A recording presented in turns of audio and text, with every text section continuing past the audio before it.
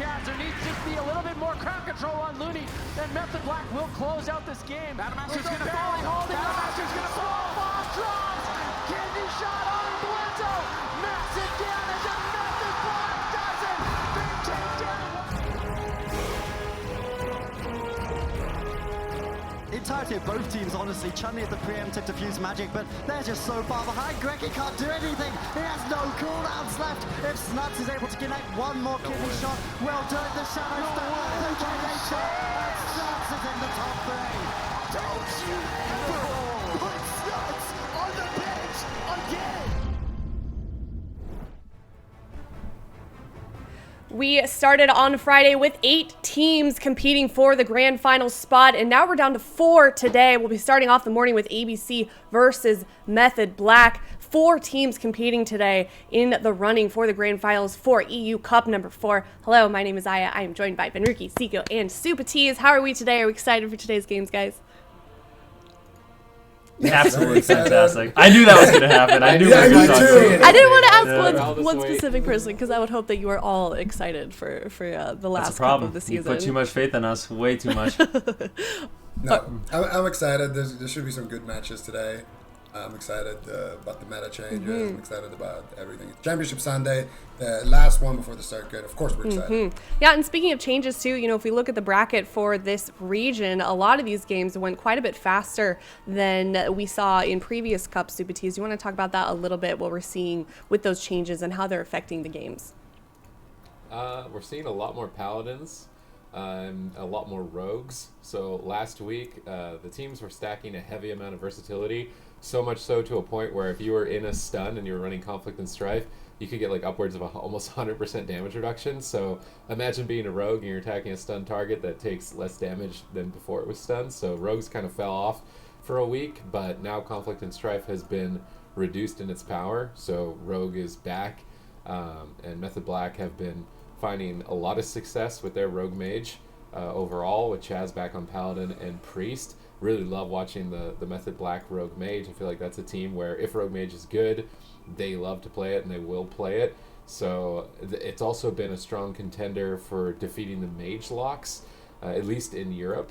But in North America, it didn't look to be as nearly as much of a counter. It's one of those things where like, Mage Lock, we're expecting really long games. They're gonna try and just stall and survive and eventually kill the other team. But that wasn't working in EU for a lot of the games into the Rogue Mages, but Cloud9 made it work. So I feel like there's always gonna be this comparison now between Europe and North America. Why are the European Mage Locks not winning every time when Cloud9 wins every time with the Mage Lock composition? And it's gonna be interesting to see because ABC in this tournament has been playing a lot of Mage Lock, so I would imagine this series could start with Mage Lock against Rogue Mage, and it's going to be kind of another test of the meta, like what composition is coming out on top.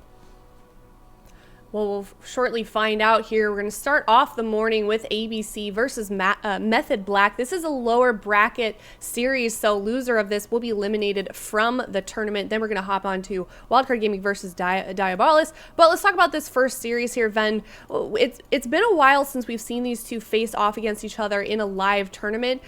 They played against each other in Cup number 3. It was during an offline game. Method Black won 3-0. But what can we expect from this next series here? I would expect a Rogue Mage mirror, to be honest. I think ABC, it's likely that they lead with the Rogue Mage Paladin and Method Black. They're probably going to play Rogue Mage Paladin or either Rogue Mage Priest. And to me, that's really interesting because when we saw Unitas versus Jamili's team... Charlotte Phoenix. Yeah, Charlotte Phoenix. Yes, when we saw Unitas versus Charlotte Phoenix, thank you, Zico. It really appeared that the Paladin, at least they made it look like the Paladin variant of Rogue Mage, had a big advantage over the Priest.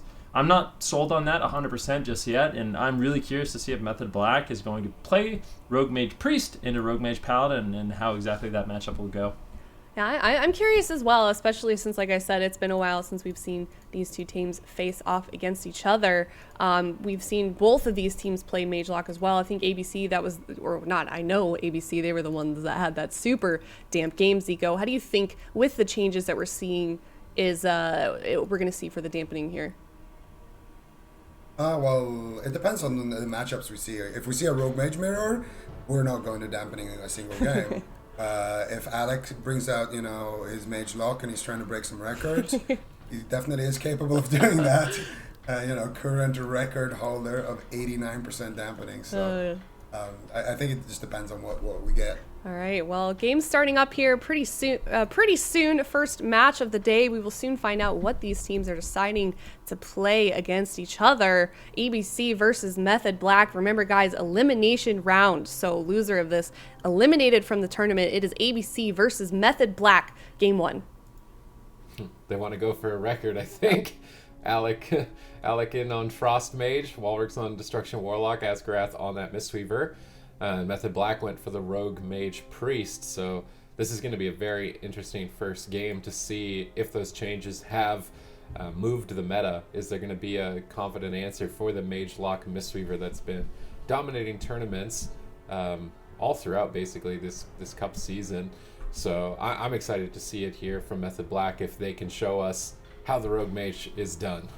Okay, well, now that we have seen what these guys are deciding to play, Zico, do you want to change your answer on dampening here? There's a chance that we go to like 10-20% dampening, but honestly, I think we're going to get a quick game. Method Black, they like to be very aggressive. They like to make those clean setups, and they're playing a aggressive comp, and I think they can find a kill on healer, they can find a kill on the Warlock very early on if they have those setups. And another thing is that Method Black did lock in Rogue Mage Priest for the second time against a team that most likely would run it with a Paladin. So I feel like I have enough data points to say that I think Method Black thinks that Rogue Mage Priest beats Rogue Mage Pally. Because they did the same thing yesterday against Ratapai's team. They could have blocked in Pally and played Pally into RMP, but they played RMP mirrors. That is very true. And BM'd them. And what? The Spites. What? And BM'd them with the Spites. Third game, took their strat and killed them in less than a minute. All right, well, the game is starting here. First match of the day, ABC versus Method Black on game 1. Yeah, I mean, this should be an interesting one. I feel like Method Black is one of those teams. Obviously, they play so many different compositions. That gives them a lot of insight on how to actually beat those compositions as well. So with this Rogue Mage Priest, I feel like they'll have a fair shot here. Alec likely going to be the target. I'm going to take a look after this initial opener, what these teams are running in terms of talents. Full polymorph on Asgarath, and it is going to be a Singe right away. Walrix, he's going to be playing the Imp. Immediate Dispel there onto Asgarath, and that's going to make it really difficult for them to find crowd control. Very similar to what we saw Cloud9 do yesterday. Basically just stealing that strat from Chanimal. We saw him running the Imp against Rogue Mage and was able to dispel a lot of crowd control and drag the fight on for some time. It makes even more sense against the Discipline Priest, who's going to be on a clock as opposed to the Paladin. Another full polymorph dispelled by the Imp of Walrix. Alec taking quite a bit of pressure here. Huge damage from that Drestagath drop. Is Alec going to block? He blocks on 10%. Massive pressure from Method Black overall. We don't normally see the Mage Warlock composition stressed out this much without a Gladiator Spite trinket, and it looks like they're not running Spite, so this amount of damage is going to be repeated onto Alec quite frequently. Yeah, and they are running full Gushing Wounds on Waz, and Raikou is playing Klepto, Temporal Shield, Firestarter, and full Versa. So, you love to see that. You're going to see Mage being the target still here for the Rogue Mage Priest. They're going to try to get a sheep here onto Asgarath. They get the blind. Is he going to trinket it? Doesn't look like it just yet. He trinkets out kind of late there. Raikou trying to snipe a polymorph now. Maledict. Gets it onto Warwick, but so much damage with those Maledicts. And they are just going to destroy Alec there. Was that a hypothermia? That was a Maledict. Or? They're running Maledict. They just Maledict. Asgarath dispelled it. He Maledict again, I think, and he didn't have a dispel, so... I think they only have one Maledict. Oh, they're running two. Yeah, they're running two. That's the best. I love it. So good. So let's just recap right now. They ran Klepto. They ran full Versa. They ran Temp and Firestarter. They ran double Maledict. Zico's so happy. Where have we heard these things before? Where have we heard all of these before? From you.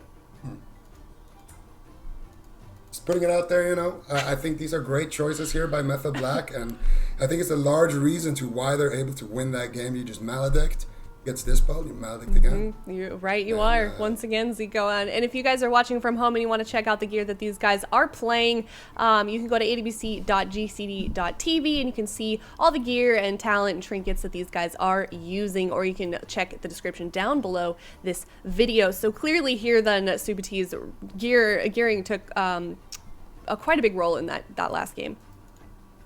Yeah, the versatility reductions of that corruption means that other specializations can now go back to Gushing Wounds. It's going to be mostly rogues, demon hunters, and death knights, and then jungle as well can go back onto the Gushing Wounds for more pressure. And overall, Waz got a huge amount of value out of that. If this matchup happened last week, I really doubt that Alec would have been dented like at any point in this game. I don't think Method Black would have even gone for this composition. So Rogue Mage is definitely back with a vengeance after those changes, and it seems like they are more than capable of executing a kill. Even, I mean, that was not even 3 minutes against Mage Lock Mistweaver. I feel like that's like a feat of strength when you fight Alec and you can end the game before dampening. Like, achievements are popping up for Method Black right now. Yeah, for sure. I mean, super quick game. And now it is ABC's map choice here. What do you think then their next move is? Are they going to try and lock in that Mage Lock once again? Maybe try and sustain themselves a little bit longer, or do they have to switch something up?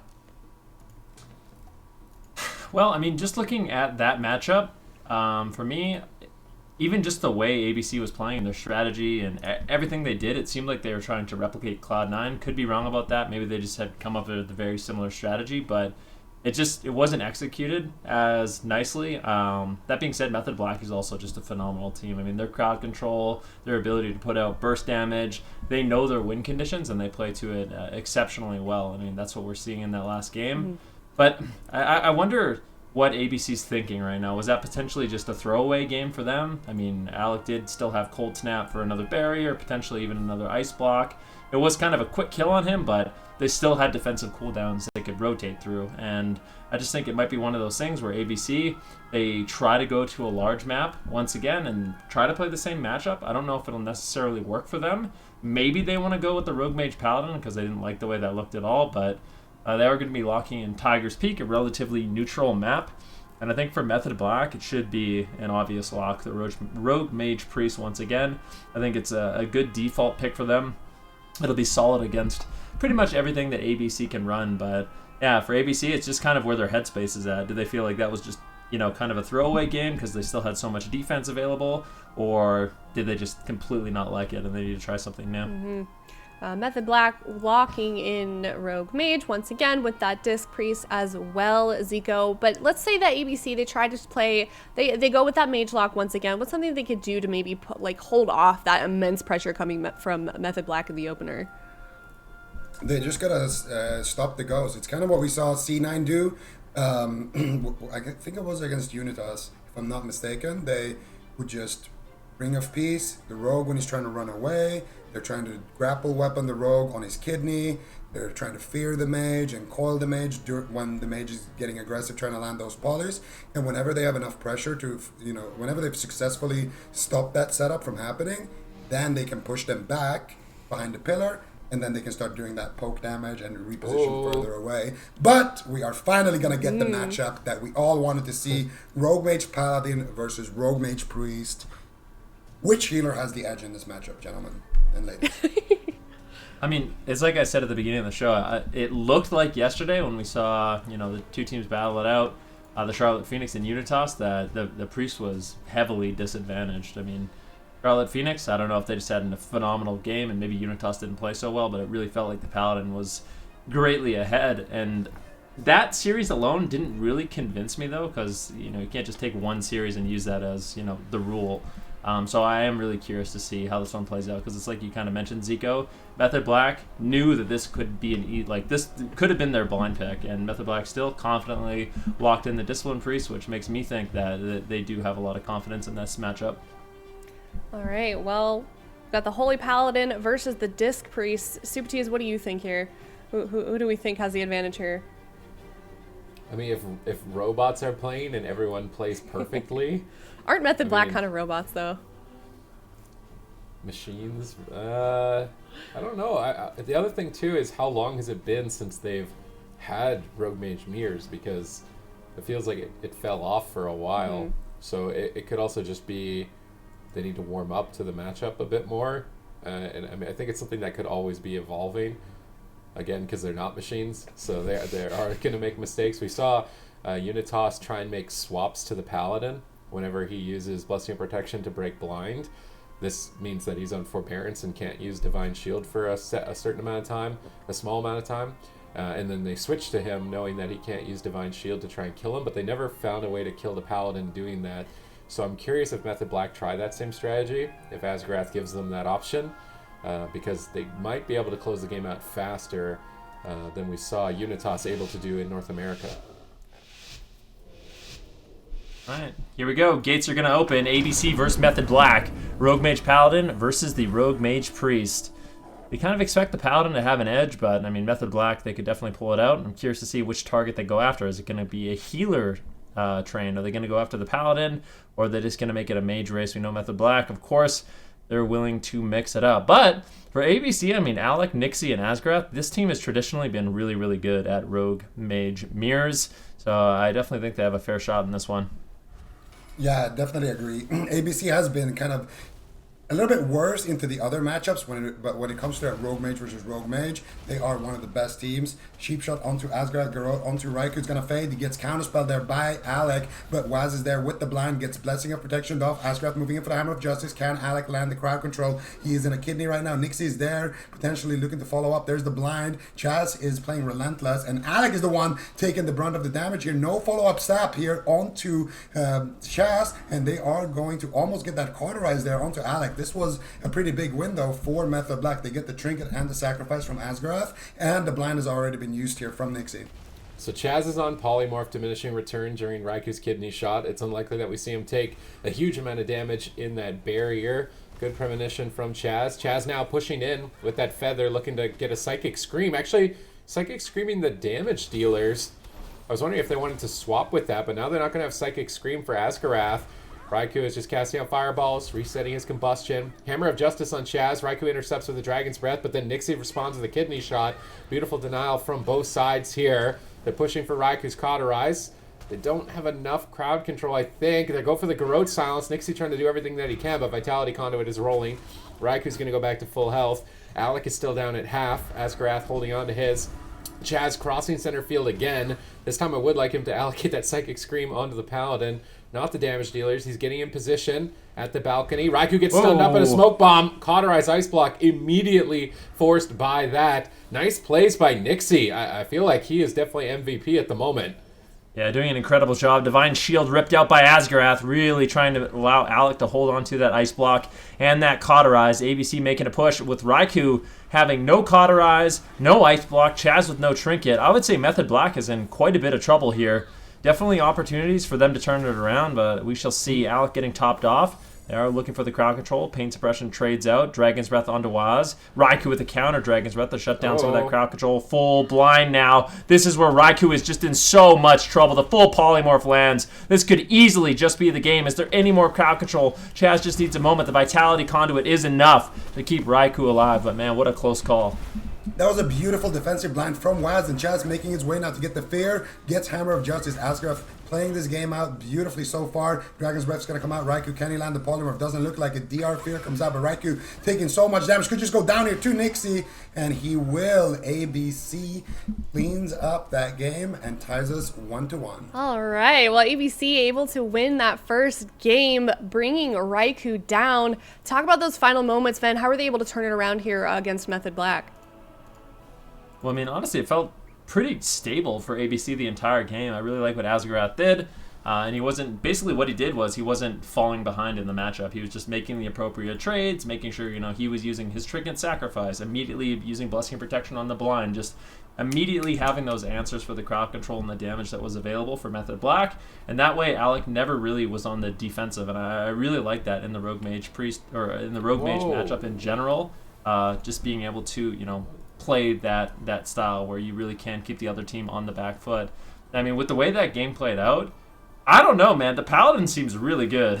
Like, the fact that you can just use Blessing and Protection on blind, you have 2 outs with your Trinket and Divine Shield, you have such an amazing emergency cooldown with Sacrifice, like, I don't know what is it about the Priest that really gives them an edge, because I can't really find it at this point. Well, they have more PV damage, better dispels, and also a Paladin is obviously a lot easier to CC than a Priest, because, you know, that's mobile way, and he doesn't have that same premonition. Obviously, also that game, I feel like it was close, because Asgraf didn't have a Trinket at one point, and he didn't have a bubble. So if he didn't have to blind defensively, he could have just blinded Asgareth.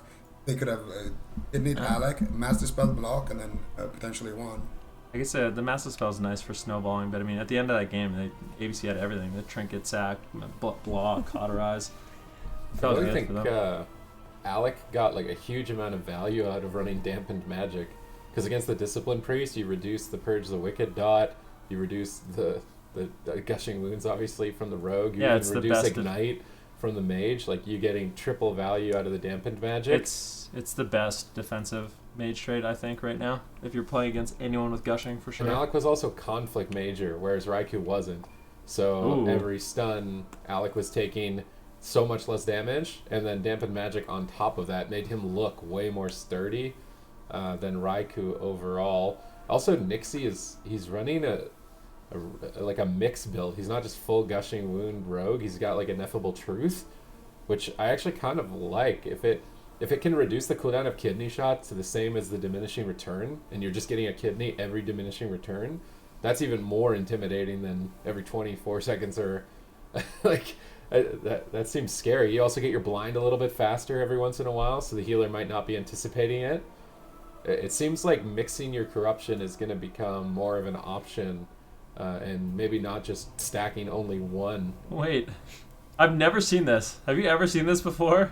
Nixie was running Obsidian Claw. No, he's running Obsidian Claw. I've literally never seen a melee. I have seen that, actually. Diabolus, when they had Acro on their roster, they used to run triple Claw as well in Mirror. That's kind of hilarious.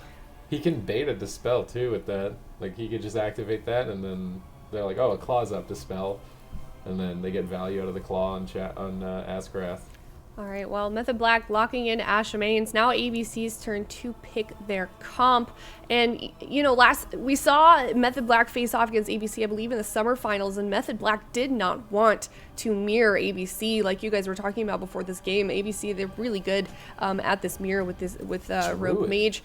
Rogue Mage locked again with ABC, and now they're playing a Resto Druid, Supatees. What in the world is happening right now? Why did they do a Druid? I feel like you just lock Rogue Mage Priest and kill the Druid. If he trinkets blind, you kill him. If he doesn't trinket blind, you win. I think Rogue Mage Paladin is the best thing Method Black could do right now. That one's probably better. Just blind Asgrath. If he doesn't trinket, you win the game. If he trinkets, kill the Druid, and then you win the game. Why do we think they locked that in? Well, I think they want to lock it in because it's better in general, like overall, against everything that Method Black has, and also because it's a big map. If this was a small map, there's no way he would have locked that in. This is something that they did when they won BlizzCon as well. On large maps, they swapped to Druid Healer, which is also Asgareth's main. And on the smaller maps, they played Pre, because that was the healer back then. Now we can see it. Okay. I don't think we've seen Druids played in the top 8 in like weeks, have we? I don't. Tiki one time, and he got owned. Pretty sure the only time we saw a Resto Druid play, they just got owned. And then that was like I wonder if they're actually okay. Like, I don't know. Maybe not. I think one of the things I think there's a few things that kind of work against find them. out, Yeah, we'll find out soon enough. 30 seconds left on the board. Method Black choosing their composition. And it sounds like you guys generally think that Chaz should be playing a Holy Paladin for this map. I think so. I think Rogue Mage Paladin should smash Rogue Mage Druid. Kill the Priest. Ooh. Okay. I think either one. But Okay. Paladin like secures that you won't lose on mana at least. But Priest means you could just win in the first 10 seconds. I think that, Why? Oh. Okay. What? Okay, so we've got Chaz on a Mistweaver, Raikou on Frost Mage. What do we think? Are they BMing them? They're like, look, we beat you with Rogue Mage in a minute as Mage Lock. Now we're going to beat your Rogue Mage with Mage Lock. Okay. Well, we've got Method Black here on a Mage Lock with Chaz on that Mistweaver, ABC on the Rogue Mage with the Resto Druid. What do we think? What do we think of this matchup, Ben? How do we think this is gonna go for this next game here? Well, that's a good question. I mean, the thing about Rogue Mage, specifically into Mage Lock Mistweaver, and is you kind of want additional offense from your healer. So that's why I think the Priest is really nice. You have offensive dispel, you have additional damage.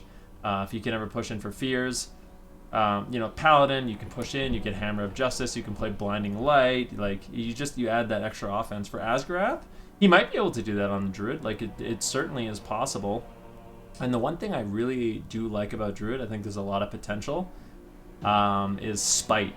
I think Vortex and Spite for Restoration Druid is absolutely ridiculously good, and I think if they abuse that on Swapsy, they have a fair shot in this matchup. That's at least what I would like to see. They might not end up doing that, but I think if Asgaroth can be enabled to play offensive and get crowd control on Chaz and actually push in and get stuns, then I could see ABC winning this matchup. Otherwise, I just feel like they're not going to have enough damage to push Raikou back, push Swapsy back, unless they're using Spite. Do you think that they wanted them to pick this composition, Method Black? I think Maybe actually, they yeah. wanted a Rogue Mage Pally. I don't know. Or were they were trying to Spite bait with something Druid, else like with you this? said, seems really good. You just Spite, get Swapsy. Spite with Resto Druid is actually insane. Yeah. You Vortex the port. Like he can't use Demonic Circle. Okay, well. I think ABC could win this if they. I don't know. I want to see like a super aggro build from Alec. I want to see like. I actually want him to run Lucid Dreams. Because even when you play with a Druid, they kind of want to Clept Overgrowth. So it's like, I don't think always Clept the Combust. And if he gets one single Combust out in Deep Damp, I think Swapsy just dies. They can do that like with a Spite stacked as well. Even if it's not in Damp, I think it just dies through you. Okay, well, bless you. If ABC is playing that, if they're going to go a little bit more aggressive here on this map against Method Black on the Mage Lock Supatees, how are they going to try and sort of sustain themselves against that pressure from ABC? I really think just run in, Kidney Shot, Spite, Ursul's Vortex, hold him in it as long as you can, try and kill him. If he doesn't die, run away, try and drink. Keep doing it over and over until it works, or at least it hopefully works. If it doesn't, then you're obviously going to lose. But I think that's going to be their main game plan. Maybe switch to the Monk if he's playing Vitality Conduit and he trinkets a blind. But Ashamane's Fall is pretty hard to do that, as he's going to have a lot of space to move, and he's going to have a Mage and a Warlock helping him, so that could be pretty risky. I don't know how I feel about going Mage. I mean, we saw Method Black beat ABC going Mage, but...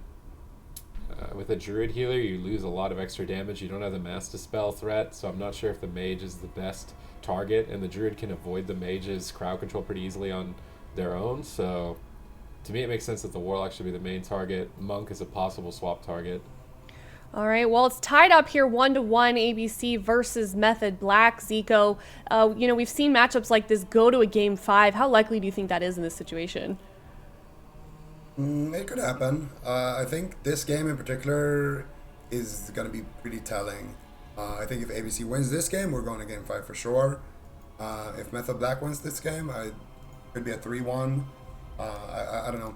It's both teams are, they have multiple comps, and both teams know how to, kind of abuse the maps. So it also depends on what kind of maps get selected. If one team blind locks Tol'Vir next map, then maybe that's going to make Method, instead of blind locking like a Rogue Mage, maybe they blind lock a Mage Lock, It all depends. Okay, well, ABC deciding to lock in that Resto Druid after the Ashamane's Fall pick. In response to that, Method Black opting for the Mage Lock composition. Gates are opening soon. 1-1 loser of this series eliminated from the tournament. It is ABC versus Method Black on game number 3. Yeah, and I'm going to be curious to see if we do see ABC running that Spite Trinket. I think it synergizes really well with the Vortex. If not, we'll definitely have to see. I mean, what is going to be their game plan? Do they have enough offense to push in? I feel like Asgrath can get really punished. If he's playing the open too much in the match, he's going to get caught in the crowd control. He's going to be a good target to get swapped to. But ABC, I mean, obviously they locked this in thinking that it's got to be at least decent, right? Hitting shot now onto Chaz. They're actually making a big offensive play here onto Chaz. Can they take him down? Right. Unfortunately, Alec is just not there. Alec is just combusting Raikou? I'm really confused about that. That was the most bizarre opener I've ever seen in my entire life. Like, actually crazy. Not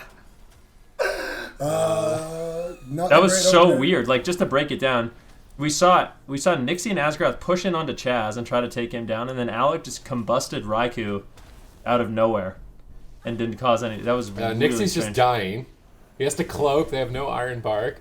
I don't like the strat right now, and the comp looks not the best. Asgrath's trying to move in. They blind Chaz. They're not running Spite, so killing the mage seems to be their option at the moment. Chaz trinkets blind, gets Life Cocoon up. There's a Maledict on Raikou, it looks like, so trying to absorb some healing. But they're only running one Maledict. Why is Nixie opting for a Claw instead of a Maledict? Nixie's just dead. I mean... Yeah, this game is not. This is not looking good right now. I mean, Nixie's traded out Vanish. He's traded out Cloak of Shadows. Asgrath has no Trinket. ABC has no offense. Like, Method Black is definitely in full control of this game right now. Yeah, I think Asgrath could actually end up dying on the next push if he gets caught in a full fear and they set up, or if they try to paralyze leg sweep him or something. The only good thing right now for ABC is that Alec has his combustion backup and Chaz has no trinket. So what I think ABC wants to do is set up onto Chaz. You can see Nixie's already looking for a sap there, trying to set something up, but Raikou lands his polymorph first. Cheap shot onto Chaz. Alec going for the poly. He gets it, but what can they do? Can they get a re here onto Asgrath? Doesn't look like it. He's going to re-stuff. Alec's going to get a Ring of Frost, gets counterspelled right there. Chaz is going to be out of the chain, gets the Vitality Conduit before he gets re-crowd control. Asgrath looking for a Cyclone here potentially, but it's on DR from that Dragon's Breath, so it's a 2-second Cyclone. Now Asgrath in a full fear, and they could actually set up out of that on the side of Method Black, but they're going to go for Nixie right now. Raikou in a full kidney. There's the Disarm coming out of the Mistweaver as well. Beautiful deflection here. I think Method Black should be okay, and so should ABC, unless they just stay out in the open for too long. Despite the bizarre opener, I mean, things are starting to normalize. We see a play by Chaz here. Swap to Asgrath before that Gliders Medallion. They're looking to smash through Barkskin. Will Asgrath be able to stabilize? Double Dragon's Breath. Kidney shot onto Raikou. They're stalling the best that they can. Asgrath now caught into a Mortal Coil. He's not running Guardian Affinity. He does not have Frenzied Regeneration, but catches still a large Swiftmen and is able to line of sight. That swap is a little bit too late now. Asgrath will have a Gliders Medallion for the next leg sweep.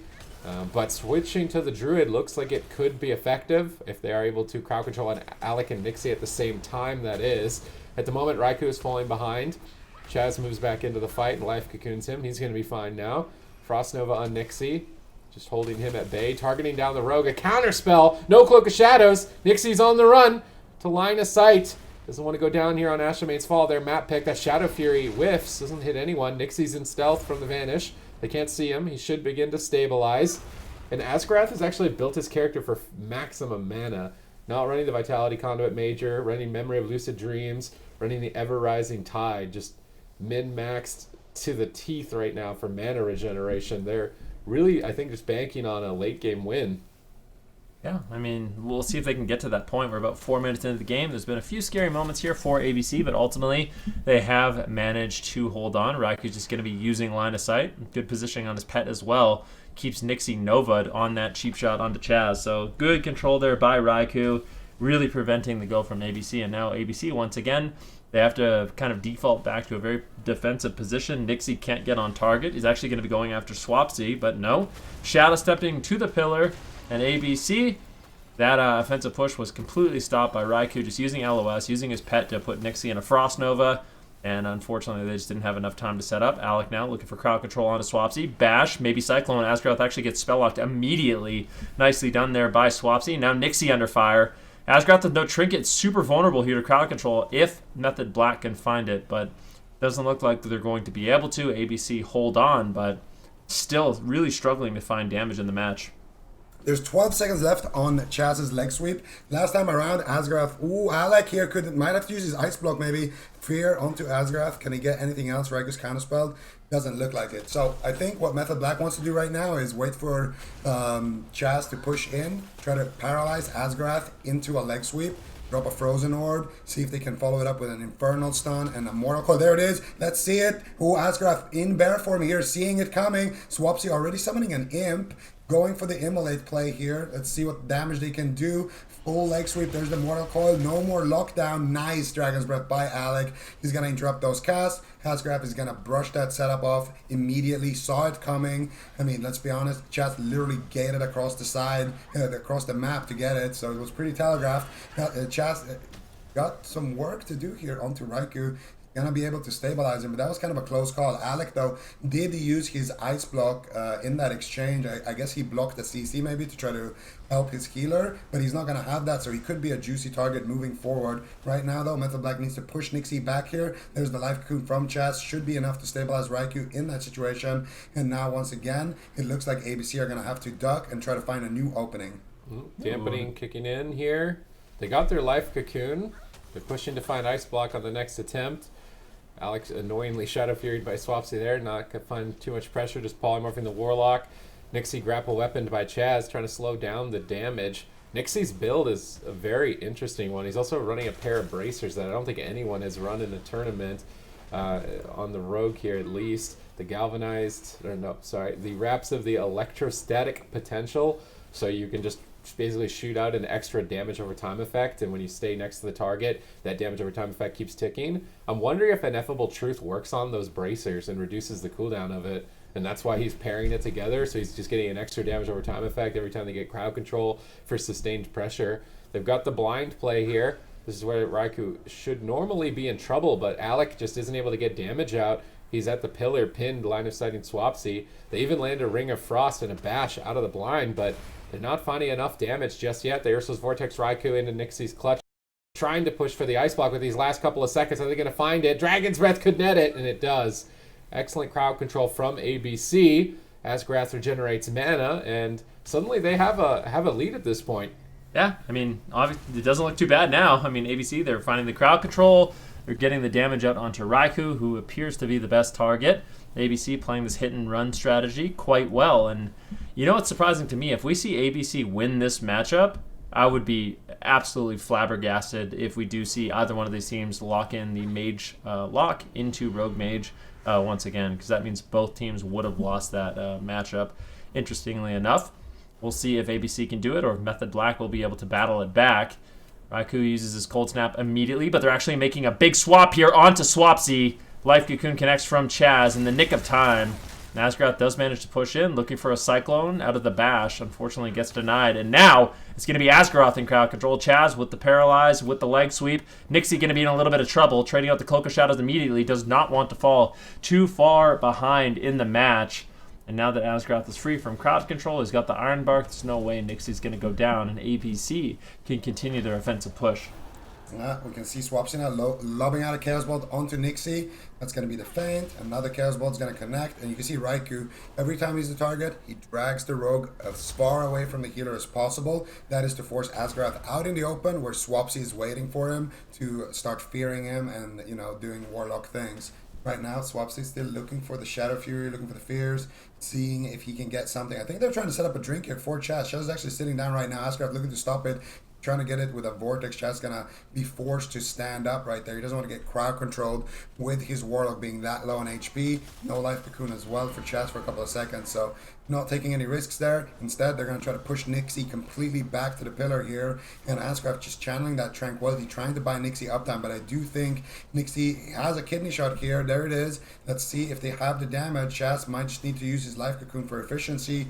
They are slowly losing on mana. There's the Infernals. There's a big Chaos Bolt hit. And now Nixie is going to run away for his life. And now Chaz should be able to drink up to full. You can see Swapsy summoning the Gateway here, trying to give himself an escape path. Nixie looking for the sap, but Chaz immediately responding with the Life Cocoon. Has no idea how fast Nixie can, Shadow Step over to him. So he's just going to respect the fact that Nixie was in stealth and go ahead and trade that out. Nixie once again having to use his Vanish here defensively, and he's just going to get dispelled in stealth, sit back, look for a sap onto Chaz, and then look to potentially reopen onto Raikou. I'm getting flashbacks of when ABC won BlizzCon, where they just ran around in circles until the deepest, darkest, dampening every single match. It was a Windwalker Arcane Mage, but now they're doing it with Fire Assassination. Now they've got crowd control on Chaz. They're pushing for that second ice block of Raikou. Can they keep the chain going? They get a Ring of Frost. They do need Cyclones here or a Blind. One more Polymorph into Full Blind. Full Blind, is Chaz going to Trinket? Yes, he will, but doesn't have a Life Cocoon. He's got Vitality Conduit instead. Raikou stabilizes with that. They could swap to Chaz. Chaz is overextending right now. The Dragon's Breath him. They're trying to poke him a little bit, but they actually end up stacking up. They're going to go for the big swap. He doesn't have anything. Beautiful punish here by ABC, and they're going to be able to close it out, nice. Bringing us to match point. I mean, at the beginning of that match, it did not look like ABC, was having the greatest game, but as that game went on, ABC started playing that more and more beautifully. Got to respect the Druid pick as well, because we didn't expect it to do too well. We really haven't seen it too much in the top 8, but they're definitely making it work. And I mean, if anyone was going to make it work, it would be this team. They've been playing the Rogue Mage Druid for such a long time. Obviously, they have a ton of synergy, and that game looked great from them. For sure. Now it's 2-1 ABC versus Method Black. ABC only needing one more game to win this series and setting Method Black out of the tournament. And where did it start to turn around for them with ABC? I know they were looking a little bit shaky in the beginning there, Zico, and then they were just cleanly pulling off a kill with Chaz there at the end. Well, it felt like Method Black never really had like any insane pressure moments.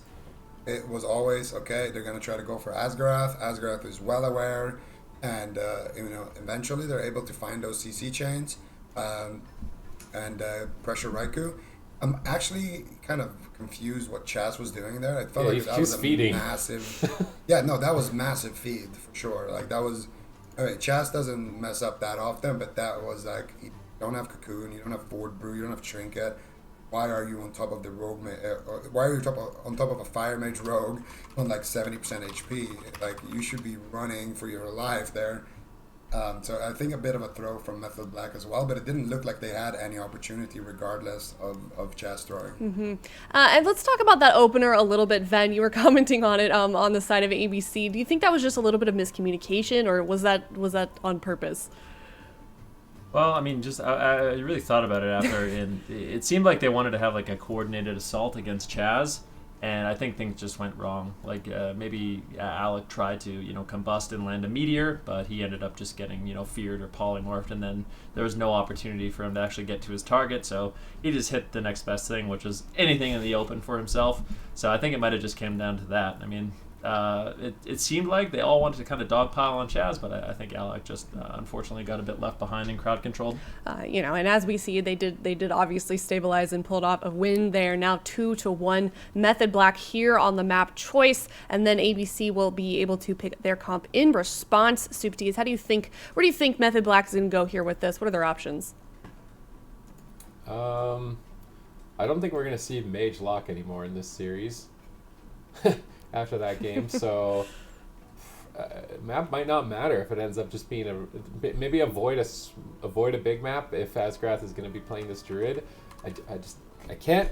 My personal bias is telling me that like Druid Healer and Rogue Mage Mirrors is one of the worst out of the options for the Paladin, the Priest, and the Druid. So it really, in my opinion, it shouldn't matter even if they pick a Druid friendly map when they want to go for the Rogue Mage, but they're going to go to hook points to the absolute opposite end of the spectrum. Mm-hmm. This is going to be a great pick to deny any Druid pick, because you almost can never drink on this map.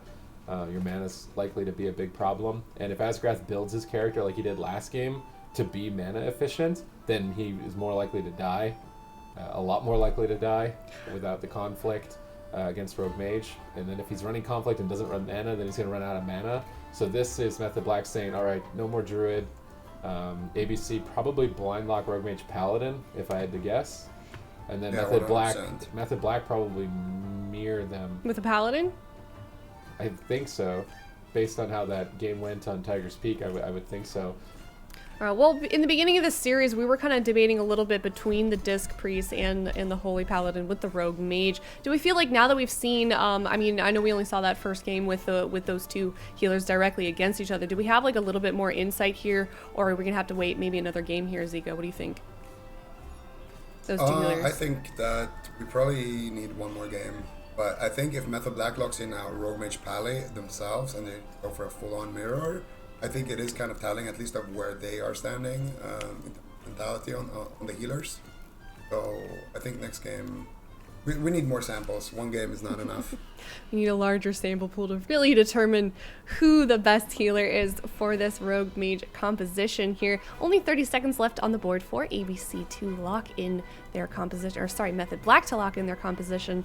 Definitely curious what they decide to go with, but it sounds like generally you guys think Holy Paladin is the best, so we will shortly find out. 15 seconds left. Method Black really likes to use their whole timer here. This is a team that really chooses everything that they're doing so carefully, and they're really just a super meticulous team, as we see in their gameplay.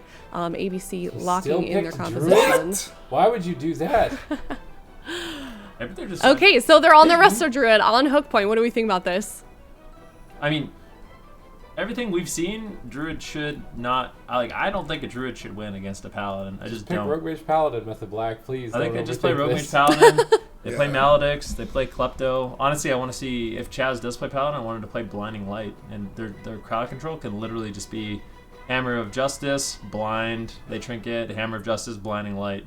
Like, you can be that simple, and you get a nice block, and then win the game with just Maledix and unused trinkets. So I really feel like it is that simple. And Method Black, they will be playing the Paladin version. ABC, this is very surprising that they locked this in. Maybe they know something we don't. Maybe Asgrath is just the most incredible Druid on Earth. But I feel like if Method Black plays it right, I don't know if it's gonna matter how good Asgrath is. But Asgrath is running Masterful all out on his gear. How do we feel about that? Like, he's gonna have insane healing on his HOTS. Yeah, it's good. If, the Over thing is, Versa though, I feel like this game he might just die. No. Well, yeah, if he runs the same build that he did last game and Rogue Mage Paladin doesn't target him, like, they're making a big mistake. Like, he's running the most like glass cannon heals I think you could play. It's like maximum efficiency. If he stays with that same build that he used and isn't a target at any point in the game, I think Method Black are throwing. You think Method Black is throwing? Yeah, if they don't target it, well, it kind of depends, right? Like, if he is They can running depending on the conflict also as target. well, right? if he's running conflict, then yeah, probably don't target Asgrath. You could still target him, but it's not as free as if he runs Memory of Lucid Dreams with 2 mana regeneration trinkets. So like no safeguard, no voodoo totem to try and heal himself. Like this is just full. Like this is the glass cannon of a healer build that you could run.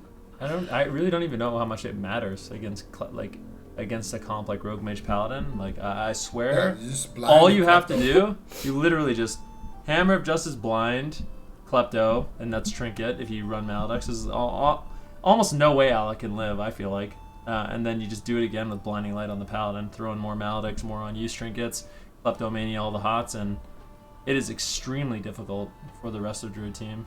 So I don't even know if it matters if he's empowering his heals if Kleptomania is in the game. Okay, well, we'll find out shortly enough here. Pressure really on for both of these teams. Neither of them want to go home yet, or especially be the first team to be eliminated from the tournament today. ABC versus Method Black. Both of these teams looking to move forward in the lower bracket here. Are we surprised at all, like, sort of how this went? I feel like both of these teams are sort of picking compositions that we didn't really expect here, Supatees. Not compositions, but just like, I mean, we've got, Asgrath on the Resto Druid. I think Tiger's Peak was pretty expected, like Rogue Mage Priest versus Rogue Mage Paladin, and then that evolving into which healer ends up being the best. But I didn't think that Druid would come into contention. It seemed good in a Mage Lock on a big map, but on a small map against Rogue Mage Paladin, if Asgrath runs the mana build, he's gonna die so fast. If he doesn't run the mana build, then he runs out of mana and Alec will die. They just need to press Kleptomania basically every 30 seconds. Asgrath will run out of mana and they'll lose on pressure. So these are like the 2 main options for Method Black. I feel like unless Asgrath, Alec, and Nixie have some sort of surprise that we've never seen before, I feel like this outcome is pretty predictable for Method Black to take it. All right, well, we'll find out shortly enough. Is ABC going to be able to 3-1 Method Black with this Resto Druid, or is Method Black going to tie it up 2-2? ABC versus Method Black. Now, For me, I mean, we're giving Method Black a lot of praise with their composition. We do think it should win, but ABC, I mean, they could pull out a miracle here. I mean, I am really curious to see how this plays out. If they win, huge props to them. Asgrath actually gets sapped. I would say this is about as big a nightmare situation as you could possibly find. Massive all-in onto Asgrath. What are they going to be able to do? Waz actually vanishes out, gets the cheap shot into cheap shot. Potential Garrote silence here as well, but there was just no damage. I mean, great peels coming in from ABC. Asgrath easily survives. Now even looking for crowd control onto Chaz, and ABC is turning this around. Well, that was a pretty nice deflection there by ABC. And Asgrath on that Druid not running the Versa as far as I know. Still making it easy. Still He is running Versa now. Just not Conflict. Okay, so he has swapped over. That makes a lot of sense because it is a small map and he could be the target. He has trinketed out of that blind from Waz, so he could potentially be a target. He has no bark skin. He already pre-Iron Barked himself and went to bear form, expecting to get swapped to, but now he's not going to have Iron Bark. He is, however, going to have bark skin. If they force bark skin, after that, he dies through everything. Let's see it here. He might just die through everything right now. Waz going all in. Full kidney shot. There's the smoke bomb. What can they do? Hammer of Justice comes out, but that Versatile is keeping him alive nice and safe. And Waz is just going to keep chasing the target. Chaz, though, forced to use his bubble from a nice swap there by ABC, but Asgrath has nothing. He's going to have Iron Bark in a couple of seconds, and that should be enough to keep him alive if he gets it off before he gets stunned. But so far, ABC comes out of that trading Bark Skin for Divine Shield. They'll take it. Yeah, I mean, that's a pretty good trade. I feel like we didn't actually see a Kleptomania on that last kidney shot. Like, Asgrath had full hots. That's why he didn't really take too much damage. But I mean, there's still this situation here where Asgrath, no trinket, no bark skin, and I think Asgrath, if Method Black does it right, is going to be in a world of trouble here. Alec looking to deflect as they make an offensive push. Can they find the crowd control? Blinding light now onto Asgrath. Alec looking like it might be his first ice block if they have anything else. The sap out of the blinding light. Big damage now onto Alec. Chaz, in the meantime, in a polymorph as Alec looks to reverse the pressure. And there's just not enough damage. I mean, maybe they have the burst here. They need to find a little bit more damage onto Alec. If he can hold on to the Cauterize. If Asgrath just has a moment. I mean, that was such an incredibly long crowd control chain. They got the Blinding Light, into Sap, into Polymorph, into Hammer of Justice, and they could not even take Alec's health bar down to Cauterize range. I mean, that's pretty remarkable. Alec is still running the Dampened Magic. I feel like that Honor Talent is getting huge value for him, although he is taking quite a lot of damage at the moment. Full blind on Chaz. This is trouble for Raikou. He's all alone. He temporal shields. He heals back a bit, but Combustion is still rolling. Alec is just eating him alive. Chaz gets sacrificed in between the crowd control. Now Alec on the back foot. No Iron Bark. Smoke Bomb drops. They're pushing for the caught and the block on this attempt. They need to find it after committing the Smoke Bomb. They're just a little bit too far away from it. Are they going to find it? They get the block.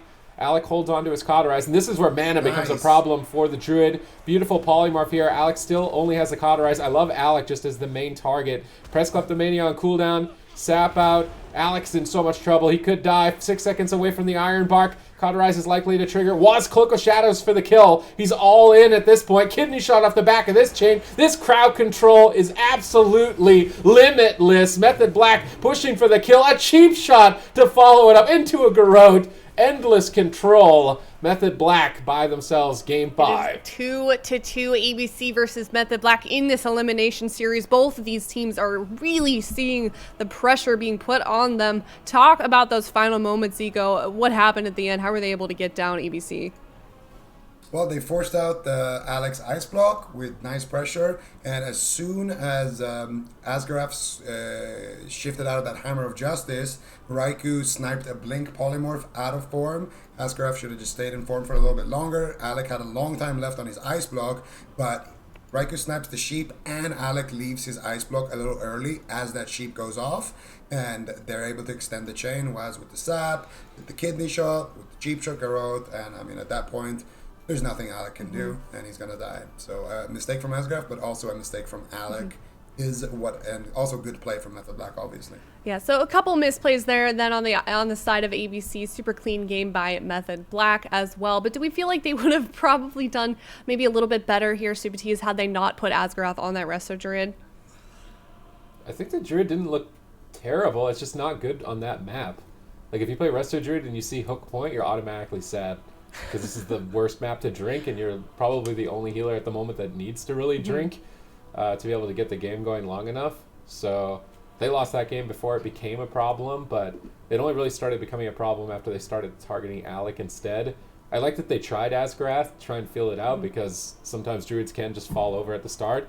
But then realizing, all right, Asgrath isn't dying anymore, let's go back to the standard strategy, just get control of the mage, Kleptomania, run him out of mana. If we win with crowd control, we win with crowd control, but we can just keep doing damage and inevitably win too that way. So it was a good adaptation by Method Black. They didn't throw the game by continuing to go after Asgrath. I think they would have lost the game if they did. So yeah, Method Black just made a good mid-game adaptation on their strategy. Game 5, I feel like with the way Asgrath is locking in the Druid, that they're just going to pick Ashamains and they're going to try and get Druid again. Well, you're wrong. They locked in Oh, Dalaran. what? They went Dalaran.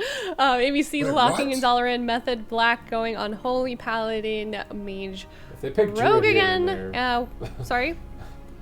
If they pick Druid here, then they're Yeah, that was going to be my follow-up question. Do we feel like they're going to try that Druid again, or would it be wise of them to maybe switch off of that healer? I should have said What if they go Tolvaron, not priest Ashamain. now? Okay, What if if they they go go Rogue Mage Paladin? I'd be versus so Rogue Mage? confused. Nothing makes sense at that Well, point. I At that feel like point, nobody it just actually confirms that knows both of what these is better teams- at that point. If they lock it in, I'm convinced that both teams think that Priest is the superior healer. But Asgrath is, I mean, he's amazing on Druid, he's amazing on Pala, he's a good monk. He's not a great priest from what I know. So I doubt we will see it. I think we're just going to see a straight up Rogue Mage Paladin mirror for this final game. I hope so. If ABC picks Mage Lock, I have no idea what's going on. I don't even know which way's up and down at this point. But I think most likely we'll see a mirror. The Druid is just... It didn't look great. I mean, that matchup basically played out the way I thought it was going to. Once Method Black just stuck to the script, got crowd control on the Druid, Kleptomania, sit on the Mage. It seemed like Method Black, that was a very convincing victory for them. ABC's got about 38 seconds left. They went to a small map, so I think it's extremely unlikely they were looking to set up for the Mage Lock, which makes me believe that it is going to be the Rogue Mage. If they pick Druid, I have no idea what's going on, because honestly, ABC looked really good with the Rogue Mage Paladin. Okay, well, time will tell shortly what ABC decides to run with here on Dalaran Sewers on match point for both of these teams. This is a best of 5 series, you guys, and like I said, pressure's super tight for these guys. Nobody wants to go home this early in the tournament. ABC locking in that Resto Druid again with Rogue Mage. What are you guys' thoughts on this one? Why didn't they pick Tolvaron if that's what they wanted to do?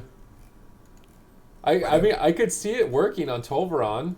Yeah, But- I think it would. But Dalaran Sewers is also a really hard map to drink on. Do you think they're scared of Mage Lock on Tolvaron? I feel like they shouldn't be. They just beat Mage Lock on Yeah. Ashamains. I Why know. would they? Why I would feel they like they have to should. be? It's a bit different on Tolvaron, but I still think they shouldn't be scared of it. Like, I feel like Method Black's Mage Lock in general has been a little underwhelming this season. Do we know why? I mean, are you guys just confused? I'm not sure. I think You're just all stumped. I don't want to throw anybody under the bus, but I feel like Swapsy on his Warlock is not as great as like the other Mage Lock teams that do really well. Like their Warlock, I think is a little bit better.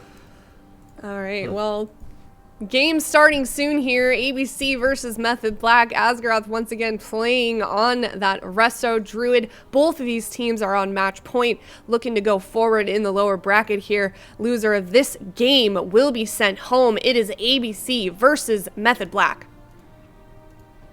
All right, we'll see. I mean, Method Black, once they started sticking to the script, just going for crowd control onto Asgaroth, and it looked like limitless crowd control. I mean, there's just so many options available for them, especially with that blinding light from Chaz, the Kleptomania from Raikou, just removing all those heal over time effects. It's really difficult for Alec here to survive. But ABC, knowing the matchup, knowing exactly how it's going to play out, they decide to lock it anyways. And maybe there's something that they felt like they could have improved on that last game. Really curious to see.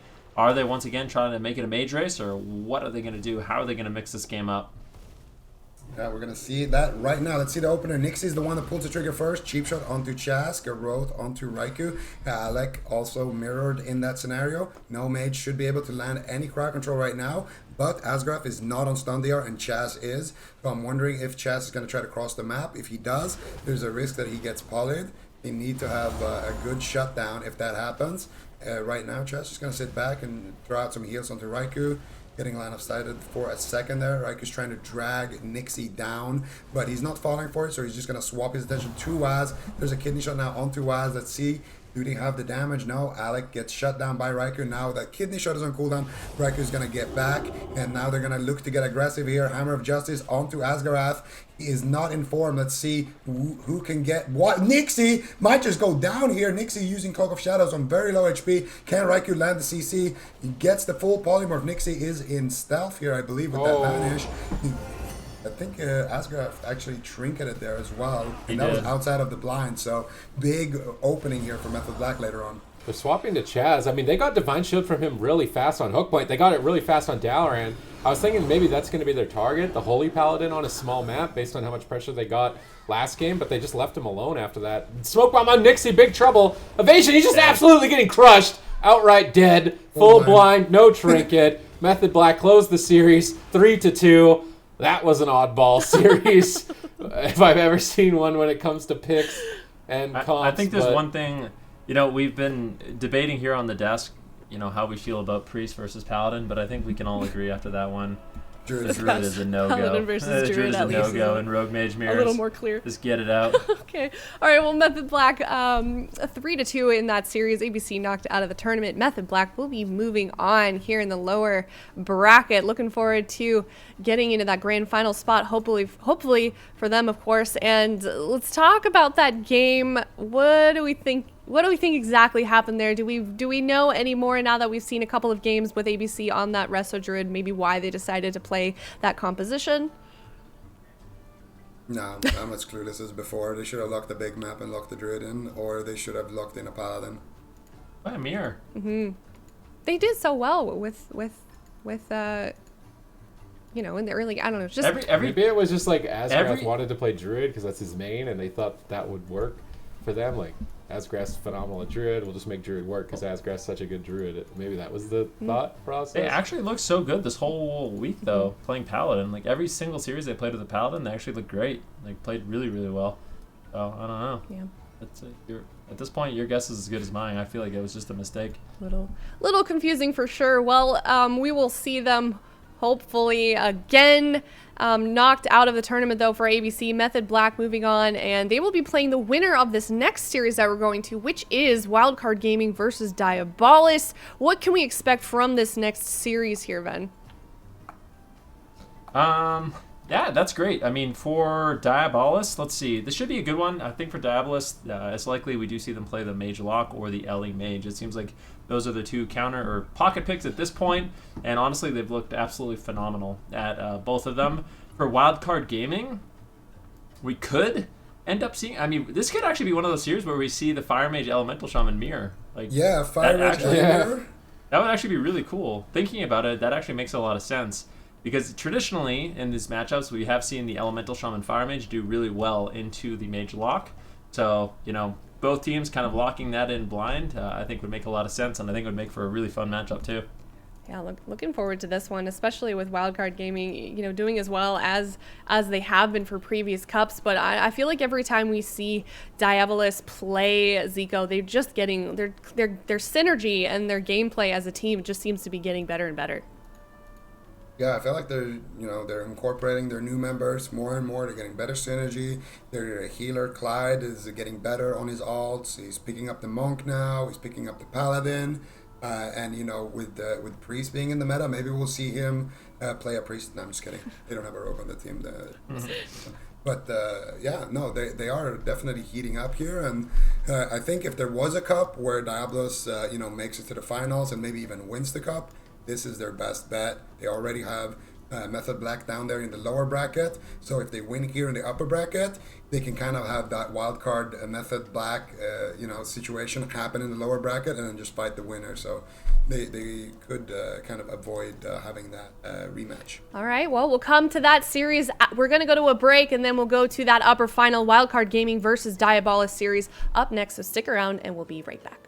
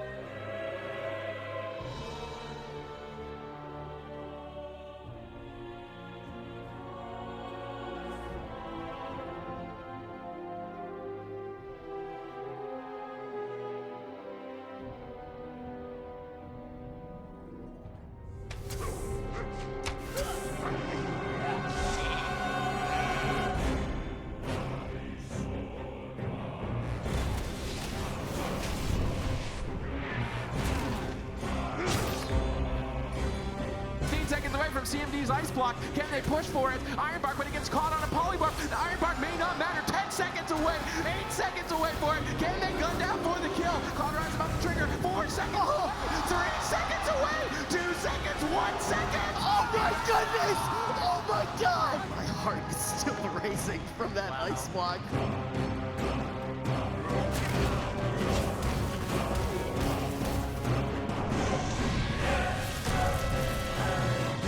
To be careful, they need to keep the heals going for just a little bit longer. Looney has his trinket available, but that means blind is also available. I'd love to see him just trinkets. He needs to keep his DK in the fight. DR blind, Waz is pushing for the kill. Does he have enough vanish? Garode, do they have the polymorph? It doesn't look like it just yet. Even the Vivify is coming in, but it will not be enough. Method Black go through to the grand final.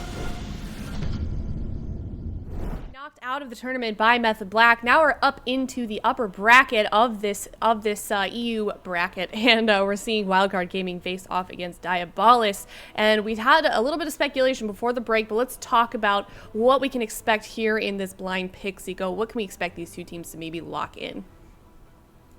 I think it's gonna be some kind of wizard mirror. We could see Moonkin Ellie versus Mage Ellie. We could see Destro Ellie versus Mage Ellie. We could see Destro Ellie versus, they have both of them. We could see a Lock Mage mirror. We could see anything. But I think we're going to see two wizards going head to head. And then what those wizards look like, I think my guess is as good as anybody else's. And last time we saw these two teams face off against each other, I believe it was in Cup number 3. Wildcard Gaming beat them 3-0. And do we think that we're going to see maybe this, with those PvP changes that we're seeing here, Ven, do you think this is going to go a little bit differently, or do you think that it'll go to Game 5 or maybe another 3-0 from Wildcard Gaming? For a team like Diabolus, I feel like they have a shot. I mean, Wildcard Gaming, incredibly dominant team. They've had a great performance this year so far. But Diabolus, they have been heating up. I mean, they're a very strong roster. It seems like they're kind of firing on all cylinders and just figuring out what compositions work for them, and they're playing it really well. I could see Diabolus. I could see a world where Diabolus actually not only wins the series, but wins this tournament. So I think for Wildcard Gaming, they're going to have to play a really well-fought series. Obviously, a lot on the line for both these teams.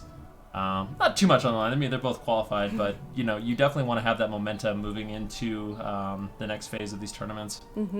And yeah, on that note of Diabolus sort of ramping up, they did have a pretty good game against Enlight that we saw them play on Friday, sending those guys down to the lower bracket. And they definitely are ramping up. We're seeing them really get their synergy together as a team, and we mentioned it before the break. They're really just starting to play so cleanly as a team, and as we've seen time and time again, it really is important to have synergy as a team. And if you've been playing together for quite some time, it definitely helps. And Diabolus is sort of not quite as long as, they haven't been playing together as long as Wildcard Gaming, but it is Wildcard Gaming versus Diabolus here on game 1. Oh, just kidding. It actually looks like we're going to restart here real quick while we get those teams in game. So not just yet. You guys are going to have to wait a little bit longer. But let me ask you then, Supatis, how do you think this game's going to go? What do we think if we see like maybe a Caster Cleave? I didn't actually get a chance to look at those comps.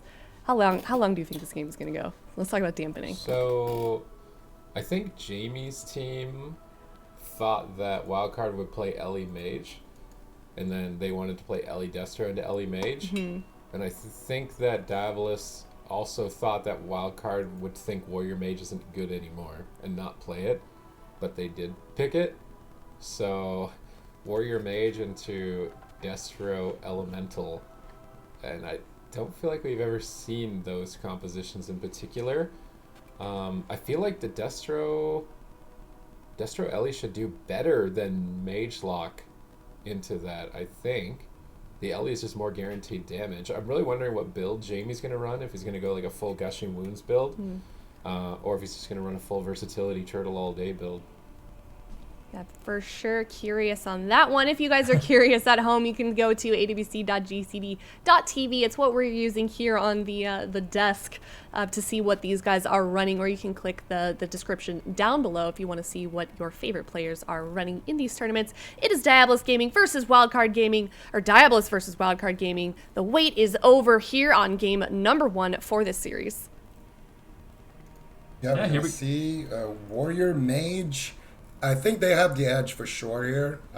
Probably just going to be going after Mercy and latent dampening. I think the pressure of Blizzard is just going to be so insane for Wildcard Gaming. So I would say that they've won this blind pick. With that said, though, LA Destro can definitely just one-shot somebody. Yep. So, I mean, this is how I think this game is going to play out. Wildcard Gaming, they're going to build their characters exceptionally durable, as much versatility as you can get. I think it's likely we see Blizzo run the lingering Psychic Shell, just basically full defense, and the same for Maro. I think Maro likely just going to be going full. He's actually going Gushing Wounds, so I think if Maro positions himself in a very defensive manner, then it's going to be really difficult for Jamie and Mercy to punish the Gushing Wounds. So I actually like this pick for Maro, just to allow Blizzo tank all of the damage to sit on Mercy, and then Maro can just chuck in those fireballs, the Fire Blast, the Power Blast, proc Gushing Wounds, and really cause some pressure on the side of Diabolus for Wildcard Gaming.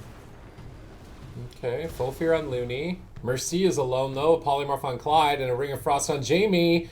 Is he going to be able to hold out here? Uses Demonic Gateway. Blizzo leaps right after him. Just in time, Clyde gets that Life Cocoon up. They're actually cracking through the Life Cocoon. Jamie stalls with the Lightning Lasso. 2 Chaos Bolts comboed into that on Amaro. He's going to duck for cover here with Looney by his side. Line of sight Jamie for a moment. Both these teams exchanging huge burst damage right off the get-go, but no real substance in terms of cooldowns force just yet. Maro going to Frost Nova the Infernal and Jamie out of his line of sight. Blizzo down at half health here. Looney's still chilling on mana, and what builds are the Mistweavers running when it comes to mana? So Looney is still playing that Lucid Dreams build. He's one of the only Mistweavers that seemingly he plays it every game, but could be in trouble here. Double stun lock.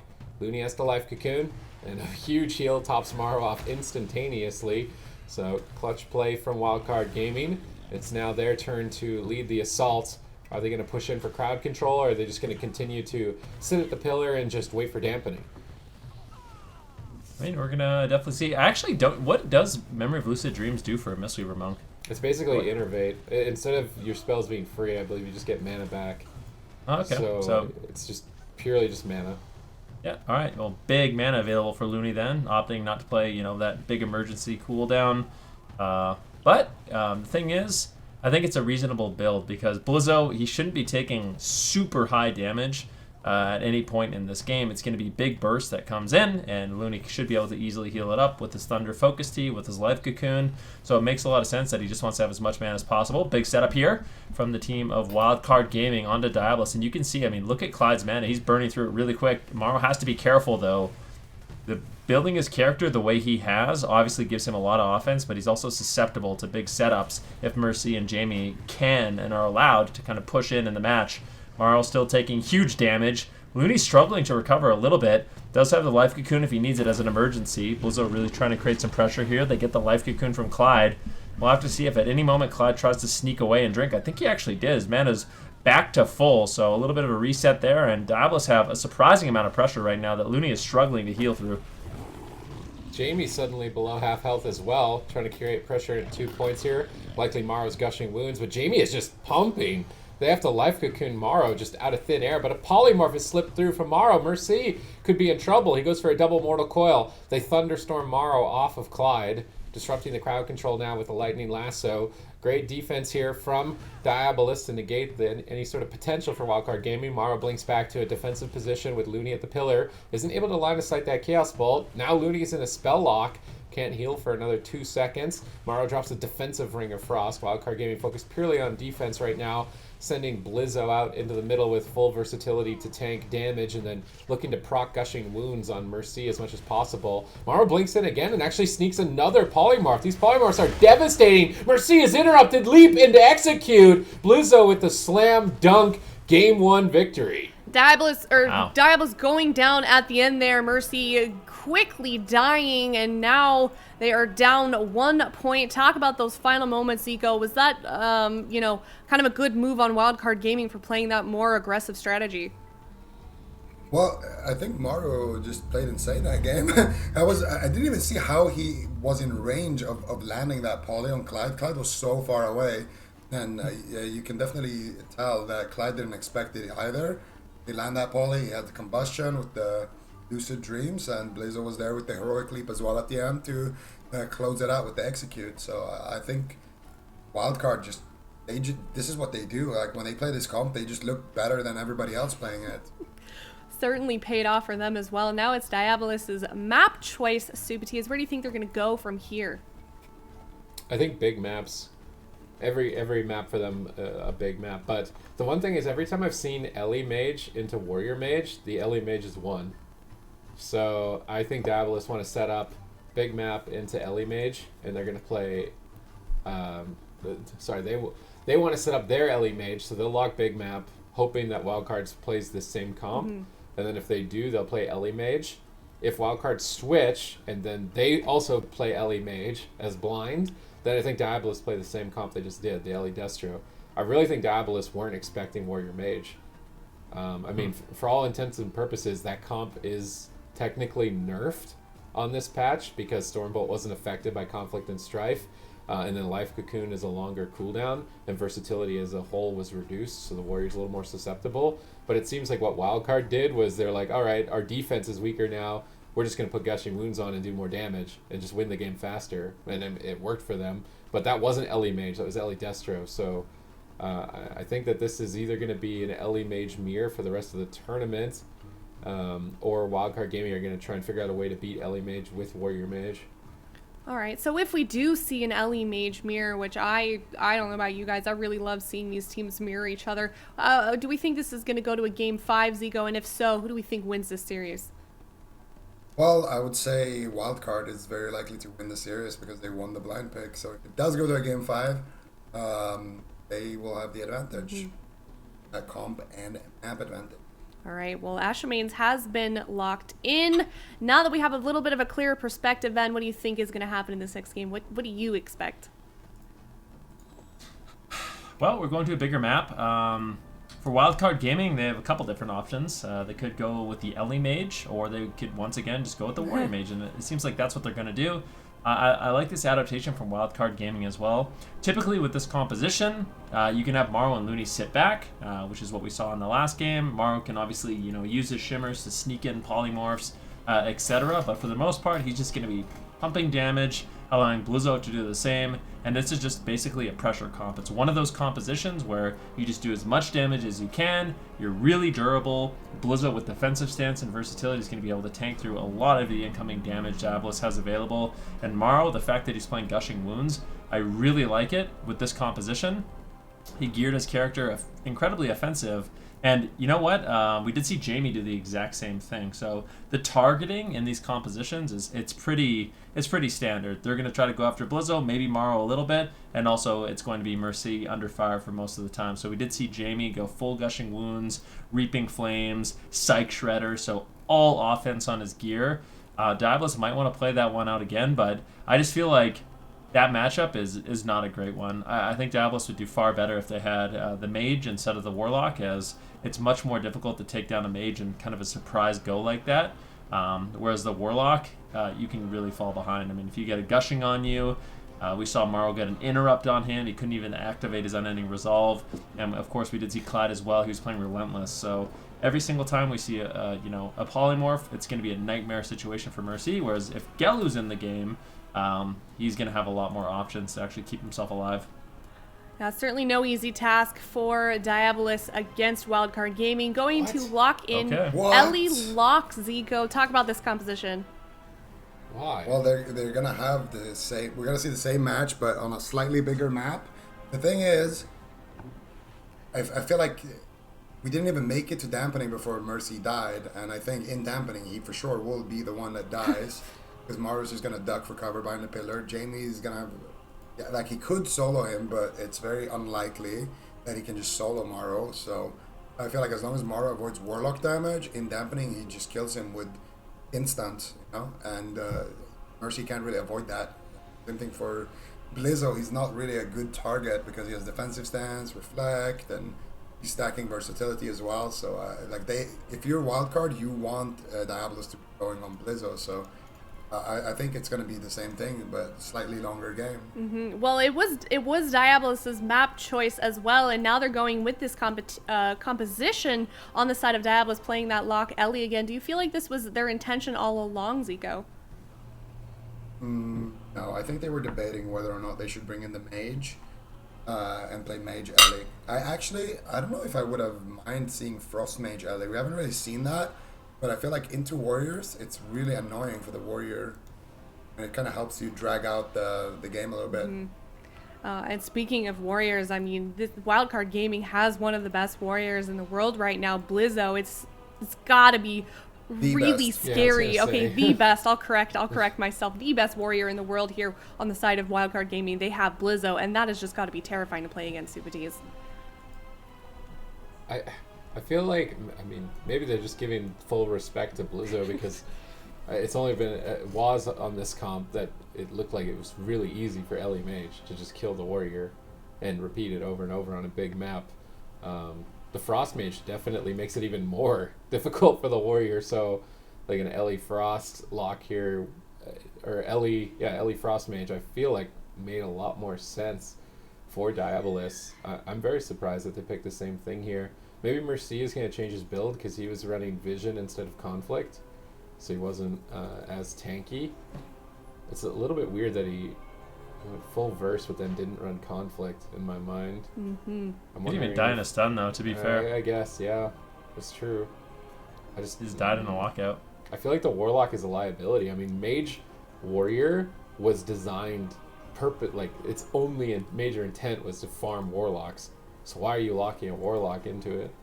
I don't like it. It is. I would actually agree with that. I feel like Wildcard Gaming, they play it safe. If the Warrior Mage plays it safe, it's really difficult for the Destro to survive. The only exception we really see is when they have a Mage. When they have a Mage, at least they have Polymorphs and a little bit more backup when things go completely wrong. The Elemental Shaman, of course, does provide some of that, but it just seems like if we see Wildcard Gaming get one good setup, they can just win the game. Especially if we see Clyde play Relentless again. I think Relentless is a really scary pick with how much damage we're seeing Wildcard Gaming have available.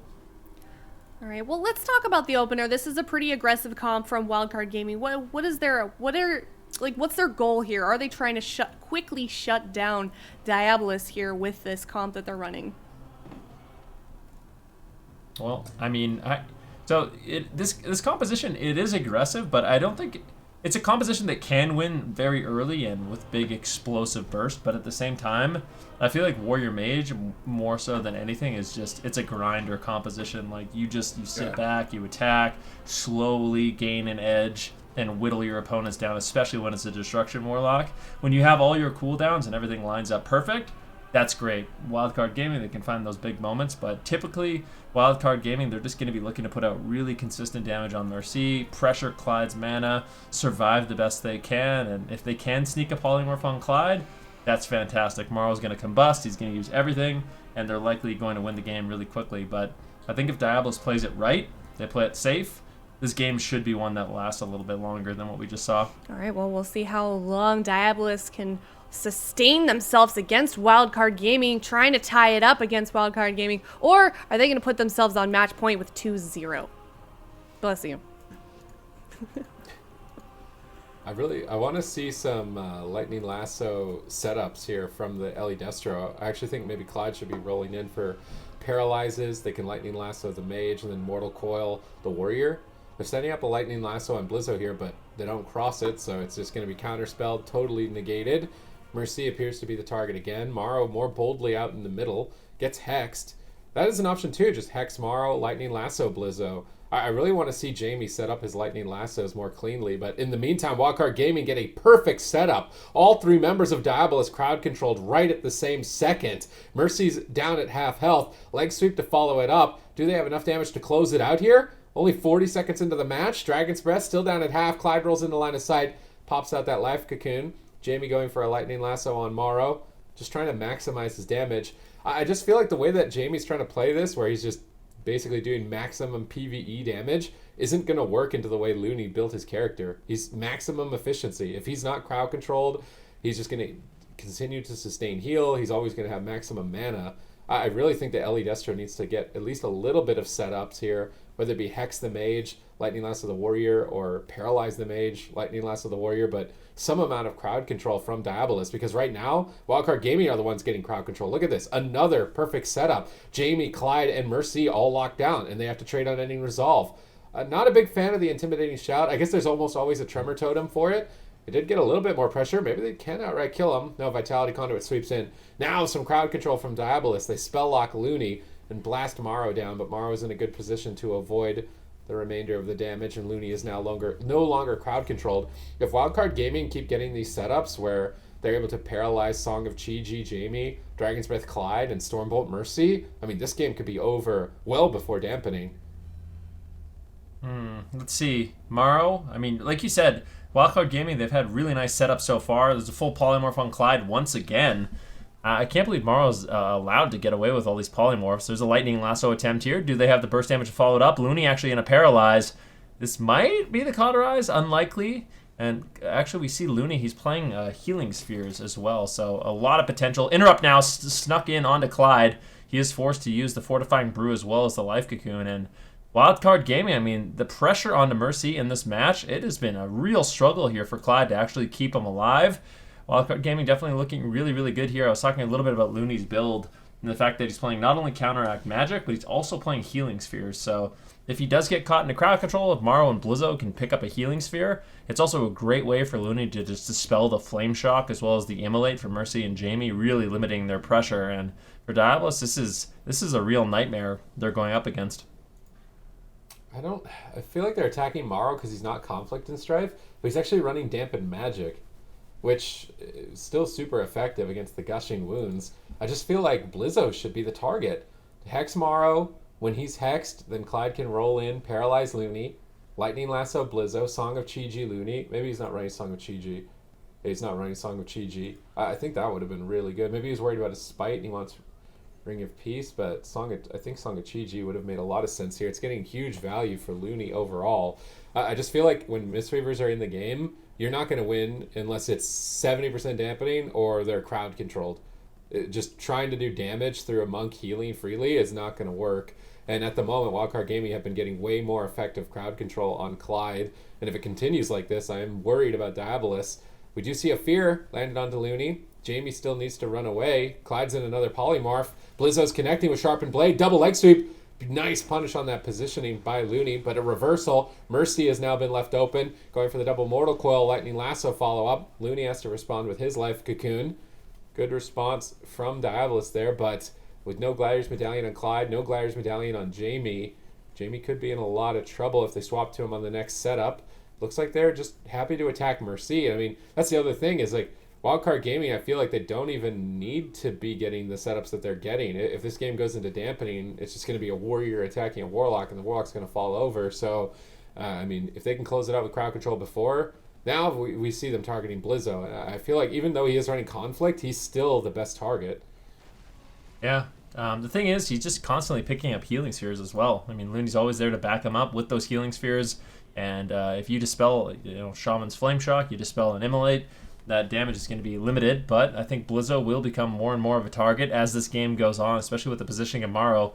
Spell Lock snuck in onto Looney, and Blizzo could actually be in a bit of trouble here. He's got the Spell Reflect. He actually uses the Dark Iron Dwarf Racial as well, so that's going to free him from even more of that damage. Wildcard Gaming definitely picking basically everything they can to tailor their strategy perfectly, and it's working out so far so good. Polymorph on Jamie, full fear on Clyde. Nice setup coming in from Wildcard Gaming. Jamie could just outright fall. Do they have more damage? We need a second polymorph. Morrow actually sneaks in one, potentially a second, and unfortunately unable to find it. Song of Chi-Ji. Now a Stormbolt, a big swap on Clyde. Wildcard Gaming really mixing it up. All right, we'll see if they can keep it going here. Dampening kicking in. Clyde down at half. Recovering himself now at the pillar. No further crowd control. This is the Dark Soul for Mercy. He could be a big threat, but Blizzo is disrupting him quite a lot, making it difficult. I don't even think he's going to find a Chaos Bolt, and he's not going to before the Dark Soul is over. Lightning Lasso on Morrow, but on diminishing return, not getting really a lot of value there. Looney's mana build is really effective here. He's still not even feeling mana at this point. Morrow can line of sight. He probably should. Mercy is stunned up by Blizzo. Counterspell on Clyde. These counterspells have been devastating for Morrow. Looney rolls in to secure further crowd control. Mercy desperately dropping those double Mortal Coils. They hex the mage. They fear the warrior. They stall. And they buy time. Clyde's Life Cocoon activates and Mercy will recover. Looney is now paralyzed. Morrow is stunned up. Stormkeeper activated. Jamie looking for a big play with those lightning bolts, but gets polymorphed on his Stormkeeper. Doesn't look like there's a dispel for it. He's just sitting a full polymorph on his cooldowns. They're not going to continue the chain, so he's still going to get those Stormkeeper, Lightning Bolts, big Earth Shock. Blizzard going to drop the Lingering Psychic Shell to trade for those cooldowns. Lightning Lasso again on Morrow. Spell Lock on Looney. Good interrupt by Mercy, but not enough damage to take Morrow down. Maybe if Jamie gets a lucky crit here. Now he's out of Maelstrom. He's not going to find any more damage. He's got to build up again before making another push. Blizzo going for Avatar, leaping in, fearing Clyde, out of range of Tremor Totem. I like Blizzo going for Intimidating Shout to punish the positioning. And look at this crowd control from Wildcard Gaming. All 3 members of Diabolus unable to play their characters. Looney rolls in for follow-up, gets the leg sweep. Mercy gets counterspelled. He could just die the same way that he did in Game 1. Blizzo's chasing him down, hunting for the win here in Game 2. Nice Thunderstorm by Jamie, bouncing Blizzo away from Mercy. Now stunning him around the pillar. Good teamwork from Jamie there to save Mercy. Yeah, definitely. Blizzard's going to be marching forward, putting out some pressure onto Jamie. And as this game goes forward, I mean, Clyde, he's done an excellent job managing his mana so far. Blizzo and Morrow are going to be putting some damage out onto Mercy right now. You can see Looney, he's positioned very far away, but with an interrupt on Mercy, this might be a sign that Wildcard Gaming wants to initiate some damage. And you can see those little spheres that Looney are dropping. And every time Blizzo runs into that, it's basically like a little mini game of Pac-Man. When he runs into those spheres, it's going to dispel all those magic damage effects that Jamie and Mercy have available. And that's one of the reasons why it is so difficult to get pressure rolling onto Blizzo. And Looney is able to get away with using that memory of Lucid Dreams instead of the Vitality Conduit. Nice Hex. Jamie finally starting to develop some damage here onto Blizzo, as Diabolus is looking to strike back, but I just feel like this setup coming in right now, this could be absolutely devastating. We have Polymorph onto Jamie, Dragon's Breath on Clyde. We need to see a counterspell, full Polymorph on Clyde. Now Mercy's going to be the one that's in a lot of trouble here, Sid. Well, Jamie is pushing Morrow back. He wasn't really able to attack, but Blizzo is just soloing the Warlock over there in the corner. Is he going to be able to kill him? Life Cocoon barely in time from Clyde. Jamie windshears Looney. Damage ramping on Blizzo and Morrow. Looney going to revival. And now Clyde gets counterspelled. But Chaos Bolts are flying on tomorrow. Who's going to fall first here? Intimidating Shot and a Dragon's Breath on the Tremor Totem. Trying to clutch out a kill here on Mercy, or at least force the unending resolve. Stormbolt on Clyde. They're switching to Clyde. No, they're going to try and get a Ring of Frost Polymorph. Clyde isn't able to find it. Jamie shuts him down. Morrow is chasing Clyde, but gets intercepted again by Jamie with Lightning Lasso. Clyde's trying to stabilize the Warlock. They've got Dark Soul up. They want to go for pressure here, but Morrow shuts him down. These counterspells from Morrow, he's flipping them between basically all 3 members of the team at the exactly correct moment. He's getting so many polymorphs onto Clyde. Mercy uses the Demonic Gateway to try and escape Blizzo with Immortal Coil. Blizzo is very far away. It doesn't look like he's able to get back on target, so good deflection by Mercy. Looney now stunned up. Not able to capitalize on it, though, here. Diabolus go for just another Lightning Lasso Chaos Bolt combo on Morrow. Bursting him down to half, and as dampening gets higher, it will be difficult for Looney to recover those burst windows. But Morrow has been sitting not comfortably from the pressure of Mercy and Jamie. Blizzo swap too. He Lingering Psychic Shells. They actually shred through it. Shadow Fury. Spelllock on Morrow. Full Fear. Nice play by Mercy, but he's the one actually on the back foot. Clyde has to Life Cocoon. Pressure is high on both sides. Still a little bit too close to call. Yeah, I mean, as damage or as dampening goes up, the healing is reduced from Looney, and the pressure on Blizzo is much higher. And once Blizzo becomes a great target for Diabolus, I mean, that's when we could see pressure start to snowball. The problem is, as dampening goes up, it's also increasingly difficult to keep a Warlock who's just getting beaten by Blizzo the entire game. Interrupt now into Looney. Counterspell on Clyde. Both teams looking to get aggressive here. Mercy could be in some trouble. Double Mortal Coil coming in. Mar looking for a Polymorph. Can he find it? He gets interrupted. Full Ring of Frost. But Clyde finally has his trinket back available. If they get the trinket and the unending resolve, this is going to be a nightmare situation for Diabolus, but they might be able to force it out. Another Polymorph. Big burst damage coming in. And Clyde, he doesn't really have any cooldowns as a response. I guess the Vitality Conduit should be enough for Mercy to survive. Diabolus stay in it, but they did manage to use that massive unending resolve. Such a big cooldown that the Warlock has available. Definitely a bit of a victory there for Wildcard Gaming. Blizzo going back in defensive stance. Jamie's got a Stormkeeper. He's just going to lob it into the defensive stance. Life Cocoon stabilizes him. Triple Infernal, triple Shadow Fury. Nice play by Mercy on that Warlock. Actually going after Looney for a moment, trying to put him really far behind here. This Infernal and Dark Soul needs to get value if Diabolus want to have a shot. They spell lock Looney. That was sick play from Mercy overall, just carrying the team on his back right there, getting the ice block from Morrow as a result of that crowd control, and he's still got the Dark Soul in his back pocket and still keeping potential for his team. The pressure that's mounting, though, is going to stick. 40% dampening and rising. Healing reduced by 40% at this point. Blizzo gets stunned up in midfield, pops that lingering Psychic Shell again. Looney looking to pick him up as soon as he can, but grapple weapon, Blizzo can attack. Clyde's trying to drink, I think. Positioning very far, maybe not. Just getting his port into a better spot in case they swap to him or try to go for a polymorph. Morrow line of sighting Jamie and Mercy, but they're just happy to hit Blizzo here. Mana is finally being taxed for the Mistweavers with such high dampening. Yep, I mean, these Mistweavers are going to continue to struggle as dampening ramps up higher and higher in the match. Clyde gets interrupted. Let's see what Wildcard Gaming can get done. They leap over to Mercy. Mercy's going to be in some trouble. He's caught into a full stun. Clyde has to get there. He's caught into a paralyze, and it might just be this one setup that ends the game. It does look like a Song of Chi-Ji onto Clyde. He does have the trinket if he needs it. He might have to trade up the Vitality Conduit, but he actually gets stunned on his trinket, and it looks like Wildcard Gaming are going to be able to close it out. And that's the problem. I mean, dampening goes up. Diabolus, of course, they get a little bit more rot pressure, but it just becomes so difficult for Clyde to keep Mercy alive. And if he doesn't have the Life Cocoon, he doesn't have the Vitality Conduit, those emergency cooldowns, Mercy ultimately is just going to fall to the pressure.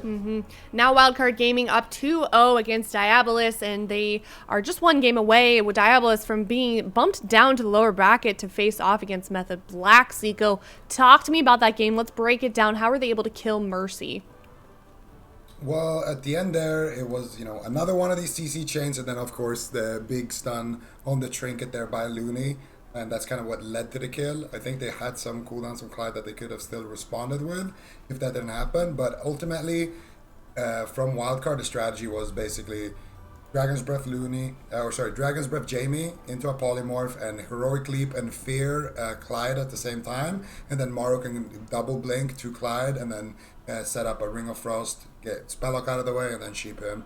And whenever he wasn't able to do that, we also saw a Frost Nova onto Jamie and then double bring Dragon's Breath onto Clyde into sheep. So most of it was just Morrow doing a lot of solo CC on his own, but also whenever Intimidating Shot was available, then they just try to take out the Ellie Shaman so he couldn't Tremor, and then do a Fear into a sheep basically. So Wildcard playing their main comp, and they didn't skip a beat.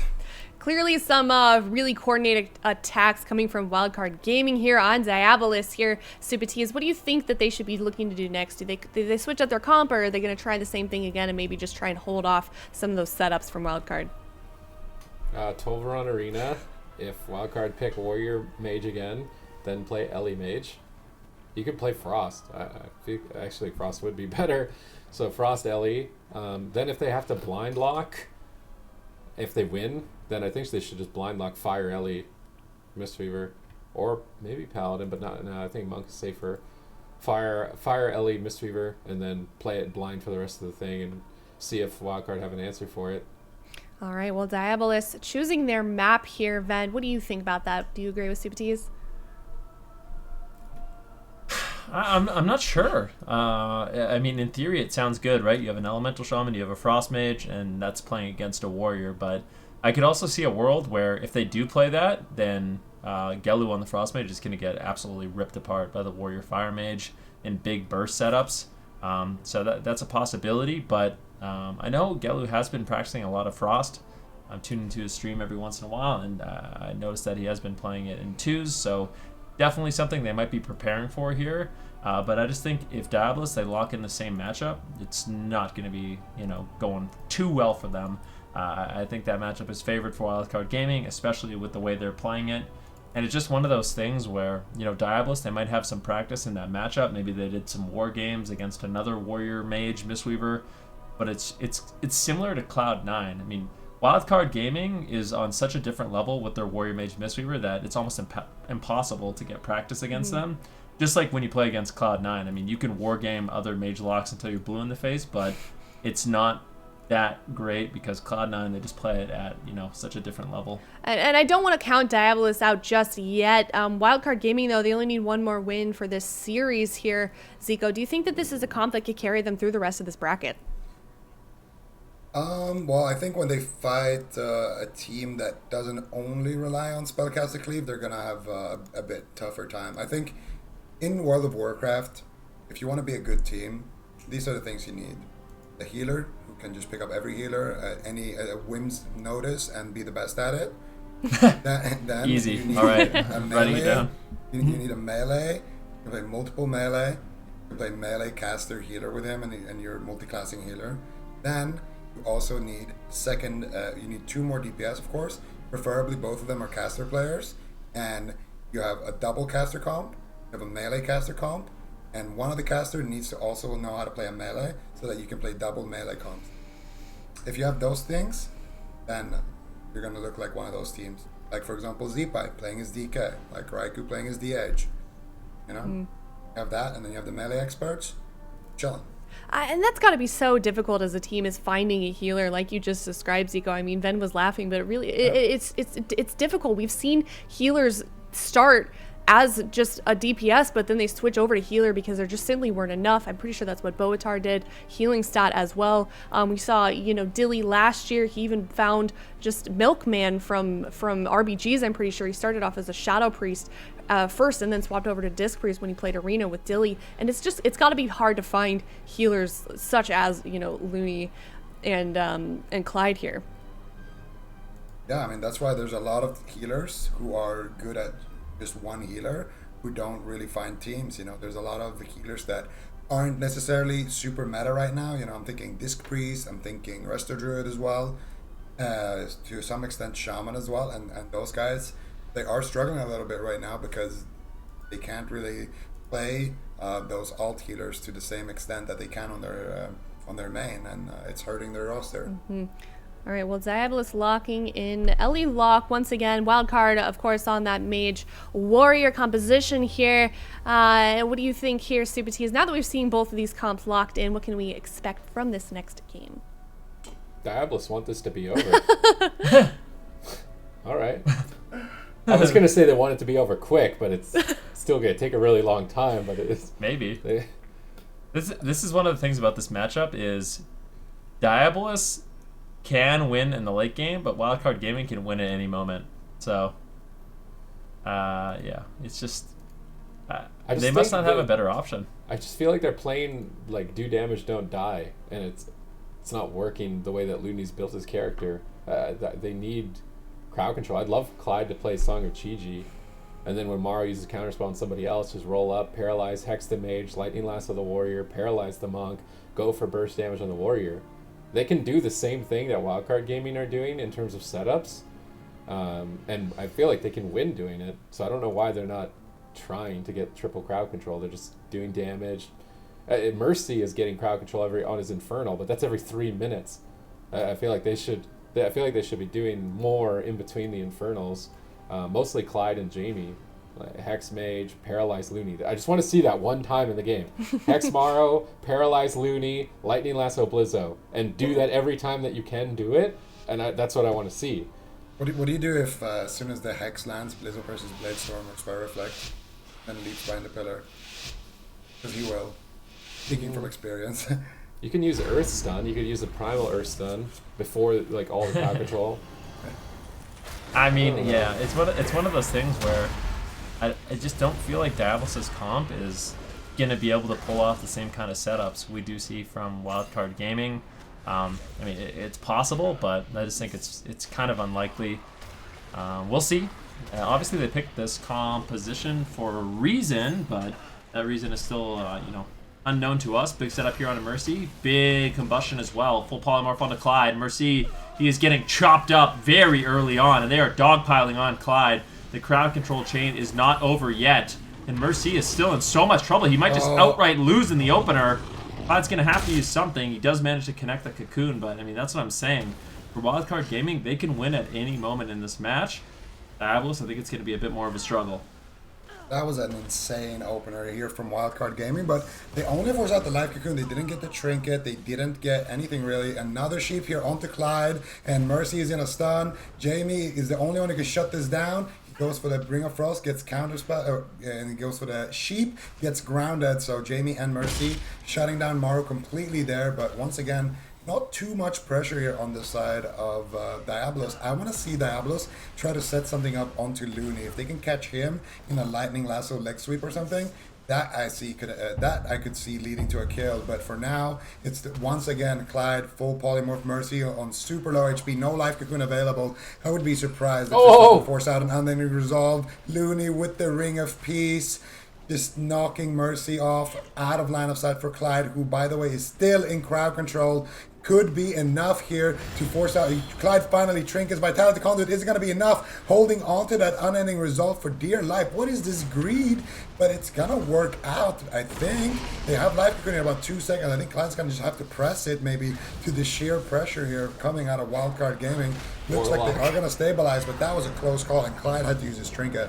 I feel like Mercy should be dead off that. I mean, they knocked him off the side, out of line of the healer. They crowd controlled the healer for like 20 seconds. I feel like that's luck, if anything, that Mercy survived that without pressing unending resolve. But the momentum is still completely in favor of Wildcard Gaming. They stun Blizzo. They go for a Lightning Lasso again on Morrow, but there's no crowd control on Looney. Looney doesn't care about Lightning Lasso if he's not crowd controlled, and maybe he would if he wasn't running a full mana build, but he's not really even going to spend mana with the way that he's built his Mistweaver Monk. I'm not sold on the do damage, don't die strategy here from Diabolus. I really want to see them enable Clyde more to go for crowd control the same way that Looney is being enabled. He pre-life cocoons the leg sweep.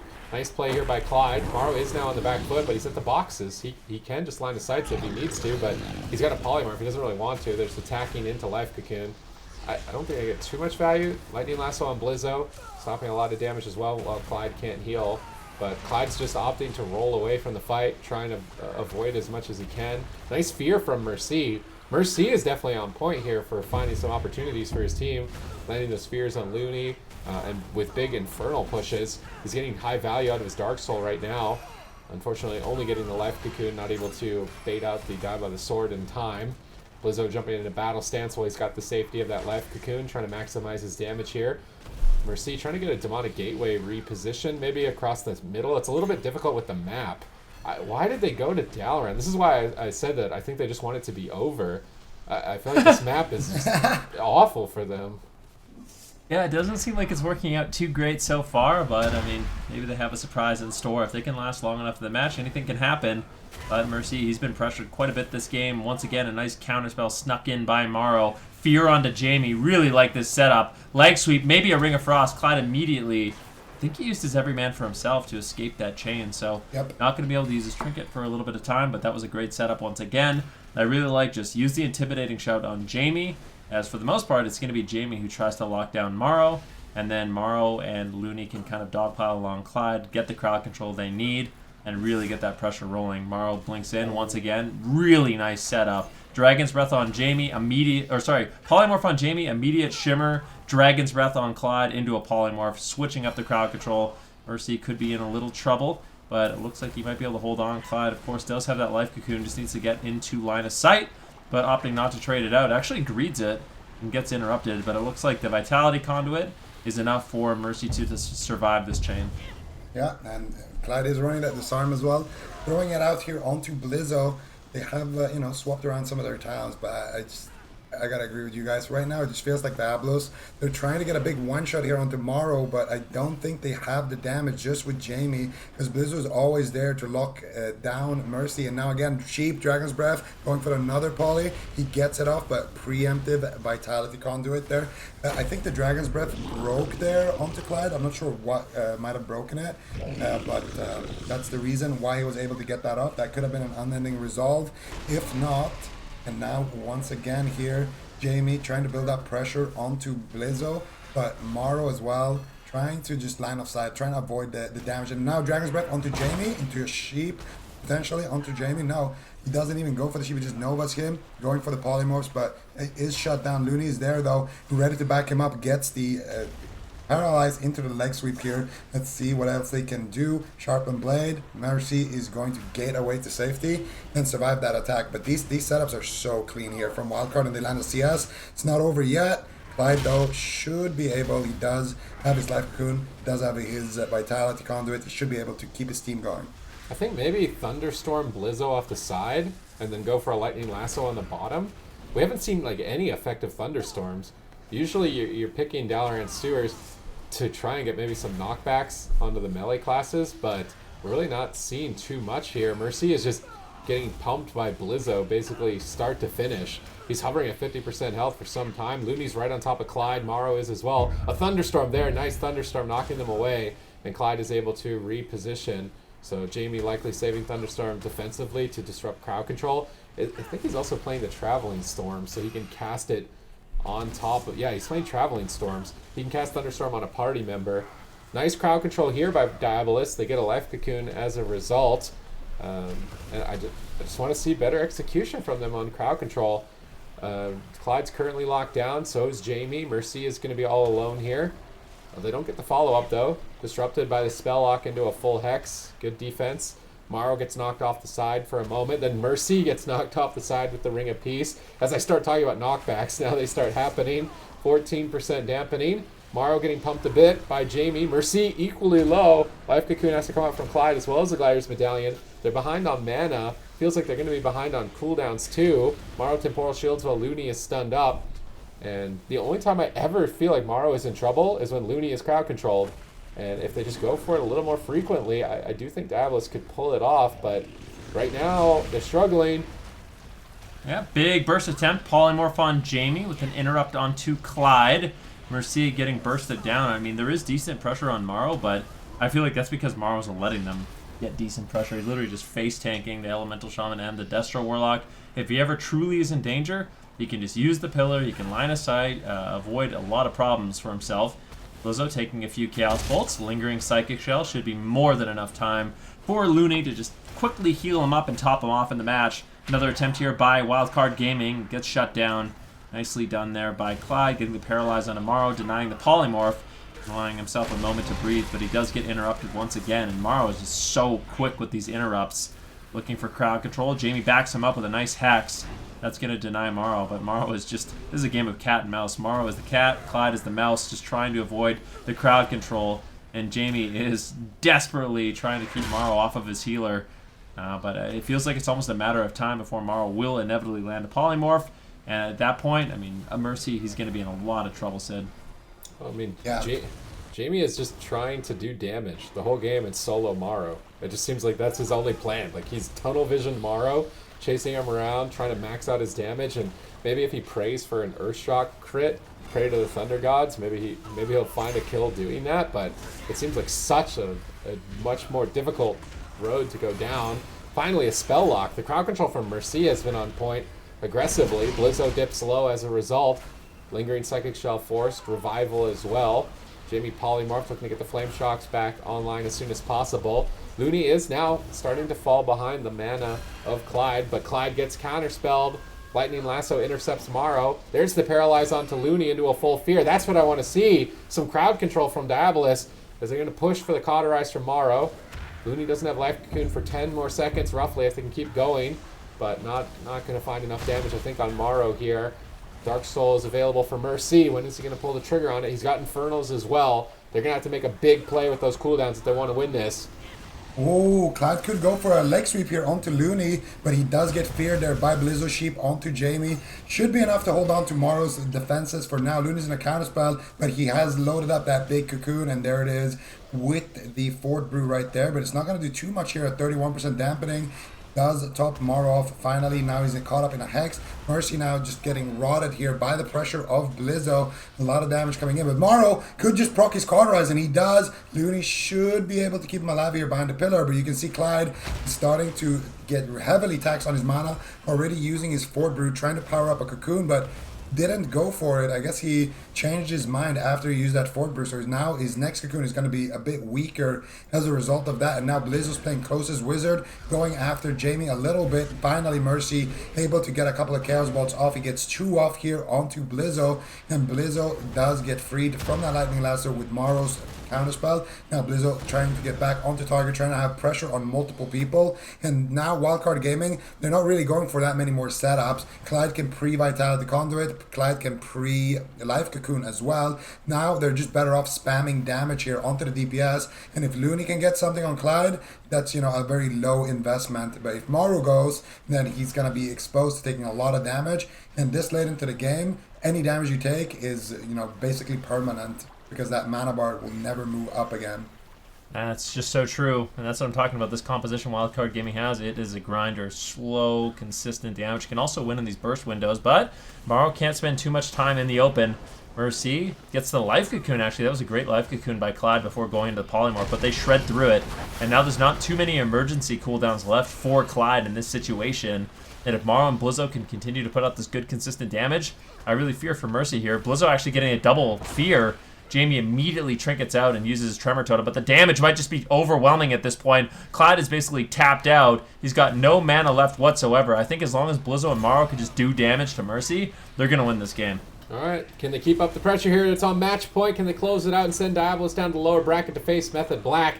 Jamie is on a race against the clock to kill Morrow. He's just been tunneling him all game long, but Morrow refuses to go down, blinking back to the boxes. Sharpened Blade up on a Mercy, even increased healing reductions onto him. It's going to be very difficult for Clyde to heal. They pop Dark Soul, YOLO Dark Soul, but he gets pummeled. They Thunderstorm him out into midfield for the Lightning Lasso. Jamie jumps off the side. Looney's into full fear. Nice clutch play by Mercy, but he's just being overwhelmed by damage. He trades Unending Resolve. He needs to get a counter kill with this Unending Resolve. If they don't find a kill, he's too far behind. He gets Hex onto Morrow, Stormkeeper onto Blizzo, desperately trying to dent the health bars of Wildcard Gaming. Looney still has a tiny bit of mana in his back pocket. Life Cocoon available for Clyde. Surely he has to press it. Presses it right at the last second before that paralyzed, but even with the Life Cocoon, Mercy is simply just dying. They stall with Lightning Lasso on Morrow, but if they sneak through with the Polymorph, that's going to be it for Diabolus. Clyde rolls over to the side to try and recover. Mercy gates back to the boxes. Blizzo charges in. Ring of Peace bounces him away for a moment. Potentially this moment is going to be their last opportunity. Mercy squeaks out a Chaos Bolt. Both healers in crowd control. Morrow and a Hex. I almost think he should just block this Hex off. Try and push for damage here. Blizzo gets stunned up behind the pillar. Looney's in crowd control. Blizzo gets baited. 1 second left here before he can use the Die by the Sword. Is he going to be able to get it out in time? Die by the Sword activates right before the Lightning Lasso. Beautiful punish by Diabolus, but Blizzo is just charging in. He doesn't care. He is not afraid of death and finds the kill. Wildcard Gaming 3-0. Diabolus moving down to the lower bracket. Wildcard Gaming able to secure that series with a 3-0. Super solid from Wildcard Gaming, Zico.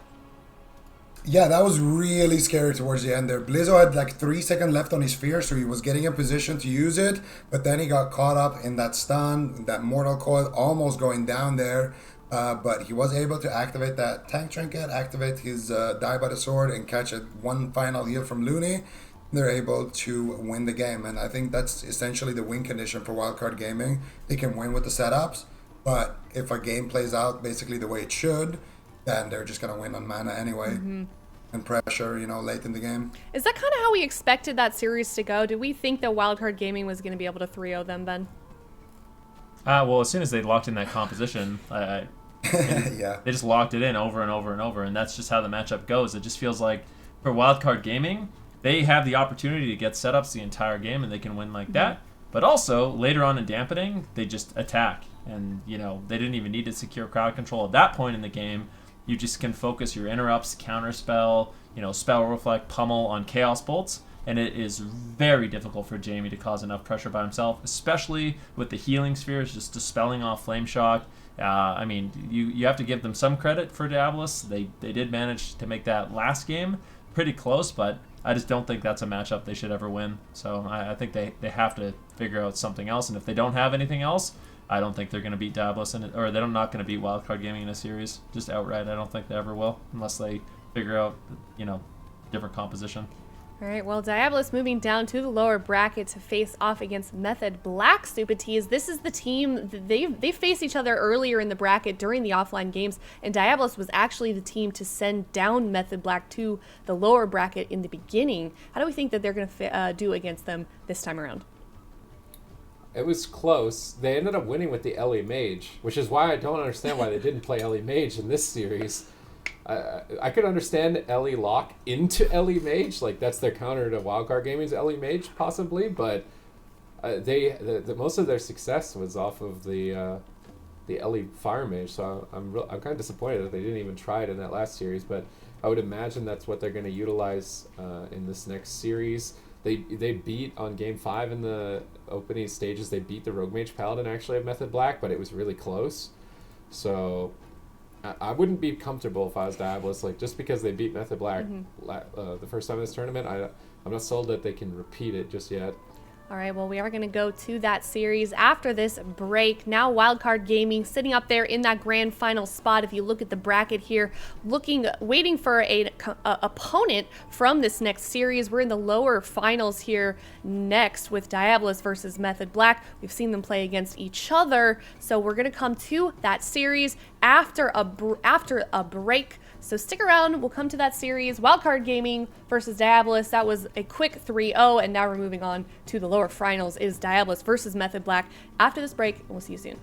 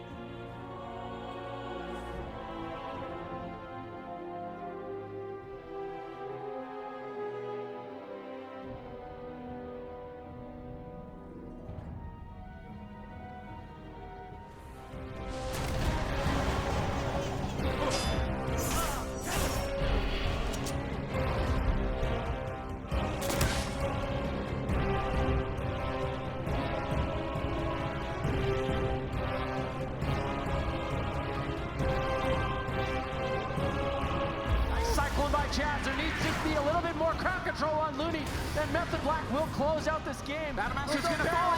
Battlemaster's gonna fall. Bomb drops. Kidney shot on Bledsoe. Massive damage on Method Black. Doesn't. Big takedown. Entirety of both teams, honestly. Chun-Li at the preemptive defuse magic, but they're just so far behind. Greggy can't do anything. He has no cooldowns left. If Snuts is able to connect one more kidney shot, well done. The shadows down. The kidney shot. And Snuts is in the top 3. Don't you ever put Snuts on the bench again! Welcome back, everyone. We are now in our lower finals, Diabolus versus Method Black. We're now joined by Healing Stat, though, so before I get into that series, Adrian, I want to hear your opinions on the day so far. Well, I mean, firstly, the meta has changed completely since I casted last weekend, which is, it's been super fun to see. Especially, I always have a soft spot for these Rogue Mage mirrors. You know, we saw the Resto Druid come out in the first series, which is fantastic. As someone that played a lot of Resto Druid myself, I'm really happy to see it come out in the meta. I talked with Alec a little after the games, and he was like, yeah, I feel like we could have played the games a bit better as well. So definitely they could have won the series with that pick, and then the RMP mirror as well was super fun. So I think, you know, I'm looking forward to seeing Method Black, whether they can make it through against Wildcard again this tournament, but the meta shifts have definitely been the things I've been watching the most. Mm-hmm. Yeah, I'm looking forward to that as well. AWC getting knocked down earlier today. The last series that we just saw, Wildcard Gaming versus Diabolus, now they're in the lower bracket, hoping to find themselves back up in that grand final spot. So winner of this series will move on to the grand finals, Diabolus versus Method Black. What do you think of this series, Healing Stat? I'll ask you again since you're new here. Well, I'm excited to see it. Diabolus and ABC, both of those two teams have been ones that have really kind of been upping their game throughout these series of cups. It's the final cup, the final opportunity, and Diabolus is still here. So I think that this is a great squad. You know, Mercy's come in, he's been fantastic. It's going to be very interesting because we've seen this dynamic of the Rogue Mages and the Warlock Mages and how they interact with each other. One thing I'm curious about is, since Acro dropped out of Diabolus, whether Jamie would ever step up on that rogue role for them. I know he's played it in the past at like 3K 3.1, but I don't know if he'll ever be Acro Law's level. So it's something that I'm watching, whether they kind of develop that for the circuit. But otherwise, we're probably going to see a lot of Ellie Mage, Warlock compositions, and we'll have to see if Method Black can cut through with their Rogue Mage. Yeah, we'll have to see. What do you think about that, Zika? Do you agree with what Adrian is saying? Well, I think compositionally they're missing a melee, but in general, they're looking like a stronger team. In this particular series, though, this is a rematch from earlier, and Method Black was knocked down to the lower bracket by Diabolus. It was a 3-2, and in my experience, Method Black is one of those teams that when they lose to a team in the upper bracket, they usually don't lose to them the second time they face each other because they kind of learn, okay, this is what we did wrong. These are the picks that we should have picked, etc. So hopefully for them, they have changed things up. Mm-hmm. And it kind of mirrors where we saw Cloud9 last week. They got knocked down to the lower bracket, a place we're not used to them seeing, and then they faced that team a second time and just absolutely dominated in that series. And now maybe we'll see the same thing here with Method Black. They're in the lower bracket, somewhere that they don't often get put here. Sydney, I don't know why I just called you Sydney. That's really weird. Yeah, I was thrown I off don't by know. that. Sorry. Super tease. But and I don't know. I wish I could see Sid's face. I know, me too. He's probably just like doing his normal. I'm still just staring into the Sorry. souls of viewers. I'm sorry. Am I making you... Oh, Never excellent. blink. Okay. I'm just harvesting Good, souls good, no matter good. what is happening. Okay. Perfect. I'll get that out of my brain, don't worry. But yeah, Method Black, Diabolus here. But it's certainly both of these teams, you know, Method Black, they're such a consistent team here. Diabolus sort of ramping up here, as we've seen in this last couple of cups. Super tease. Do you think that this is going to go to a game 5? This is going to be a difficult game for both of these teams? Kind of depends on if... I think Method Black are just going to play Rogue Mage Paladin, if I had to guess, because every comp that the other team plays is going to have either an Ellie Shaman or a Destro Lock, and I feel like Rogue Mage should do pretty well into both. And the one game where they did lose, the game 5, was Ellie Mage into Rogue Mage Paladin, and that one was still really close. So if I'm Diabolus and I expect Rogue Mage Paladin, what do I pick? I probably don't want to pick Mage Lock. Maybe I do want to pick... No, there's no way. After watching it throughout today, in Europe at least, unless you're Cloud9, I don't think you pick Mage Lock when you expect Rogue Mage. So then it's Ellie Lock or Ellie Mage. What would be better into Rogue Mage Paladin, Ellie Lock or Ellie Mage? I feel like that's really hard to say. Which one would be better? I feel like you could do either technically, but they're probably both not supposed to be good.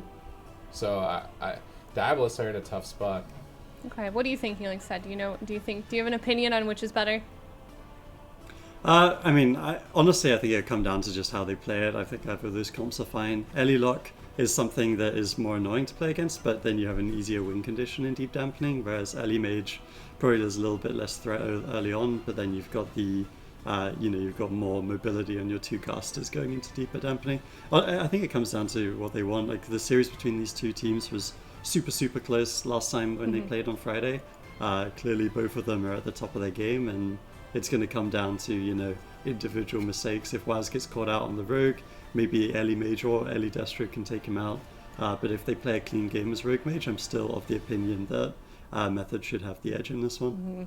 And with these really close series that we do see go to Game 5, it's kind of like a back and forth between winning and losing for these teams. And that winning the blind pick, especially in these games that go to Game 5, is super crucial, Zico. Yeah, absolutely. I mean, the last time these two teams faced, it was a Game 5 that decided their fates. So let's see what they end up doing here in the blind pick. They're elementals. Okay, so why the Mage Lock Monk? Yeah, why Rogue Mage Monk?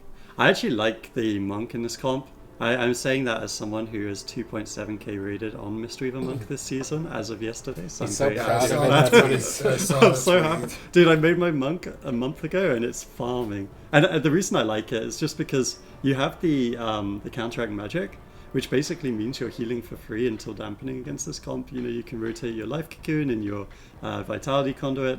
You're going to be totally fine against the Mage Lock. The only thing they need to be a little scared of is in deep dampening. If Chaz can't get drinks, it could be. But I feel like this is just Mistweaver is just a solid healer into casters almost always right now. All right, well, Game 1 of this Diabolus versus Method Black series. Loser knocked out of the tournament. Winner goes on to the grand finals to face Wildcard Gaming. So I knew it was going to be Rogue Mage. Didn't know it would be Rogue Mage Mistweaver. They're playing Spites into the Destruction Warlock. He has Demonic Circle, but the Spite is covering the entire pillar that I'm not sold that he'll even escape it. He's choosing to sit in the Gladiator Spite. Waz repositions to his port. Things from beyond are starting to spawn. Is he going to activate the Rathian Cloak? No, one connects. Not able to get control of it, but somewhat stable throughout the Spites. I say somewhat because at any moment, maybe Raikou slips through some damage. Waz now on the back foot. Dark Soul rolling for Mercy, looking for a fear, baiting a kick to try and find a Chaos Bolt. Doesn't find a bait. Clyde is now in another Polymorph. Method Black continue to hammer down on the Warlock. Yeah, they force a lot there. There was Vitality Conduit and the Life Cocoon. And one thing to note that I do want to say about the Spites is that Mistweavers do have a spell that kind of counteracts it a little bit, the Tiger's Lust.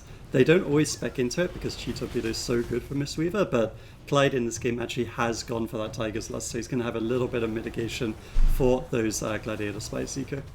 Yeah, and that's exactly what Mercy and Clyde did. They used the teleport and the Tiger's Lust, and that's what kind of allowed him to get into a better positioning. But now another setup here from Method Black. Mercy escapes through the Spite. Waz sitting in Polys right now. Nice Ring of Peace here by Chess, interrupting Mercy, not allowing him to get any Chaos Bolts off. Waz trying to make his way back to his target here.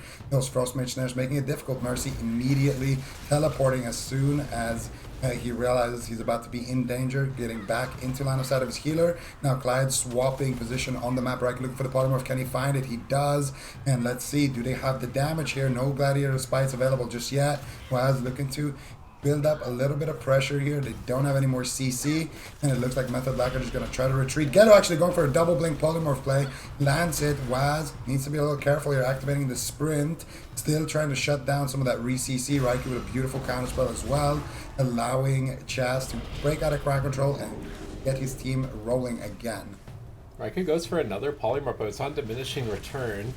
The entirety of Diabolus are running Conflict and Strife, so they're going to be getting a lot of value out of their versatility whenever they are stunned up. And Gelu has decided to change and run not just all percent versatility, not running versatile in everything. He's got a couple of surging vitalities, but he's stunned up right now in a spite.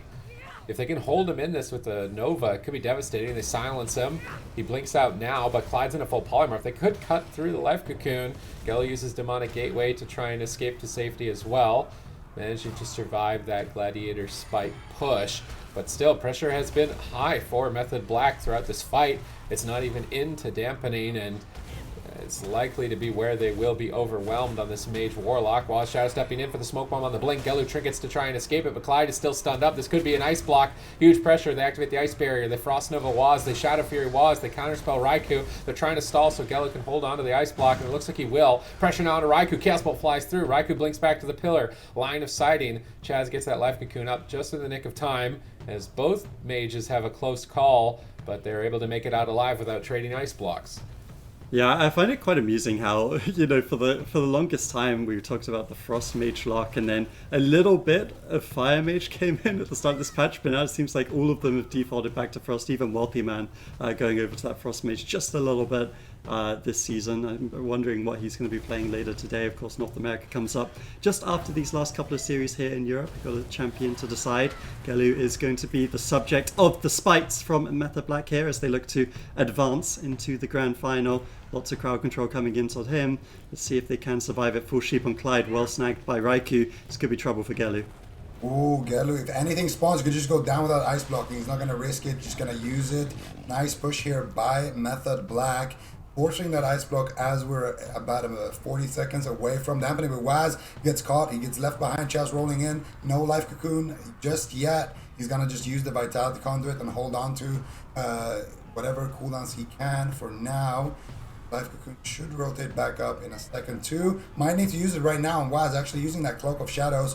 Chaz not able to get in line of sight of Waz right there. You can see the statue doing some work, topping Waz off regardless when Chaz is in those CC chains, but Raikou's still taking a lot of damage as well. Chaz not out of the crowd control yet. It could be the Cauterize. Raikou's just gonna ice block those last little immolate ticks in that Blizzard to hold on to his Cauterize, and now blind into Gladiator Spite here onto Gelu. Waz in a fear, he gets disarmed. He's not going to be able to get the sap here. They get the Paralyze instead. Frost Nova onto Gelu. How long can they keep him here? And now he's going to finally blink out of there.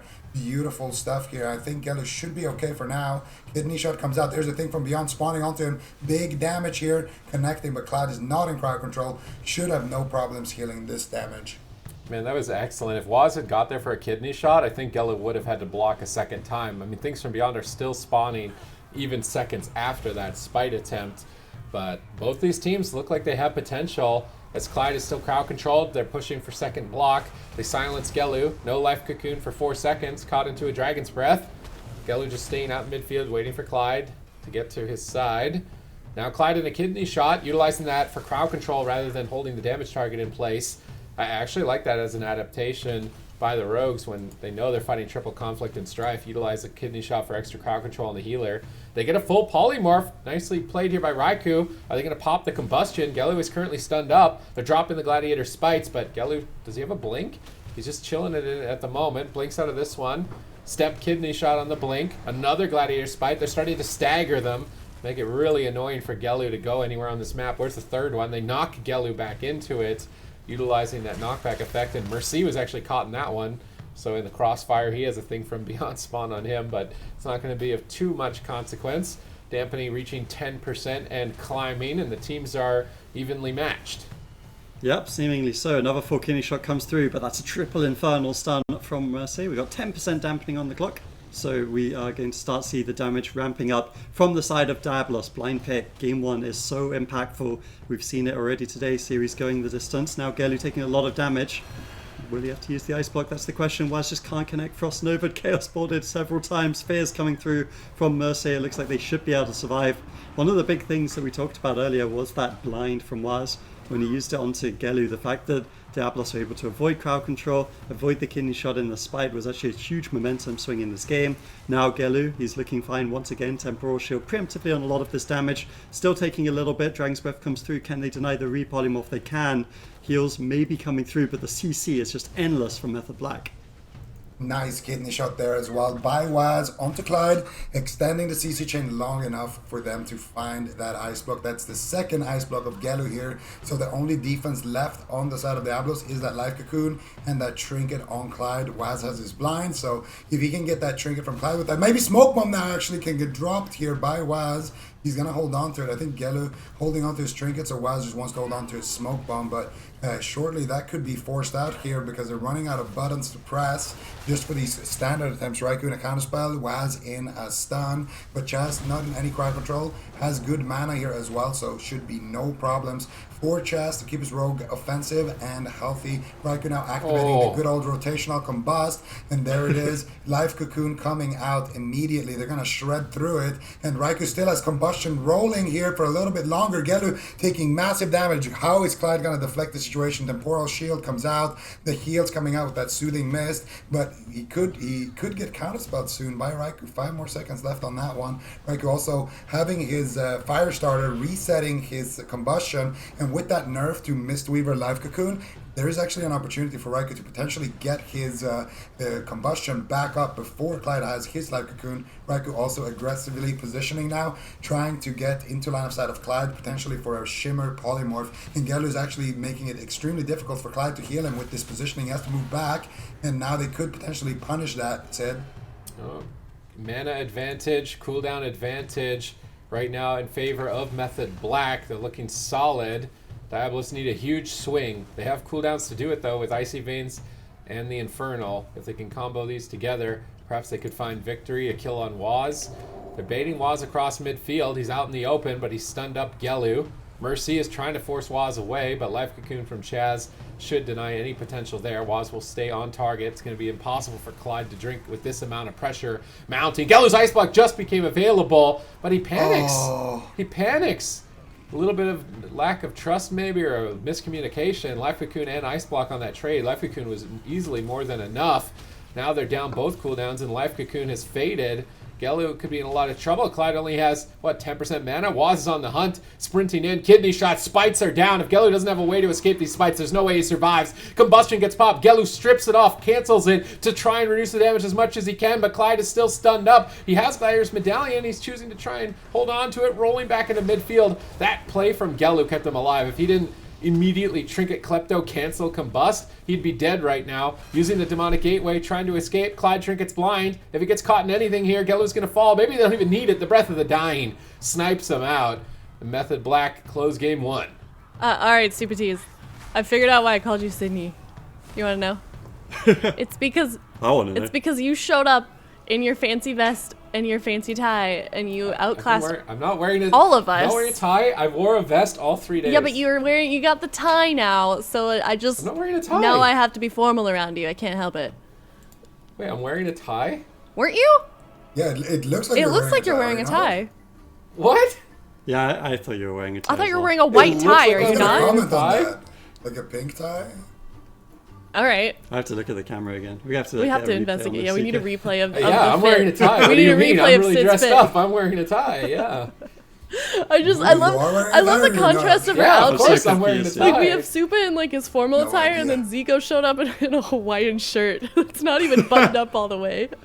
Dude, I'm so I'm actually confused thinking right about now. buttoning down one button because you're not cosplaying Zico, Rich today. Zico's Yeah, I cosplaying swear, JLB. I thought Rich was cosplaying Aya. Like, I honestly have no idea We're what's all going just on right now. cosplaying each other. Zico's cosplaying J.B. And then I need to open at least 5 more buttons to be the JLB, man. You just rip it open right now. Otherwise, Until that's your what's camera, up. so you can't even see where the That's not- buttons end. It's just nonstop. But Yeah, with my knee in the frame as well. Nah. Let's keep it PG. so Method Black 1-0 for that first game here. Now Diabolus looking to choose their map here. Zico, talk about that game. Where did it end? Where did it start to go wrong for Diabolus? I would say it all started in the login screen when they were picking. Oh, No, I'm just kidding. I'm just kidding. No, I don't know. It feels like they want to go late, but do they? Because they're never in a situation where, okay, all of Method Black are rotting down behind the pillar, now Clyde can drink, and now Mage Lock is going to win. They never get to that situation because there's too many setups happening, and eventually you spy it, that forces out a cocoon, and then Raikou does a rotational combust, that forces out a block, and you keep doing that. Eventually, you're going to be able to secure the win. So the Mistweaver for Method Black obviously replaces the Priest or the Paladin, and it's just you're going to have less damage in your setups. You're going to have fewer setups, but you're going to also have more time to get those setups because you're not on the clock the same way a Disc Beam would be. Okay, well, okay, so Diabolus locking in hook point here. Now Method Black to choose their comp here. Super Tees, what do you think they're going to go with? Let me look. They picked hook point. Why? What? They want to do what? You sound more confused than I was a second. They're a wizard cleave. Why did they? What are they gonna do with this? I mean, Mercy. Like what? Maybe it's time for Jamie DH. They want to Jamie do Rogue Enhance. Mage Pally into Rogue Mage Mistweaver, but they can't do Rogue Mage Pally. They also do Jamie Rogue, but there's no way, right? So, like, that's the only thing that would have made sense here. Is like they want to get Rogue Mage Mistweaver and Rogue Mage Pally and kill the monk or something, but that's not an option. Please don't pick it again. I don't think the Mage Lock. I didn't like the Mage Lock for them, but maybe the Ellie doesn't work when Chaz plays a monk. Maybe that's why Chaz is playing the Mistweaver. It's just the best overall healer into every option that Diabolus have. I mean, I guess there were moments like they got a block from Raikou, they got cloak from Waz. It wasn't like they were completely stomped in game one, but I don't know why you pick a smaller map when you were losing on mana. Okay, well, Method Black locking in Rogue Mage with Chaz once again on that Mistweaver healing set. What do you think about this map choice? It's clearly stumped Super Tees. Yeah, I mean, it really depends what they've got in mind for us in terms of compositions. Elementals aren't that bad on small maps either, just because, you can line of sight whilst casting your Lightning Lasso, you can cast whilst moving, so you can make it awkward for the other team to interrupt you. Maybe if they're bringing in Jamie on Elemental, it could be okay. Also, small maps make it a little harder for Chaz on Mistweaver. I think this Mistweaver pick is really solid with the Rogue Mage, and I think more teams are going to run it now that Rogues are back in the meta with the conflict nerfs and everything. So it just seems really sound into these casters, and I think if Diabolus, all they're going to run is Elementals and Mage Lock and stuff like that, it's going to be really difficult for them to kind of crack the armor of Method Black. And Zico is giving that shopping list of about 20 different things you need to be in an MVP team in AWC right now. It's really, really difficult to be a top team, but Method Black, they're showing that they've checked off most of that shopping list. They've got the casters, the melees, now their Rogue Mage looking great, and Chaz, he just casually logged onto the Priest and looked insane this weekend after not playing it the whole season. He's played every other healer, and now he's showing his stuff on Mistweaver, so it's great to see. It certainly is. Diabolus locking in Ellie Mage here, Clyde, on the Holy Paladin. But yeah, let's talk about Method Black. I feel like they're, we saw them now this week with the PvP changes, Zico. They're able to run that Mage Lock again, or sorry, the Rogue Mage again, and it just seems like the meta really favors them right now, especially since they have so many different comps they can choose to run. We're not really seeing them sort of slow down at all with the PvP changes. No, I feel like some of the stuff that they weren't running got a little bit weaker, like Warrior comps and Warlock comps, because they were definitely going heavy versatility. And, comps that they had but they couldn't run got stronger. So I think Method Black in general has gotten stronger in this patch. And, I mean, in this series as well, I think winning the blind pick has been so big. But I think what Diabolus is doing here is pretty good. They pick a small map, and that means you're going to have an aggressive Rogue Mage that you're dealing with, but they have a Mistweaver, so it can't be super aggressive because of that. They're somewhat limited with their, offense compared to, a Paladin or a Priest.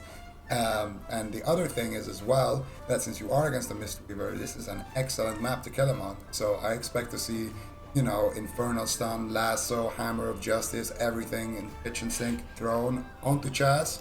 And I will see if he can live those setups, or if he's gonna do what he did against AWC. All right, we'll find out shortly enough if Chaz can live these setups coming from Diabolus here. It's Diabolus versus Method Black. Game number 2, Method Black 1-0 already. So we'll see if Diabolus can tie it up, or is Method Black going to put themselves on match point. Curious to see how they play the map out here. If they're going to play all-out aggression like Zico has alluded to. It's pretty much the only choice on hook point. There's not a lot of space if you want to try and run away.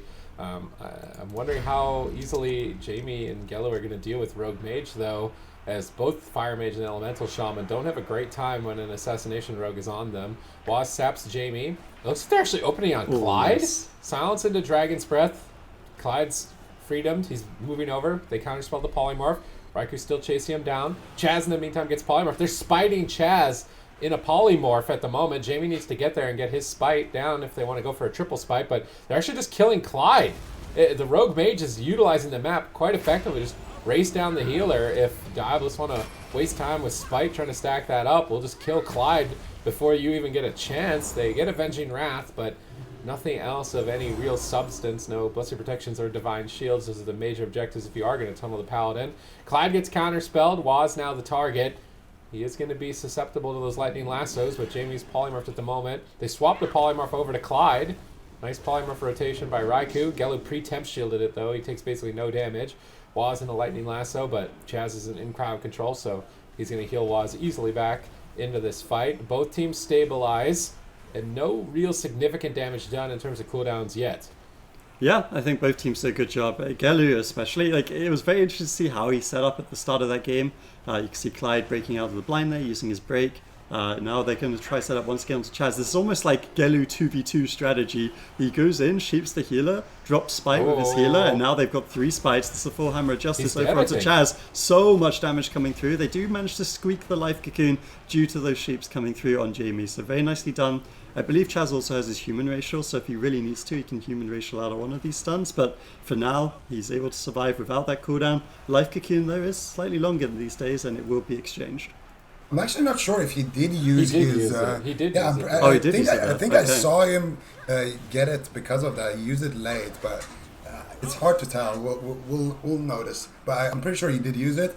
So Chaz, if that situation gets lined up again, could potentially die 100-0 here. But for now, Waz might be getting Greater Pyroblasted. He is gonna tank one to the face. Gellu being put in a sheep here, right? Trying to fake out Jamie here on that wind shear. He does, but Jamie dropping that lightning lasso, doing tons of damage here. Chaz pre-vitality, the polymorph, and there it is. Gellu 2v2 strat. Can they get more CC? There's the Dragon's Breath. Where's the stun? Clyde is in a Hammer of Justice. Waz shuts it down before they can even start the setup. And a nice sheep shot here. Clyde not gonna use his bubble like this. No. Not like this, dude. If he bubbled the kidney, He should have bubbled, yeah. Yeah, he should have bubbled they won. All right, well, Method Black, up 2-0. Diabolus losing Clyde there. For those that maybe that went by too quickly, Zico, break down those final moments for Clyde. Yeah, so Clyde, Waz knew that the only person who can stun right now is Clyde, because Jamie just uses Lightning Lasso on Raikou, and Chaz pre-vitality the poly while Raikou was dying. They stack up the spites. Setup's looking pretty good. Chaz, for the record, did use his human racial late in a Hammer of Justice. I caught it on the replay. And sniped it. All they had to do was just bubble this down or bop this down. Hammer of Justice Chaz. And I mean, he could still survive. You never know if Raikou gets a nice Dragon's Breath or a counter spell or whatever. But there's also a pretty high chance that a thing from Beyond spawns and just one-taps Chaz there. Since he didn't use his bubble on the stun, at least use it on the Vanish Cheap Shot to survive. But he didn't do that either. And, it's just a misplay. I gotta say, for Diabolus, I've been really complimentary of them this weekend. I think they've looked great. They've really been giving teams hell.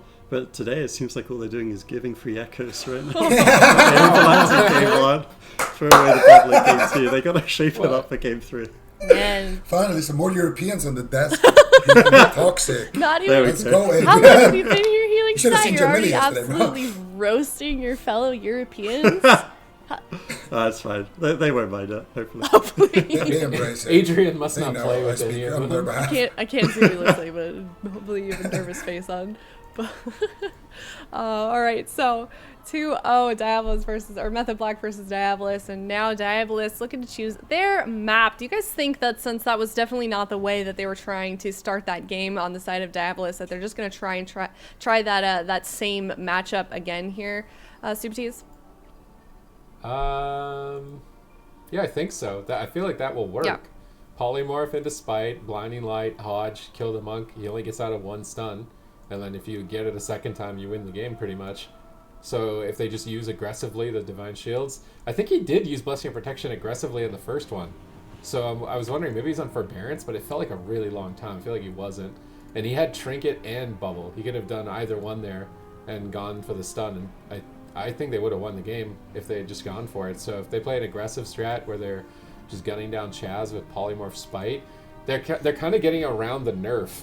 Like, before it was blind sap, and now you are in combat while you're in blind, so you can't be sapped. So instead, they start with Poly, and then they go into Blinding Light. Instead, they're doing the reverse order of the old Spite strategy, and then it's stacked up high enough that they can overload him. So I think if they do utilize Clyde more aggressively, that will work. And I think they're setting it up again when they pick Dalaran. All right, well, let's say that we have that same matchup here, healing stat. They both choose the same comps we saw in that last game. What's Method Black's win condition? Well, I guess they kind of won semi-randomly last game, right? Like, whatever it was. It was a bit of an awkward situation because of the cheap shot on the Aura Mastery, which is kind of where it all tumbled downhill. But I think they had the right idea, you know, let Raikou be the crowd control on the DPS of Diabolus, and then just go after Clyde. Paladins definitely can die in this meta. All right, 30 seconds left here for Method Black. Do we expect... I mean, you know, Diabolus had not the best game in that last one there, Super Tees, but is there really any reason for Method Black to swap off that comp we saw in Game 2? They might blind lock Pally, I feel like, because then they can use Freedom and negate the Spite maybe a bit better. I feel like I'm actually worried about Chaz. Maybe he has to play Conflict if he wants to stay on Monk instead. Because, I don't know, I feel like that's repeatable. The Method Black have an interesting way of dealing with it because they know Clyde is like the main stun. So attacking him and just waiting until Polymorph is about to end on Chaz, then they can stun Clyde before he can stun. And then Clyde is left in that awkward position where he's like, well, now I'm supposed to Hammer of Justice you, but you've stunned me and I can't. I could do something to get out of it and try and get it, but I might die if I do that, so they have to think really hard whether or not they want to commit it. I think the answer is you just commit it and you just do it. And then if that works for Diabolus, then I would imagine Method Black make a change, but they'll have map pick and they'll have comp advantage for the rest of the series. This is going to be really tough for Diabolus. Okay, so both comps and the map have been locked in on both sides here. Diabolus just locking in Mage Ellie once again. Clyde on that Holy Paladin. Gelu on the Fire Mage here, healing stat. What do you expect in the first? Let's talk about the opener for this series here. How do you think these teams are going to target each other? Well, I think both of them are trying to connect on the healers. For Gelu, I actually really like the strat Gelu's going for. I think it's super smart, and he does this, as I was saying, I think Ven was talking about it a bit too. Gelu streams a lot of his twos, you should definitely check him out, one of the best mages in Europe for sure. And he basically does this setup where he sheeps the healer, and then he goes Nova, his DB, whatever healer he's playing with can also assist, and they double Spite and try build up the corruption as high as possible before going for that big one-shot build with the Fire Mage. So I think if Gelu keeps going for that, he's got a scary elemental to back him up with Jamie. There's definitely a scary time for Chaz on the Mistweaver on Method Black, and you know, we were saying they could have literally won the game if Clyde could have got there for the stun. It was that close, really. So Diabolus, I think their win condition is pretty straightforward. That's what they're looking to do at the start. For Method Black, it's basically trying to deter that. Since Diabolus is so all in on these one-shots, if Method Black gets anything to deny it, you know, a good Dragon's Breath coming in from Raikou, a kidney shot from Waz on Clyde, as we saw, that's the sort of thing they're looking for to win this game. All right, well, game starting soon here. Method Black only one win away from sending Diabolus out of the tournament and moving on to the grand finals. Or is Diabolus going to swing this around in their favor? Diabolus versus Method Black on game number 3. Diabolus definitely not in their element right now, playing the potential last game here on a watery sewer. Let's see if they can find a kill. Ooh, sap onto Clyde. They are not playing Spites though. I would expect Spites to come out. Raikou looking for Polymorph onto Jamie so that they can go after Clyde. Waz still gonna choose to go after him here. Chaz blinded, lighted, and spited, and sheeped. Overlap. Can get another one. No, Raikou's there to deny it.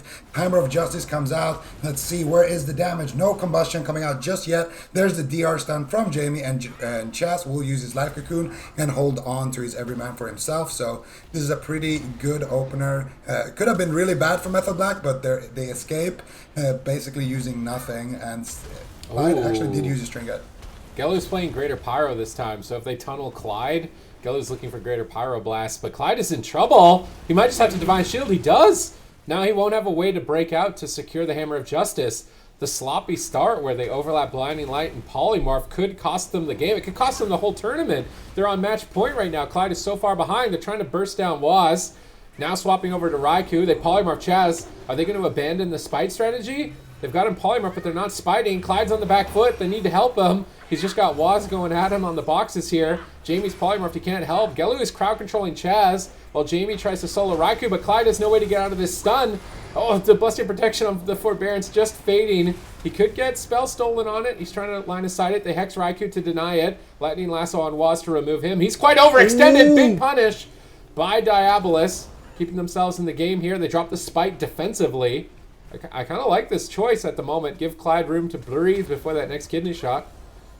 Yeah, no, definitely. I mean, Clyde, he's been under pressure from the start of this game, and obviously they did kind of make that mistake overlapping the Polymorph with the Blinding Light at the start. But the fact they have that Blinding Light into a Relentless Chaz could be a win condition later on, so we will have to watch for that. This is a nice setup coming in from Method Black right now. Those Smoke Bomb, Polymorph coming through, Kidney Shot. Gelu doesn't have his Ice Block, so Clyde has to Trinket out, gets that big Aura Mastery heal. Now they're looking for another swap on Waz. He doesn't have the Cloak of Shadows. DR Stun comes through. Massive damage, and the Blinding Light just to secure it potentially. They have this DR Sheep. Is it going to be enough? It looks like Waz has escaped for now. Life Cocoon connects, and this back and forth game, you should see that Diabolus aren't going to go out the tournament easily. Yeah, that was a really nice attempt there by Diabolus, and Waz as well. Lightning fast reflexes with that Shadow Step, ducks out of line of sight, plays the defensive portion of his class very well, and now he's back on the aggressor. Gets a Sheep Shot onto Jamie, Sheep onto Gelu, and Clyde. I don't think he can survive this. So much damage. Divine Favor not going to go off, and Diabolus will be eliminated in third place here in EU Cup number 4. Diabolus getting 3-0'd by Method Black, putting them back up in the grand finals position here. But that was kind of a quick game. Break that down for us, Healing Stat. How were they able to secure a victory? I think it all does stem from that start, because for Diabolus, it kind of went wrong both offensively and defensively. They overlapped their crowd control, so they didn't build enough spite stacks on Chaz, and then because of that, I think after what happened in game 2, Clyde felt like, hey, I have to Trinket and kind of help my team all in here. So he Trinkets to get the Hodge, and then they force Divine Shield straight after, and after that opener, it's so rough to recover against a team like Method Black, so kind of unfortunate for Diabolus. I think on the other side though, like I said at the very start of this series, Rogue Mage probably should have the edge in this sort of matchup. So I do think that Method Black kind of came in with the correct composition here, bringing the Mistweaver for something slightly more rounded. And it's going to be difficult for Diabolus. But they've got some time before circuit. We'll have to see. Maybe they can prepare Jamie on some of those melees. Looking forward to that as well. Now we're on to our grand finals. It's Wildcard Gaming versus Method Black. We're going to go to a break and then come to that grand final series. Before we do that, though, I just want to get your guys' predictions. This is Cup number 4, Wildcard Gaming versus Method Black, are teams that we've seen consistently in this place. Let's make predictions. CPTs, let's start with you. Comp picks or who's going to win? After watching Blizzo Warrior Mage, like, it didn't look as bad as I thought that it was going to be. So, what is Method Black gonna play? Rogue Mage Paladin? It's not that deep. Rogue Just Mage pick one Monk team. versus, yeah, is it Rogue Mage Monk versus Warrior Mage Monk? And then Yeah. if that's what it is, I feel like... Sid, what does your body part say? What does your heart say? What does your heart tell you? I think Wildcard Gaming. Okay. Zico? I would say my heart says Method Black, and my brain says Method Black. So I'm going to go with Method Black, 4-2. All right, 4-2. Healing Stat? Yeah, I mean, any other week I would have said Wildcard Gaming, but I do get this feeling that Rogue Mage is just, it's really back. And when Rogue Mage is back, Method Black's normally back as well. So I'm going to go Method Black for this weekend. All right, well, I am going to tie it up. I'll go with what Supertease is saying, and I'll go Wildcard Gaming. So that's 2 votes for those guys, 2 votes for Method Black. We're going to go to a break, and we'll come to that grand finals. And this is the last grand finals of this season here in Cup number 4 for the European bracket. Wildcard Gaming versus Method Black coming up next.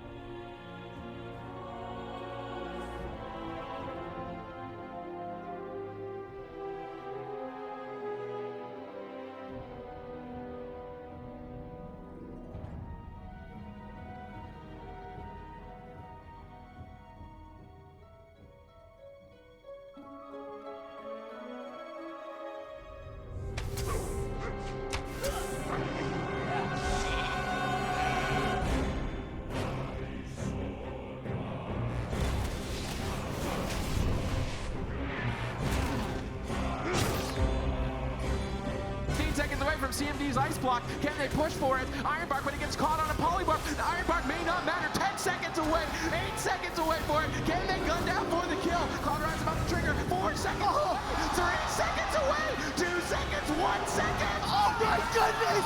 Oh my god! My heart is still racing from that ice block.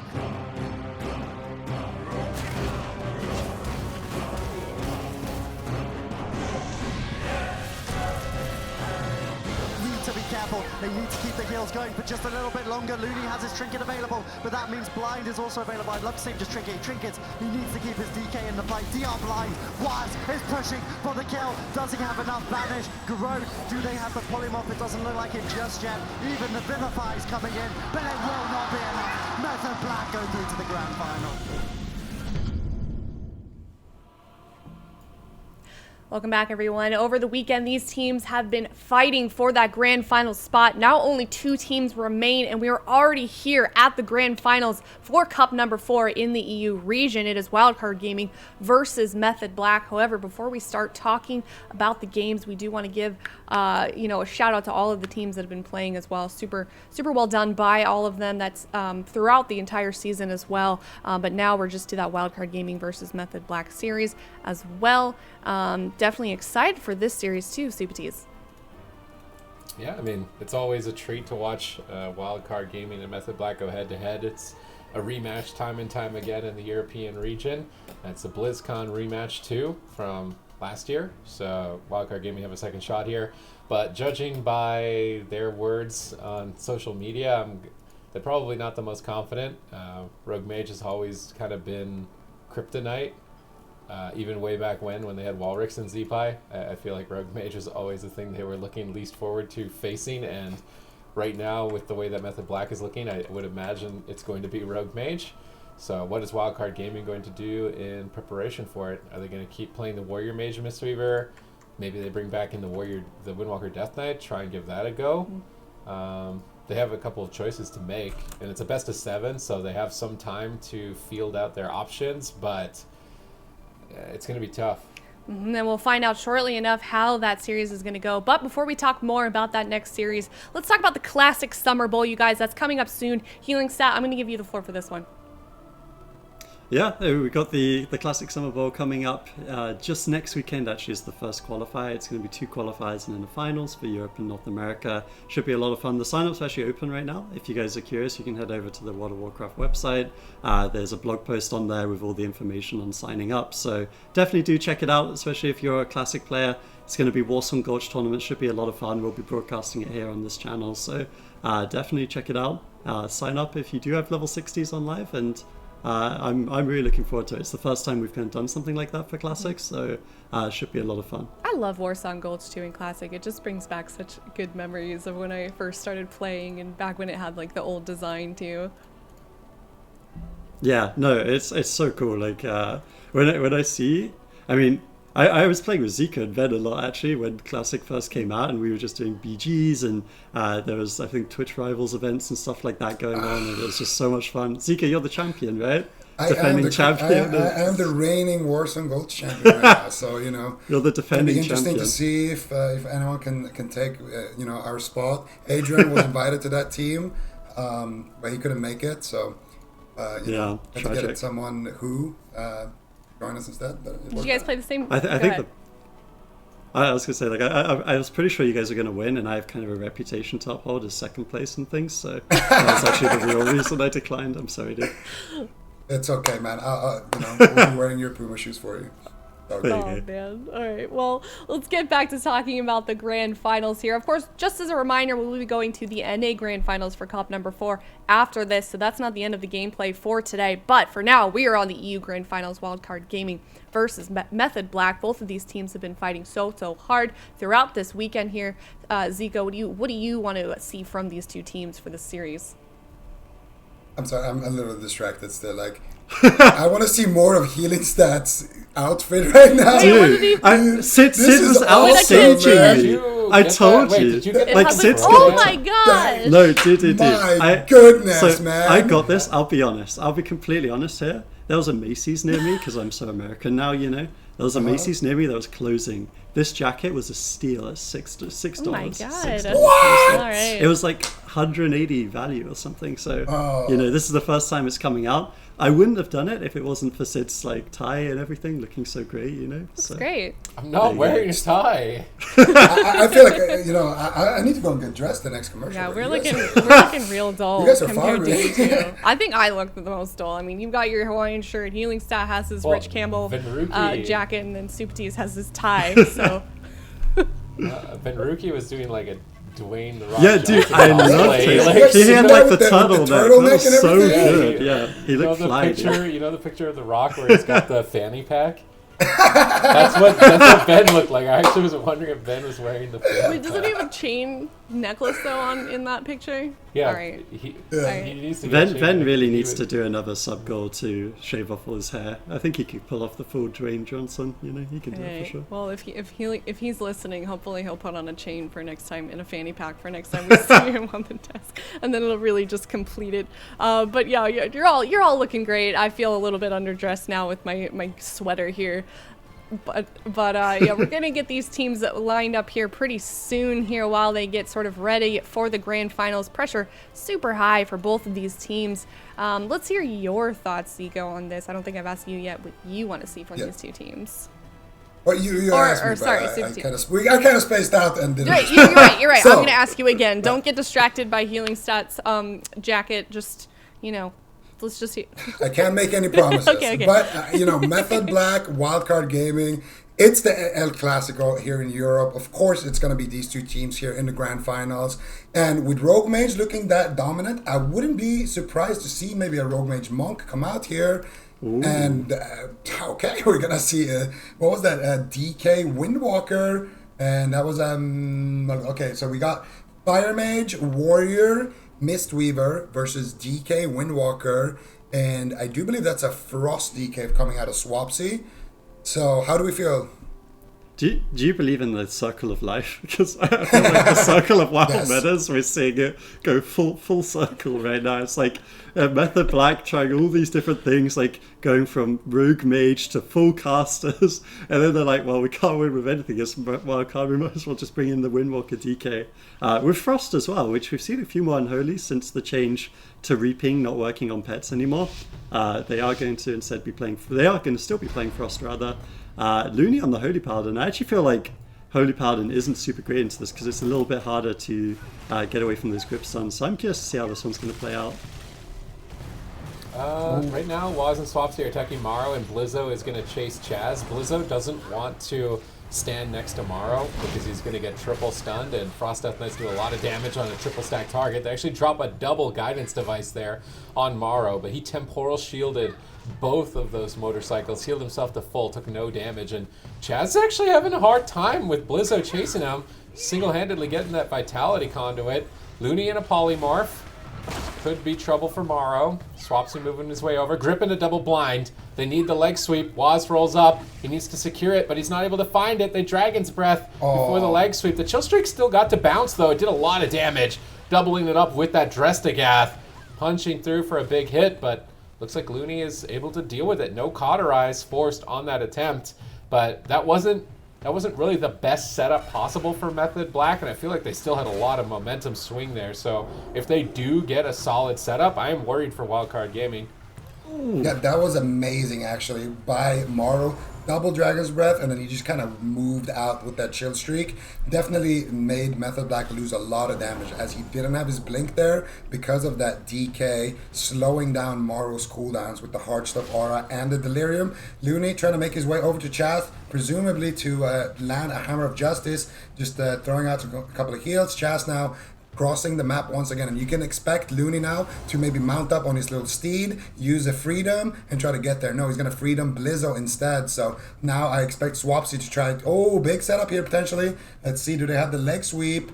Waz is in position but doesn't get it in time there. Actually, no, he did get it onto Blizzo I think, who trinketed there. I'm not sure. The ineffable truth is making all kinds of cooldowns hard to spot here. But a big swap onto Chaz. There it is. Hammer of Justice into the Stormbolt. Do they have anything else? No. Chaz is going to escape, not using his everyman for himself. And those are the cooldowns that you want to be forcing in general in World of Warcraft. If you can force Chaz to use his Stunbreaker, he will become a very exposed target.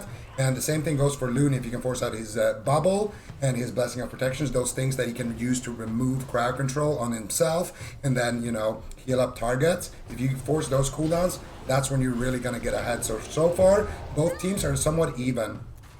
Yeah, I definitely like this pick coming in from Method Black so far. It does look a bit scary for Chaz, but just having Swapsy to increase the cooldowns on Maro, but not just that, look at Blizzo the entire game in that Chains of Ice. Swapsy is the sort of Death Knight that will never, ever, ever let Blizzo not have Chains of Ice on him. And we can see the benefits from Method Black here. Because they are just stalling out the game, they're able to get these clean setups, huge damage on Maro, force out the Ice Block. And so far, for this comp, I would say so good for Method Black. I like that they're running the Guidance Device and the Drestagas so that they have a threat outside of the Chill Streak. Normally these Frost Death Knight comps are struggling because if the other team plays perfectly around Chill Streak, the Frost Death Knight may as well not even be in the match. But bringing these trinkets in for extra burst damage on a setup is still making it scary, even if they're only able to hit a single target. And Drestagath gets full value on a single target, so it kind of gets around the other team trying to play around stacking up for Chill Streak. This is a nice build from Method Black. Looney, though, moves in for Hammer of Justice. Immediately has to move back into the fight to heal Maro. He's down at half health. Double Blinding Sleep. Blizzo trinkets immediately charges away, but gets gripped back into the fight. Waz actually needed to retreat while Chaz was crowd controlled, so he's avoiding Blizzo at the moment. Not nearly enough pressure as they were hoping here. Big Avenging Wrath heal from Looney in the back line. If he's not crowd controlled, he does. They land a paralyzed with a double leg sweep. Remote Guidance Device 1 and 2, and boom! Sacrifice trades to stabilize Maro. This build from Method Black is very threatening. It's looking good for a Game 1 pick. Yeah, I really like the pick here from Method Black, and you can see Looney not able to do too much here. Just kind of forced to heal his mage, not really able to get too much CC here. Still waiting for that Hammer of Justice. Now he gets polymorphed here by Swapsy right there. I think he stole a poly, and now they have a lot of pressure onto Maro, onto Waz. Who's gonna fall? Divine Favor comes out. The next time that Blinding Sleet comes out for Swapsy, and the next time that Leg Sweep comes up for Waz, which is in about 20 seconds, they could make a big hit. Chaz also should have his Leg Sweep as well as his Paralyzed, so the next setup should look something like a... Ooh, nice. So Waz trading out his Touch of Death right there. Looney just going to use that Blessing of Protection, but that means for the next setup they won't have it available. But Chaz pulling the trigger now on the Paralyze onto Looney, not going to have that available. Instead he's going to have to try to clip Looney with a Leg Sweep, which is going to be extremely difficult to do compared to Hammer of Justice, but he does land it, and Blizzo almost going down as a result of that. Beautiful play there from Chaz. You couldn't see it because it was off screen, but Chaz managed to clip that Leg Sweep before he got Hammer of Justice by Looney, forcing out everything from Blizzo and Divine Shield, and Blizzo and Maro are not out of the woods yet here. Big push from Method Black. Well, this is looking utterly one-sided so far in favor of Method Black. Such a great composition coming through from them. They've been clean on their chill streaks. Chaz has been playing insane, but they have to secure it. Against the Paladin, it is difficult. We know Paladins have a ton of cooldowns and they can run that CDR. Waz is the target of choice, but he does have the Touch of Karma. There isn't a Blessing of Protection available right now, I do believe, so this is big trouble for Maro. He's going to have to kite away as best he can using that Combustion, but to little avail. Once again, Swapsy stole something, so we're going to have to see what that is. Quite often when Swapsy is on the map against a mage, he is the best mage on the map, and he's looking to take down Maro. Are they going to be able to do it? Roadkill potentially as the bikes come crashing in. Is it enough damage though, Sid? I think it is. Yeah. You don't need to, Easy. don't need to answer that one. It is enough damage. Method Black pull out a composition. I mean, I wasn't expecting them to play Windwalker Death Knight. I actually thought it was Wildcard Gaming that would maybe try Windwalker Death Mira? Knight. So, I mean, it looked good. That was a solid answer. I was never really worried. Maybe at one point, but then Waz just avoided Blizzo, and a warrior with Chains of Ice is probably never going to be able to touch a Windwalker outside of a Stormbolt. So, I don't know. That comp looked good. Now, my anticipation is that if they lock a big map, this is where winning the blind pick matters so much, because they can't play Death Knight Windwalker into the Boomkin Elemental.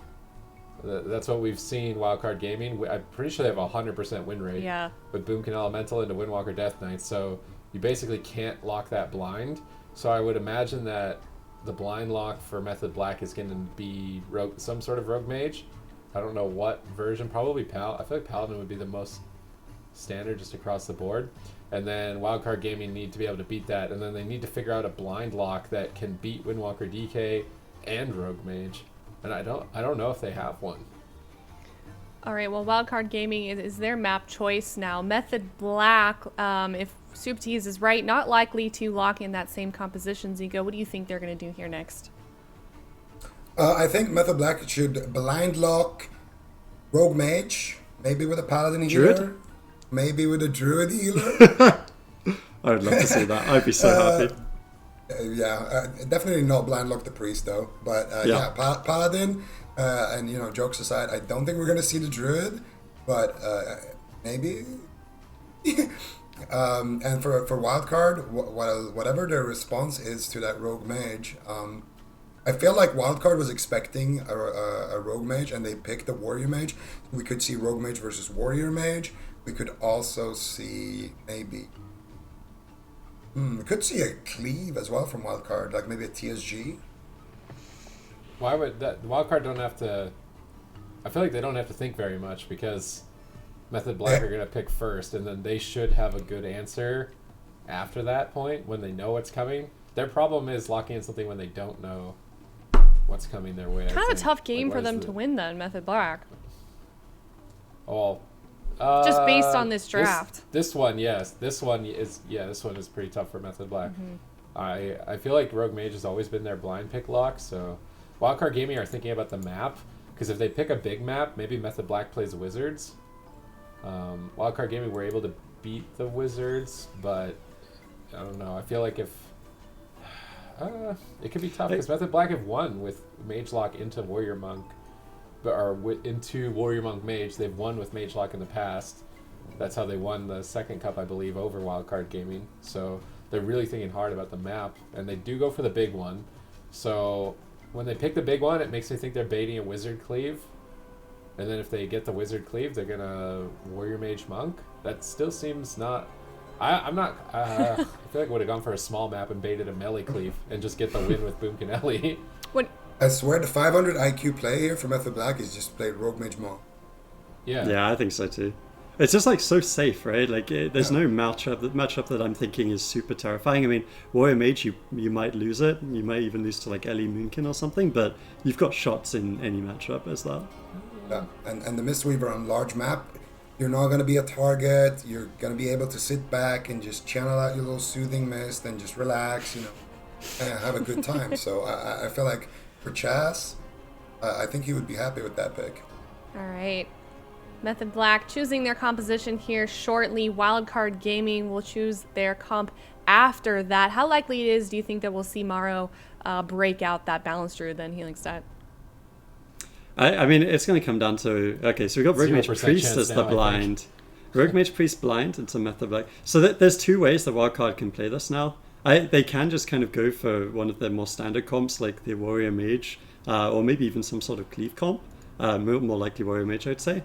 But they can also still go Ellie Moonkin sort of style. It's difficult because Rogue Mage Priest is very, very aggro, but if you do survive that early aggression, you're just going to win very quickly, right? You're going to run Gushing Wounds, you're going to have a ton of damage, and this Priest is not going to have mana for very long. So I think for Wildcard Gaming, this is actually a pretty nice pick. They've got a big map here, they've got plenty of room to work with, and they've got a lot of compositions to consider as well. Do you agree, Zico? I heard a Yeah, no, I do agree. I'm just thinking, what is Method Black's kind of game plan here? I feel like it obviously depends on what Wildcard locks, but when you look at it, just in theory, I think that I would be surprised to see Holy Pala, Moonkin, Ellie locked into this, and I think that's what Method Black is most afraid of. And you'd be surprised if Wildcard Gaming played that? I would be surprised if they played it into RMP, because Moonkin Ellie is one of those comps that can just die through everything if you have a good setup. So I would expect something more safe, like maybe even Munkin, Ellie, Weaver, or a potential Cleave. But I feel like it's the wrong map for a Cleave. Yeah. I don't actually... I feel like Cleaves aren't even that good into RMP anymore either, because the thing is, with Vitality Conduit, the Priest actually cycles through sometimes for like 3+ minutes. And with the damage Rogue Mage Priest can do, sometimes that's too long to actually kill him. Which is why I think, for Method Black, probably their logic here is, hey, Wildcard Gaming are picking the biggest map, we know how terrifying they are on their Elemental Moonkin on maps like this, so let's just pick something that has so much damage that if they do lock that in, we've still got a shot of, getting a Gib on either the Ellie or the Moonkin. And for Wildcard Gaming, it might kind of unnerve them into picking something else as well. So I kind of like it for Method Black. It looks like we are just sticking with the Warrior Mage, so I feel like this is fine. Yeah, we got Wildcard Gaming locking in the Fire Mage and Blizzo here on the Warrior, Looney on the Holy Paladin. And for both their map choice and their composition choice, Zico, they use nearly their full timer for both of those, and it just seems like they're really feeling the pressure here on this one. Well, I mean, that's what happens. Like the criteria we talked about for having, a good roster. You need to have a melee expert who can multi-class. You need to have 2 casters. You need to have a healer who can play every healer that's meta on the highest level. Well, both of these teams check off those boxes. That's why they're in the finals. Right. And that's why these blind picks and these counter picks are so hard. Because normally you're like, okay, they will play this. And we're going to play this. We're going to have a big advantage on this map. And we're going to have a comp advantage. But because the map is locked in first... both of these teams, if they see a small map, they pick something that abuses that specific map. They can lock in, a double monk on Blade's Edge, or if they see Tolvir, they can just blind lock Mage Lock. And when a game goes to 60% dampening, you don't really know who's gonna win. So I think that's why it just takes so long, because there's so many people as well on the roster who want to have their say in what they should run. Except on Method Black, then it's just swaps. You kind of rule. Iron Fist banging his gavel in the middle. I actually would have, if I was thinking of like one Cleave the Wildcard could have locked, I would have been curious to see how Turbo plays out in this matchup actually. Just because that's the sort of thing that is terrifying enough against RMP that maybe it could win. But I mean, you can't ever bet against Wildcard locking in Warrior Mage, right? Like their Warrior Mage is insane. This matchup is at worst 50-50 for them, I think, with the Paladin. One thing I'm very interested in though is Method Black. When they played their last series against Diabolus, they were crushing Clyde, right? It was slightly different composition, but still insane damage. If they can do anything like that with a Priest on their team as well, it could be devastating for Looney. He's going to have to play a really good game here. Mm-hmm. There was one thing, actually, that Clyde did last game, which I didn't agree with. He went 8 Ineffable Truth. And typically, we see 4 Ineffable Truth, and then Pallies go for a little bit of Versa. But I think a reason why Clyde died so easily was because he literally had 0 Versa, from amps or procs. So I think Looney is going to go max 4 Ineffable, so you could be harder to take down, but still you're going to have the Priest damage and action, so it could still definitely be the play that we see. Mm-hmm. Yeah, and just based on where we are right now, clearly both of these teams are just taking their time to try and strategize together as a team, as the game hasn't started yet. But Wildcard Gaming and Method Black, both of these rosters, they're so stacked. You kind of touched on it a little bit, Zico, but I feel like every player on both of these teams, they're really known for the classes that they're playing. They're always up there when you talk about, the best mage, the best healer, the best warrior, the best rogue. Both of these teams are just absolutely stacked for their rosters healing stat. Yeah, I mean, these two teams are insane, right? And that's why it's such a surprise, and we're so critical of, like, Method Black. They only got 3rd that event, or Warcard Gaming, they're in the lower bracket. Like, what's going on? It's because we expect these two to be at the top just because they have everything. They've been so dominant, and it's really fun, actually, to see when teams like Diabolus shook up the meta this tournament. We had Enlight, Zuniaki's team, crushing some of these cups as well. But ultimately, I feel like anyone who's watched these tournaments to say, okay, the top 2 teams in Europe consistently for the last couple of years now have been Method Black and Wildcard Gaming. And the fact that the other one exists is almost good for both of them because it means they're challenged to keep improving. Like Method Black will win like 3 weeks in a row, and Wildcard's like, okay, we've got something. I think, honestly, what can happen if you have only one team, like C9 for a lot of last year, is, they just don't have anyone who's challenging them. They were just crushing everyone. And then it's hard. Exactly, they're just smurfing. And then it's hard for them when they go to the international tournaments because they don't have like a Method Black or Wildcard Gaming. If you just spam Wargaming against that team, how could you not just consistently improve, right? Oh, for sure. And, you know, not even just these top 2 teams. I feel like the top 8 for this region as well. It just seems like even the ones that are a bit at lower seeds than, you know, in the 4 to 8 position for seeding here for this region, they just get better and better every week. And I think the competition for EU, at least while we're on, you know, on this side of the bracket, is just really starting to shape up so nicely. And it makes me really excited for the Circuit Series, Supatis. Yeah, I mean, Circuit's going to be awesome. Every team has to play every team. Maybe we see N-Light earn a few more points than they normally would in a double elimination, because they might not have to deal with just 2 mage locks back to back. They'll still have an extra 5 teams to fight. They might be able to earn a lot of points that way. So it opens up the table to a lot of teams potentially that have a hard time only with one specific comp.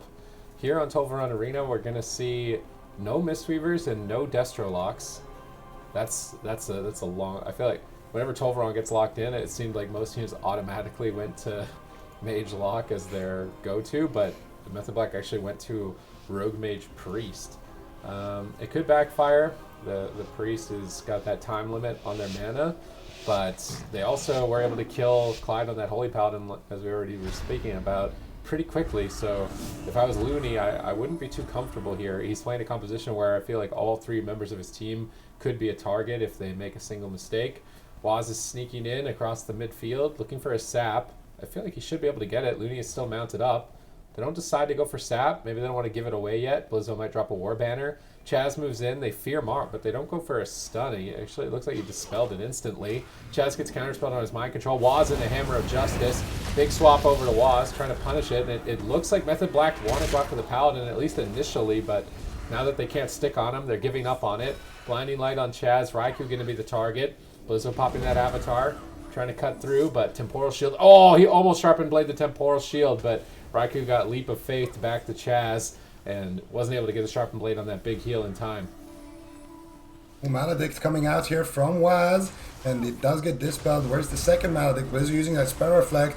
Big smoke bomb attempt here. Looney gets blinded on his way in. Trinket's out of it. Gets Sheep Shot on his Trinket. Can Raikou secure the polymorph? He does. Beautiful setup here, but Blizzo does have that Vitality Conduit. Was able to get that from Looney before, and now Waz in trouble. Full Sheep here onto Chaz. Waz gonna Trinket, use that Cloak of Shadows, trying to hold on to his evasion, trying to kite Blizzo, holding on to something for later. And right now, it's looking like Wildcard Gaming is the team that's ahead. Blizzo with a double fear, looking to take down Waz here. Hammer of Justice comes out, but Chaz does snag that Dispel and free up his Rogue. And now, once again, I expect Method Black to be the ones going aggressive. Raikou looking for a polymorph. He's gonna try to fake cast the counterspell of Maro here. He does get it.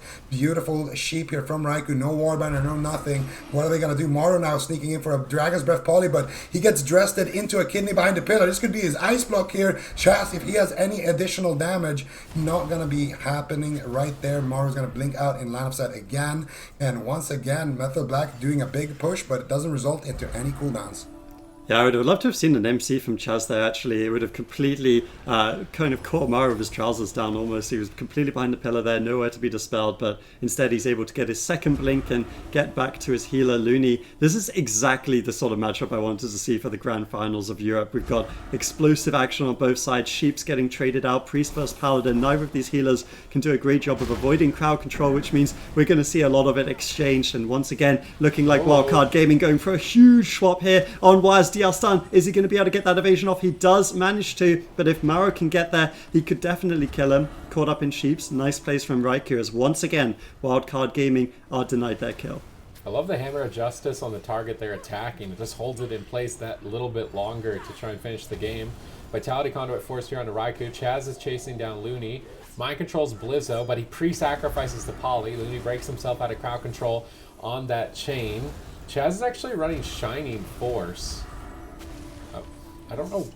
What is he getting out of value? There's no defensive cooldowns. He gets to knock. He gets Blizzo off of Raikou for a second.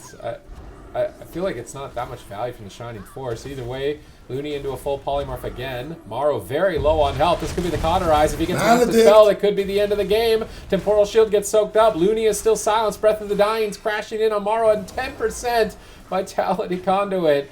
saves him from Looney. Now Chaz and a polymorph. Raikou exploding. Blizzo counterattacks, charging in, pushing for that cauterize. Sharpen Blade up. They get the cauterize, and they get a lead. Was still trying to develop pressure with that, dropping that Dress to Gas. Psychic Scream on Looney, Poly on Blizzo. Good cross crowd control. They need to get the cauterize from Morrow during this time if they want to pull themselves back into the fight. They get Glider's Medallion from Looney during the crowd control, but definitely not going to be a cauterize. And Looney's standing on top of Chaz, waiting to go for crowd control. Raikou could be in a lot of trouble. Ooh, full blinding light here into Ring of Frost. Maru, he cancels it. He goes for the full sheep instead, trying to hold on to those DRs, min-maxing that time that Chaz would be spending in the blind. The poly was DR'd as well. Going for another polymorph there onto Chaz. Gets it. Waz still in a lot of trouble here. Blizzo trinketing out of that blind. Waz smoke bombing on himself, trying to do whatever he can to survive. Should be enough with that pain suppression from Chaz. Now Chaz doesn't have his Psychic Scream just yet, I don't think. He's looking for it, but Looney is the one who's going to pull the trigger first. Hammer of Justice comes in. Poly is still on the art for Mar for a couple of seconds. Dragon's Breath comes in, and soon Chaz will be out of Poly art. He needs to get out as much healing as possible. That Poly right there is going to be on Chaz, and he didn't prem it. Now Waz could be in a world of trouble, but that preemptive barrier and that Vitality Conduit is enough to keep him going for now.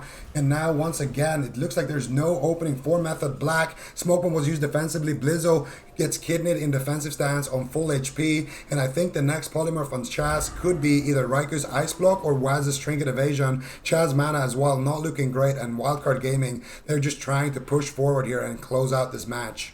Dude, this is exactly what you love to see as an arena fan. Such fast-paced action, so much going on in these games, dampening just about to kick off, and really, both these teams have almost died so many times. Blizzo now is the one on the back end. Looney does have that Divine Shield, but it's a big cooldown. He wants to hold on to that if possible with his Avenging Wrath coming up. He will be able to get some heals now, able to secure Blizzo. Now Waz is the one on the run once again. He does have Cloak of Shadows, Evasion, and Trinket, so some of those cooldowns have been rotating back up, but they're going to go on the offense once again here. Wildcard Gaming, full Hammer of Justice on Chaz. It's up to Raikou. He does an excellent job of denying the crowd control, but can he continue to do so? Yes is the answer. Beautiful denial on the Sheeps. Chaz, though, they duke out the Premonition, and it's still not enough. Surely Raikou going to be forced into his Ice Block here.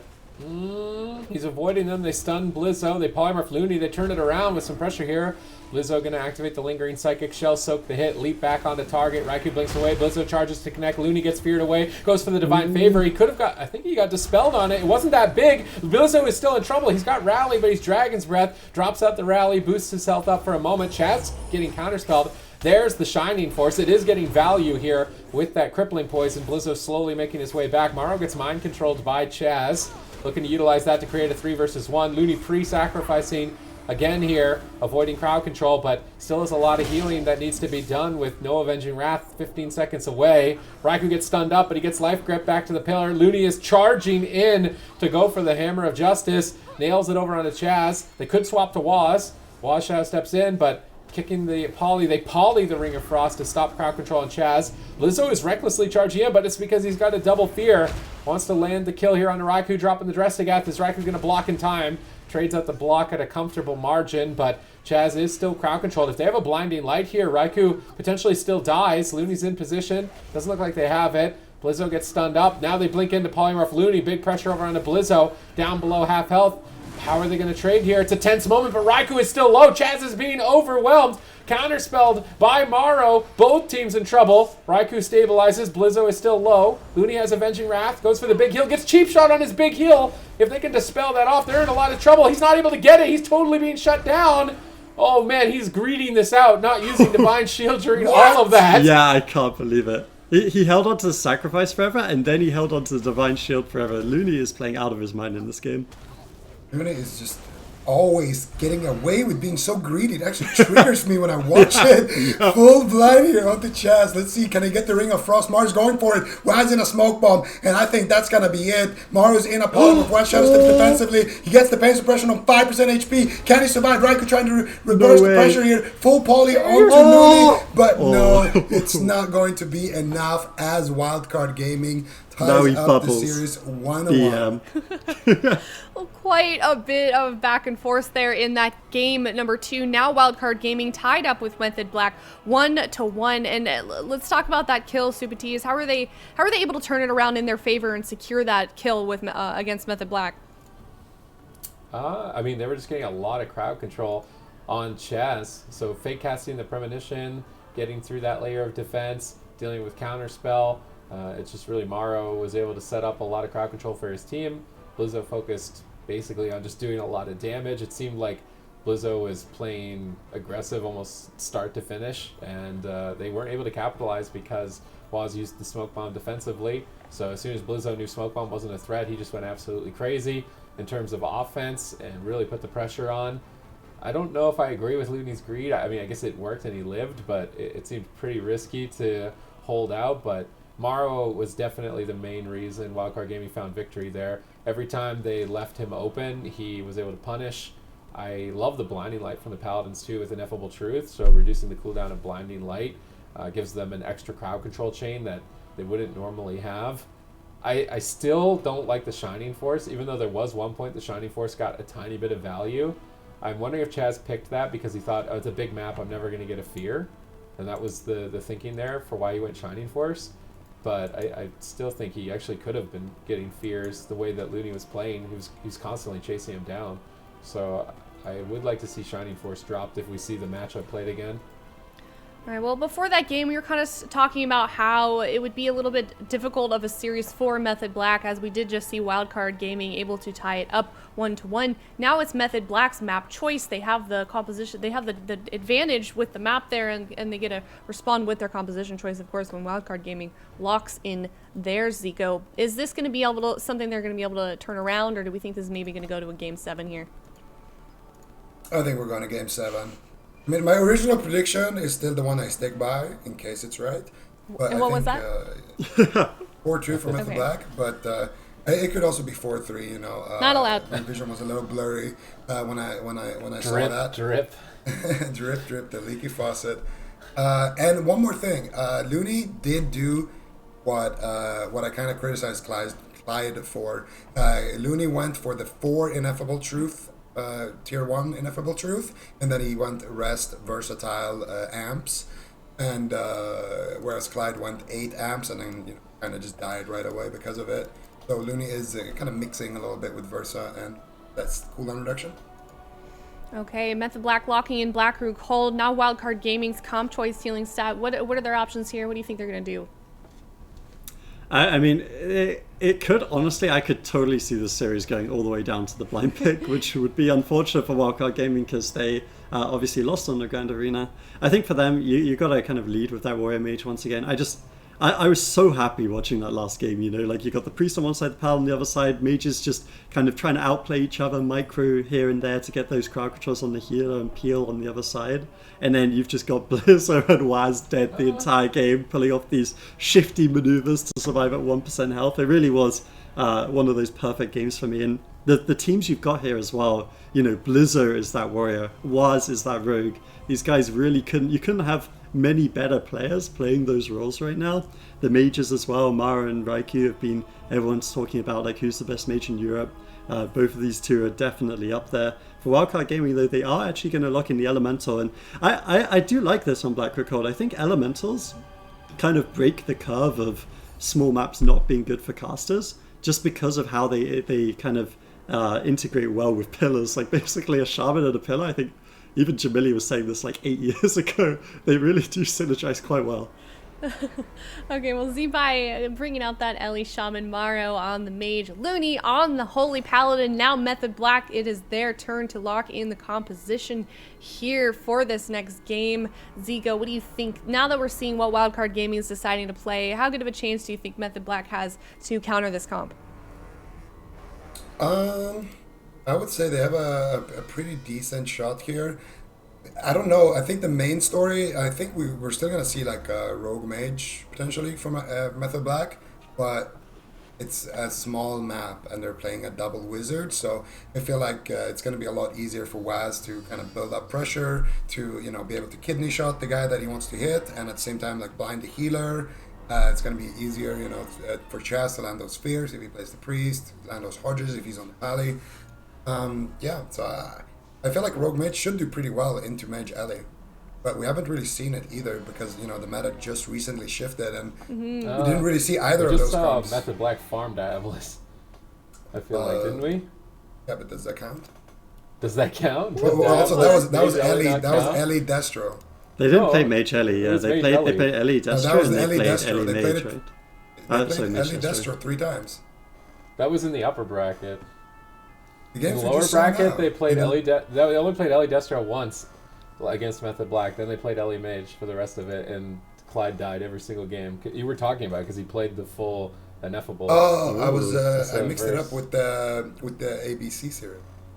Why didn't? Maybe. Why did? Well, Wizard they're not Warrior- going for it either. I swear, Wildcard's Ellie Mage, when we saw it last weekend, was so terrifying. And now everyone does even more damage. So I actually can completely sympathize with Black. Because Rogue Mage, like, one of the weaknesses still is that if the Rogue does get caught out playing 2 aggro, which he has to keep his pressure going, then he can definitely die. And I think, you know, especially on this map, they've chosen something very smart here.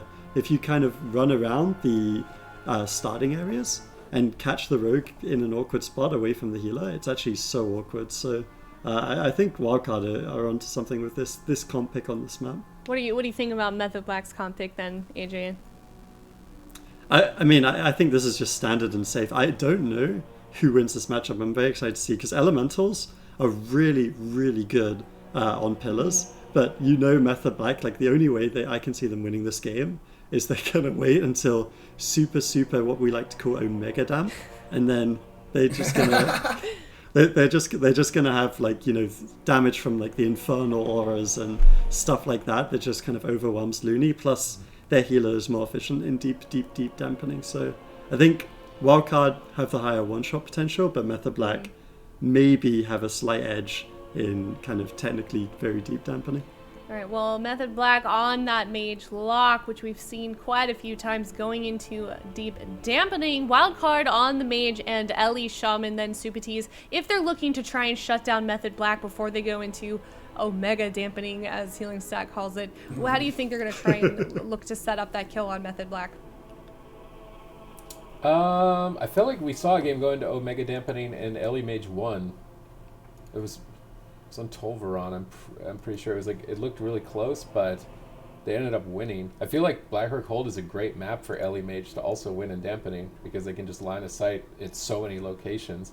I actually don't like this pick from Method Black, where the map is for it, at least.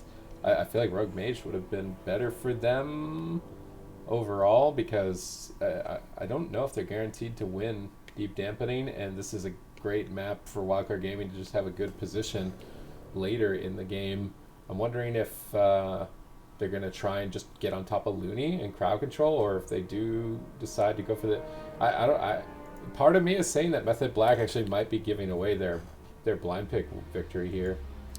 I think what this says as well is, like, I don't think, like, personally I like the pick from Method Black, and we can agree to disagree on that, but I think we can both agree that what it says is that there's no clear-cut answer to any of the comps these guys are playing, right? Like, last matchup was Rogue Mage versus Warrior Mage. That's a game that can go either way. Now it's Ellie Mage against Mage Destro, and I think we can agree that this is another game that, if it does go to deep dampening, anything can happen, right? Like, maybe the Frost Mage just is so annoying with orbs and snares that Wildcard can't do anything. But equally, if you get a one-shot lasso into Earth Shock, it's just like Method Black might not recover, right? So this game is definitely anyone's to win. It certainly is. Wildcard Gaming tied up against Method Black here on game number 3. This is a best of 7 series. It's grand finals. Wildcard Gaming versus Method Black. The winner of this wins Cup number 4 for EU. The winner of this series, not of this game. Series. No, you just said the winner of this, so clarified. You're good. We've taken the grand finals from best of 7 to best of 3 for this weekend. You just nerfed it here, hot fixed on the spot. I gotta say, I kind of agree with Sid here. I feel like Method Black are kind of just throwing their blind pick advantage with this comp. I mean, I've said it before. I'm not really a big fan of their Mage Lock. Like, I think they're putting too much effort into a comp that honestly they haven't looked great on. We're going to see, though, if they can win it here. I think the reason why they go for the Mage Lock is because Looney is playing on that Paladin, and Morrow is taking a huge beating, but that Temporal Shield heals him back up to about 60%. Could still be the Cauterize here, though. If he's not careful, Looney comes out of crowd control now, and he should be able to stabilize Morrow. Raikou going to catch a Vitality Conduit and a Life Cocoon as well. So both teams just trading out, healer defense, but no, crowd control breakers are used just yet. Pretty neutral start. This is what I was wondering, is if Method Black were going to try and play on top of Looney and look for crowd control and win in the early game. I don't think that they can win a passive damage trade war if both teams just stay at the boxes with no crowd control. Raikou hexed up for a moment, but going to break. Unfortunate for Zeepai. And I like that Zeepai is split up with Morrow, so Blizzard isn't getting double value. Morrow getting blasted. Raikou blinks in, but now he's being pushed back. Huge pressure by Zeepai. Morrow running that Greater Pyro, definitely a threat. Lightning Lasso, and Zeepai runs around the ramp to avoid being interrupted. Chaz has spent quite a bit of mana, only a minute and a half into the game at this point. Actually gets fully polymorphed by Morrow. And Morrow's going right in after Swapsy, it looks like at this point. Not enough crowd control. Full fear on Looney. Nice punish by Method Black. They do have Tremor Totem. So Tremor Totem from Zeepai gets Looney out of fear. And Looney goes for heals, but now he gets spell locked. So Swapsy's switching that spell lock to the healer, trying to deny that Avenging Wrath. Spell lock doesn't look like it's long enough. Looney's going to stabilize the team. Both teams looking solid so far in game number 3. Yeah, I'm just trying to take a look over at Looney's build, because it is very curious to me, the different Paladins. I think Paladin is one of those healers that has had the most variety, and it does look like he's kind of going for that mixed build between the versatility and the cooldown reduction. Interestingly, he's using the Fangs of Entwined Essence, which basically is a free mana source, but it's far less damage than the Claw. So he's going for a slightly more safe and efficient build as opposed to bursty with this composition. But we can see in the early stages of this game, he's actually the one with the better mana situation. Chaz, in order to keep his team topped off, which is important against Selly Mage, he has to be a little bit more inefficient, maybe do some more overhealing than he would like, but it's worth it to make sure that in situations like this, Swapsy isn't at 30% and instead is at 50%, so there's no risk of that absolute one-shot. Yeah, and Morrow actually still on the very low HP. If Raikou can get any crowd control, it could be big, but he is going to get counterspell. Double leg sweep could potentially be just a triple kill here. Ooh. If Raikou can get that frozen orb out there in time. Doesn't look like it. He's going to go for single target instead. He gets the sheep into the fear as well here. He gets tremored out of it. Zeepai trying to carry his team here with those tremor totems. One more fear, but all of them just got triple tremored. Maximum value for Zeepai there, and once again Morrow on a slither of health, somehow holding on to his Cauterize. I feel like if he was playing a Frost Mage or an Arcane Mage, he would have blocked already twice in his game. And once again, you can see Method kind of having a good chokehold so far on the map. I gotta say, I'm pleasantly surprised for Method Black here. They have a lot of pressure, a lot of control in this map, and it looks good for them so far. I like their choice to be aggressive on top of the Paladin, try and get as much crowd control as possible. I think the playstyle is working out for them very well here on Black Rockhold. They desperately don't want to lose here. They'll lose their swing match advantage. Raikou being blasted. Chaz rolling in with the Chi Torpedo, looking like he wants to move in for a leg sweep. He has it available if Zeepai, Mara, and Looney stack up. Sheep and Fear to stop Tremor Totem. Nice cross crowd control. Chaz rolls up, looking for a leg sweep. Who's he going to stun here? He's not stunning anyone just yet, holding on to it. Zeepai thunderstorms them away. Morrow uses the outside of the cage to avoid them, and this is the positioning I wanted to see from the LE Fire Mage. They punish Chaz for pushing in. Is he just outright going to die? He moved in one time this game. He just wants to get a leg sweep, man. He's still trying to go for it. Why is he not going for the leg sweep? He's just standing on top. Finally, leg sweep on Morrow. Maybe paralyzed on Looney. He pre-sacrifices the polymorph, totally shutting down that assault. And I love the room for the Elemental Mage. This positioning seems a lot better than the center pillar. Yeah, no, I really like the way that Method Black are playing very, very aggressively. I feel like I'm going to have to insert my weekly social distancing pun if this carries on, but we'll have to see if a good situation comes up. We've got full CS right now, over onto Looney, again pressure on Mara, and this is what I thought for Method Black. Like, Mage Lock is so difficult to kill, especially in the early stages. They have so many cooldowns, they're very tanky, and because of that, they're just playing it super, super aggro. It's difficult for Looney, but on the flip side, Looney still is at 100% mana. He's still got his team alive, hasn't had to trade out any of those really big cooldowns like the Ice Block or the Divine Shield. And Chaz isn't in the same situation. You're starting to see where the openings will come for Wildcard, finding those swaps to the Mistweaver, potentially taking him down. It's a dangerous game that Method Black are playing, but they're playing it well. Ooh, and finally, they do force out one of those cooldowns here from Wildcard Gaming. Finally making it so that they have to kind of leave this room and start playing a little aggressive. Morrow down one Ice Block at the back of that setup. Chaz used his leg sweep there as well in that setup, and now Raikou gonna drop his orb, gonna try to just retreat out of that situation. And they have Zeepai kind of pincered right now. He's out of line for Looney. Looney though gives him a big heal, then heals up himself, and now finally they're leaving the room. Looney looking for a Hammer of Justice, but he gets polyed on the way out. Chaz is the target here for Wildcard Gaming. I think what Wildcard Gaming is trying to do here is basically go to the room, bait Chaz in, Hammer of Justice him, and then try to blow him up with a combustion, maybe get a lightning lasso. They have the grounding totem as well for when that happens. You can expect Zeepai to drop the grounding totem so he doesn't get counterspelled like he just did right there, and that's going to buy them a few extra seconds of unpeeled pressure for Morrow as well. So we can see if that's what they're going to go for. But for now, I think they need a little bit more dampening. Chaz looking for a drink. And I think that's why Wildcard are also starting to leave this room. They know they have to get pressure here. And Chaz, I think, is just going to get full mana at the back of this. Raikou and Swapsy doing a great job so far avoiding damage. Chaz's Life Cocoon, I would expect him to just go out and press it, or at least press Vitality Conduit. And there it is. Vitality Conduit, couple of heals, should stabilize Method Black, and that was Morrow's Combustion doing quite literally nothing in that situation. So once again, Method Black, they go out, they get the Ice Block, and then when it's all said and done, Chaz comes back with full mana as well, commanding position. Good showing here from Method Black. Dampening continues to rise.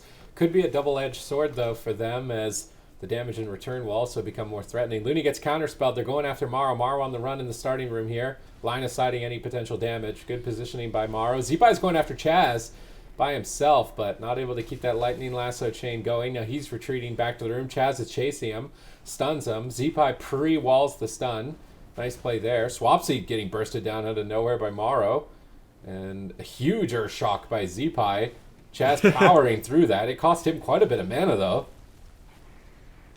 Yeah, I have a thought in my head that the next time we hear huge Earth Shock by Zeepai is going to be followed by Sid screaming and the series 1-2-1 in favor of Wildcard Gaming. So I'm definitely a little bit scared for Swapsy. He hasn't been topped in a while. Chaz starting to fall behind on mana, and this is almost the flip of what I expected. I thought Wildcard Gaming would be the proactive team at the start, and then Method Black would start to be the ones getting more of an advantage in dampening. On the flip side, it's actually Wildcard Gaming who have been enduring up until this point, but now they're the ones starting to, Chaz, he's low on mana, he knows dampening stacking up, he can't overheal anymore, and that's going to create one of those openings I was talking about where Swapsy starts at 80% health and then he drops it all. But in the meantime, Looney, Divine Shield, Hand of Sacrifice, big cooldowns being forced out by Method Black. This is certainly anyone's game as the combustion comes crashing in once again from Morrow, purged immediately by Raikou. Yeah, gets collected right away, and now once again a setup here onto Chaz, but not gonna happen too much as a result of that one. Nice disruption here by Raikou and by Swapsy, just fearing out everybody, slowing everybody down. And Looney is down, like you mentioned, his Divine Shield, and Morrow is going to have his Ice Block rotating back up. And I would actually argue that Wildcard Gaming is the team that's ahead right now, despite the fact that Method Black have been the ones that forced the most amount of cooldowns. And that's because I think Wildcard Gaming's comp is the comp that has the most upfront burst and the best way to stop upfront burst late in dampening. So Wildcard Gaming, they just want to drag this out. They don't want to waste too much cooldowns, fall too much behind. Triple leg sweep, triple frozen of Morrow Trinkets, nice Ring of Peace there. Actually, I'm not sure if that was a nice Ring of Peace by Chaz. He just knocked everybody out of that orb. And now Raikou is actually in trouble here. Hammer of Justice comes out. What can they do? Vitality Conduit doing some work. Zeepai with the Lightning Lasso as well, trying to pin Swapsy inside that room. Chaz gets counterspelled by Morrow. Do they have the damage to force any big cooldowns though? Zeepai running for his life as Looney is sheeped, and he's going to use that Astral Shift, respecting the damage here onto Method Black, respecting the fact that dampening is at about 31%. Double Shadow Fury as well. Beautiful beautiful by Swapsy into a full fear. Zeepai drops the Tremor Totem, freeing up his healer out of that situation. Divine Favor, Holy Light, basically lay on hands at 32% dampening. And this is why I think Wildcard Gaming are going to have the advantage the longer this game goes on. But if Method Black starts just playing the poke game where they stay back and they just drop a Blizzard on the entrance of the room, they drop a Frozen Orb inside the room, that's how they can kind of counter what Wildcard Gaming are trying to set up. They have Leg Sweep, they have Icy Veins, they have Dark Soul. If they stabilize here and they can stack them up, they'll be good. They're trying to set up a drink at the moment. They might regret it. Swapsy Nether Wards. Raikou holds out. That's the Immortal huge. Coil. Oh, he Nether Ward the Hammer of Justice. That's a mistake by Looney. He's going to lose out on that stun, and Chaz gets full mana. That's not looking too hot for Wildcard Gaming. That was a massive advantage that they had. They do still have pressure across the board.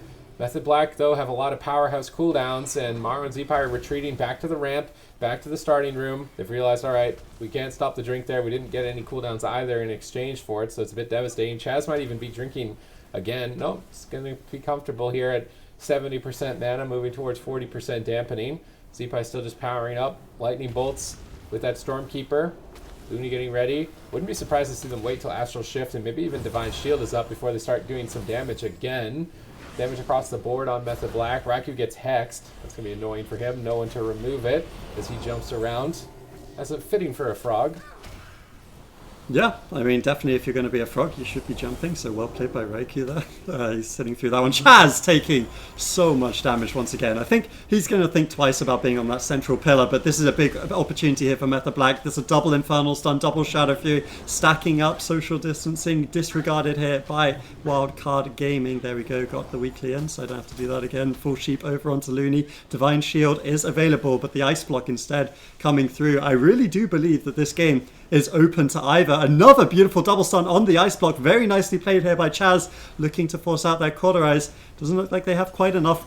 Sacrifice comes through as the CC breaks onto Looney, unfortunately, but they're just going to reverse that damage onto him. Human Racial from Chaz, both sides dropping low. 45% dampening is the deepest this series has gone so far between the two casters of Wildcard and Method Black. Yeah, and Maro's still not out of the woods just yet. Activating his combustion right there, trying to get aggressive, but he is about 20% relaxed there, Maro, buddy. He's going to go ahead and get to about 40%. Now he's trying to power up his combustion cooldown with those fireballs. Not going to be able to find it. Gets counterspelled by Raikou, and now Raikou in a Lightning Lasso does get interrupted immediately by Swapsy. Great spell lock right there. But you can see the damage of Zeepai starting to dig in here onto Raikou. Needs to be careful before he pulls a Venruki right there. That was a close one. Earthshock loaded up there for Zeepai and ready to go. And you can see the burst damage of the Fire Mage and the Ellie is really starting to force cooldown. Wind Shear onto Chaz could be enough to force Raikou's Ice Block here, but once again he's going to duck inside the room. Looney now is going to have his Avenging Wrath and his Bubble. Sacrifice is rotating back up as well, and Wildcard Gaming are just looking better and better right now, Sid. Oh, Avenging Wrath is up. Wildcard Gaming have a power play opportunity here. They'll be at full health for some time. Looney charges in. He's looking for the Hammer of Justice. Chaz is dodging him in the room for now, but how much longer can Chaz outrun Looney? His entire team being shredded. Looney moving forward. Gets caught in a polymorph. Nice punish by Raikou. Getting that polymorph. Chaz going to reposition. Looking for a leg sweep. Stunning up Maro. Still has Cauterize. Looney goes for the Divine Shield. He realizes Maro's in trouble here. It's Icy Veins. It's Dark Soul. Maro's on the run. Line of sighting, but Frostbolt after Frostbolt is going to trigger the Cauterize. Raikou has to block. Zeepai is dealing devastating damage. Divine Favor isn't going to clutch out a heal in the final second potentially of the game. Looney's not casting with it. He's just using instant cast. He's too afraid of maybe getting spell stolen locked out. But he needs to get this Divine Favor. Finally getting it on tomorrow. Swapsy and Raikou are still rotted down. There's no life cocoon for 12 seconds. Just trade and push Maro over. But they have Sacrifice on 10%. Maro interrupted. He's popped Combustion. He's trying to power them down. But all of Method Black are topped off at this point. Whereas Wildcard Gaming are falling to shambles. Looney is holding them together. But it's basically with duct tape.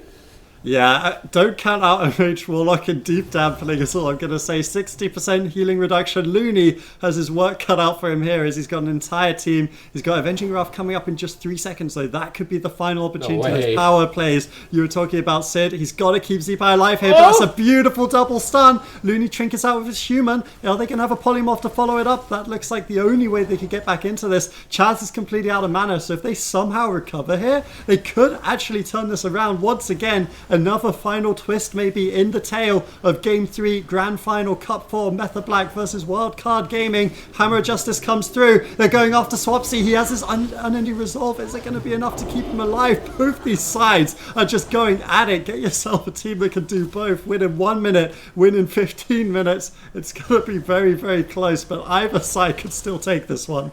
Yeah, both healers are completely on. We are down to the final seconds here of the game. Looney in a full counterspell. There's no way Mario can survive that. One chaos bolt connects. Swapsy gets counterspelled. Raiku's going to come out of that Dragon's Breath. There's no way Mario lives. Looney is trying, but not going to be enough. Could be a cross kill though. Z-Bye. If you can get an Earth Shock at the back end of that, it could be enough to push them over and force a 2v2 situation here. Swapsy is dangerously low, but he does survive there. And I think Raikou should have enough damage in the bag to secure that kill onto Z-Bye. Method Black.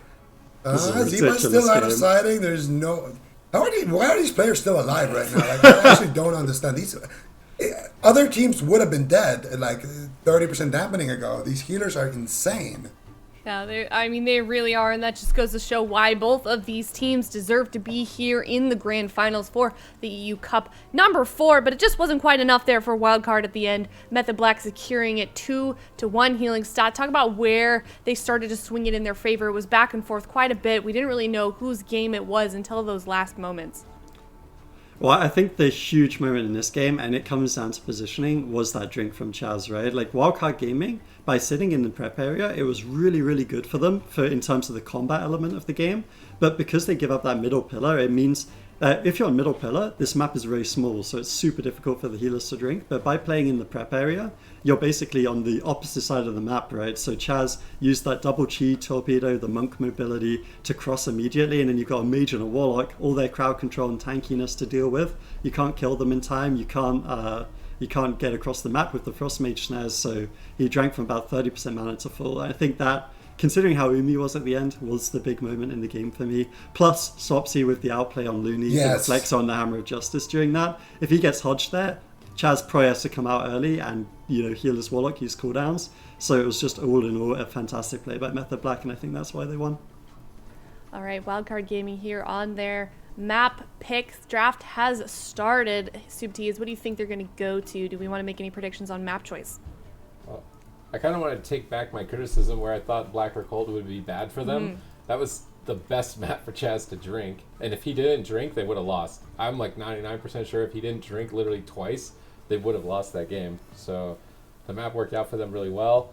Wildcard Gaming picked a big map last time, so I would imagine they pick a big map again. Ashamane's Fall. Ashamane's Fall. Okay, so we'll see soon if they pick that. If they do pick Ashamane's Fall, Zico, what do you think Method Black will respond with? Ashamane's Fall. What did they blind lock last time? RMP? I don't think we're going to see that. I think Rogue Mage Monk. All right, Rogue Mage Monk, healing stat. What do you think Method Black is going to look to do here? Or Wildcard Gaming with map choice?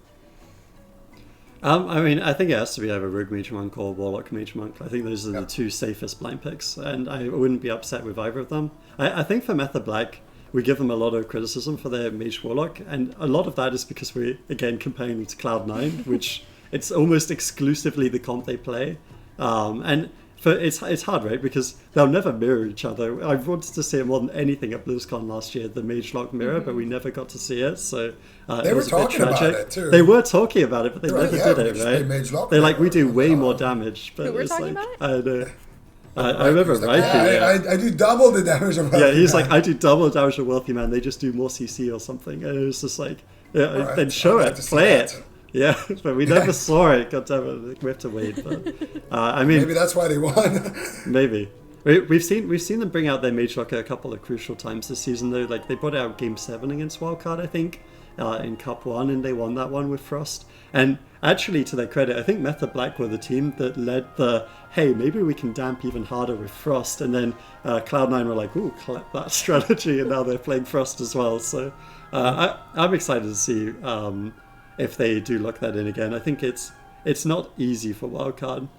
Tiger's Peak being the map, it's it's pretty balanced for the casters. All right, well, if they do lock that in, then the composition that we're discussing here on Tiger's Peak, let's talk about the positioning that we might be seeing from that on the side of Method Black Super Tees. I mean, Mage Lock I think is actually their best, the Frost Mage, because I think it will work into the Warrior Mage too.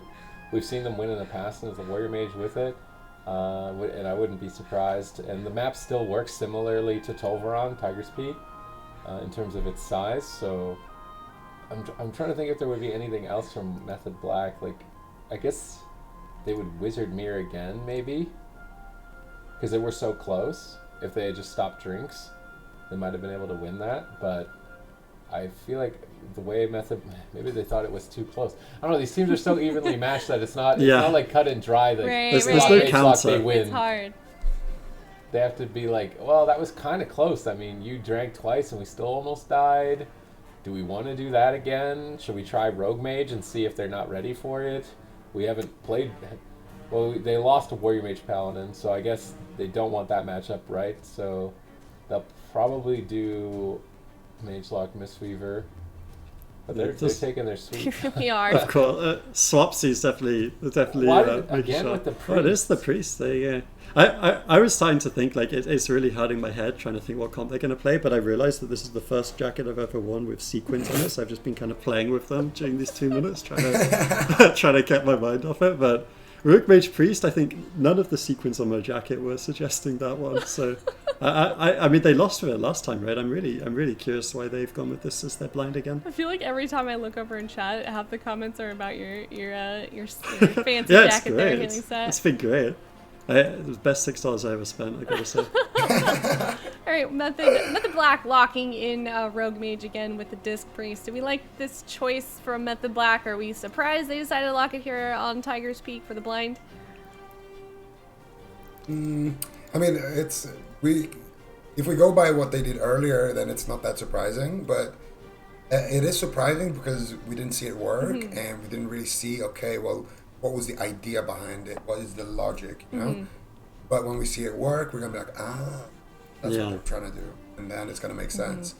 So I feel like I'm coming from a place where it's more curiosity, because I'm like, well, why are they picking this? Is it what are they trying to avoid? Presumably Munk and Ellie, because I feel like if they were to lock Munk and Ellie on the side of wildcard, Method Black would have a pretty good matchup there.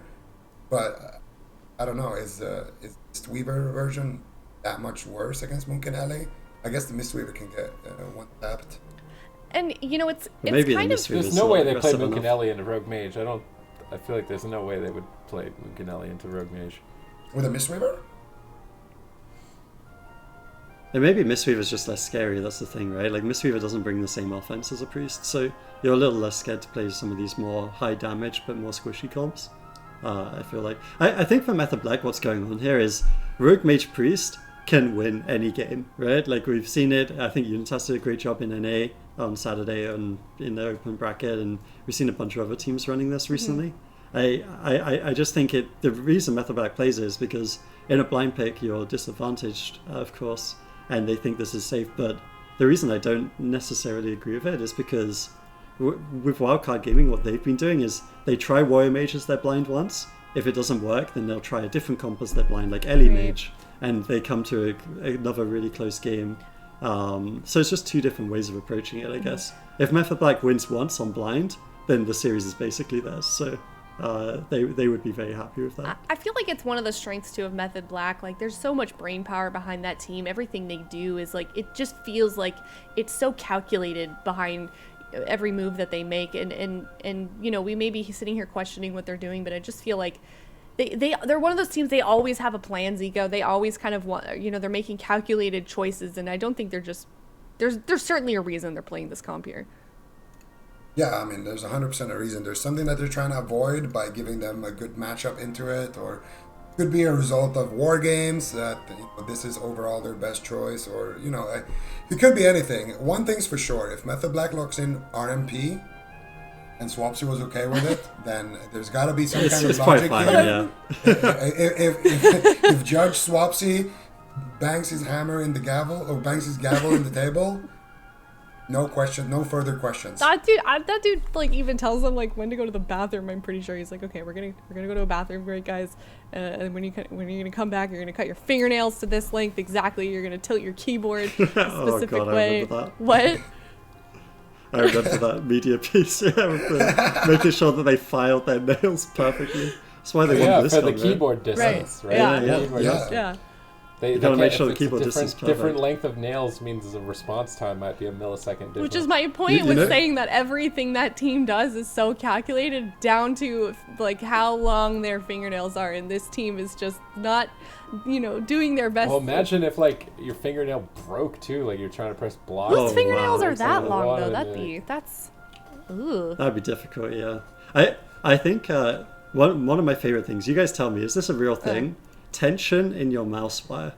Because Raikou, I remember he think was that's a getting real thing. really, That's a really, real thing. really, That's he a was real getting thing. really upset because there wasn't enough tension in his mouse wire at one of the BlizzCons we were playing together. Wire? And he was like Yeah, the wire the wire on the itself. mouse, it didn't have enough tension. So he was like upset. And I was like, what are you talking about? And the more I thought about it, I was like, wow, that's a thing. That's why Raiku's so good, I know a lot of FPS players have those like wire things that like Zuki, props you up your disagree. wire from your mouse. No, not that. I don't disagree with that. He's good. I disagree with the wire. I wasn't taking on that. I pull my cable and then. Oh, they spited Looney, but he can just freedom. All the corruption stacks are gone. Yeah. I don't think you play spite into Paladin. What? Well, you can clap to the freedom, so it's not that bad. Okay. Wait, Like, does he have 2? He doesn't have 2.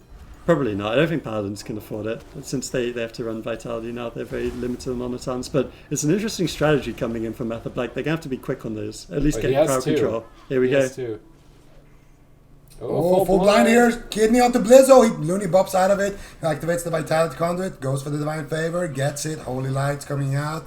And Waz in a Stormbolt chest going to use that Power Word Barrier. And I do think, based off of the damage that Waz has taken, that he is playing that Dome of Light, which is a talent that makes your barrier absorb more damage or reduce more damage and also increase your healing a little bit more. And now Spite Attempt here onto Looney. Sheep, no follow-up. I don't think. They're just going to go for the Kidney Shot. Ooh, Thing from Beyond spawning onto Looney in the Kidney Shot. For sure, that's going to be the bubble. And I think Chaz is actually in position to Master Spell it as well. And there it is. Divine Shield comes out. Chaz gets insta-kicked on the Master Spell by Blizzo, but Blizzo is the off target here, and this is something Method Black is doing a great job of. They have that multiple split target pressure. Raikou can sheep Looney, go for Blizzo, or sheep Looney and go for Looney with those spites. Blizzo and a smoke bomb, trinkets out, and cheap shot, no Hand of Sacrifice. If Raikou can get this, Fear from Chast should buy Raikou enough time to get the Ring of Frost. I don't think he has it available. No more CC. Looney should be able to activate that Hand of Sacrifice, but the Mind Control comes in. Raikou's still not out of the woods yet, but with that Stormbolt, now Chaz caught up in a Polymorph. Maru gets shut down. Nice polys here from Raikou, and Chaz is going to use his every man for himself to break out of that Hammer of Justice. Maru getting another Polymorph, but I think Raikou should be okay here with these defensive polymorphs onto Maru. The next sheep onto Looney will be with Gladiator's Spites, and it could potentially be the game for Method Black. They really need to get cauterized here from Raikou, but only Vitality Conduit. They're falling behind heavily on cooldowns here. Looney needs to get ready. They polymorph Waz. Chaz looking to recover. Looney with no... Maybe he's got every man for himself, but he's in a full polymorph. There are the spites lobbed out. This could be game over for Card Gaming. They get the second poly. They mind control Blizzo away. They interrupt Maru on the disruption. He is fully maxed out on corruption. He uses every man for himself. He desperately tries to get out of the spites, pops the Vitality Conduit. He has Avenging Wrath. If he's not interrupted here, he may be able to power through all of that negative corruption. They grip Raikou on top of Looney to go all out here. Will his Avenging Wrath hold strong? Divine Favor connects, but he's still such high on corruption. Double Dragon's Breath stalls it out here. Looney makes it out alive. I can't believe he survived that. And he definitely, one of the things that I think is difficult, we can see a thing from Beyond chasing Looney, he's actually Dragon's Breath, so it is slowly coming around the pillar. He gets Kidney Shot. I think it's not out the woods yet. He's not. Looney gets absolutely splattered by his own vision from the thing from Beyond there. Oh. And Method Black will take the game 3-1 now in the series on match point. All right, I looked down at my cursed him, I notes think. for a hot second because I thought Looney was gonna live there, but just they were, they got him down. Method Black up 3-1 now. Super Tees, talk about those break down that setup onto Looney. Well, they polymorph Looney, and then they put Gladiator Spites on him while he's polymorphed because he can't move out of them. They try and polymorph him 3 times. If they do polymorph him 3 times, his corruption is very high, and if it's very high, he's probably going to die, and then they stun him immediately out of the polymorphs. Even if he does manage to get out, if he doesn't have his little cloak, his legendary cloak, it's a 3-minute cooldown to activate to remove negative corruption effects, then things like the Thing from Beyond begin to spawn, and that deals a lot of damage to him, and it can be unrecoverable. I personally thought that he made it out to the point where his corruption wasn't going to be stacked up as high, but apparently not. I mean, that even using every man for himself, still getting a Thing from Beyond, like, I don't know, 15, 20 seconds after the spite, it seemed a little bit unfortunate for Looney. I guess the only thing I could say is maybe he didn't need to go in again for crowd control, but I don't know, the Method Black were just relentless with these swaps for the Paladin. They seem to be just slaughtering Paladins. Okay, Zico, I'm gonna check back in with you on your 4-2 prediction. Are you Drip. you still hanging in there? It's looking good, right? Well, have I ever changed a prediction? And more important, have I ever been wrong? Okay. No, I'm not backing out. It's, All right. I'm still going. I think Wildcard Gaming, they're gonna get their act together, and next game they are gonna look amazing. But then Method Black are gonna take it because of their comp advantage. Okay, well, the draft process is well underway. Wildcard Gaming needs to win this next one, or they're knocked out of the tournament. They're going to lose this grand final series. Certainly not a place they want to end the season, though, here, Healing Style. What do you think their next move is here? What do they need to change up? Well, I mean, I agree with Sid. I just feel like Paladins have been being abused by Method Black all day. And in theory, Freedom is great into Spite, but if you go Paladins with the Spite, with the triple sheeps and everything, it's really difficult. And I also do want to give a shout out to Chaz on that setup. I think he was a bit of the unsung hero because normally Blizzo would just hop in on any setup and press like 3 buttons, laugh at the enemy team, maybe a slash laugh if he's feeling it, and then his healer would be totally fine, right? Because he would have CC'd the whole team, but he actually got fully mind control on the setup, so that was a really nice play by Chaz. And I mean, it's difficult as a Paladin because you have Divine Shield, sure, it's a great cooldown, but your wall isn't super effective against all of these Gladiator Spites. You have your Freedom, but you can get purged off. You really can be bullied if your teammates are in crowd control. So maybe they swap off the Paladin, bring in the Mistweaver again. I still think Mistweaver could also get caught up, but at least if the Mistweaver does get out of stuns, he has Life Cocoon, which really is a cooldown that you're not going to go through, and it's on a short cooldown as well. All right, well, Wildcard Gaming locked in Ashmane's Fault. Method Black almost immediately locking in response with that mage rogue here on the side of Method Black, giving Wildcard Gaming not a lot of time to sort of think through what they're going to make a move here on their next comp choice here, Zico. Yeah, I don't think we're going to see Warrior Mage Pally again. Well, we could because it's a bigger map and Looney might just go full out Versa amps. But I feel like kind of touching on what Healing Stat said earlier, Wildcard Gaming, they like to play a comp, and if they lose with it, they just swap it out right away. So judging by that, I think they might go for that. But also, I wouldn't be against the line of play of just lock in the same composition, try to get a win on your big map, and then when it goes to a small map, then you just YOLO it and lock something in that you think is best on that map. I would love to see Turbo Cleave come out here. I honestly have no idea if it's good into Rogue Mage Priest, but I think it would be fun. Is it? I think it Wouldn't would be for fun. the enhance. I feel like the only reason we don't see enhance is because of Rogue Mage. How is it with the changes? Maybe. I would say it's worse. You probably do really good damage, but you probably also take There's no way we're really good damage. Okay. So, There's no way they play enhancement. I feel like we said that before though. Oh, okay, they're looking at the same stuff. Alright. Jungle is a bit different. I think Shaman is more sturdy.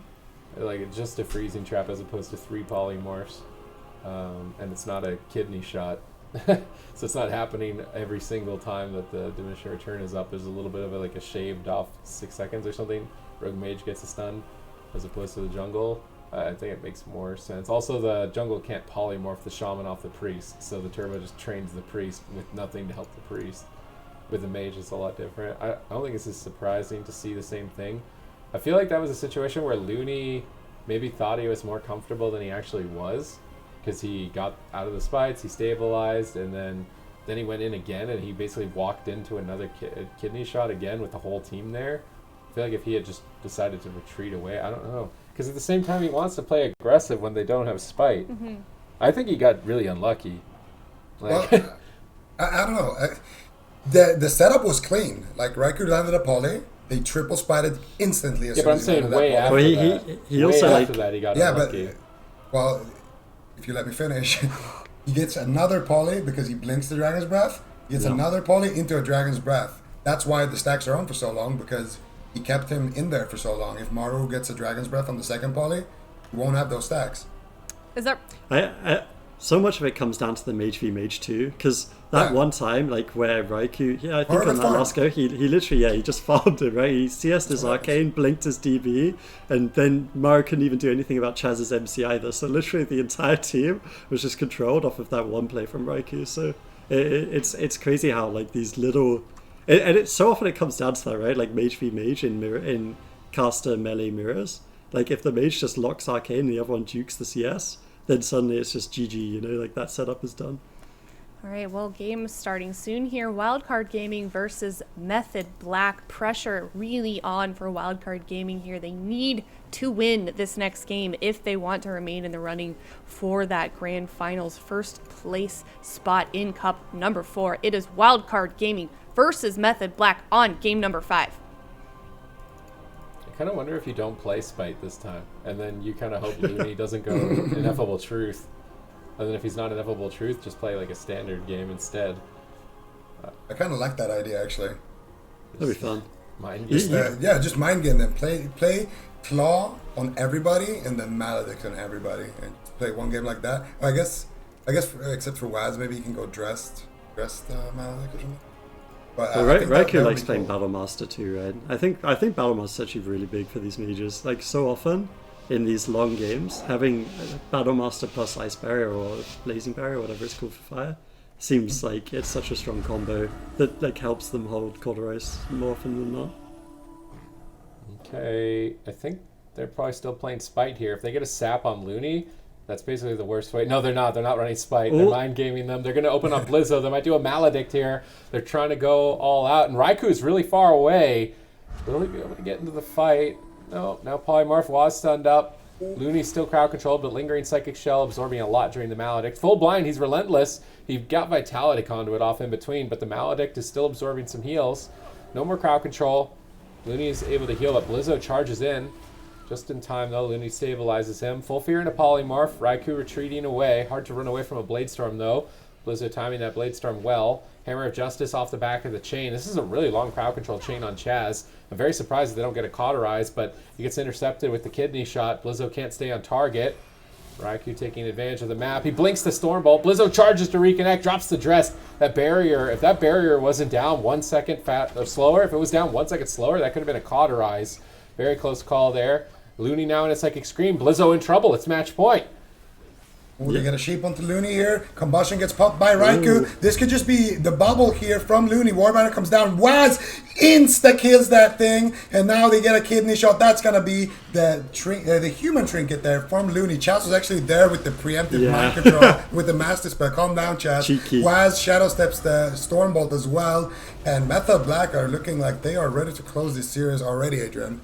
Yeah, Chaz is already thinking about montage videos. He's done with the actual series. We've got Invasion Cloak coming out from Wazlow, so he's got some actual healing to do now for the first time. His Manta's a little bit behind as well, since he has been keeping his team super aggressive. One thing I will call out, instead of using the Divine Shield, Mara actually ice blocked that setup to try keep Blizzo alive, and that's why they're swapping over to Mara here. He's without that big defensive cooldown. Looney does have access to the Divine Shield. Uses his wall here, actually, interestingly enough, maybe exposing himself as a weakness later on in the game. Smoke Bomb comes through from Waz, but it's defensive more than anything. Now the Vitality Conduit as Chaz breaks out of crowd control. I feel like Looney was actually running on top of Chaz, even though he had no crowd control there, to kind of bait cooldowns out of Method Black, and if that's what his goal was, he was successful, as yet another big cooldown comes down for Method Black. Okay, Method Black here on match point, but it's dicey. Waz doesn't have many options, but they get crowd control first. Looney instantly bops the blind, but Drestigath drops in. Sacrifice stabilizes. Now Blizzo trying to carry the team. Raikou blinks in and intercepts with Dragon's Breath, but Waz is still critically low. Who will fall first here? They're desperate. They have to polymorph Maro to try and stabilize Waz. They're giving up a lot of pressure there. Looney has Avenging Wrath. His team goes back to full. Chaz is caught in a full polymorph. Feint is about to fade. Everyone in polymorphs. Waz still at half health. If Chaz continues to get crowd control, that's going to be it for Method Black. They stun at Blizzo. He triggers to go for the kill. They Dragon's Breath for a quarter second to try and close this game out, but Penance comes in from the side. Vitality Conduit not enough. Sharpened Blade sharpens him up, and Wildcard Gaming avoid defeat here in game number 5. All right, hope is back on the table for Wildcard Gaming, up 2-3 against Method Black now, and it's looking like their chances are getting closer to hopefully winning out this series for Wildcard Gaming, Zico. But talk about how they were able to secure that kill on Waz. They had so much pressure. They got the CC chain finally. Raikou was doing a great job shutting down Maru on the CC chain, but eventually Maru was able to get those polymorphs, get that Dragon's Breath at the end, and if Waz had just avoided damage for like a split second there at the end, that Vitality Conduit would have started to take his HP back up. So that was a super, super close call, but also Method Black, on their disadvantage map, disadvantage pick, they were able to force out a lot of cooldowns and almost take that game. So that was a great game in general. My favorite moments of the day is when Zico gets so excited and he starts talking so loud you can hear his whole voice start to or his whole room start to echo. What, really? Yeah. Yeah, you can hear it in the last noticed one. that. Your room, you can hear it just echo with your voice when you get really excited. The reason Zico's so excited, I think, is because we're on track for the 4-2. Oh, yeah, it's looking really good right now. Method Black's got the comp and map advantage going into the next one. So. I don't know. I was excited for Method Black because they were winning. I don't know. Chaz tried to do some really cool stuff that game. I actually really liked the pre-MD potentially on the bubble. He could have hit the Divine Favor of it as well. But Mara also, at the start of that game, he locked out a lot. I felt like Method Black had a really good start, but then they kind of just... Method Black was so aggro that Waz had to use all his cooldowns and Chaz used a bunch of mana. And then it was almost against the run of play. I felt like that Wildcard just... It was like I was looking at the cooldowns, it's like, they've won this game. It's actually over any second here. So it's so explosive, these games. That's why they're so fun to watch, right? Oh yeah, they definitely are, especially with two powerhouses of a team like Wildcard Gaming and Method Black. However, now it's Method Black's map choice here, and they're going to have the advantage with the draft going into this game. Super T, how difficult of a game is this going to be for Wildcard Gaming if they want to stay in the running here? Depends what we want to blind lock. I mean, I would imagine Method Black, they've picked small maps, so I'm trying to think of what maps we've played now with how long this has been going. Did we do Dalaran Sewers yet? I don't think so. I don't want to say no. Yeah, I'm going with no as well.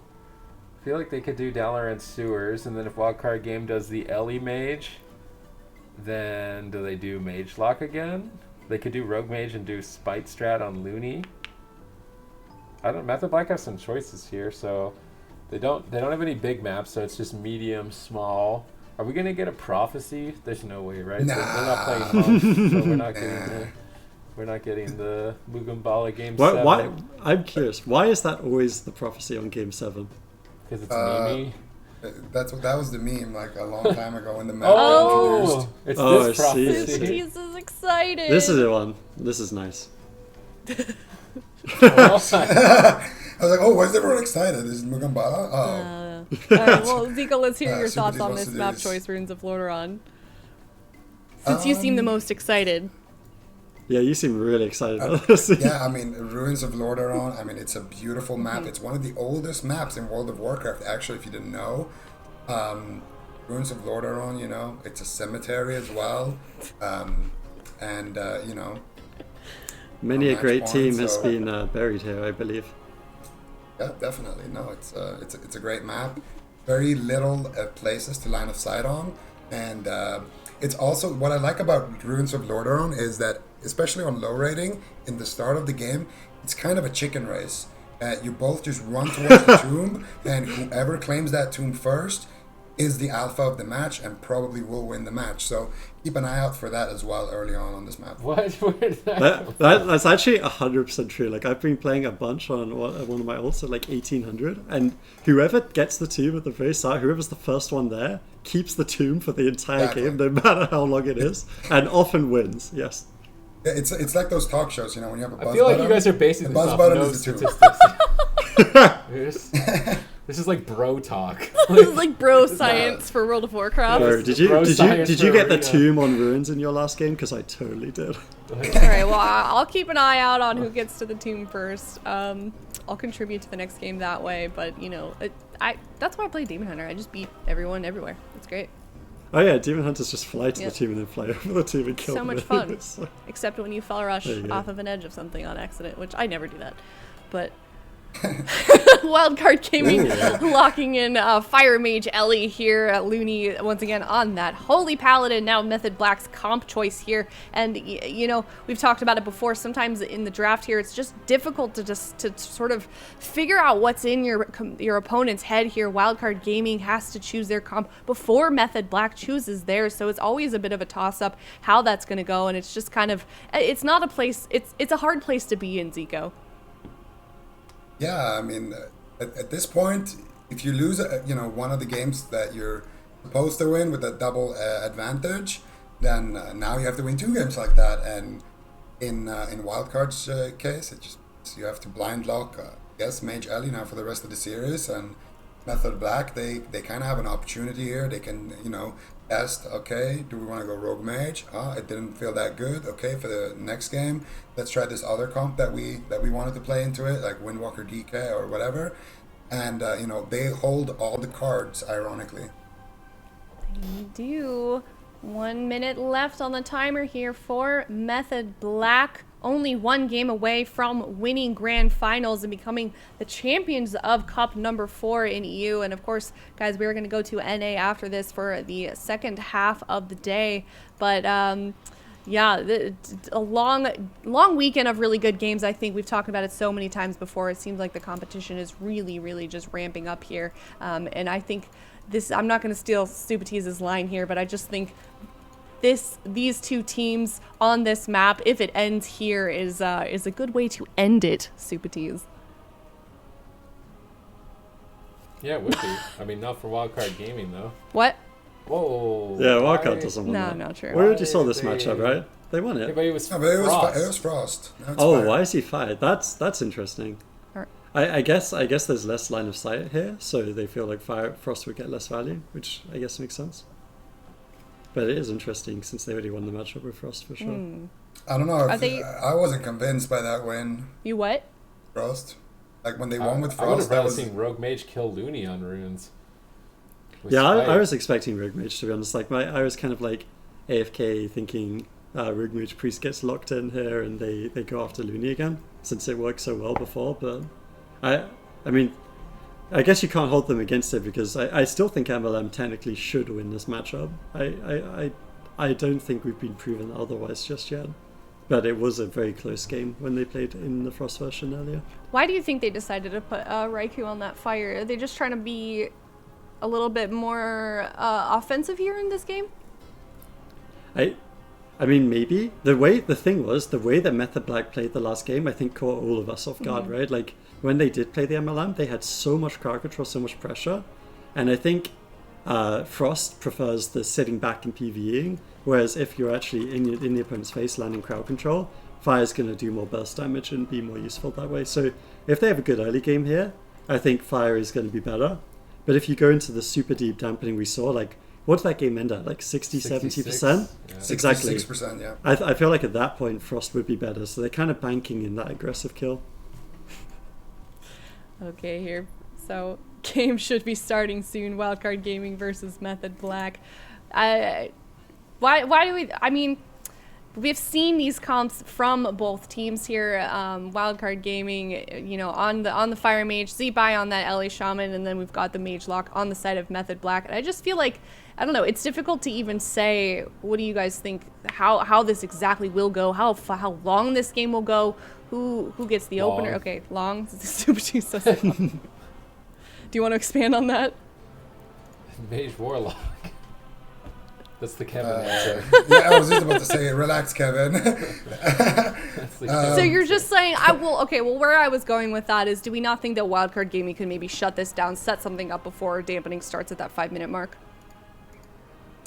I mean, based on the Maybe last it game, I can feel like happen. Throw.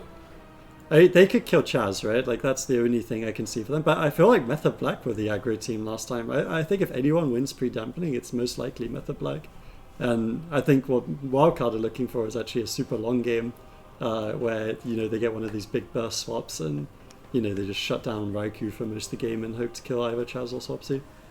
All right, well, Method Black only one game away here from winning this best of 7 grand final series against Wildcard Gaming. Wildcard Gaming, we'll see here if they can tie it up, though, 3-3, put themselves both on match point here. Wildcard Gaming versus Method Black on Runes of Lordaeron. Super tease.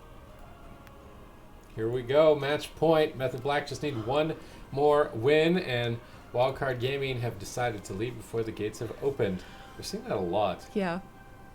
I'm wondering, why we're seeing it. So usually that's only happening if there's a problem. I'm wondering if there's something else, because I feel like this is happening so frequently. They're leaving before the game starts. Yeah, but it's fully within our rules as well. As long as these teams are leaving before those gates open, they can leave that game and reform their group. They obviously have to play the same comps that they did lock in, but it looks like we're going to remake this game real quick, so my throw didn't quite work out there. So I'll try it again shortly here. We're going to keep trying baiting I'm gonna Super Tease get and see if him to gets say us, it yeah. one day, man. Okay, so let's talk about the targets then for both of these teams. What do we think? We know Method Black, they're just trying to out-dampen Wildcard Gaming. What is the win condition for Wildcard Gaming? I think this is going to be difficult for them here, healing stat. What could they look to do to maybe potentially shut down any setup coming from the side of Method Black? Well, I mean, shutting it down is... They have a ton of tools to do that. It's going to be a mix of Mara and Zipai, grounding, wind shear, counterspell, Dragon's Breath, all those things. And I think they do have to be playing that game. They have to play the shutdown game and then just go for one-shots, because in terms of consistent damage, they're not going to out-PvE Method Black. I would be surprised, just because of the amount of crowd control Method Black brings to the table. So Wildcard really needs that longer game, I think.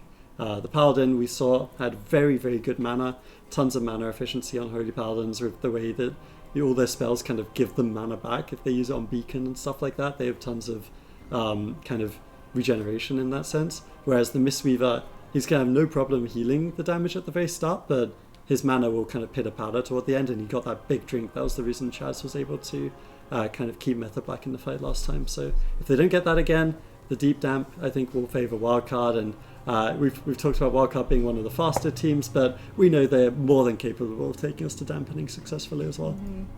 And we bounced back and forth quite a bit today, just based on what these teams are deciding to lock in for their healers. We've seen quite a bit, lots of Mistweavers, lots of Holy Paladins, even a Resto Druid. I'm curious of your thoughts, Super Tease, on these two healers in these comps. Do you think that these are good choices here? Let's not talk about the Resto Druid, okay? Let's leave the Resto Druid in their corner. Why didn't they Shame lock in we don't Resto need- Druid? Yeah, you missed that. Yeah, let's just They leave won the with the Resto Resto Druid, Druids though. one game, and then they got destroyed in the next game, and we'll leave Resto Druid, okay? Just leave It's been cool though, because 1-1. Chaz has played 3 out of 5 of the healers today.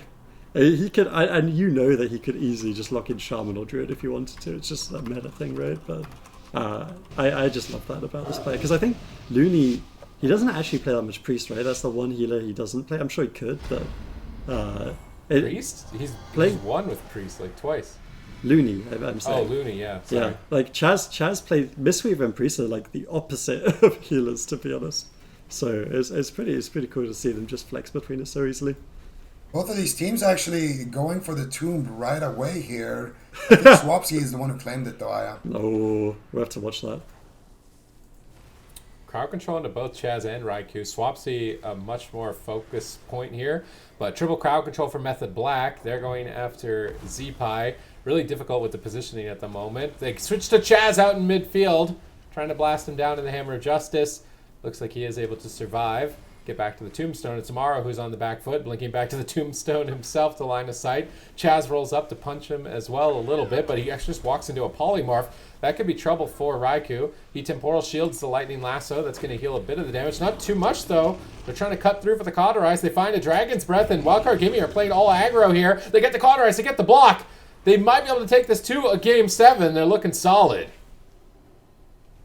Yeah, pretty good start here. Getting big cooldowns out from Raikou in the early stages. Wildcard Gaming, we've never seen these two teams, or not for a very long time, not go to Game 7 in a grand final. So definitely a very good chance that could still happen here. Ruins of Lordaeron, potentially the final game, but certainly not looking like it the way that this one has started out. We've got to see Method Black get aggressive, you know. Swapsy took that central tomb. We talked about that at the start. So impactful if you can get that position, but instead he's actually going for the defensive play, swapping over to that summon imp so he can break his healer out of crowd control if needed. That's a full wind shear on Chaz, as they're actually going all the way back into the room, maybe trying to bait Looney into an awkward spot where it's easier to crowd control him off of that tomb.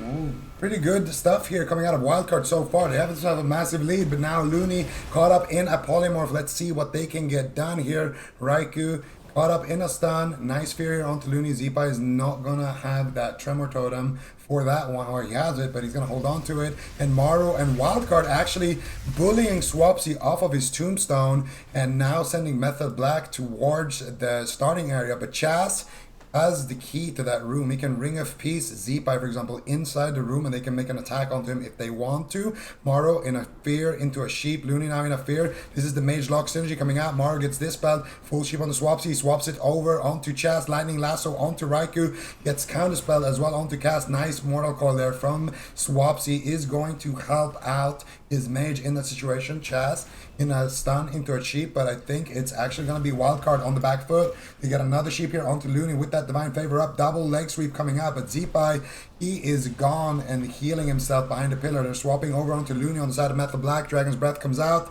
Can they get anything more? He's on stun DR, he's on sheep DR. Looney actually just getting aggressive now, looking for potential Hammer of Justice here onto Chaz. He's managed to reset his cooldown. He gets counterspelled, but out of that counterspell, if he doesn't get sheeped, he should be able to pounce here with a Hammer of Justice. He gets it, and he pre-sacrifices the polymorph as well. Chaz in a full polymorph, and Raikou is the one in trouble here. Gets feared, but he should be okay. And ultimately, Method Black come out from that setup pretty scot-free. This looks really scary for both sides. It's just open field. Everyone can secure crowd control so easily. Zipai very low on match point here, trading Astral Shift, escaping back to the center tomb. Looney looking to get back to his side and stabilize him. Now pushing forward. Again, a scary position to be with Destro Lock in the one side and Ellie Shaman Mage on the other. Swapsy raining terror. Lightning Lasso counterspelled. Good denial. Zipai going to duck for cover now at the tombstone. Morrow has moved over to the left gate to line of sight. They've realized playing open field against Mage Lock, not going to be the best idea for them. Chaz can just drink in the starting room, very similar to Black Rock Hold. Is a good map pick by Method Black to set up drinks, realizing mana could be a main win condition for Wildcard Gaming. They hold them in a position where they either stop the drink and risk dying, or they don't, and they might die later. Swapsy the target here. Looney moving forward, but he's going to walk into a polymorph if he keeps moving forward. He gets polymorphed. Morrow, where are you going to go? He gets conflagrated, rooted. He blinks back to the tombstone. Now Zipai likely going to be the next target of the turrets for Method Black. Double Shadow Fury on Morrow and Looney on the corner. And Wildcard Gaming are just taking a moment to chill out. Unfortunately, all the cooldowns that they forced so early on are almost available again, with Ice Block coming up in 27 seconds, and that fiery start that they had is burning out. Yeah, I mean, it's been a good recovery from Method Black. They had a rough start. I think they were being on the tomb wasn't good for them, right? Like the Elemental was able to kind of line of sight, deny crowd control, put groundings in awkward spots behind the pillars and all that fun stuff that the Elemental can do in these caster wizard mirrors. Now that they've taken this kind of sitting back, it seems much better for them. But I would say that given they played fire in this game, they wanted to be super aggressive and on top of them. I think if they wanted this kind of PvE war of sitting back in the tomb, they would have probably gone Frost, which is why they tried to play so aggressively, but so far it hasn't worked out for them. They've been forced back here, and Wildcard Gaming, if we do believe that they win in deep dampening against this Fire Mage, then certainly this game is going very well for them so far. I would say that the map pick is probably the best map they could have for this matchup, judging on how this game has gone. This game could be anybody's game here. anyone who can get that aggression going first, who can land the CC first, will have a massive lead. And both teams are just kind of staying back right now, resetting their cooldowns. Riku's going to have his cauterize in about 10 seconds. He has his block already. He has combustion. He has everything he needs to start getting aggressive. And it looks like Wildcard are the ones going on the aggressor first. Mario gets Blessing of Protection. Raikou with the double Dragon's Breath, trying to shut down Mario here, chasing a Polymorph, but it's Mario on the back foot. Can they get something onto Looney? I would almost want to see a setup here onto Looney. Potentially they get a full sheep. Finally, no Vitality Conduit there, so Mario's just going to blink behind the pillar, duck for cover. Infernal, unfortunately, breaking that poly at the end before they can get any more CC. Means that the setup is going to be done here for Method Black. Both teams just kind of PvEing here, and actually Chaz is the one burning through his mana the quickest right now. Okay, let's see if they can keep him out of mana. That's the main problem they had on Black or Cold. Maro blasted down, blinking back. Zeepai stalls with Lightning Lasso. Looney goes for a big heal. Raikou blinked in to try and potentially steal that one, but wasn't able to find it. Chaz looks like he wants to drink on those tombstones. Maro blinks in to Flame Strike him.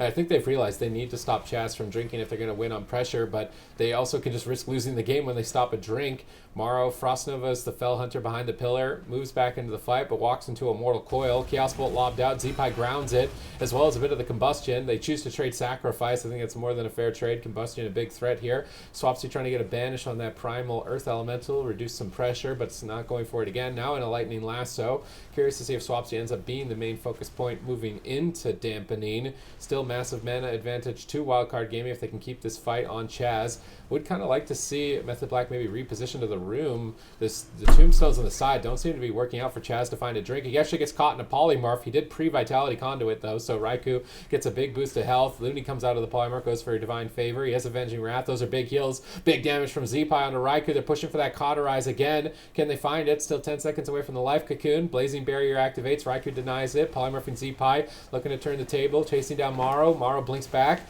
and away from the fight. Looney's just standing on top of Chaz. He's not going to let him drink any time at this game if the positioning stays like this. Yeah, it's definitely going to be difficult for Chaz. Dampening in the early stages, 20%. We're creeping up on now, 50% mana already on the side of the Method Black healer. They're on match point. If they could just find a kill, they will win the final cup here in Europe before we head over to North America later today. We've got the full damage coming through. We're going to see Divine Favor from Looney topping off Mario, so he should be tip-top shape as we continue into this game. Polymorph coming down, but it doesn't look like they have the damage. And again, this central pillar on Ruins seems really awkward for Method Black to find their win conditions, just because the line of sight from Mara and Zeepai is making it so challenging to actually pin down their target. Yeah, and I mean, Mara and Zeepai are doing a great job as well, positioning themselves in a way where Looney can still heal them and also still line of sighting damage. Swapsy now going to get that Life Cocoon from Chaz, and I think the big story right now is Chaz mana bar. With that Life Cocoon, I think Chaz want to just top his teammates off and then go back and try to get a drink, but Zeepai is aware, Looney is aware, they're pushing in, looking for the Hammer of Justice, gets it onto Chaz. Maro, can you get the Ring of Frost from over there? It doesn't look like he's even going to try. Looney in a polymorph, pre-Vitality Conduit comes out. Zeepai is going to be fine, Maru's going to be fine. Full Fear onto Looney, gets tremored by Zeepai, and once again, it looks like Method Black, they can't actually get any pressure rolling. Finally, they counterspell Zeepai. They could potentially get some damage here. Raikou with the combustion, just rotating it, and there Maro with the Kleptomania steals the combustion, cancels his buff, and now once again, both of these mages gonna have to use that Firestarter talent to stack up their damage. Once again, that Klepto is really, really good in these mirrors. It's kind of a defensive talent unless you're going for the mage, just because of that immediate combustion being dispelled. Once again, can he get a leg sweep here onto Looney?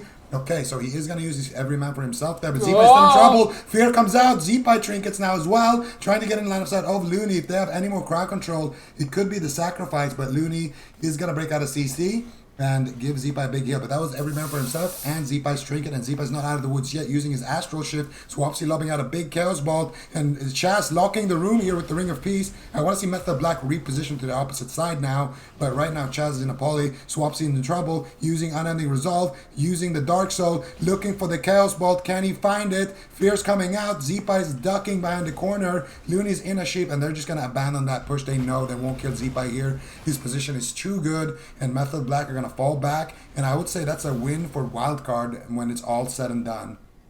Zeepai, he's either just Frost Nova'd way out of the fight, but He's not here. Morrow could be in trouble. Chaz repositions to the other starting room and drinks to full mana. That's devastating for Wildcard Gaming. They're on match point. That was the only thing that was going for them. They're desperate. They're trying to burst down Swapsy, but Swapsy calls in the cavalry. The Infernals have landed. He's looking to ramp up some big damage here. Morrow is still very low on health. They Lightning Lasso Swapsy. They hex up Raikou. They're stalling for as long as they can. Looney clutches out a big heal, but he needs another one if he wants to stabilize Morrow. They're going to run and go to the Tombstone and look to recover. I think they're going to have to abandon on stopping Chaz from drinking at this point. Every time they push in to stop it, or they just regret it almost every time. Life Cocoon forced there in that exchange in response for the combustion. Now stolen by Raikou, lobbing back damage. And Looney's spell locked, still in match point. They can't afford any mistakes here deep into dampening. Any swing of damage could be a huge momentum pivot point for each team. Chaz gets counterspelled. Where's the burst? They go after Swapsy, but they interrupt the Lightning Lasso. Morrow is now stunned up. Chaz gets stunned up. Back and forth. Full Polymorph lands. No on any resolve. Swapsy goes for a Mortal Coil, but that Lightning Lasso is not available. But big Stormkeeper. Huge Lightning Bolts on Swapsy. Morrow is still low. Who will fall first? Vitality Conduit stabilizing Swapsy. Morrow blinks back, trying to line of sight. Raikou blinks in, looking for a Polymorph. Shut down by Morrow. Looney now out of line of sight. And the damage that's happening is going to stick a lot longer at 42% dampening. Ring of Frost lands. Breaks a little bit prematurely. Morrow blinking back and breaking that for Looney. Getting him out of crowd control. Chaz spent a huge amount of mana. He's actually trying to drink again. But he's leaving Swapsy alone with no Life Cocoon. Are Wildcard Gaming going to take it to Game 7? So much damage! He barely stays alive. Hammer of Justice down. Chaz breaks out. Now Looney in the fear. They tremor him. Lightning Lasso, full Polymorph. Chaz breaks out of the Polymorph. Did he switch to an Imp? He switched to an Imp. Dispelled the Polymorph. Clutch play by Swapsy here. Chaz still counterspelled. Swapsy slowly recovering. Zeepai ducking to the tomb. Man, this game is looking dicey for both sides, but Wildcard Gaming cannot afford defeat.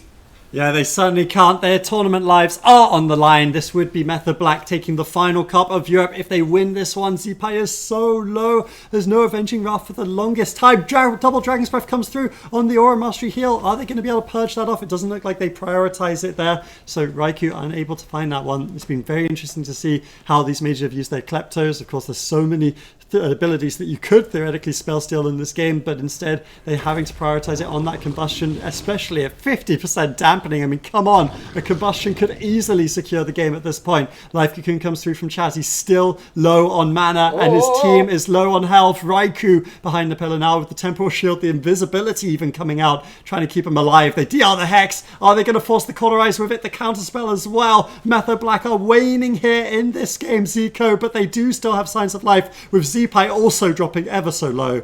Method Black needs to try to win the game right now. Looney has his Divine Shield. He gets tremored out of the fear. Chaz looking for the leg sweep. He finds it. Looney trinkets out with his human ratio, but is it going to be enough? Raikou still kind of recovering right now. Zeepai dropping super low here on HP, but 10 seconds left for his Astral Shift. Can he hold on? It looks like it, and Chaz is rotting down. Method Black is rotting down. Full Hammer of Justice. No way out, and I don't think he's going to survive that. Morrow is there to secure the kill here. DR stun from Zeepai, and that is going to be a Game 7, ladies and gentlemen. We're going to Mugambala, the prophecy. Let's go. Oh, man. I'm glad I didn't say it. What? I'm glad I didn't say it. Yeah.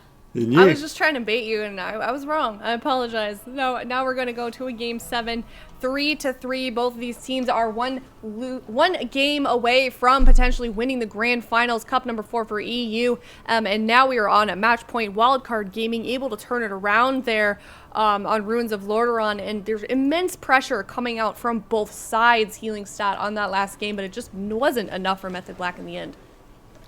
Yeah, I feel like the map choice, I understand what they were trying to set up there. They saw the previous game of this sort of matchup, and they thought, well, if we're fire, we're just going to destroy them if the game replicates itself. But it felt like this map was just perfect for Zeepai to do Zeepai things. Zico will completely sympathize with me here and know exactly what I'm talking about, when it's like, if you're a caster trying to do anything against a Zeepai team on Elemental, it's such a nightmare, especially when his grounding totem has so many awkward spots to go on. So I think Wildcard Gaming played the map to their fullest.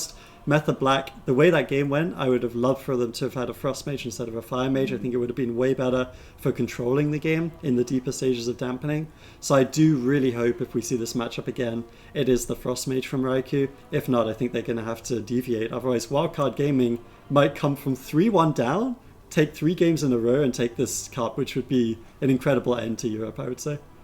Oh, for sure. And you know, it's also on that topic of Zeepai. You know, it's been a while since Ellie Shaman, I feel like, has been as good as it is currently, Zico, but Zeepai is just really showing his value for this team, for Wildcard Gaming. I mean, let's be honest. Even when Ellie isn't good, like, I'm getting farmed. This guy he's always making it work. You know, truly is one of the best Ellies ever. And you know, in my opinion, I think Zeepai, I could go on a 1-hour rant about how good this guy is. And I think if Method Black locks in the Frost Mage lock now in their blind pick instead of Rogue Mage, I think Wildcard is actually going to win the series. They're in their heads now. Oh, all right. Super Teas, what do you think about that? What Zico said. Do you think Wildcard has this if they lock in Mage Lock? I mean, I already said Wildcard has this before it started. You agreed with me. So I mean, I can't go back on that, right? I mean, can't go back on that. Okay, all right. I'll you know what? Let me redirect my question. Sorry, Super Teas, Healing Stat. What about you? I still think, and this is a contentious point now, especially after watching that game, that if Method Black picks a more neutral map and then plays the Frost variation of MLM, they can win this matchup and they'll win the series 4-3. I said Method Black from the start, and the main reason I said that was because I think the Rogue Mage is back, and they have already won a very pivotal game. Now, we've seen how pivotal that game was with the Rogue Mage Priest as a blind pick. I think now they either need to bring that Rogue Mage back in, but I'm not 100% convinced they'll work into Ellie Mage. I think dampening is going to be tough for them. I think they can just play Frost MLM, choose a map where Zeepai can't be quite so annoying on that Shaman, and they'll still have favourable odds going into Game 7. All right, Wildcard Gaming currently locking in their composition, a little bit over a minute for that choice. Method Black decided to lock in Hook Point. Zico, do we have any more insight maybe about what Method Black should do? Also, of course, now that we've seen Wildcard lock in Mage Ellie again. I think they should play Rogue Mage Pala or Rogue Mage Priest. Which one of those healers they should go with is you know, something that they should decide. They know that much better than I do. But I think if they lock in Frost Mage, I think it's like, I'm not changing my prediction. I still think Method Black wins, but I feel like if they lock in Mage Lock, it's like it's feed. There's no way they pick it. They're feeding if they lock in Mage Lock. This is a weird map if they were going to lock Mage Lock, I gotta say. I feel like they're leading towards a Rogue Mage if they're locking in Hook Point. Rogue Mage. Yeah. With Spite, probably. Okay, you guys were right. Yeah, Rogue Mage with Holy Paladin. What do we think about Chaz on the Holy Paladin with Rogue Mage? I think it's looking pretty good. I think this is exactly what I want to see. I think that they have a massive compositional edge. Should win this game. Okay, who's their kill target on Wildcard Gaming? What are they looking to set up here? Anyone? Literally anyone, and both teams can die. Which is great. That's so much fun. It keeps the healers guessing. Mm-hmm. The thing is, if it was any other healers than these two, you would expect someone to, like, you would expect CD overlaps, you would expect, you know, people dying prior to using cooldowns. I know I've jinxed it now, so someone's going to do that in Game 7. It's going to be super anticlimactic, but I feel like these two, if this game goes beyond, like, you know, even gets to dampening, it's probably a testament to Looney and Chaz. Okay, well, game should be starting soon here. Wildcard Gaming versus Method Black on Game 7. And this is, you know, this is a great way, I feel like, to end EU, the whole EU region. We're on a Game 7 with our top two teams, Wildcard Gaming versus Method Black, and it's just been a super, super intense series here, Super Tees. Yeah, I mean, I wouldn't ask for it any other way. I just feel like anytime Method Black and Wildcard Gaming are in the finals, this is what you should expect.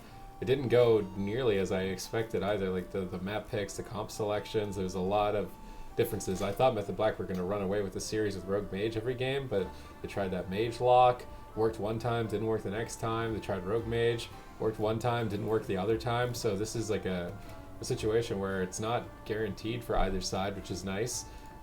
It's gonna, I feel like, come down to absolutely who plays better. Perhaps if they are machines and they both play perfectly, Method Black should win this matchup every time as Rogue Mage, but now that they've played so many games today, they might also just be fatigued. They picked an aggressive map, so hopefully they're still on point here. Get it? That's- Hook point? Oh, That's- okay. I was waiting for your line on the Firstly, that last was one, but great. that one's acceptable. That was good. Yeah. Wait, what was the line? I spaced Say it out. again, CPTs. I say It's this really is going to be a not tough one. repeatable. Hopefully they're still on, or this one's going to be a tough one because it's hook point, so hopefully they're still on point or something. Yeah. I don't know. I'll take it. Impressed. I'll take yeah. No, that's great. No, I'll take it. I'll take it. I- I mean, I'm still sad because we didn't get Mugambala Game 7. The prophecy is just never going to happen, but that's okay. Fitting final resting point.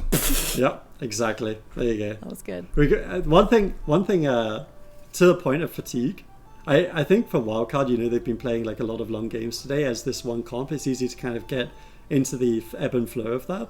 But for Method Black, they bring in Waz, and I know this guy. Like whenever you watch his comms in a crucial game when he needs to step up, he really does. So there's absolutely no chance he's going to let Chaz and Raikou be, kind of feckless or anything like that. He's going to be super lively, screaming for kill opportunities and everything. So Method Black, I think, are going to go at this all guns blazing. If Wildcard do anything short of that, then I think they'll lose this one for sure. I was just getting all kinds of compliments today. I think I even saw D Machine in chat be like, yeah, if you ever have a chance to meet him, he's such a great guy. He's so nice. Yeah, I mean, it's true. He's not wrong. No, definitely not Adrian's wrong. One of my favorite people. I think all. Oh, me? I thought we were talking about Waz. Sorry. Wait, who I was thought we were that talking about Chad. Waz. Did I hear you wrong? Oh, Wait, yeah, what? Chaz too. Yeah, dude. I mean, they're both nice, let's be honest. Alright, anyways, Jesus. Alright. Game 7, back to the gameplay. It's what we're best at. Yeah. Well, Wildcard Gaming versus Method Black here on match point for the grand finals of EU. Winner of this game, winner of the entire series for Cup number 4, or the entire tournament, for Cup number 4 of EU. It is Wildcard Gaming versus Method Black. All right, it's got to come down to this. Winner take all. Game 7 hook point, close quartered combat. Is Wildcard Gaming going to be able to thwart off Method Black's assault with this Rogue Mage Paladin? They have slaughtered Paladin after Paladin after Paladin all throughout this tournament, and Looney's final test will be if he can keep his team alive facing down this threat. Yeah, and we see an opener here. Chaz is gonna get Dragon's Breath, but he's not gonna get polyed. He's just gonna run away on his little mouth. Zipa in a full polymorph. This is a big opener here for Method Black. They get the trinket from Looney, but is it going to be enough? If they had some Maledicts there, that would have been a bubble, but it's still a great opener. They force out the human racial here for Looney, and Looney is going to stabilize with that wings, but it looks like Method Black just want to tunnel the healer the whole game. Chaz in the Dragon's Breath, Maru in a poly, beautiful shutdown by by Raikou, Zipai in a Garrote, cheap shot onto Looney. Do they have the kidney shot? Doesn't look like it. Looney should be okay just for now. Waz now taking a huge amount of damage behind the pillar, but he should be fine. Chaz in a Hammer of Justice. Shadow Step kick comes out onto Maru. Ring of Frost comes out. Believe it is full, and it will be. Raikou could be in trouble here. Waz could be in trouble here, actually. He's running for cover. Chaz is out of crowd control, though. And so far, it's both teams just guns blazing as Chaz triggers out of that poly, and Raikou lands a poly onto Looney here. Yeah, it really does seem to be the inevitable truth that whenever these two teams meet, it goes to Game 7. It's so close between the two of them. We've got Avenging Wrath up for Chaz right now, but he needs to connect some heals over onto Raikou, who's caught up in a lasso. Can't spell the hex from Waz. Waz has his Vendetta active. That was a beautiful reversal from Zipai, really showing his stuff on the Elemental Shaman. It's still not a class that we see represented too often, but when the likes of, Smexin, Swapsy, Zipai do play it, it looks as good as any other. We've got the Hammer of Justice coming through now into the Ring of Frost. Beautiful crowd control from Method Black. These teams going back and forth. Triple crowd control as the kidney shot might be enough. The sap to follow up. Can they force that cauterize? The blinding light as well coming in from Chaz, showing that he also on the Paladin can be a threat. But it looks like they don't quite get enough. Looney's able to survive, and Waz instead going for that re-stealth, trying to get that vanish. Wildcard Gaming should be thankful, though Cauterize was forced there, but now they lead with an attack. Triple crowd control! Huge pressure from Zipai on match point. Raikou cannot afford not to block.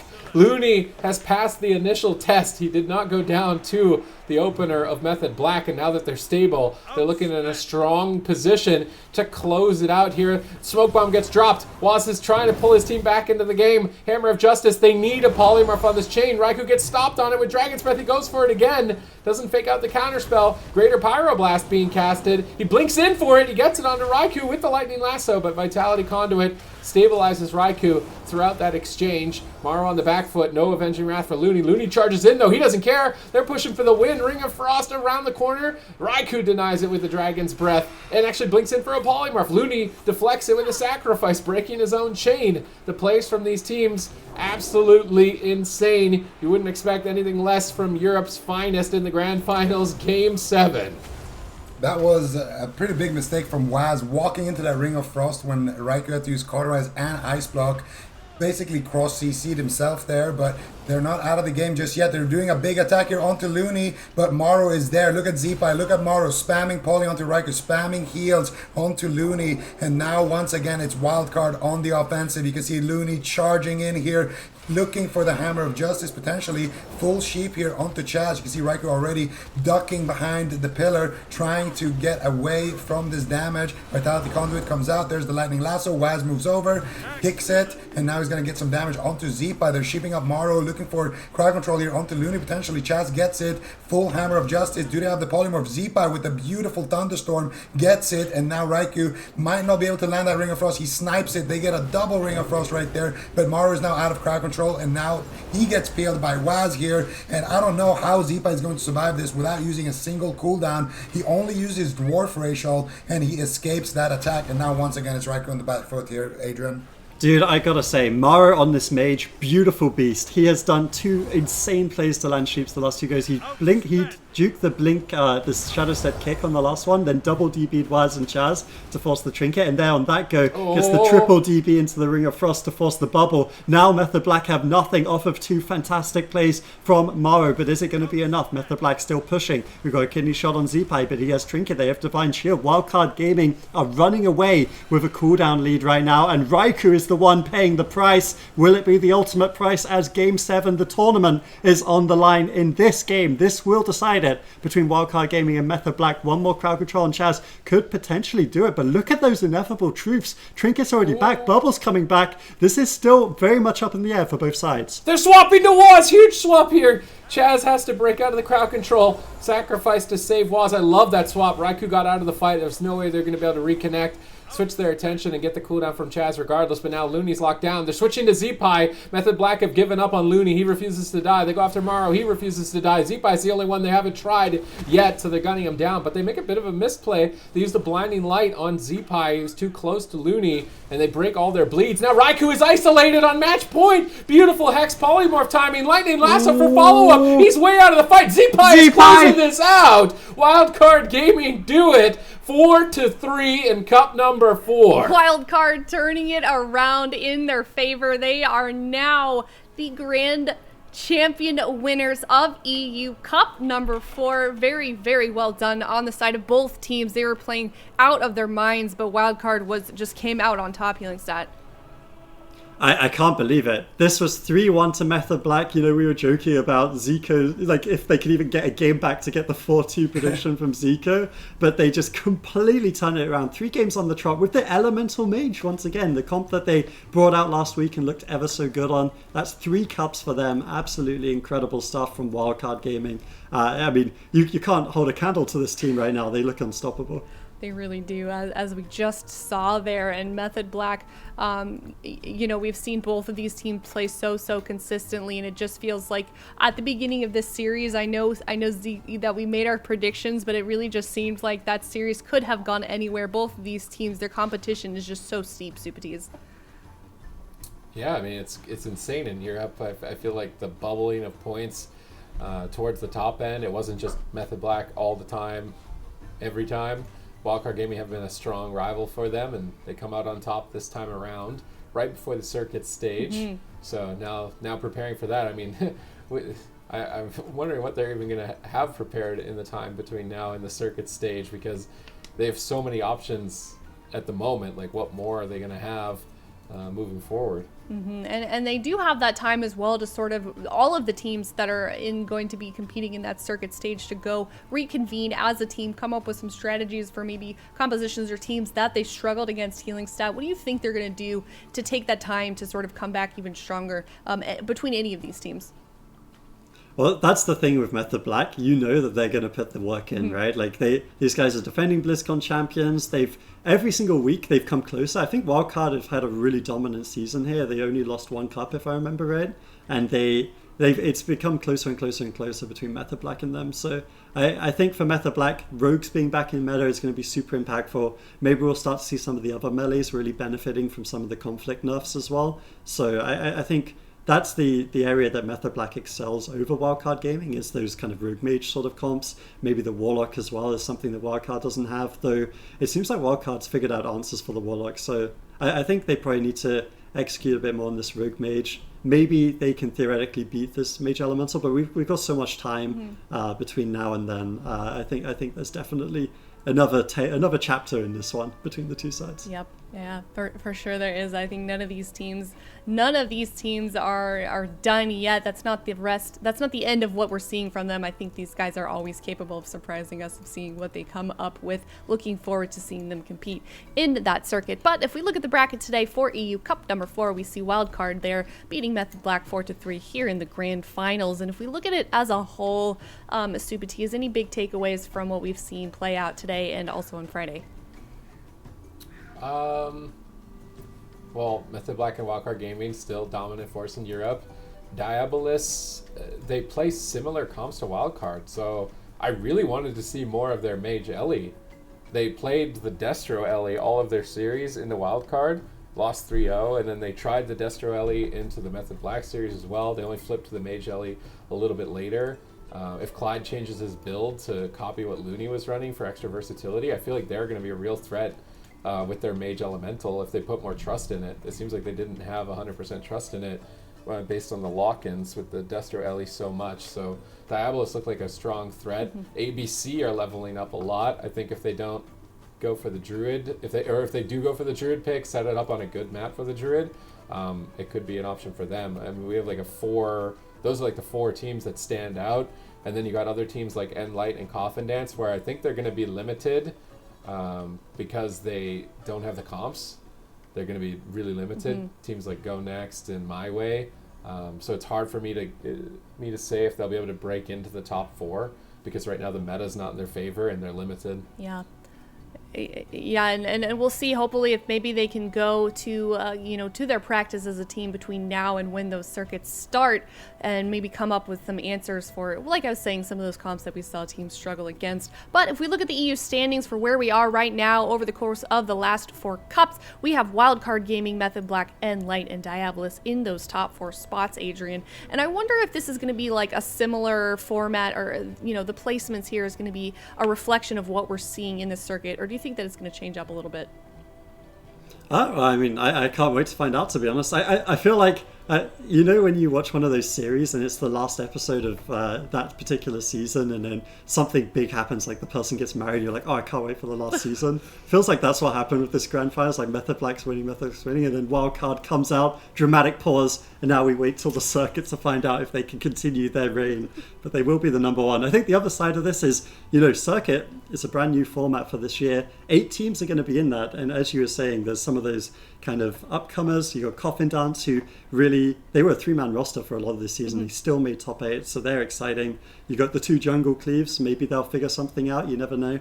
And that is really impressive. I think My Way is the only 3-man roster that's getting circuit for either region. So really big shout out to Hydra and those guys for that one. And then you've got great teams like Go Next who won't quite make it. So you can really see the caliber of competition in Europe. I cannot wait for the European circuit. I think it's going to be an absolute blast. Yeah, I'm excited as well, and it's not something that we've seen in a while. We're doing a round-robin format with that circuit, Zico. What does that mean for the level of competition for these teams that we'll see compete? Well, it means that you're going to have to prepare for every single team. Everyone is going to face everyone.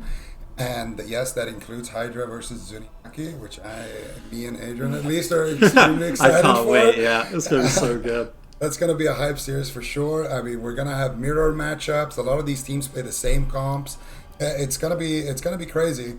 And obviously as well, in that round robin format, the seeding is not going to be that important as well, since everyone faces everyone. So yeah, everyone's just going to have to study up and bring their A game, and may the better team win.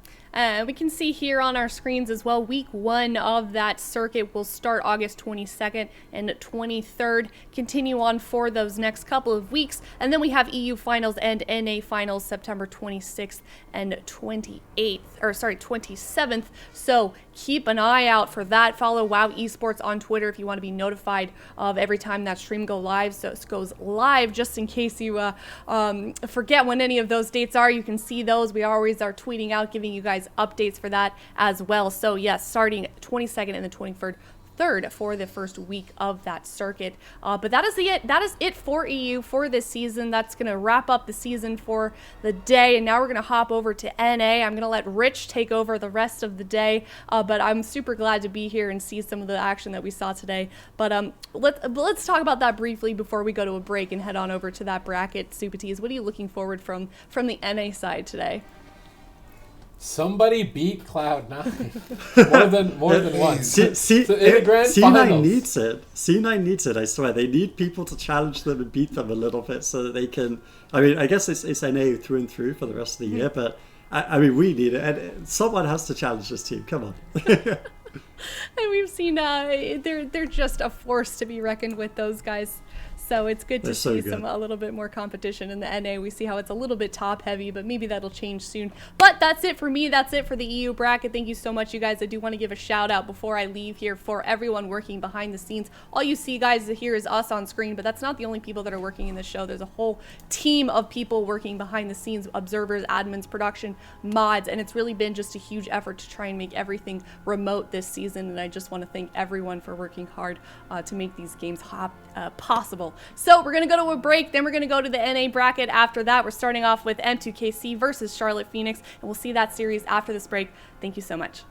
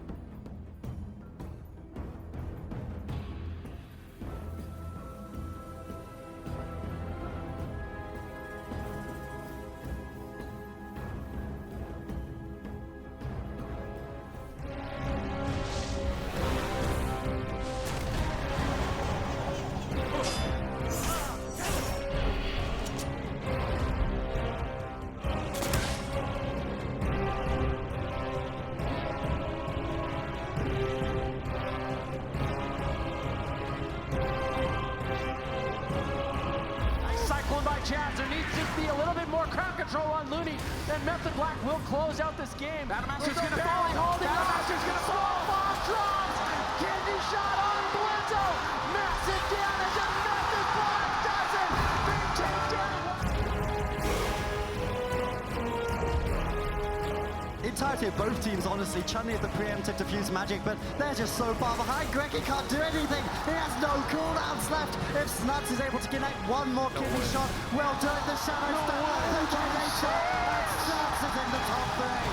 Don't you ever put Snuts on the bench again!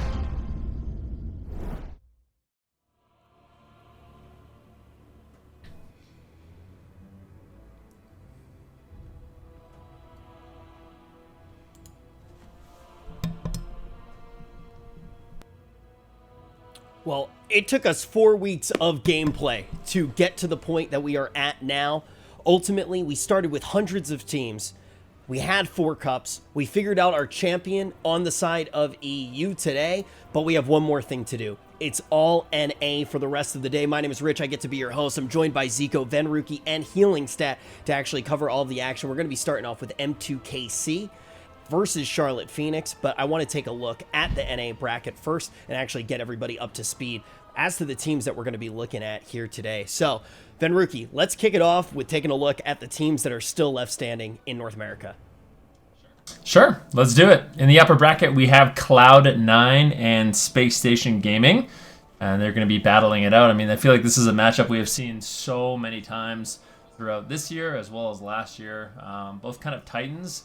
The last time they did meet, I mean, or the last couple of times they met, it just seems like Cloud9 has an answer with the Mage Lock. Space Station Gaming, of course, did show some some signs of life, bringing the Elemental Shaman Windwalker, so that'll be a really interesting series to see how that one kind of develops. And then, of course, in the lower bracket, we have M2KC as well as the Charlotte Phoenix. And the Charlotte Phoenix, I think, overall had a really great performance yesterday. I'm curious to see how they'll go head-to-head with M2KC, which is another one of those up-and-comer teams that I think will do really, really well in the round robin. Yeah, I also do want to cover really quick. One of the biggest things that actually happened this weekend already, Healing Stat, is the fact that we figured out which teams are the top teams in the world. We already figured out all of the teams who have the top points to qualify for circuit play. This is going to be the last cup of the year. So what are you looking at right now when you're looking at these squads to try to figure out how they're going to actually perform in circuit play? I think for circuit, there's obviously going to be a little bit of time. We just saw the schedule show up, so there's going to be time for these teams to reflect. Qualifying has obviously been the priority for the cups, but in the similar light to us seeing Diabolus and ABC come up and up on the European side of things, I'm getting really excited about the two teams we're going to see here, Charlotte Phoenix and M2KC. Both of them have a variety of compositions. Paladins seem really good in the meta right now, Holy Paladins. So I think these are two teams that, whilst we talk about, who can take down Cloud9 as a side project, these guys like contesting for number 2 is Space Station Gaming. I think they've got to be really careful, like the people coming up on their heels. Yeah, it's an important thing to keep in mind because we do have a different landscape in each region. You guys started to talk about it when we were watching everything play out on the side of EU. I think Zico kind of talked about it a whole bunch, but North America does have a very different feel. Even when we are going to be jumping in and watching these matches, it's not just with the meta, it's just with the variance of skill in these teams, Zico. It does feel a lot different to watch the two different regions. Yeah, absolutely. I mean, the meta and also just how they play, how they build their characters, a lot of things are definitely different here. And, one of these teams, especially M2KC, I would say, they have been bringing out a lot of surprises. I was extremely skeptical to them yesterday when they played Moonkin, Holy Paladin, and Windwalker, I believe. And they were actually able to win that series against the Golden Guardians. So I counted them out on that composition, but they proved me wrong that they definitely know how to play that. So it's interesting to see what kind of classes these guys are bringing to the table. Yeah, and let's actually talk about how they were even able to get to this table in the first place. Let's talk about the road that these squads did have to get here. Then let's talk about what M2KC even needed to do to make it here to Championship Sunday in the final Open Cup of the year. Well, I mean, it's been about a consistent performance for these teams. I mean, this week, They had quite the journey, battling it through the lower bracket, of course. But, I mean, for both the Charlotte Phoenix and M2KC, I think in general it was just all about making it to that top 8. And it has not been an easy road for either one of these teams. It's about consistent performances over the last 4 weeks. And now it all comes down to this. Of course, they already have qualified, but it's like I already mentioned, you really want to be building up that momentum. You want to start picking up as many wins as you can and trying to figure out some of these matchups, because when they do go head-to-head in the round robin, that's when it's really going to count. So if you can figure out some strategies, some compositions that you can run, that's, those are the teams that are going to get the real edge. Yeah, and I feel like we've also started to see, some criticisms for these squads already, but obviously a lot of upsides as well. I mean, Healingstead, if you were going to talk about the play style, for example, of the Charlotte Phoenixes, what would you say to anyone who hasn't gotten to watch them play yet? Well, I think yesterday's games, like both these teams have a pretty similar playstyle in terms of the comps they play, right? We saw Golden Gardens versus M2KC, which is a series that's gone either way in the past. On this occasion, M2KC comes out ahead comfortably, and Charlotte Phoenix also, they got Korlik, who's playing the Paladin most likely, and then Burn, Nick, and Jamili brings them Destro and then Melee, or Mage and then Melee. So M2KC, who are also playing Mage, Melee, Paladin, these two teams are playing a very similar playstyle, both very aggressive, high threat, lots of damage, which is why I think when they actually go against each other in this next elimination series, it's going to be really, really fun. And we're already in that elimination series, folks. It's back to best of 5. M2KC versus Charlotte Phoenix is now underway. Blind pick in the Grand Arena. Yeah, Korlik strikes first with a full Hammer of Justice, but Drake responds with a nice double stun. Big burst onto Jamili early on. Temporal Shield looking like it should be enough to deflect the initial attack, but it's not over yet. Brain looked for crowd control of his own. Manages to find a blinding light. Jamili's still in a bit of trouble, but it looks like he should be fine with that Vitality Conduit. Now Charlotte Phoenix, they need to kind of strike back here. Can they get any crowd control? Full kidney shot onto Cerulean with the Polymorph on Drake, but Brain, free of crowd control with his Divine Favor, manages to keep Cerulean healthy. Yeah, there should be there should be a very fun matchup to start off NA with these double Paladin Mages and the Rogue and Windwalker to go against each other. Yeah, this is a great matchup. Windwalker, has a little bit more burst than the Rogue, but the Rogue a lot more consistent pressure with that Mortal Strike, and now we can see it in effect here. Nick with the Maledict rolling onto Cerulean. They have the crowd control onto Brain, but he breaks out, and now finally he's going to activate that Avenging Wrath, that big Holy Light with the Divine Favor. Cerulean's going to be fine. Going for the Ring of Frost. Jamili trying to shut it down with the Polymorph, not going to be able to find it. Temporal Shield gets activated. Korlik, what are you going to do? Can he get more CC? Jamili with a beautiful Dragon's Breath. He's going to shut down the CC chain, but it's still going. DR Leg Sweep comes out. Cauterize gets triggered. Another Dragon's Breath here onto Korlik. Jamili could be on the run here. He might need to Ice Block, but I think he's going to be able to hold on to it for now. But still, a beautiful push here coming out of M2KC. And now Jamili looking to find some crowd control of his own here onto the enemy healer of Brain, but not going to be able to find it just yet. Gets counterspelled. Korlik in a beautiful paralyze into a blinding light here. Double blind, but Korlik gets out of it, and with his trinket gets a Hammer of Justice. Brain in a full sheep. Jamili could have to Cerulean could have to use his Ice Block right here if they can get any more crowd control. Cerulean, I think that was his Battle Masters keeping him alive for a little bit longer, and now once again the Holy Paladins should be able to keep their teammates alive. Yeah, things stabilize here for Cerulean. What's the Battle Masters holding onto the Cauterize, but here is the setup from M2KC. Hammer of Justice on Korlik. Can they get the damage rolling onto Jamili? It's actually Cerulean on the back foot. In a kidney shot, full blind on Brain. Immediate Blessing of Protection to free him from that crowd control to continue the healing onto Cerulean. And it looks like M2KC will stabilize from that attempt, but that was the blind, and now Jamili is the one that's in trouble. Keep in mind, no cheap death. This is a scary moment. Vitality Conduit looking like it's going to be enough, but Cerulean, he snipes the Divine Favor, lands the counterspell, and because of that, Jamili is forced into the Ice Block. A beautiful play by Cerulean. It's really nice to see. That's the thing with the Paladins. Like, both of them are willing to sacrifice their health with the Vitality Conduit, but they are very vulnerable to those blink counterspells from the mages. You got to be very fast on that one. Holy Light's a quick cast with the proc, but both these mages able to land it. Cerulean on this occasion with the big benefit there, getting that huge cooldown. Now he's looking to get aggressive with the combustion, though it looks like cooldowns from Korlik, no crowd control. They should be able to survive for now. Yeah, another setup here, getting launched. Brain in a full Ring of Frost, Ceralium was in a polymorph. It looks like they're going after Drake. I'm not sure how I feel about that targeting. Maybe they want to try to bop off the Karma and try to go for a big one-shot. They realize they're losing the Mage Race here. Ceralium already forced out Jamili's Ice Block and he's cauterized with these setups. If he can get another crowd control here onto Korlik, it could be big. Sacrifice is faded. Ceralium looking to stack up his combustion, and he's about 5 fireballs away from having it ready. And then I expect to see some kind of crowd control onto Nick, and then a Blink Dragon's Breath maybe onto Korlik. Let's see what they end up doing. No, they're just going to go for the paralyzed leg sweep into the Hammer of Justice, into a potential blinding light. Korlik using his human racial and gets a counter Hammer of Justice onto Brain. Brain in a full polymorph, and Ceralium is the one on the back foot here. Could have to use his cauterize, but no, the Vitality Conduit comes through in the nick of time, saving that cooldown for later. And once again, I would say M2KC are the one in the driver's seats here, Ben. Yeah, I would agree with that, especially with Touch of Death rolling up, as well as that combustion. Korlik, he does, of course, have the Blessing of Protection if he needs it, but definitely going to have to keep an eye on that. M2KC has a lot of burst damage available. How are Jamili, Nick, and Korlik going to respond? Blinding Light coming in. Big damage onto Jamili once again. Immediate Divine Shield, Blessing of Protection on the Touch of Death. Korlik is not messing around. He does not want M2KC to get too much pressure here, but they traded out a lot of their defense. Korlik, he does have his Trinket available with no ultimate sacrifice. It's going to be difficult for him to actually keep someone alive unless the crowd control chain is continued. Jamili right now casting out some fireballs, looking to just get out as much damage as he possibly can. Drake rolls over. He's been all over Jamili in this match so far. Korlik actually retreating, getting interrupted. Nicely done there by Drake.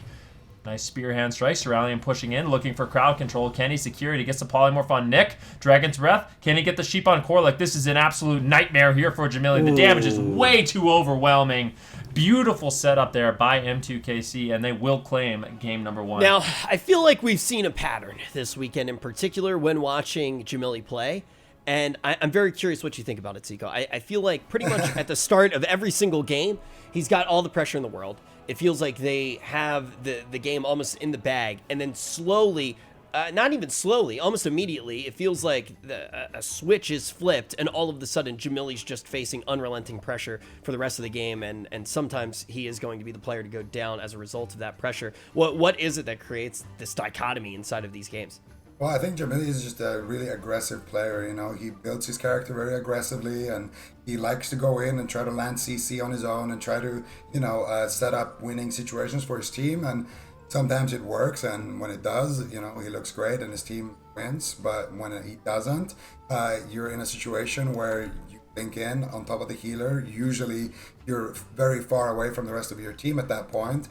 And if you get stopped there and you blinked in to get there, then you're gonna get caught up in a bad position. So I don't know if that happened specifically in this game, but that's a general thing, how it goes when those setups don't work out. Yeah, I think it's important to think about, too, when we're first getting started looking at them today, switching gears a little bit and taking our first look at North America for the day before we do crown our champion as we move through these 4 series that we are going to have. It's important to think about how they did actually get here and somewhat of a feast or famine play style when we do actually look at Charlotte Phoenix when they are using their mage strategies. On the other hand, though, I think one thing that's been consistent for M2KC is just going to be Brain being an absolute Live Lord healing stat time and time again throughout the entirety of not just this weekend, but all of the Open Cups. Yeah, it's those big Brain plays that we know and love him for, right? So he's been great on the Paladin. Honestly, I've been really impressed with the caliber of Paladin play in US specifically. I think Europe was a little bit behind. Now they're catching up and we see more Paladins coming through. Looney, Chaz picking it up a little bit more in the meta. But in North America, you've got Borngood, you've got Korlik, you've got Brain playing, and then Gurecki's been playing a ton of Paladin as well. Sidu picked it up a little bit as well. So it's been really fun to watch. And these guys, they had no easy feat to get here, as you said, Rich. They beat Golden Guardians, M2KC, and it seems like M2KC in this first game just had complete run. There was no Ice Block on Ceralium, no bubble from Divine Shield from Brain. They just had complete control of this one. So I'm starting to think Charlotte Phoenix is going to have to change something going into game 2. Yeah, that was kind of one of the questions I wanted to start gearing up for. I think you kind of hit the nail right on the head. But before we dive head first into that one, Ven, what are the biggest differences that we're seeing between these two mages, whether it is the playstyle or just which builds they're actually bringing into the arena? We're going to talk about that again. The gear, the AWC companion isn't updating, so it's hard to say. But I mean, just to kind of summarize what we did see yesterday, if we're just looking at gear and talents and corruption selections, Jamili often chooses a little bit more offensive options, and I don't feel like it necessarily works out the greatest. I can't really say what he was using that game. I know he wasn't playing Kleptomania, which is really standard for mages. He's one of the only mages in literally the competitive circuit that doesn't play Kleptomania against other mages. Not sure why, but yeah, I think when you are the target in a matchup like this, versatility just gives you, such a huge edge. He might have been running it, but I mean, if history is to show us anything, he probably was not. I think it's one of the key differences between these two players.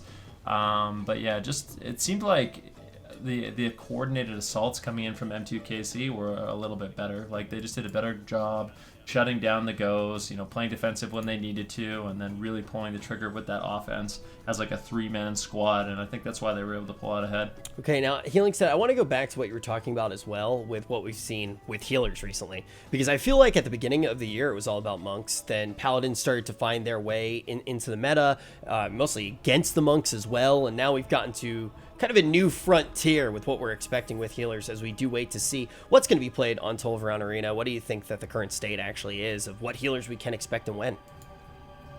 Well, I mean, we've seen every healer this weekend, which I think is the first time I can say that the entire Cup season. We even saw a couple of Druids, although I don't expect too many more here in North America. It's really interesting because Mistweaver, I think most people would agree, just has the strongest throughput healing and is hence a very well-rounded defensive option.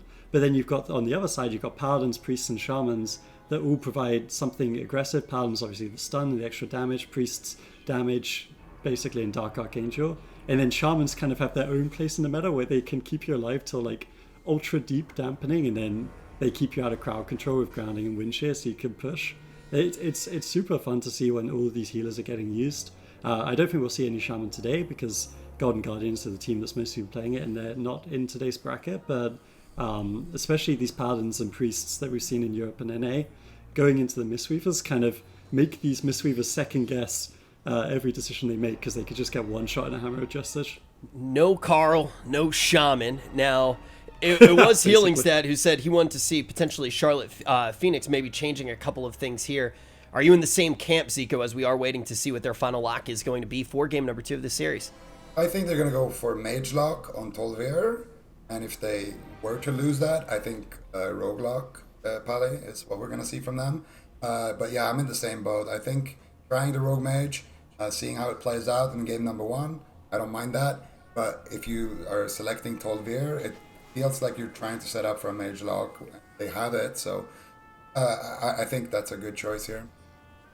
And it seems like it's important to potentially make that change early as well. We know that this could be one of the fastest series that we actually do see today, at least in North America. And on top of that, I feel like if you're not making a change running in with the same composition, you might just get obliterated and turned into echoes very quickly here, Van. Is there anything in particular that you do want to see? For the Charlotte Phoenix, it really is hard to say. I feel like M2KC, they have a solid answer in general. I mean, traditionally, with this comp, they've done very well into any Warlock team. They're willing to just play it out as long as possible. And Charlotte Phoenix are going to lock in the Mage Warlock Paladin. Jamili actually selecting the Frost Mage. But what I was going to say, for M2KC, they're one of those teams that are perfectly willing and able to play to their win condition, which is deep dampening against these Warlock teams. So I think that's what we're going to be seeing from M2KC.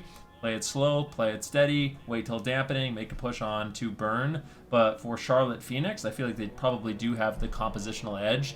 They just need to make sure they're not letting M2KC get too comfortable and really denying those goes when M2KC tries to make an all-in. You got to think about how important Burn's been for Charlotte Phoenix to even get here in this particular tournament as well. And this is coming without flame at all. It's just, this is straight up fact. I mean, Zika, they were in a position yesterday where they were about to just get knocked out of the tournament. All of a sudden, they go, okay, Jamili's going to move to the bench, and they bring in Burn, and he just puts the series in his back and gets them to the place that they're even able to play here today. So Burn has been somewhat of an X factor for this team, and it's one of the reasons that they didn't have this Sunday off.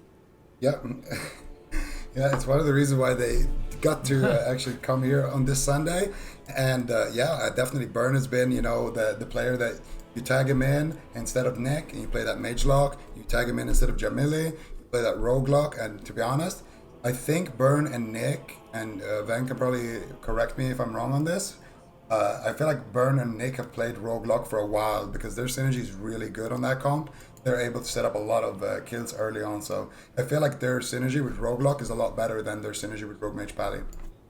That's a really important thing to keep in mind. I think Healing Stat said it a little bit earlier today. I know all of us have talked about it at some point throughout the year. There's really only one team, I believe, that's made it through with a 3-man roster. And when you do look at Charlotte Phoenix, you can see a lot of that comp diversity that they are starting to sport, but you can see some of their strengths as well. The question is whether those strengths are going to bear fruit. They were able to pick the map. They're going to be able to get a little bit more space. They're going to be able to potentially slow down the game as well. Ven already mentioned that they might be going into the deep side of dampening. We're going to have to see if that's a win condition that can allow them to tie up this series. They're trying to get a win here. Otherwise, I think M2KC Healing Stat, you're very quickly going to be able to see them holding all the cards in a series like this. Yeah, I think this is the one advantage Charlotte Phoenix has in terms of the composition. So, like, they do have Burn on the Warlock, right? M2KC doesn't have that, so it makes perfect sense that we bring in the Warlock Mage here. It's interesting because I do think that they're going to need some deep dampening to win this one, which in my head, like Jamili and dampening just kind of they don't mix very well. So it's like oil and water, man. See. Yeah. Exactly, and like I remember whenever I played against Jamili back in tournaments, his teams were always just the ones that were so impulsive and high damage and high threat. It was super scary to play against. So maybe they can generate a lot of pressure like that if Drake's in the middle of the map. But I feel like with a comp as punishing as Fire Mage Windwalker on the side of M2KC, if Jamili and Burn go for those kind of really aggressive plays with CSs on healer, they could definitely get punished for it. So they'll have to be careful. You bring up such a good point. I mean, there are playstyles in WoW, and when you look at Jamili, this is not a playstyle that you would expect him to be going for at all. Then usually you see him come out just swinging, absolutely trying to get those early kills. He's going to be able to bring that intensity and maybe catch a team off guard early. But how do you think Jamili will be able to play in dampening? I mean, he's done it well before. I mean, Jamili is a veteran mage. You have to give him some credit here.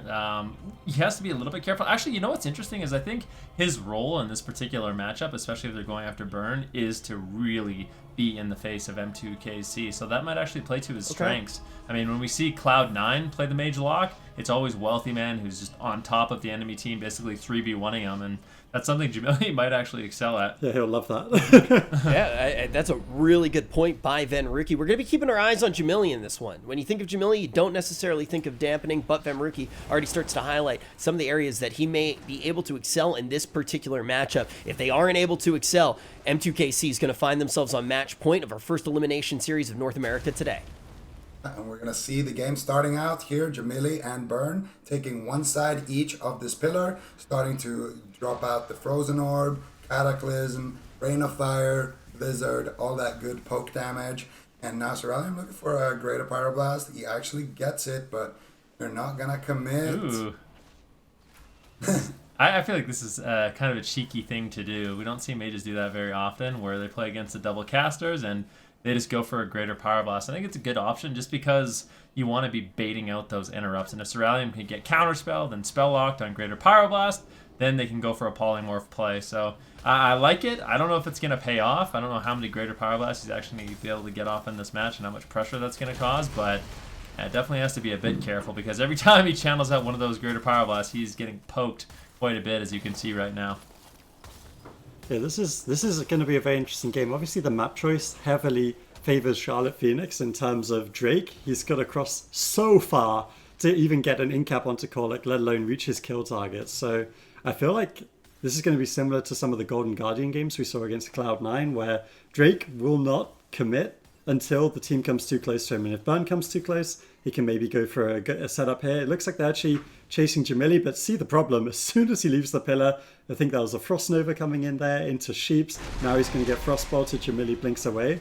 This is going to be a tough game for Drake. Yeah, and with Blessing of Freedom on some of these targets, I don't see Drake having any kind of fun in this match. But he is getting some damage here onto Burn. Let's see if they can potentially land some crowd control here. Cortex moving in, leg sweep onto Burn. There's the paralyzed. Ceralium gets a greater Pyroblast off, but they don't have any more follow-up CC, and that's kind of the problem. And now they have to pull back once again. Ceralium is going to take a Chaos Bolt to the face. Brain is in a Polymorph, and now once again Blizzard, Frozen Orb, Cataclysm, Rain of Fire, all that poke damage. And there it is behind the pillar. And once again, Charlotte Phoenix has got M2KC in that chokehold position. The only thing I feel like M2KC can do is try to get a greater Pyroblast and then have Drake maybe roll out and try to land something. But it's extremely difficult, especially before dampening, to do anything in this matchup if you're Charlotte Phoenix or if you're M2KC. Yeah, it really is. I mean, that's a problem, especially when you play against the Frost Mage. If he has Ice Nova, he has his Pet Nova.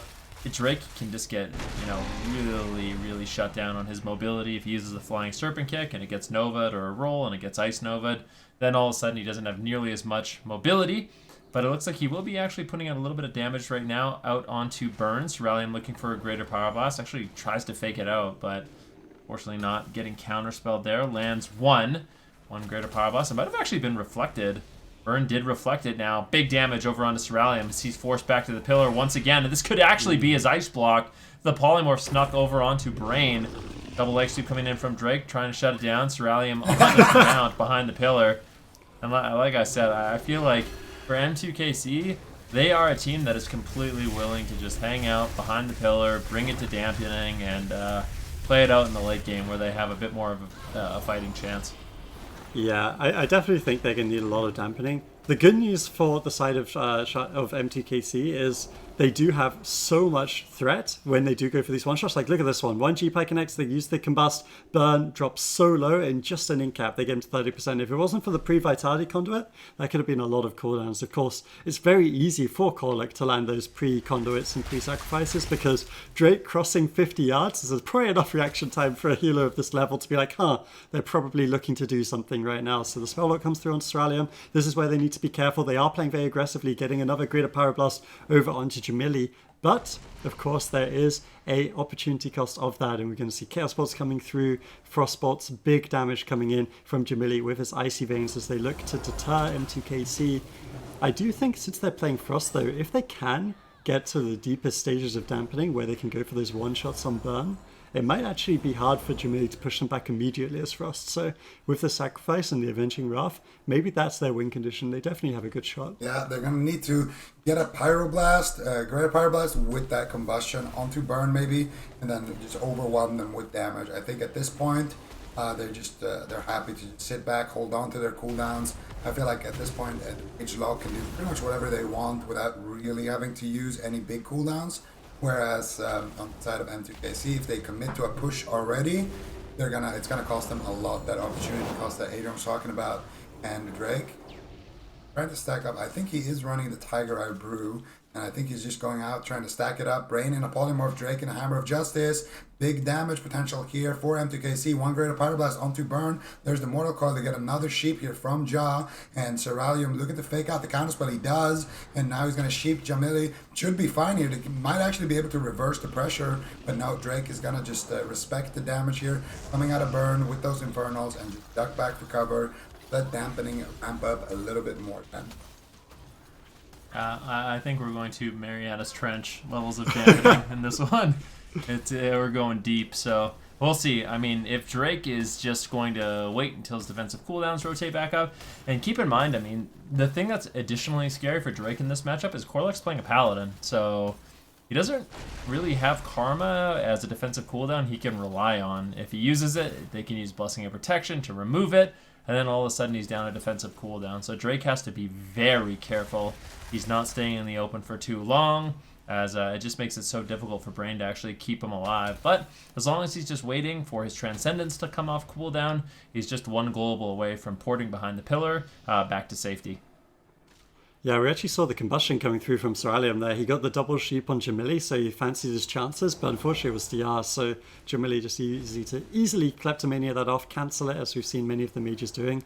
I'm not sure if it was Kleptomania, since we've been saying Jamili hasn't necessarily been running that, but either way, he purged it very fast, was able to get rid of any threat from Seralium, so Seralium now back at the pillar. The way that Drake's actually able to stay in the open for so long, though, I gotta say, I think a part of that is due to the Frost Mage, and it's giving Seralium the space to get off these greater Pyroblasts, and you get the feeling, if he's able to keep connecting these, as he has been, one of them is going to be really scary. Like a Blink counterspell on top of a GPI could easily be the end of the game, and when you've spent 7 minutes playing this kind of pincer them against the wall strategy that Charlotte Phoenix obviously have been, it'll be really frustrating if they lose the game like that. So they've got to be very careful here. You can see they're forcing a lot of damage. Jamili playing that aggressive role we anticipated he would play at the start of the game, but he needs to create more pressure for his team, maybe even push in further to deny the basically free setups that M2KC are getting on Burn right now. Ooh, leg sweep here onto Burn, sheep onto Jamili. Seralium looking to sheep the Dispel here, going for the Greater Pyroblast. He's going to blink back, try to avoid that counterspell range and sheep range from Jamili. He locks him on Arc and gets another Greater Pyroblast here. Hammer of Justice onto Jamili, Hammer of Justice onto Drake. They both get Dispelled, and Jamili is going to land a sheep here onto Brain. Drake could be in trouble here. What is he going to do? Is he going to trade defense and stay in? No, he's going to port out, and that's exactly what he should be doing right now.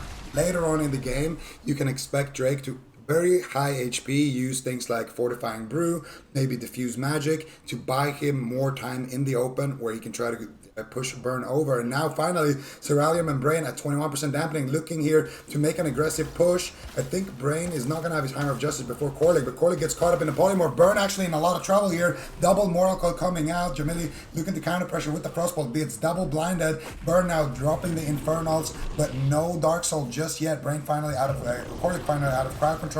Should be able to stabilize his teammates, and he is swapping side on that map, and that's exactly what you want to do as the healer with the two wizards. You always want to be playing on max range from the other team. You can sit down and drink and just stay back and PvE heal. That's it. Yeah, I mean, that really is the main objective for M2KC, right? They need crowd control on the Corlick, or they're not going to take down Burn unless, you know, dampening is at insane levels. Burn lands Chaos Bolt onto Drake. Polymorph now on Brain. Good push here by Jamili. Trying to get the crowd control rolling, but once again, Drake, he has his Transcendence in a great location. He had his portal behind the pillar, and now he's completely safe. And that's one of the nice differences between the Rogue and the Windwalker Monk, whereas for the Rogue, it's a little bit more difficult to get back to the pillar once you've committed your Shadow Step and you know your Cloak of Shadows. For Drake, it is significantly easier with that Transcendence. However, I think it's a little bit more difficult for the Windwalker Monk to stay in the open for, you know, an extended period of time without that short cooldown stun. Seralium actually getting hit right now. Jamili trying to cause some big pressure, but I feel like most of their damage really does need to be on Drake, forcing him back to the pillar as often as possible. And as long as Drake is on the pillar, that's when Jamili and Burn can really find that range rot damage to make it difficult for M2KC.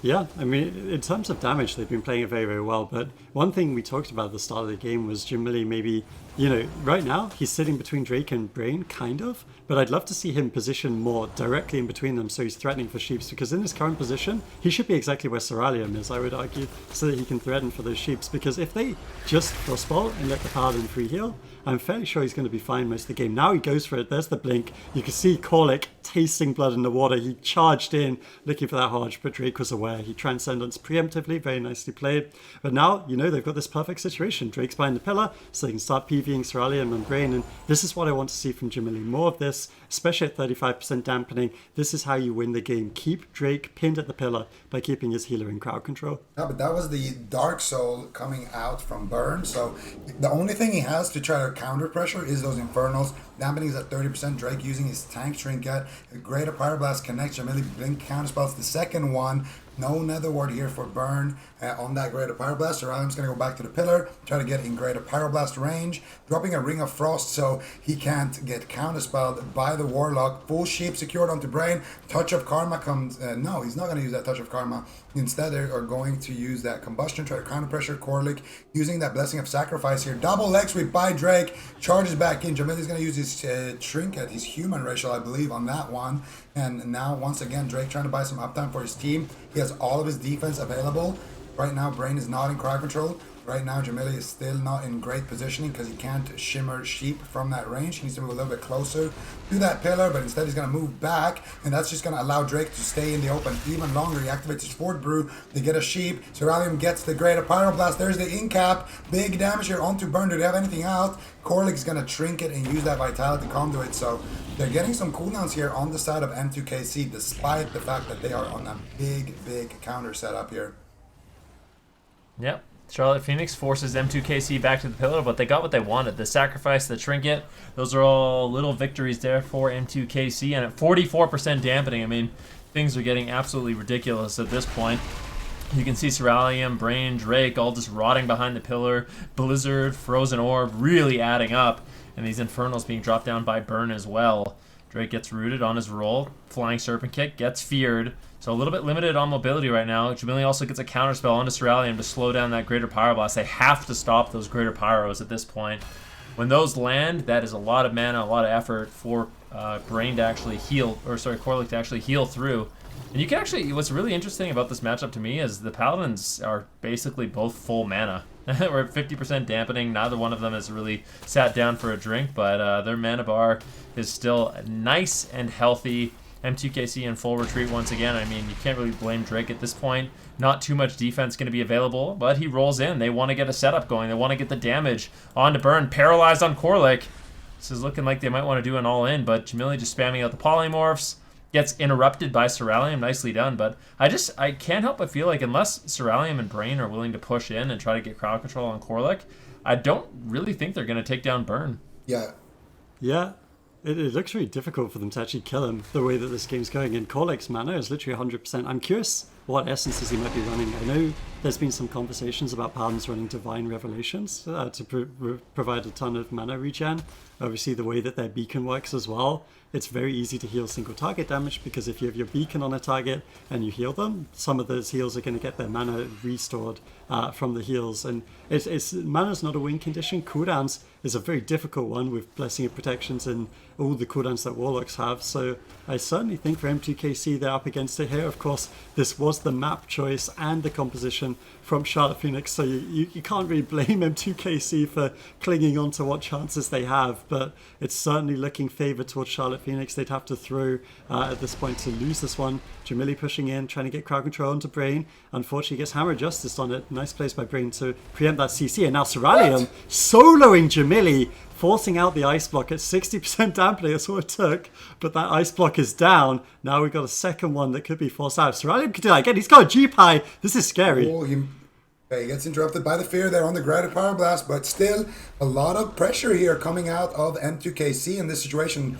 No sacrifice for 30 seconds for Corlic, no Avenging Wrath for a couple of more seconds. It should rotate back up, so the team of Charlotte Phoenix should be fine. And now there it is, triple Shadow Fury, Chaos Bolt comes out, Cerulean is going to block the damage. And I don't know if that's the right call, but definitely saving a lot of mana and pressure there on his healer. So I respect the play. Let's see what they do here. Drake rolling back out, looking to get some pressure onto Burn. They need to get something going as soon as possible. There it is. Leg sweep comes out. Drake looking for the paralyze. Not going to go for it here yet. Corlic just max ranging beautifully, abusing this map to its full potential here. Drake once again shoving that touch of karma, but no Blessing of Protection here from Corlic, so Drake is going to get a lot of extra added damage here onto Burn with that debuff, unless Corlic dispels it, but if he does, then they can Hammer of Justice, so he needs to be extremely careful. Drake now activating his defensive cooldowns here to diffuse magic. Now he has nothing, and Drake all of a sudden is an extremely exposed target. Could just die to poke damage. Ooh, big damage on Cerulean. He's going to force to block back, or blink back, as both teams continue swinging. Yeah, I just don't know how much longer this game is going to last. 66% dampening. Brain, he's going to have to pull out some miracles to keep them all alive at this point. Cerulean drops out the Ring of Frost on the Fell Hunter, and maybe even the Water Elemental, but Jamili and Burn getting into position to continue that rot damage, and it's just become so difficult. That being said, I mean, look at Corlic's mana. Yeah. He's been burning through a lot of his mana as well, keeping Burn alive at this point, but with the Avenging Wrath, looks like they will completely stabilize. 70% dampening. It's like I said, M2KC, they are literally willing to bring us to the edge of the world at this point in order to close out this game, but I don't really know what else they can do. What are their options? with no crowd control on Korlik. I guess he doesn't have a sacrifice. They have about a 30-second window where an all-in would work really well. Nice Kleptomania spell steal from Jamili, removing the combustion from Ceruleum, and it looks like Burn is going to be okay. Drake may have overstayed his welcome in the open. Brain can definitely struggle to keep him alive. He has the Divine Shield, but Drake's just going to be tanking the damage with the touch of Karma. And all of a sudden, M2KC, their pressure is overwhelming. Burn could be in so much trouble here. Drake getting feared up. Is he going to Transcendence away? I feel like it's do or die at this point for M2KC. If they have to run, that's worst case scenario. And you can see Drake, he's caught in the open. Big damage coming from Jamili as well as Burn. They're making a push here with the Vitality Conduit. Brain trying to position himself to get a Hammer of Justice onto Korlik. Korlik's almost completely out of mana. The Divine Shield lands. Brain pushes forward. Hammer of Justice on Korlik. Korlik, Divine Shields as well. Both teams trading out everything they have at 75% dampening. Yep, 75% healing reduction. Both the healers are doing basically nothing. There's no mana left for Korlik, though. And it really looks like they're the team. Korlik triggers out of an interrupt. You can't trigger an interrupt. That's going to be so much trouble for Charlotte Phoenix. How are they going to survive? Brain is on 1 health. He gets a little heal on himself. And Drake has been forced behind the pillar. What? It's just coming down to these little spells from Ceruleum. He's soloing Burn. The Ignite's still ticking. Is it going to be enough to kill it? It is. I can't believe it. Ceruleum has no health left either. Korlik has to go in. This could easily still be a 2v3. But M2KC, I can't believe it. They get the kill first. Is it going to be enough to win the game? Jamili looking for the frozen orb, but nope. There you go. 80% dampening, ladies and gentlemen. Welcome to NA, the fast region. Yeah. I mean, it's one of those things, though, too. I mean, as somebody who's been in competition before, Van, I'll throw this one to you. I mean, what's it like to actually play a game like that? Like, what does that do to your mindset for the rest of the series when you've just had to go all of the way? You basically played 2 series in 1 game. Does that have a large effect on your mindset as you do continue to move forward? Playing a game like that and losing a game like that is one of the worst feelings ever. Like, you are mentally exhausted at that point. You just literally spent 20 minutes basically repeating the same setups, and then healing just goes so diminished that late in the game that you eventually fall. But, I mean, that was such a close call for both of those teams. I mean, it could have easily gone the other way, you know, with just little damage tweaks here and there. Yeah, definitely a difficult matchup to be in. And now, I mean, for the Charlotte Phoenix, what do you do at this point? I mean, do you really want to play another 75% dampening game where they're willing to just hide behind the pillar and then kill you when you're just 0 mana and can't heal anymore? Because, I mean, it seems like unless the Charlotte Phoenix can actually come up with an offensive game plan, M2KC is just going to be able to do the exact same thing. It is risky, of course, but it seems like at least they have a fair shot. I don't think anyone's going to disagree that going that late into dampening is going to be volatile, right? You're basically your heals are blanks at that point. But when you do actually look at that entire game, Zico, we had a situation where all the players had a closer relationship with the pillar than I've ever had with anyone in my entire life. Yeah, you and me both. I mean, they spent an eternity together, these players on that pillar. Yeah. But it worked out in the end, you know. They lived happily ever after. Right now, M2KC up 2-0 in the series, looking to knock Charlotte Phoenix out. And, you know, what are we going to see here, gentlemen? Are we going to see, Asha Mains, another Mage Lock game maybe? Or are we going to see the Rogue Lock? I think if I was in Charlotte Phoenix, it's time to bring out the Rogue Lock. That's the comp they look the best on, hands down. Yeah, I have to bring it up one more time, Healing Stat, because I just feel like if Charlotte Phoenix, you're mentally demolished at this point. You decided to go for the late dampening game. It was looking pretty darn good as well. M2KC able to get now on match point. You're facing elimination. You have to be doubting pretty much every strategy that you had. You know, Burn was the X factor in the past. This time he's not going to be the X factor. What do you think that they actually do lock in this potential final game?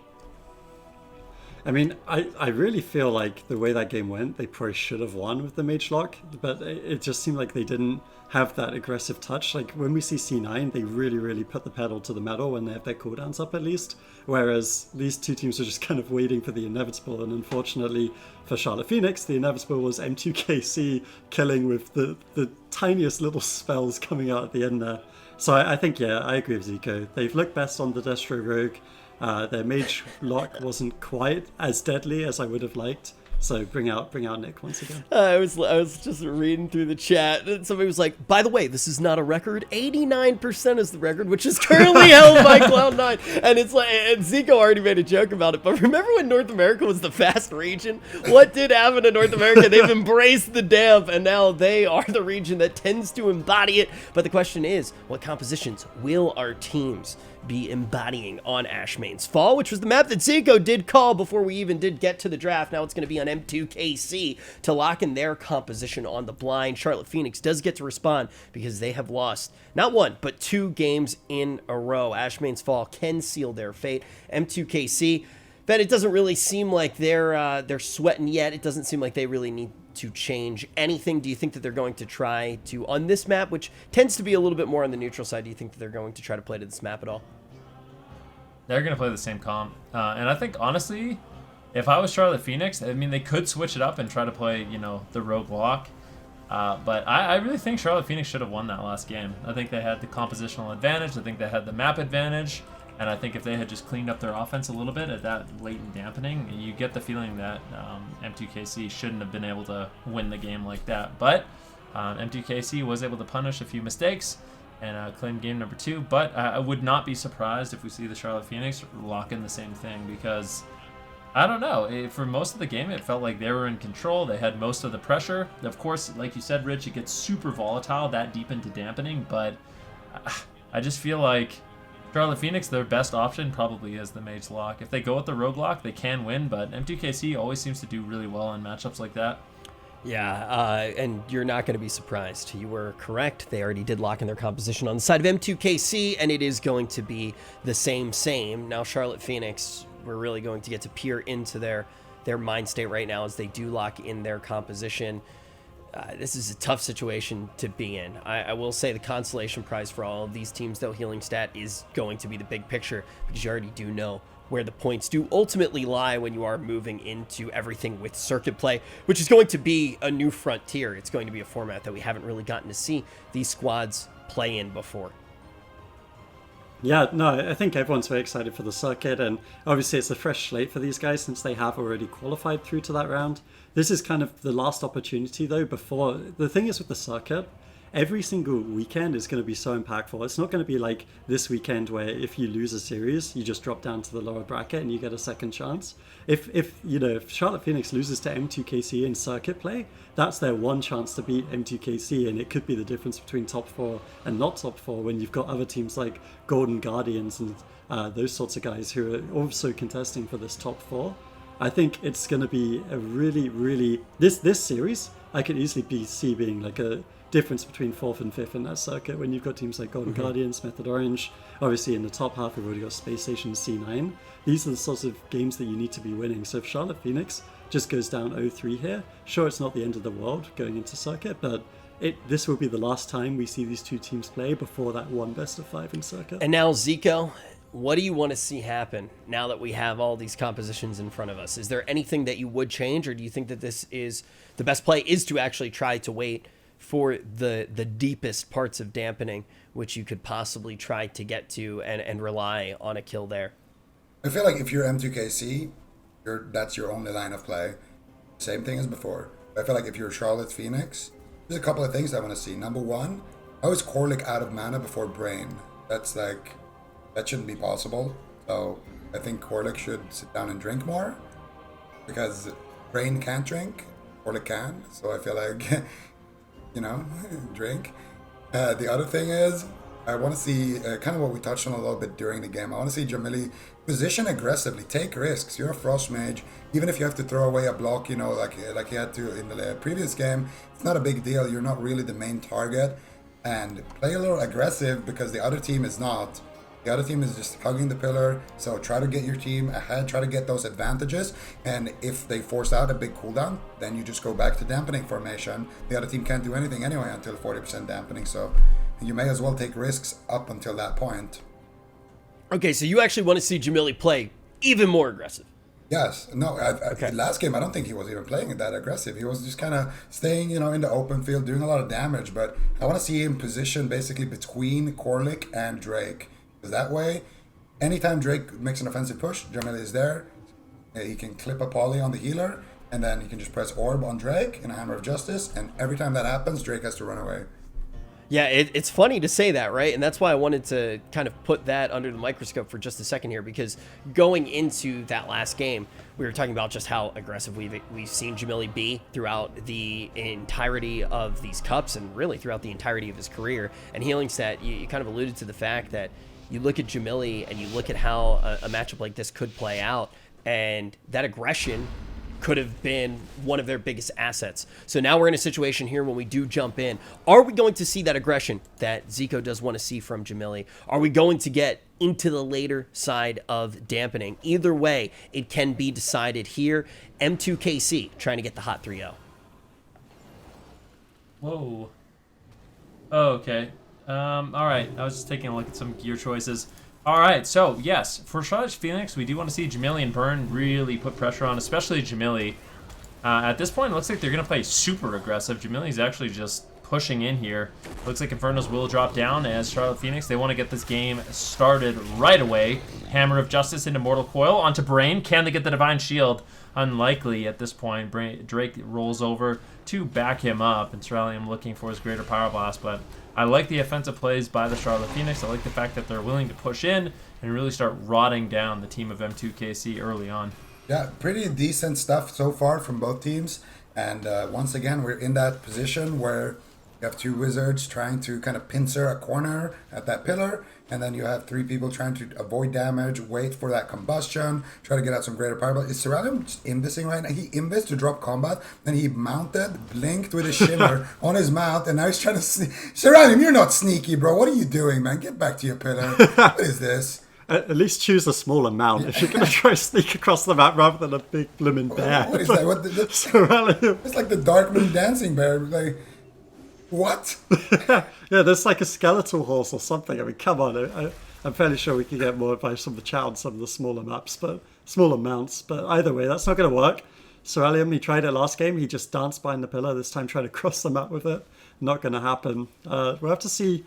The thing is, for this game, M2KC are actually able to play so aggressive. I can't believe it. Like, Burns actually getting Greater Power Blasted right now.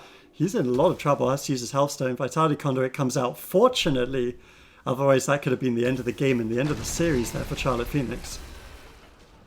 Burn and Jamili trying to force Cerulean back to the pillar. He's just sitting there channeling out Greater Power Blast consistently over and over and over. It also feels like M2KC, they're feeling a lot more confident in the match at this point as well.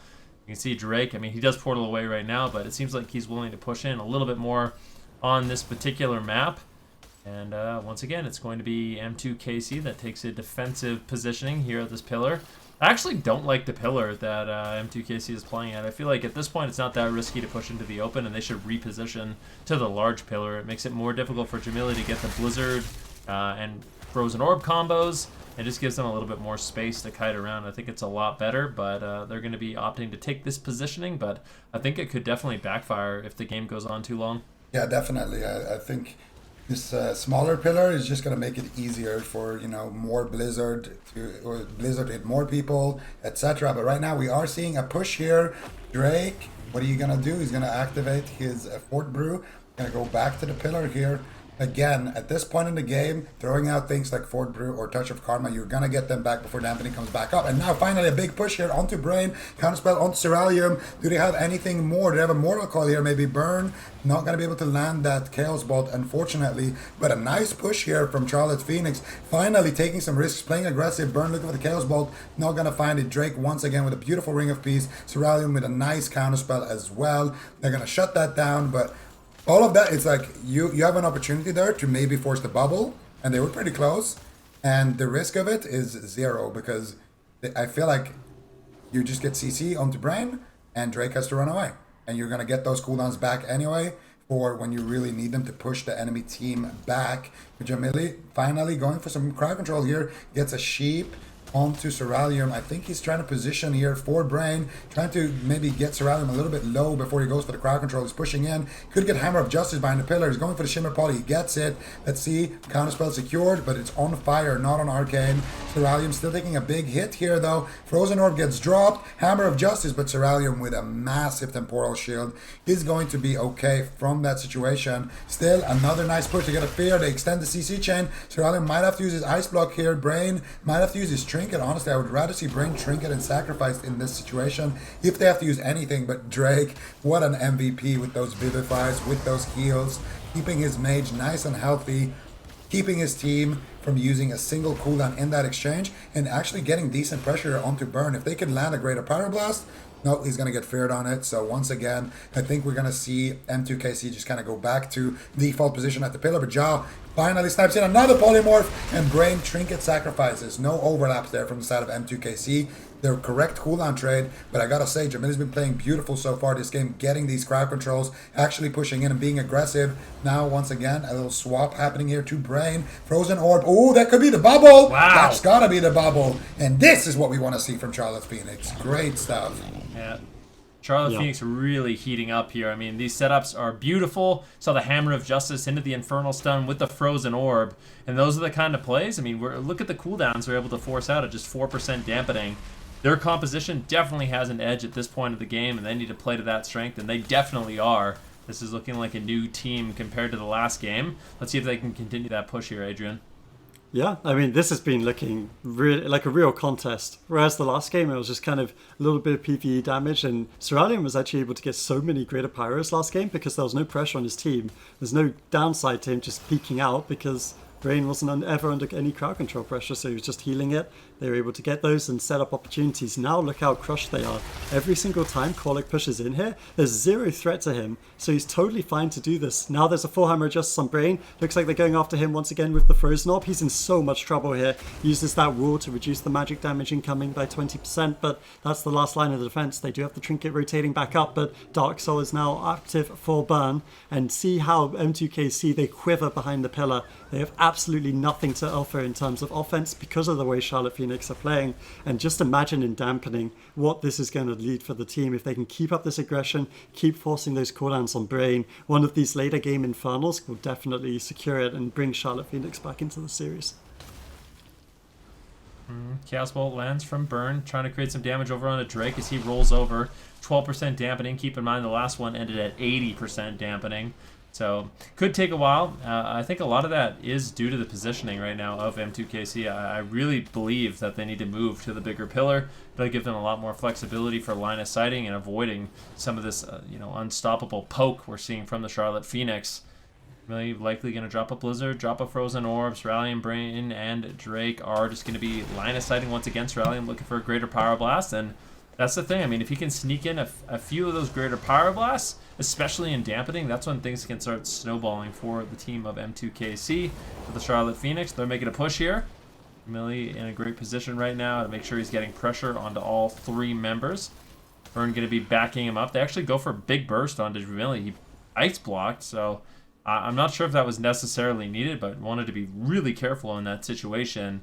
And potentially for the Charlotte Phoenix, they're just going to go after Jamili. He's actually, he's playing full versatility, but he does not have Temporal Shield, and that is a major mage defensive cooldown. So if M2KC realize that, they might want to actually make some swaps if Jamili continues to play this pushed up. I think Drake can actually just shove his Touch of Karma on any target he likes right now. Burn got Blessing of Protected on the Touch of Death earlier, which is why Drake wants to make an offensive push right now. Jamili also blocking earlier, trying to hold on to the Sacrifice, I guess, so they can have that for the Warlock potentially. But Drake is doing a good job just bouncing between these two casters. Now he's going to set up a big push here onto Jamili. His Fist of Fury is going to be doing massive damage here. Korlik might need to use a Sacrifice. He's going to go for the Divine Favor. Holy Light never fails to top somebody off. Beautiful heals there from Korlik. It's going to keep Jamili at a 100%. Ceralium's going to duck for cover. Drake is going to port back to his corner. Brain was actually sitting down there for a drink, but I don't think I saw him get any ticks. And I mean, even now, like, look at Korlik, just sit down and drink and top your mana off. Even if it's, 2%, 3% mana, you may as well, because last game you needed those 2 or 3%. But now Brain, Hammer of Justice is going to end. I think he uses Human Racial. He gets another counter Hammer of Justice onto Korlik, full sheep. And now Korlik's going to have to Trinket, use that Sacrifice onto Burn. And with that trade, M2KC are going to take it and run with it. That's a very nice deal for M2KC there. And that's one thing, I think Korlik, when he goes in for the Hammer of Justice, he shouldn't initiate with it, and they shouldn't get too tunnel vision on Brain. What I really liked about what they were doing before is they would let Jamili lead with a sheep. It's not that difficult to get a sheep, I think, in this matchup, since Burn is so demanding of interrupts from Soralium. So once he lands that sheep on Brain, that's when Korlik needs to be pushing in for the crowd control. As it happens, it's actually working out the opposite way. Big cooldowns are being forced. Brain was able to cross the entire map, although Soralium forced into the ice block there, maybe using it a little bit to kind of get some offense going for his team, as Jamili is low, Burn is low as well. Korlik's got some work to do. The Avenging Wrath is coming up. This is a lot of crowd control. Korlik in trouble. Can they get the Cauterize here? That's the question for Charlotte Phoenix. Looks like the answer is no. Brain, big heals coming through to keep him alive. Ooh. Now the Divine Shield. They sheep the Divine Shield. What a play from M2KC. Burn falls. Huge plays from M2KC as they win the series. Oh, man. What this honestly was just... I am so excited to see what M2KC can do in this tournament. It's just one of those series where you actually look at a team and realize what they're capable of. I think we've been seeing obviously huge signs of potential from this team throughout the entirety of the year, but just the more we see, the more excited I do get. Let's talk about how this one actually did get closed out. Zico, are there any moments that you do want to put in front of everybody who maybe did miss them? Yeah, absolutely. It was right there at the end. They went for that push onto Jamili. He had to go back. He got that big holy light, and while he was getting healed up there, they were able to start getting some pressure onto Burn, and then Drake gets a paralyze onto the healer, and as soon as that happens, Brain just crosses the map, gets a Hammer of Justice. He gets polyed after he gets the Hammer of Justice, so for him, that's a great thing. And then they have the sheeps, they get their follow-up sheeps, they force out the Divine Shield, and they're just able to kind of push Burn over with that damage, despite that Divine Shield healing coming through, and they're able to close out the match as a result. Yeah, I think it's easy to say that we all love Brain after watching him do this yet again. Now, let's look forward to the rest of the day and actually figure out what this does mean, because then, now, Charlotte Phoenix no longer going to be in this tournament. How much does this shift the landscape, in your opinion? Well, this is one of those matchups that was really interesting for me, because obviously we're going to be seeing them go head-to-head in the round-robin portion of this entire tournament. We'll have to wait for that, obviously, a little bit in the future, but I think it just shows how good M2KC really is. Charlotte Phoenix obviously showed a lot of potential in this tournament. They have great compositions. I just think they need to clean up a little bit more practice, a little bit more preparation, and I think they're going to be a real contender. They've got the raw skill, they've got the talent, they've got the compositions, but just a little bit more synergy. Maybe work on some of their picks as well. And I think I expect a strong performance for them in the round robin stage. But M2KC, they're a team that is they've impressed me so much for multiple reasons. But the main reason is they're playing a composition, primarily this Windwalker Fire Mage Paladin, that we don't really see anyone else play. And they managed to make it work against so many of these super meta compositions and really make these teams work for wins against them. Yeah, now we got to talk about the next series. We're going to talk about compositions. Cloud9 has one of these compositions that has somewhat defined the meta, and then you got Space Station Gaming as well. Zico, what do you think of these two teams going head-to-head? It's not like it's a matchup that we don't expect to see when we're looking at the best teams in North America. Yeah, I mean, these two are definitely up there when it comes to being the best teams in North America. And, I've said it before, that Windwalker Ellie from Space Station Gaming is nasty. They can win on the smaller maps easily with that comp. For me, it comes down to the blind pick. I feel like if they have something that they can play on a larger map, I really, really, really want to see Destro Ellie blind pick from Space Station Gaming. We saw Diabolus use it, and I think it looked great. I think if they kind of surprise C9 with that and the blind pick, they can take a game on the large map. Then they can start playing that counter-comping game, play Windwalker Ellie on the small maps, and they could potentially knock C9 down to the lower bracket by doing that. Ellie was already something which shocked us over in EU. Will it be a key to success here in NA as well? We're going to be finding out very soon, because when we return, it's Cloud9 versus Space Station Gaming.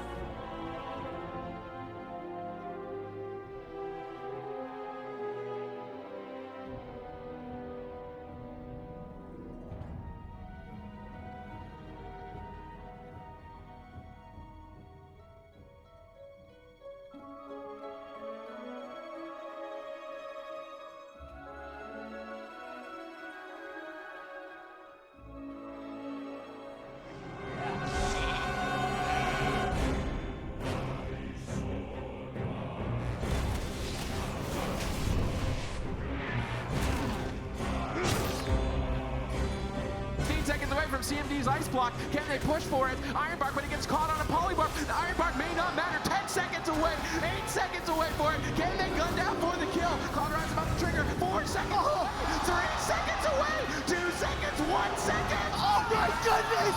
Oh my god! My heart is still racing from that ice block.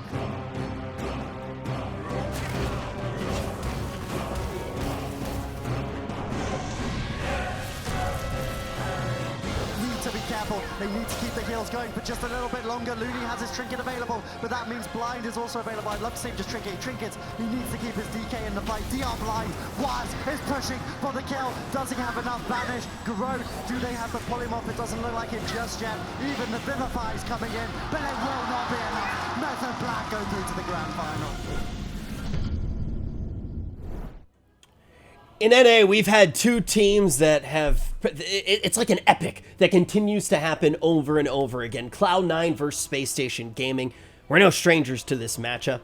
And one of the reasons we're no strangers is because we expect it to go so long that we will get very rehearsed in what they do want to do. These are two teams that might be going into the late stages of dampening. But to actually break down the strategies, which we will see, we got some of the biggest five-head experts in the world of Warcraft, Universe, Zico, Venruki, and Healing Stat. And Zico, I want to start by picking through your giant IQ brain. Cloud9 versus Space Station Gaming, what do you expect to see?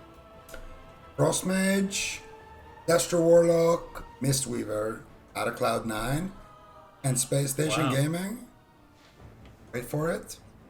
Windwalker Ellie. But I want to see Ellie Destro. You want to see Ellie Destro, which you actually mentioned before the break as well. And we've started to see Ellie really start to impress a lot of people. I believe it was, I'm trying to remember what the tweet actually was, but Waz actually had a really good tweet a little while ago, and he was kind of talking about some of the things which happened over in EU. I will check it once we actually do jump into the game. But Healing Stat, what exactly is going on with Ellie? Why are we starting to see it now more so than before? I think it was really maybe the second week when we saw hints of Ellie. A little bit of Thunder got played, for example, but now I feel like it's really, Thunder is striking twice. Well, honestly, I feel like, at least for Smexin, the main reason he started playing as Ellie is because he just got crazy good RNG with corruptions on live. So he was just like, wow, this is so much fun to play. And he just put all his time into it. He spam plays Thunder with Magnus on live. And then they kind of integrated that into their compositions. You know, Lasso had that conflict interaction where you weren't getting the increased versatility during the Lasso before. So that made it kind of strong, and people started to pick up on it, and now they are doing it. They're doing exactly what you wanted, Zico. They're bringing in the elemental. It's a ton of burst, great line of sight, lots of threat, and they are bringing it in with thugonomics on that destruction warlock. Praise the gods, they are doing it. Loving. I swear, this is something we've been asking for such a long time. Just play the elemental shaman with the Destro. I mean, if it doesn't work out for them, we're going to look like fools, but at least they're giving it a fair shot here. And this is a good time to get a little bit experimental, because you are in a situation right now where we're on that top side of the bracket, and you can actually drop down if you're not able to figure out a really strong solution in time for the grand final. Then you're not going to be able to win the cup. Let's see if this composition is going to bear fruit for Space Station Gaming as the gates open. And what we want to see, at least what I want to see from Space Station Gaming, is play aggressive in this matchup. Play really aggressive. Try to play on top of Cubsy if you can. Force Wealthy Man back. Don't allow him to just channel out Frostbolts. If they can do that, it's going to be great. But Smexin might just die literally instantly. He gets sacrificed at 1% health. Yeah, that was quite a scary moment. That was a Dark Soul Infernals from Chanimal. Wealthy Man had a ton of damage available as well, and all of a sudden, things are looking a little bit scary here for Space Station Gaming. All right, so we're seeing the comp that we wanted. Honestly, I wanted to see this with a Mistweaver, but I'll take it with the Paladin. With those Mistweaver nerfs, Goreki has been opting for the Paladin. Definitely a weak start, but this is a comp that we're kind of expecting this game to drag on for a while. Big damage here onto Wealthy Man, and that's the thing. On both of these teams, anyone can just get erased right away. So I don't think that's going to matter too much in the grand scheme of things, but Smexin is definitely going to have to be a little bit careful here, because Chanimal is doing a lot of damage to him when he's just standing like this in the open. Yeah. Yeah, it definitely feels like at the start of this game, Space Station Gaming, maybe they left an airlock or two open, but now they seem to have sealed those up. They're back to full health, and they're looking much more threatening now. I feel like they kind of want to play like this. This is what I was saying in the European Series 2 with Method Black and Wildcard. If you let the Frost Mage and the Destruction Warlock play till super deep dampening, things like Orb and Infernals are just going to be, I think, a game winner. So for Space Station Gaming, I like that they're playing aggressively, but they definitely need to be careful of Chanimal during Dark Soul because, I mean, it's scary enough when it's any Warlock. When it's Chanimal, it's absolutely terrifying, and they almost paid the price in Game 1. Yeah, almost paid the ultimate price, sacrificing Mr. Smexen, but luckily Gorecki was able to save him.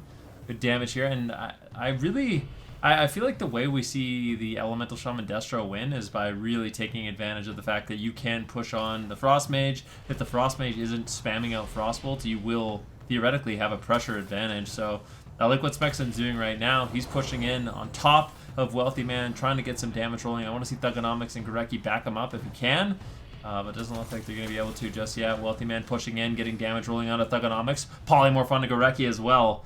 Smexen doing everything he can to try to help out with the Wind Shears, with the Grounding Totem, and it looks like Space Station Gaming will be able to hold on, and now it could be Wealthy Man in some trouble. Nicely done there by Chanimal. Shuts down the Lightning Lasso and a big Chaos Bolt with a single Shadow Fury. Really good backup there by Chanimal. I gotta say, I'm a big fan of how everybody in this map have geared their characters. Wealthy Man, stacking that Versa, knowing that he's gonna be bullied a lot by the Ellie Shaman. Thug, going for expedient, going for gushing, going for damage. Smexen, full gushing. A lot of damage on the side of Space Station Gaming. And now we're going to see an Infernal Lasso combo come out. But look at Chanimal. Instantaneous drop on those Infernals. Insta double Mortal Coil, stopping the Lightning Lasso, stopping the chain in its tracks. But he's taking a decent amount of damage here, Wealthy Man as well. And this is kind of why we like the Ellie Warlock, because when the Mage Warlock are out in the open and the Ellie Warlock are out in the open, well, you can see what happens. The Ellie Warlock are the ones that win that fight, especially when they gear this offensively. I just feel like if they had a Mistweaver to really give them that throughput that they need, they would be completely fine. But still, looking good so far for Space Station Gaming. They've recovered from that horrendous opener that they had, and now they're looking to kind of wither down Cubsy's mana bar. Yep, and I mean, Gorecki's mana bar on the flip side is totally fine, and will probably continue to be totally fine for quite a while. So that's the one thing with the Paladin. Even though you lose a bit of that throughput, your mana is going to be fantastic throughout this game. You also, for those terrible situations, such as the one we had at the start, you have a button like Ultimate Sacrifice, short cooldown. It's actually a comparable cooldown now with the Ineffable builds to Life Cocoon, I want to say. So it's actually pretty good for the Holy Paladins in this current meta, and that's why I think Gorecki's been favouring that a little bit more. We see Sheeps coming up onto Smexen. Smexen's been playing this game really well, I think, as well. Taking that pillar from Wealthy Man, we talked about it already, but he's also putting a good amount of threat onto Chanimal, and he's keeping Cubsy guessing a little bit at the start of this game. Definitely. Smexen moving in, gets feared away, and Wealthy Man, Chanimal, and Cubsy once again forced back to the pillar. I really just like the fact that Space Station Gaming is willing to push in. I think this is how they win the game. If Smexen can kind of just, bully Chanimal, Wealthy Man, and Cubsy, and Thugonomics can really back them up, Spell Locks, Shadow Furies, Chaos Bolts. That's the winning recipe here for the team of Space Station Gaming. But you can tell Cloud9, they know exactly what they need to do. They're always crossing the map, trying to utilize the Frost Mage snares, roots, and just the sheer control the class has, making it really difficult for them to push on to Cubsy, and Cubsy's been able to maintain his mana quite well at this point. Infernals drop down, Thugonomics gets Spell Locked. That was a little bit of a scary moment, but Cloud9 pauses out the game with a Spell Lock on Thugonomics, a Polymorph onto Smexen, completely shutting down the offense of Space Station. That was a nice control there from Wealthy Man, and once again, he drops the Blizzard onto the Warlock, and then he just keeps kiting. They're just snaring everyone and just running on the side of C9 here. They know that if they try to trade damage, they're not going to win that trade, so instead, they're trying to dampen them, trying to just outlast them. Infernal stuns are coming out from Chanimal here. Let's see what he can get done with it. Frozen Orb comes out. C9 launching an attack here, trying to push Space Station Gaming away from their pillar, but something tells me it's going to be C9 having to snare everyone and run to the opposite side. So Cubsy rolls in, triple leg sweep. This is huge. If they had a Frozen Orb right now, that would have been a massive push, but instead, They are just going to have to swap side here. Thug now leaving the pillar. Chanimal getting interrupted. Smexin, I think, has his lightning lasso. You can tell by the way he's positioning. He kind of just wants to duck out and lasso somebody and then zap back in. Chanimal reflecting the Stormkeeper right there. Smexin gonna shoot his damage onto Wealthy Man instead. There it is. Double Shadow Fury. And Chanimal again getting spam wind shear, but now Smexin the polymorph could get repolyed here. No Dispel available, so that's gonna slow him down. Chaos Bolt comes out, but now Thug is in a poly. And this is why they kind of need to focus the mage, because he just has so much control and so little damage to trade with. But Ultimate is doing a great job. He's making it extremely difficult so far for Space Station Gaming to connect onto him.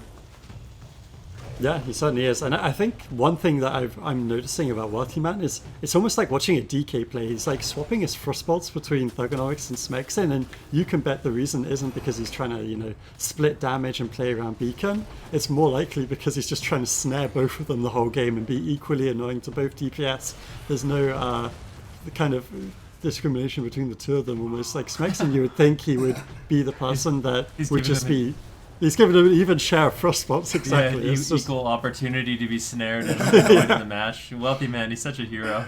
Yeah, such a great guy. And I mean, I would have thought that he would be prioritizing Smexin for that, because Smexin is the one chasing him, but Thugonomics is kind of caught up in midfield right now, and I'm actually scared for him, because if Dampening comes and Wealthy Man decides at some point to blink Sheep Gurecki, that's where the big cooldowns are going to start coming out. I just really feel like we need to see Space Station Gaming just continue the push, just non-stop push in as much as they can. Chanimal actually taking a huge hit.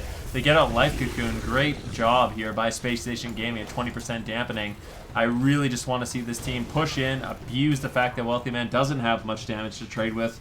Just like Ezekiel was saying, the good thing about the mage though is if he can get polymorphs. If they get polymorphs onto Gurecki, that's when things become really, really unstable.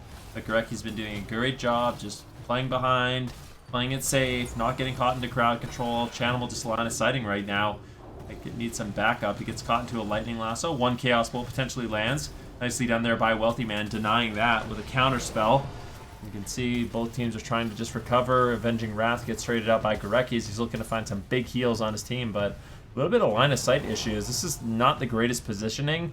When you look at Gurecki right now, he has to make some awful decisions where he has to heal Thugonomics on the left side of the pillar and Smexin on the right side of the pillar. Luckily for Gurecki, they did fix that positioning a bit, but definitely something you have to consider when playing a Wizard Cleave. Yeah, definitely want to be on the same kind of line of sight of your healer. If you're on opposite sides, you're not going to be able to get any of those heals. Wealthy Man looking to slow everybody down once again. When did Smexin use his trinket? I think he just rage trinketed some CC offensively. And I can't blame him, honestly, looking at what C9 are doing to him right now. Lightning Lasso coming out onto Chanimal, followed by Hammer of Justice. Look at Smexin getting fancy there with the knock, trying to knock Chanimal away from his healer, trying to sustain and build up some pressure here for his team, but wasn't able to find it. Chanimal going for the gateway. Smexin's gonna interrupt it. Thug getting bounced back on his Chaos Bolt, going for the Nether Ward Chaos Bolt. Gets spell stolen by Wealthy Man's Kleptomania and Counterspell. Now Chanimal finally gonna be making it out of there. And once again, C9 are just crossing the map, looking to get away here from these casters on Space Station Gaming. Mana still looking pretty equal. Both teams have pretty much all of their cooldowns, so whoever can land a big burst, whoever can get a CC chain going first, will get a massive lead here in this game. Right now, it looks like C9 might be pulling the trigger here. Leg sweep onto Smexin, Frozen Orb, but Vitality Conduit should be enough for Gurecki. Now they're once again on top of C9. Could potentially look to make an aggressive push here, Adrian. Yeah, I mean, it's looking pretty good for them. Thugonomics starting to take a lot of damage. Gurecki's mana starting to burn down. And this is the Cloud9 we know and love and certainly have come accustomed to. They really do know how to whittle down some of these teams. You see Neverward coming through on the Dark Soul from Thugonomics. They need to be careful of that. Of course, Thugonomics' bolts are some of the best in the business and have been for 10 plus years at this point. Definitely one of the most scary Destro Warlocks in the game. But Cloud9 just line of sighting, avoiding him. The first time they've been the team playing defensively. Life Cocoon forced out on Wealthy Man is a win here for Space Station Gaming, but now they've got to keep that up and actually find an advantage from that, which with the Frozen Orbs coming in from Wealthy Man is not easy to do. Oh, look at Thugonomics. He actually just gates across the entire map offensively, looking for crowd control on Cubsy. Amanda get the Hammer of Justice. Is there going to be any follow-up? Wealthy Man denies with the Polymorph. Fear now onto Wealthy Man. Cubsy in the midfield. Are they going to go after him? It doesn't look like it. Chanimal just trying to get the damage rolling onto Specs, and double Infernal Stun comes in. Big Chaos Bolt's going to land, but Gorecki responds with his Vitality Conduit, and now Space Station Gaming is the team that's looking like they're in a little bit of trouble, a little bit scared. Good positioning here by Cloud9, once again, just trying to create as much space as they can in the match. Ultimate going to be taking a huge hit there, and that burst becomes very scary. I mean, you have to keep in mind, for the Frost Mage, there's no Cauterize, so if you take lethal damage, that's it, that's the game, and that could be really scary to deal with, especially when you're playing against really bursty classes like the Elemental Shaman and like the Destruction Warlock. Yeah, nice counterspell there secured by Chanimal. Gonna force Space Station Gaming to duck for cover. Wealthy Man going in the Blizzard, trying to get his orb back, trying to stack up some icicles, snare everybody up. But the damage is starting to settle in here. Life Cocoon coming out from Cubsy. Cubsy just trying to be efficient at this point. He's not really scared of anybody dying just yet, so he's just going to trade that out and keep his mana. That is what he's worrying about, and he should be, because he's losing that mana war. But look at Thug taking massive pressure there from Wealthy Man, and he had to use that unending resolve. That Vitality Conduit from Gorecki was not enough. Smacks in now with the lasso coming through, but look at Cubsy just healing both of his teammates basically effortlessly and keeping them topped off, whereas Gorecki on that Holy Paladin is kind of starting to struggle right now with his casted healing. Doesn't seem to be as high as the Monk healing, and I think it's starting to cost Space Station Gaming here. I think Gorecki might need to just push in and look for some crowd control. I think Cubsy used his Rathian Cloak right there as well. As a side note, Smexin caught up in a leg sweep, taking decent damage here, but he's going to also respond with the Lightning Lasso, and now anybody can go down, but I would say C9 are in a big lead. Yeah, I definitely agree with that. And I think the thing for Space Station Gaming is they want to be using, Gorecki wants to be using things like Avenging Wrath because he is playing that Ineffable build, but it's almost a game of chicken because he doesn't want to use them before the Dark Soul and the Infernals come down from Chanimal. But if he doesn't, then as you say, he's just going to struggle with his healing. Now they're in kind of the worst case scenario where he's used his Avenging Wrath, they're still struggling, and now the Infernals will come crashing down from Chanimal without that big answer from Gorecki. He's behind on mana. Cubsy, sure, his mana is low, but I think one of the reasons that Cloud9 are so unbeatable on this Mage Warlock is because they have so many games on it, and he knows the perfect situations to drink. So that's something I'm going to be watching very closely as Cloud9 go for this push. Ooh, nice. Animal uses his fear, full fear, onto Gorecki, and they're actually setting up some damage. Spexon looking to deny with the Lightning Lasso. Chanimal really trying to set his team up, but he's playing on the same pillar as Space Station Gaming, and he might get punished for it. It's actually Wealthy Man who gets swatted away. Chanimal kind of left behind. You can see Cubsy, he's crossing the map. He's looking for a drink. Chanimal just going to be trying to avoid as much damage as possible, and if Cubsy can just completely reset his mana, this is an absolute nightmare. They need damage on Chanimal, and they need it fast. They have to punish this drink, and they might be able to do it. Full fear on Cubsy. Really nicely done there by Thugonomics. Big Chaos Bolt's going to land as well. You can see Wealthy Man and Chanimal, they are running scared.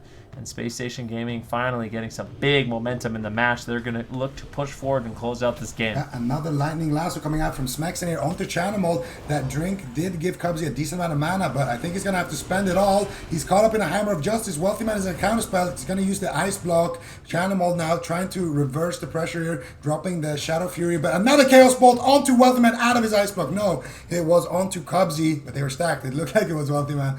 Big damage here from Thug. Everyone on Space Station Gaming is looking prime, and I can't believe it. At 61 dampening, it looks like C9 is the team on the back foot. It looks like they are the ones getting dampened, but Cubsy still has a lot of mana to work with from that drink. But Chanimal in a Lightning Lasso gets the Life Cocoon. Smexing gets counterspelled. Big damage coming out. Vitality Conduits from Gorecki, keeping his DPS alive and in a good shape. Cubsy now looking for a drink. They need to punish Wealthy Man. They need to punish Chanimal as soon as possible. Cubsy's already sitting down. They need to try to get some pressure as soon as humanly possible, because Cubsy is going to get takes. He gets one take and then he rolls out, but is it too late? Thunderstorm comes out and Chanimal falls to the Destro Ellie of Space Station Gaming.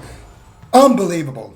Okay, well, I was just going to say, I'm very happy that we called this matchup and it actually worked out for them. I mean, Space Station Gaming, they managed to pull it off. They managed to dampen the dampeners, and That is so massive for this team. Yeah, Like, it's huge. It's such an interesting game to actually see as well, because there's so much to talk about. I mean, let's start at the very beginning when it looked like it was actually the worst composition to lock in ever, and how they're able to turn that around. The first 30 seconds were probably the most atrocious 30 seconds that you could possibly hope for when you're playing against a team with a new composition. Zico, what happened at the very start? What caused it to look so bad at the very beginning? And then we'll start to figure out why they were able to catch fire.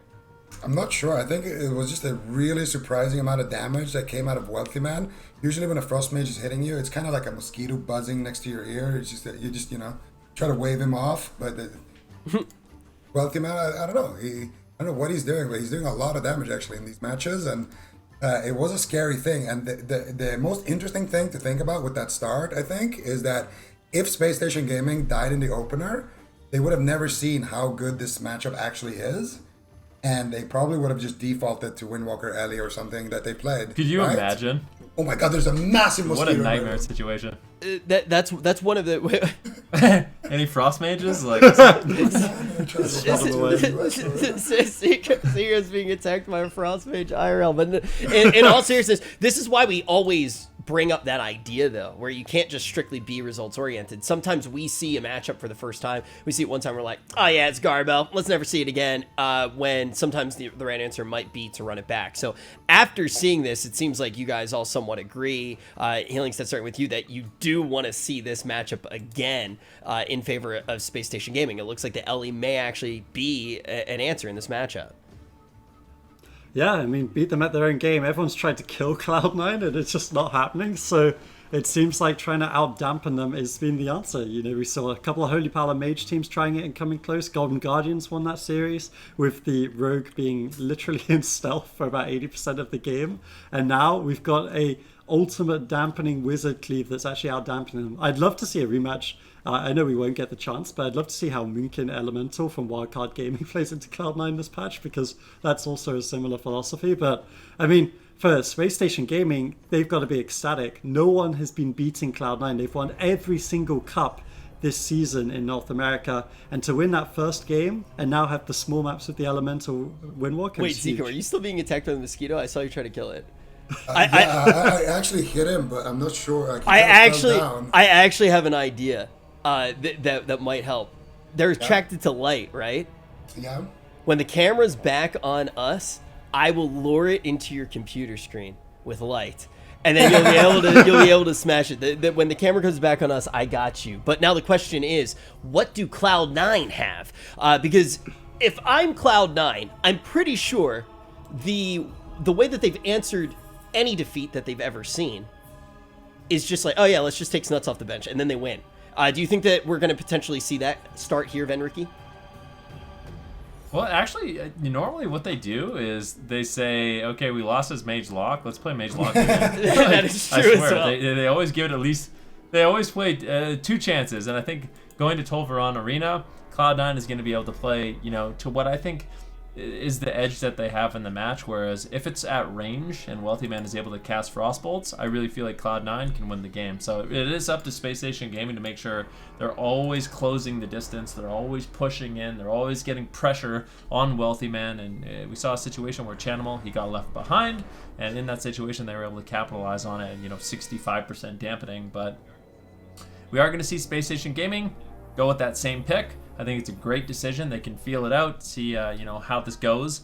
If Space Station Gaming wins another game, this is massive for their team, because this is the only team that has really been giving them a massive problem in these tournaments. Earlier on in the year, they were actually the team that was winning every tournament. The method tournaments that were hosted a little bit earlier on, so those 3v3 tournaments, I think they literally won all of them. But in these cups, they've really struggled against Cloud9. Now, finally coming up with an answer. My question is, do we think Cloud9 is going to switch? I mean, they played the Frost Mage in the last game. Do we think Fire Mage is a better option for them? That is a very good question. Right. I thought Zico would be excited to jump in and answer that one. But I think that you already brought up a very good point, Ven, before we do answer that question. When you talk about Cloud9, I feel like they're a team that is calm enough to say, okay, let's get a little bit more data. We don't need to instantly switch off because we lost one game. So maybe we will see just a few slight tweaks. And with that, Healing Step, what do you expect to see change on the side of Cloud9, if anything? Well, I think it's going to be something minor like that, right? Like, the big change for them, it is kind of that second chance, the Tolvaron arena. Honestly, the reason I didn't jump on the Fire Mage question was because I feel like I'm outmaged a little bit on this desk. Like, Magic Site's got to about 1600 so far this season, but it's not quite. Your it's not opinion. quite I just forgot Zico's I mean, actually stuck in combat right now. I got him. He's been 1v1ing a mosquito the entirety of this.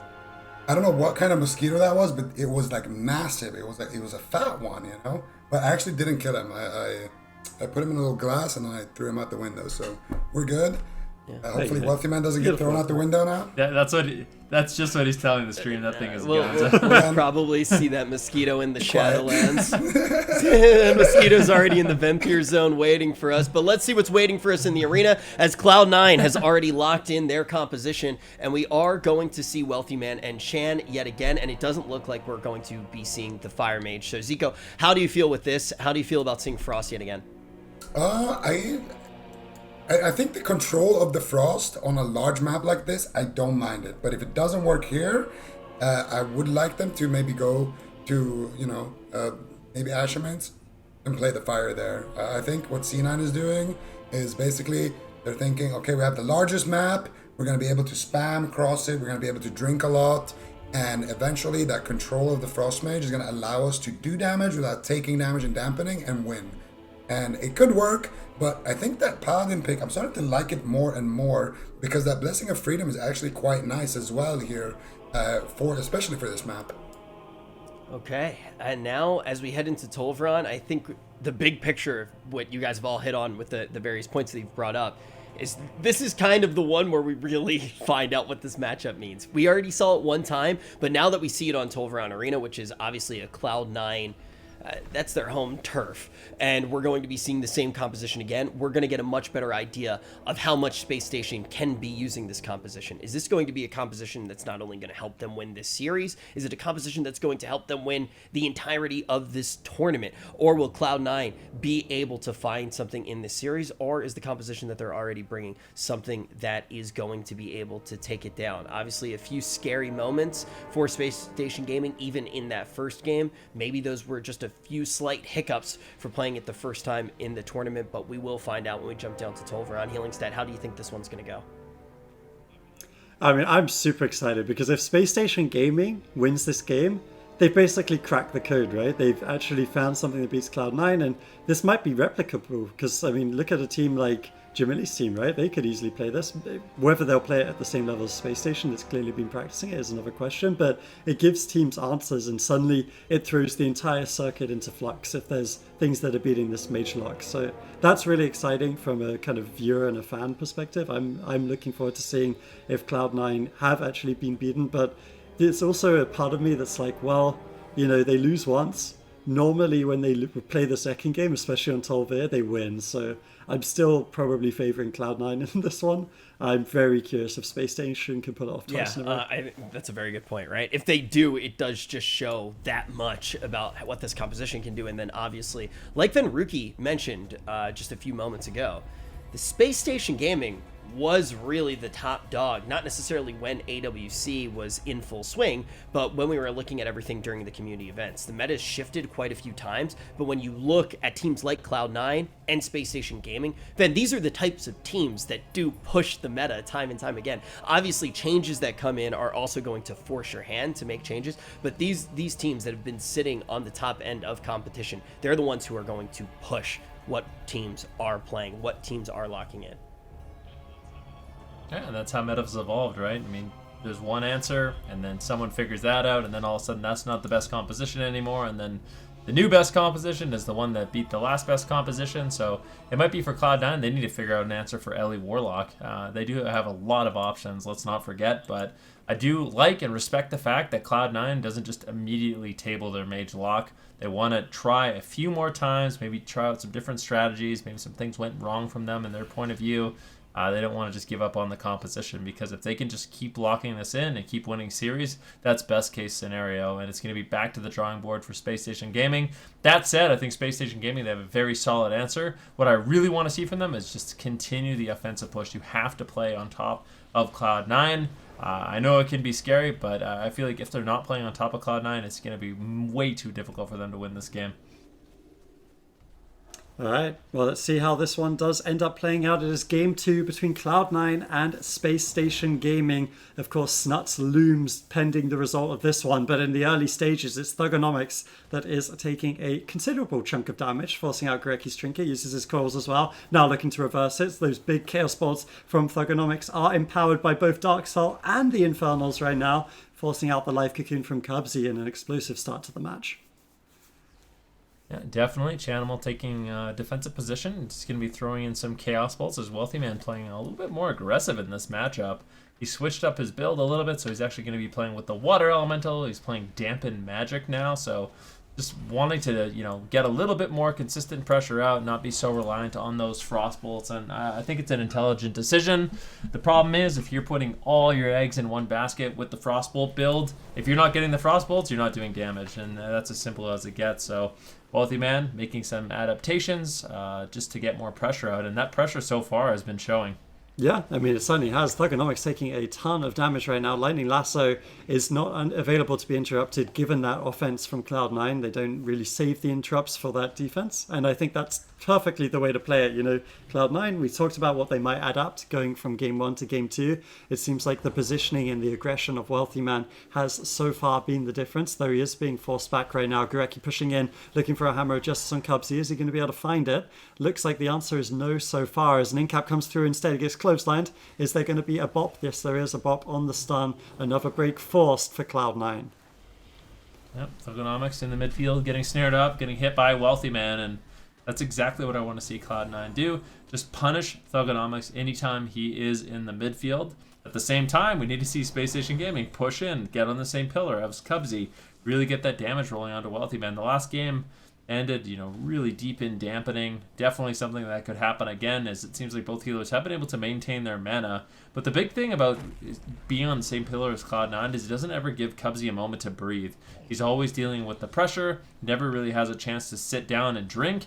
And you can see at this particular moment in the game, Space Station Gaming, they actually have a mana lead, and that could definitely play into their favor as long as they can continue this offensive push.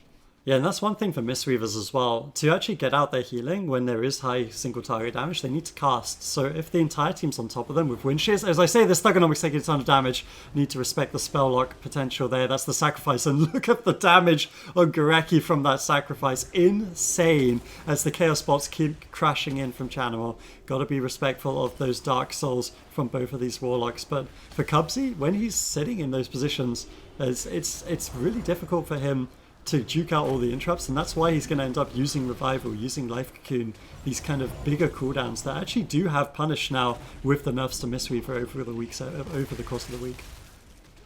Yep. It looks like Goreki will be taking the pillar. As soon as Goreki gets to that pillar, Cubsy, he rotates. You can see he's already across the map. They always want to have space. Offensive gateway by Smexon, not trying to give Cubsy a moment to breathe, but unfortunately, Cubsy was able to sit down, he was able to drink, he was able to recover some mana, and that puts Cloud9 in a better spot as we are about 4 minutes into the game, about 50 seconds away from rampeting up in this match. And it's just going to be a balance of, the offensive push from Space Station Gaming and also just really weaving in that defense when Chanimal and Wealthy Man do find that crowd control onto Goreki. But it seems like as this game goes on, and what we saw from the last game, as long as Space Station Gaming can maintain their composure, rotate through the defensives without overreacting, get the key interrupts they really need to find, they slowly but surely develop an offensive lead. Yeah, definitely. We see a double leg sweep coming through here. Nice play by Cubsy, identifying a weakness in the positioning of Space Station Gaming. But he does get feared for his troubles. Now Thugonomics taking the majority of the damage. There's no Hand of Sacrifice for a little bit here. Goreki trades out the Avenging Wrath. He's going to respect that, and he should be able to top off his Warlock with a huge heal with that Holy Avenger. So very nicely done by Space Station to answer that onslaught from Cloud9. Though again, they can't really afford those mistakes deeper into dampening. It's going to get harder and harder for Gurecki to catch up. Cubsy's got some work right now, but he's been doing a good job of getting those mana resets with the drinks, has a ton of resources to keep his team alive. Honestly, in this game, Cloud9's aggression looks so much stronger. I don't think they really forced that much at all in game 1, but it seems like Space Station Gaming always have someone low, and Cloud9 just a little bit more push, and they can definitely find a win to tie up the series. This is sometimes what Cloud9 does, and I think they do it really well, is this game, they're focusing a lot more on Thugonomics. In the last game, they went after Smexen. They're actually hitting both targets quite a bit, but this game, it seems like it's more about control onto Smexen. Get the polymorphs on Smexen, get the fears on Smexen, and just attack Thugonomics as much as you can in the matchup. I'm going to double check just to see if he is still playing, full gushing wounds in this matchup. It doesn't look like it. He's got some expedient weaved into his gear, but yeah, he's not geared for versatility, so he is a great target to just attack, get that consistent pressure out on, and you can see it really adding up and paying dividends for Cloud9 at this point of the game. Thugonomics is struggling to move. He's just constantly caught in snares in the midfield. You can see Smexen getting feared up, and this is a strategy you see from Cloud9 quite often, where you just bully the Warlock, crowd control his partner, and slowly but surely you develop a lead. Yeah, this is one thing I feel like people, myself included, almost forget about Magelock. It's all about the threat of damage, seemingly, when you play against it on the ladder, but when you play against like a really, really, really bis Magelock, they also will just completely control the game with polymorphs and fears DRs and all of that, and that's what makes this combination so powerful when it's played at the very top tier, right? It's the high levels of damage potential, but also that control, and Cloud9 are doing an excellent job of it here in game 2. It's looking pretty good for them, but Wealthy Man actually on the back end a little bit here, forced to blink backwards as Smexen pushes in, had a fair chunk of damage there, and Wealthy Man is going to have to retreat as a result of that. Thugonomics, you can see Smexen now once again getting controlled, the CS comes through, the polymorphs come through, but because of this defensive line that Cloud9 have been forced to adapt, Gurecki hasn't been crowd controlled in a little while, and it's actually Cubsy who leads the charge. Ooh, Thugonomics getting low. Polymorph onto Gurecki. Can Thugonomics survive? Is there going to be enough damage? Gurecki just really greeding it here.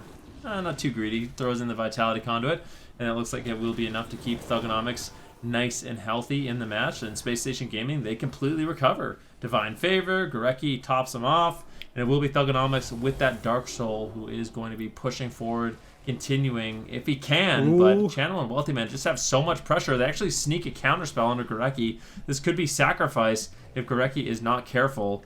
And we'll see if they can get it done. Smexen pushing forward, getting some damage on the Wealthy Man, but it just seems so much more difficult for Space Station Gaming to stay on target in this match. Yeah, as healer, it's really scary, these games, because sometimes, you get into the flow of all the counter spells just going onto the DPS to minimize damage and play mana efficiently. So when that one spell lock catches you off guard, it could still be game over. It's still very threatening. So Thugonomics got a little bit lucky there, sitting about 20%, didn't have to trade out more cooldowns because there was no more damage available. Good peels coming in from Smexen. Now we're at 20% dampening, so the game's going to really start heating up here between the two sides. Cubsy was able to sit down for yet another mana reset, though Gurecki also not falling behind with his mana sitting pretty healthy throughout this game so far. The Reflect comes through as the Chaos Bots come crashing in for Chanimal, trying to create pressure for his side at 25% healing reduction for both the teams. Yeah, let's see, Smexen will get the Vitality Conduit, and that will keep him alive. 25% dampening in the match. Cubsy still, he's been able to position far away, and I feel like, I can't help but feel like with the way this match is going, this is not looking good for Space Station Gaming. Fear on Gurecki, Ultimate Sacrifice trades out. Space Station Gaming just can't get the pressure we saw in the last game, and it's such a large part of that is the fact that they can't push in. They need to be on top of Cubsy, and if they're not, I don't know how they're actually going to win this match. It just seems like Wealthy Man and Chanimal, they have more pressure. Their interrupts are more significant when they need to. They got the crowd control. Thugonomics is going to be forced to run away. Gurecki finally bombs in a big Holy Light, but at 28% dampening, that's not going to top off Thugonomics. Lightning Lasso onto Wealthy Man. Life Cocoon trades, and he will be okay. Space Station Gaming do manage to hold on, and Gurecki's mana is doing actually pretty decent in the match. let's see if Space Station Gaming can try to figure something out. Yeah, well, the thing is, for Cloud9, look at Cubsy. He's just going to drink whenever he wants. And this is the story for the Mage Lock. They have so much control over the game that Greki's never going to drink. So that one mana pool is what he gets. It's literally everything that he's going to have to work with. Cubsy can just sit down for drink whenever. There's a bit of damage coming through onto Channel, but they're just going to trade out the Nether Ward, reflecting back any sort of threat onto Cloud9. Fortunately for Space Station Gaming, if they can reliably win this matchup on the Grand, they also have the smaller maps kind of on lockdown from last week, so it's going to be really interesting to see where this goes if Cloud9 does manage to win here on Tolfair. It's certainly looking likely. The big maps, it's just so difficult for Smexin to cross the map. They're doing such a good job controlling him, and then Thugonomics, an exposed target without that versatility stacking.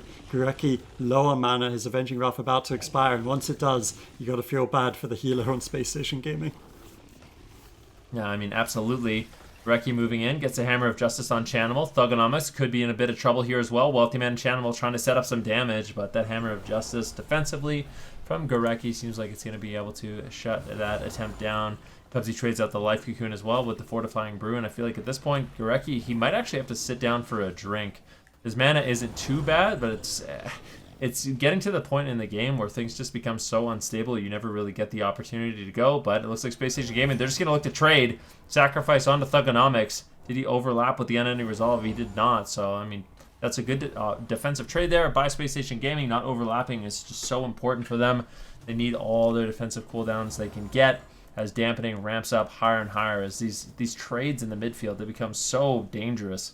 Yeah, it's not a good combination, that minus 40% in the middle of the screen and that diminishing blue mana purple of Gareki. I'm starting to think that combination might be trouble for Space Station Gaming soon, or well, I've been thinking it for quite a while, I guess, but it's really starting to manifest here at 42% healing reduction. Another thing for Cloud9, which I'm not sure if they're running in Game 1, you can see those fell fishes on the ground beneath the Chaos Bolts, making it that bit harder, and we can see Thugonomics. He's so low on health. Divine Shield comes through from Gareki. Is it going to be enough? And any Resolve overlaps? It had to for Space Station Gaming as they cling on to dear life in Game 2. The playground of Cloud9 once again looking to be the place where they will be victorious and tying up the series. They've just got to finish it off. Cubsy actually trinkets aggressively here to get the kill. It is going to be Wealthy Man, and it is going to be a tied game.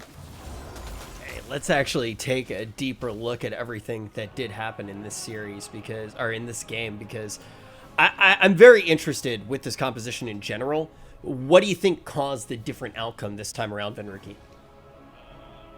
I mean, I said it on Game 1, said it on Game 2.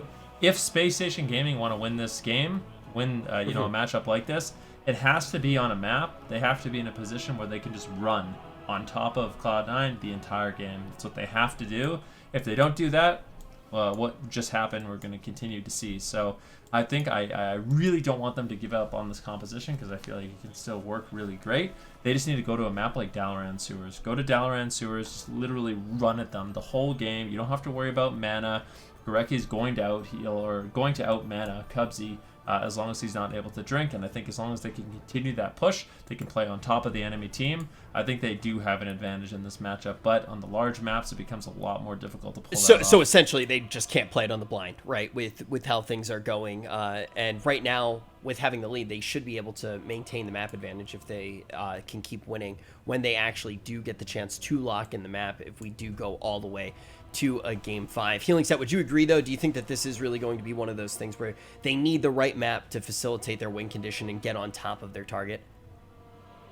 Yeah, I mean, this is kind of what we were talking about, right? Like, that Space Station Gaming, they actually had the small maps on lockdown with their Elemental Windwalker. It was just trying to win the Grand, which is why Venuki and Zico were super excited when we saw this Elemental Destro. I think we were all excited to see it work out and how it was going to play on Tolfair. Maybe it's not quite enough on the big maps to win, and it's just for those more neutral maps. But if they have something for the neutral maps and they have something for the small maps, odds are in their favor that they can win these series, and that would be a huge thing for Space Station. What do you think that they could do on the side of Space Station when they get to... obviously, right now, I think we're going to look ahead to the next game. I think that according to what you guys both said, and we can talk about this more in just a little bit, we could take it to a smaller map. We could see Space Station Gaming bring this composition again and potentially come out with the W. But let's say that we're looking ahead to the rest of the series, is there anything in particular, Healing Set, that you do want to see when they are in these larger maps, when they are in something like an Ashmane's Fall, which is still going to be in this map pool? What would you really want to see them be bringing to the table? I think on the small maps, obviously, we've got the elemental Windwalker. On the big maps, I mean, I still don't know if they have anything better than this Destro Ellie. I mean, that game wasn't great, but it feels like it has to be some sort of wizard comp. I don't know anything else they can play, and Thugonomics is the only wizard he's playing is his Destruction Warlock, and Smexin is the only other range class they play with the Elemental, I think. So it's basically that or bust. So I feel like that's all they have. And I mean, I've always been curious, but I'll get shut down immediately by anyone thinking straight about how kind of a marksman or something like that would work into it. But I just think they're too far out of the meta right now to really be viable. But, you know, Chun-Li's got Hunter. I'm sure Jellybeans would have tried it if he thought it was remotely likely to have a chance. So as long as the mages and warlocks and elementals are kind of the casters you want, I think this is the only real shot Space Station has on big maps. If a Marks Hunter gets locked in, I would be absolutely blown away. I don't have any hair left to put on the line, so I'm gonna have to put Venruki's hair on the line. If we do see a Marks Hunter get locked in, borrow some of my quarantine. Yeah, we're gonna shave off everybody's hair if we see a Marks come in. I think everybody's hair will be safe though, but ultimately Cloud9 are going to be. How do you feel about this, Venruki? Because it looks like Space Station is, yeah, there they go. They are going to be locking it in, but it looks like they were trying to set up for this on Hook Point. But how do you feel about Cloud9's decision here, once again bringing Frost? I mean, I think it's a good decision by them. I mean, Cloud9, they're one of those teams, like we already said, they really want to feel out a lot of these matchups, right? If you're in a position where in every single matchup you can just lock in one composition and you have that faith, that's best case scenario. You never have to worry about the blind pick. You never have to worry about basically anything. You just play the same thing. You keep winning.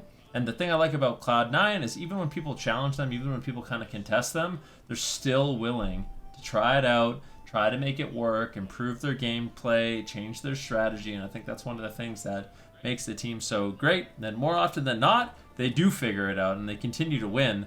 Tolvaron Arena looked really good for Cloud9. But I have to say, I think a large part of that is the fact that it was Tolvaron Arena. It is so difficult for Space Station Gaming to make an offensive push. I think on this map it should look a lot better, and I still believe that the theoretical advantage goes to Space Station Gaming in a matchup like this. You bring up, honestly, one of the best points you could possibly be bringing up right now, and that is the idea that when you look at Cloud9, they have everything going for them, and they can just figure out everything that they need when playing against Space Station right now. And then if they are able to come out on top of this series, then they go into the grand final already knowing everything they need to do without revealing any other strategies at all.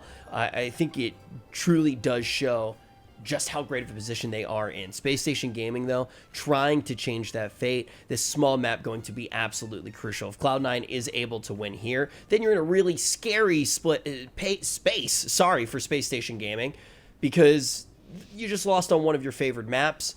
If you do go somewhere a little bit larger, then all of a sudden Cloud9 really doesn't need to change anything. Are there any strategy changes, though, that may come out for Cloud9 now that they've seen this composition on a small map? We'll have to find out as the gates do open. Both of these teams all tied up. Whoever does win it will find themselves on match point. Yeah, I mean, I'm very curious. This is the thing for Space Station Gaming. Last week they did win with the Windwalker Elemental, right? So they've basically seen how Nagrand went, and as Venruki was saying, that if they can push in, it seems like this matchup is a winning one. I don't mind this from Space Station Gaming, therefore. Obviously, they're in the upper side of the bracket. They have a little bit more room to work with. And there's a good chance, I think, that they could well have a rematch against Cloud9 in the grand final, depending on how M2KC does later today. We'll have to, of course, see that as the next series after this one. But Space Station Gaming, they're potentially onto something for the second week in a row. These two juggernauts of North America, but they've got to be careful right now. This is a big push onto Thugonomics. Again, Wealthy Man, he's made that strategy adaptation from game one. He's playing a lot more aggressively in the face of Space Station and forcing answers early on.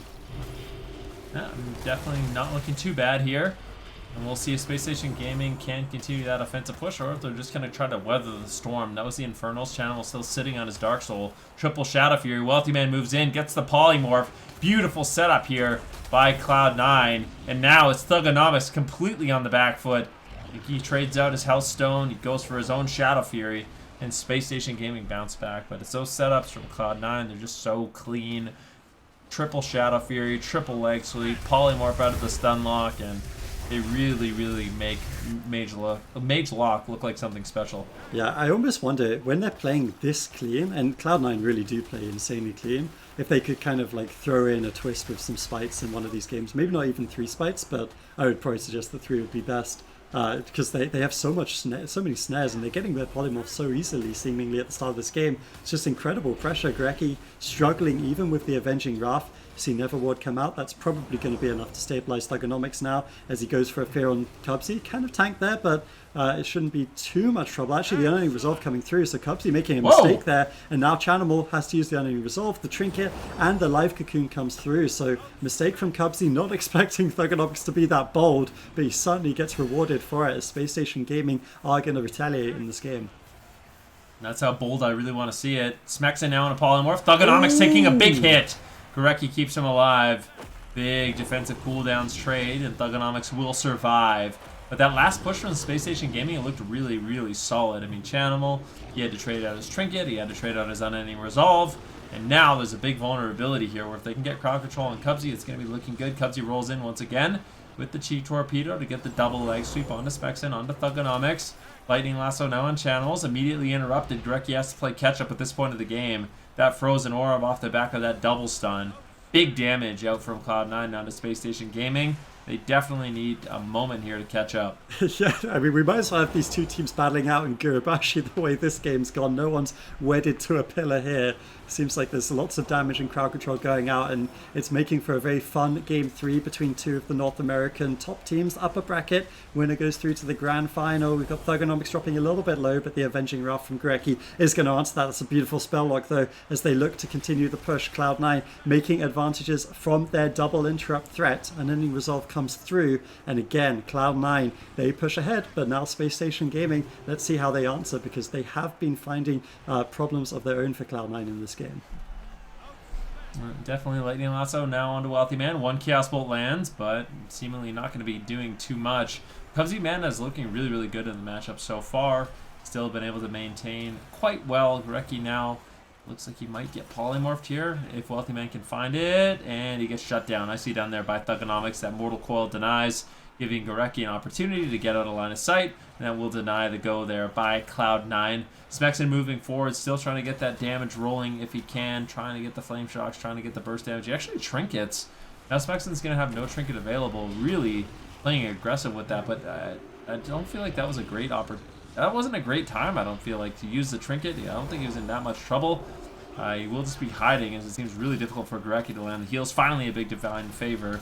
Both teams stabilize, but there is an opening here. If they can get, stun lock onto Smexin with a polymorph onto Gorecki, Cloud9 has a chance to start getting some damage rolling onto this elemental. Yeah, I mean, they certainly do, and the way that they're controlling Smexin and then hitting him when he's exposed and the rest of the team's retreated seems like a really nice strategy for Cloud9, and I do feel like they've been getting better and better in this series. I'm almost tempted to say that this game's been going better than Game 2 for them so far. Of course, I'm a bit hesitant to commit to that until dampening really gets underway. I think that's going to be the telltale for these two teams as Wealthy Man drops a little bit low. But certainly there's been some scary situations for Space Station. A lot of that coming down to Wealthy Man finding opportunities to sheep up Gorecki and get tons of damage over onto Thugonomics. Alright, 4% dampening as it ramps up in the match. Last couple games did take a decent amount of dampening to actually end. Cubsy rolls over, shuts down Smexin with his leg sweep on that Lightning Lasso. And I mean, both teams just exchanging blows at this point, looking for opportunities of damage, just trying to get pressure out. Interrupt now onto Gorecki, nicely done there by Chanimal. And Thugonomics might actually fall.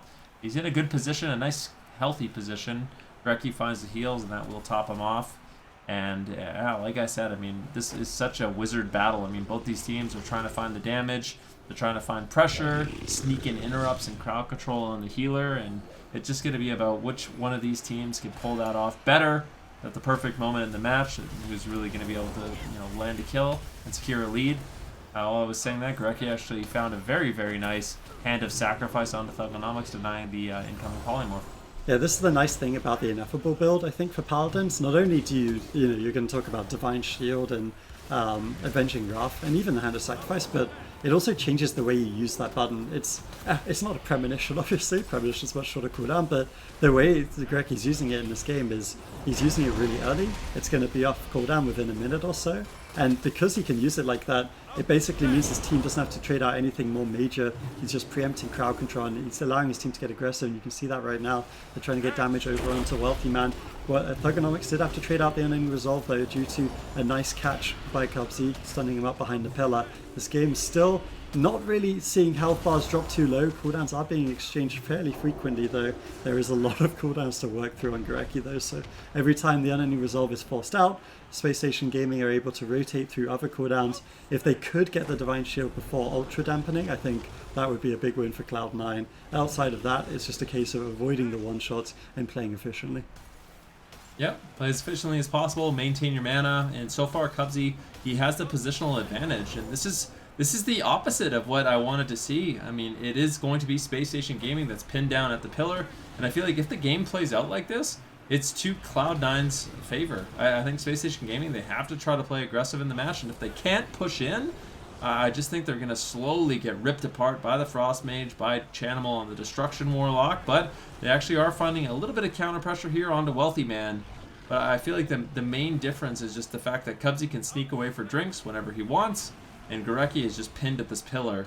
And I mean, although Gorecki's been able to hold on to his mana quite well at this point, actually big damage on Chanimal. Thugonomics and Smexen managed to find some damage. It will be the Unending Resolve as Cubsy managed to sneak away for a drink, but Space Station Gaming doing an incredible job. They actually managed to completely shut that down. Instead of chasing Cubsy and trying to get him in combat, they just said, you know what, we're going all in here on the Chanimal, and they get a big defensive cooldown payoff by Cloud9. Yeah, they actually get two as well. They get the Revival, which is also a 3-minute cooldown, and it's super effective against Elemental Shamans because it resets all the Flame Shocks, which is a lot of the setup for the Elemental. So that was a really, really nice push from Space Station Gaming, and kind of against the run of play, I would say, in the last couple of minutes. Dampening starting to really build up now, 25% healing reduction for both these sides. We've seen games ending in the 40 to 70 range for these two, so we're starting to see cooldowns, you know, that if they're forced out 3 minutes plus, that's going to be those kind of built the critical masses of dampening, as we like to say.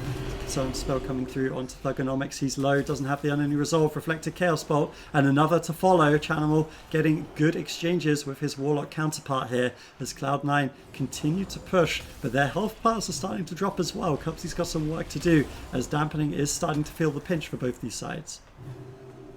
Yep, and it's just going to be becoming increasingly difficult for both of these teams. Cubsy's sneaking away. You can see him in the backfield. He gets caught by a cap stun. Nice capacitor totem there by Smexen. Not only keeping him in combat, but getting the crowd control. Thugonomics moves forward, but he's getting punished quite a bit. Gorecki forced to use the sacrifice, and this is the point in the game where things become incredibly unstable for both of these teams. Gorecki burns through his sacrifice. He's taking a little bit of rot damage. Of course, he does not have his Avenging Wrath for another 35 seconds, so it's going to be a while before he tops everyone off. Thugonomics looking for a Chaos Bolt, but once again, he's forced back to the pillar.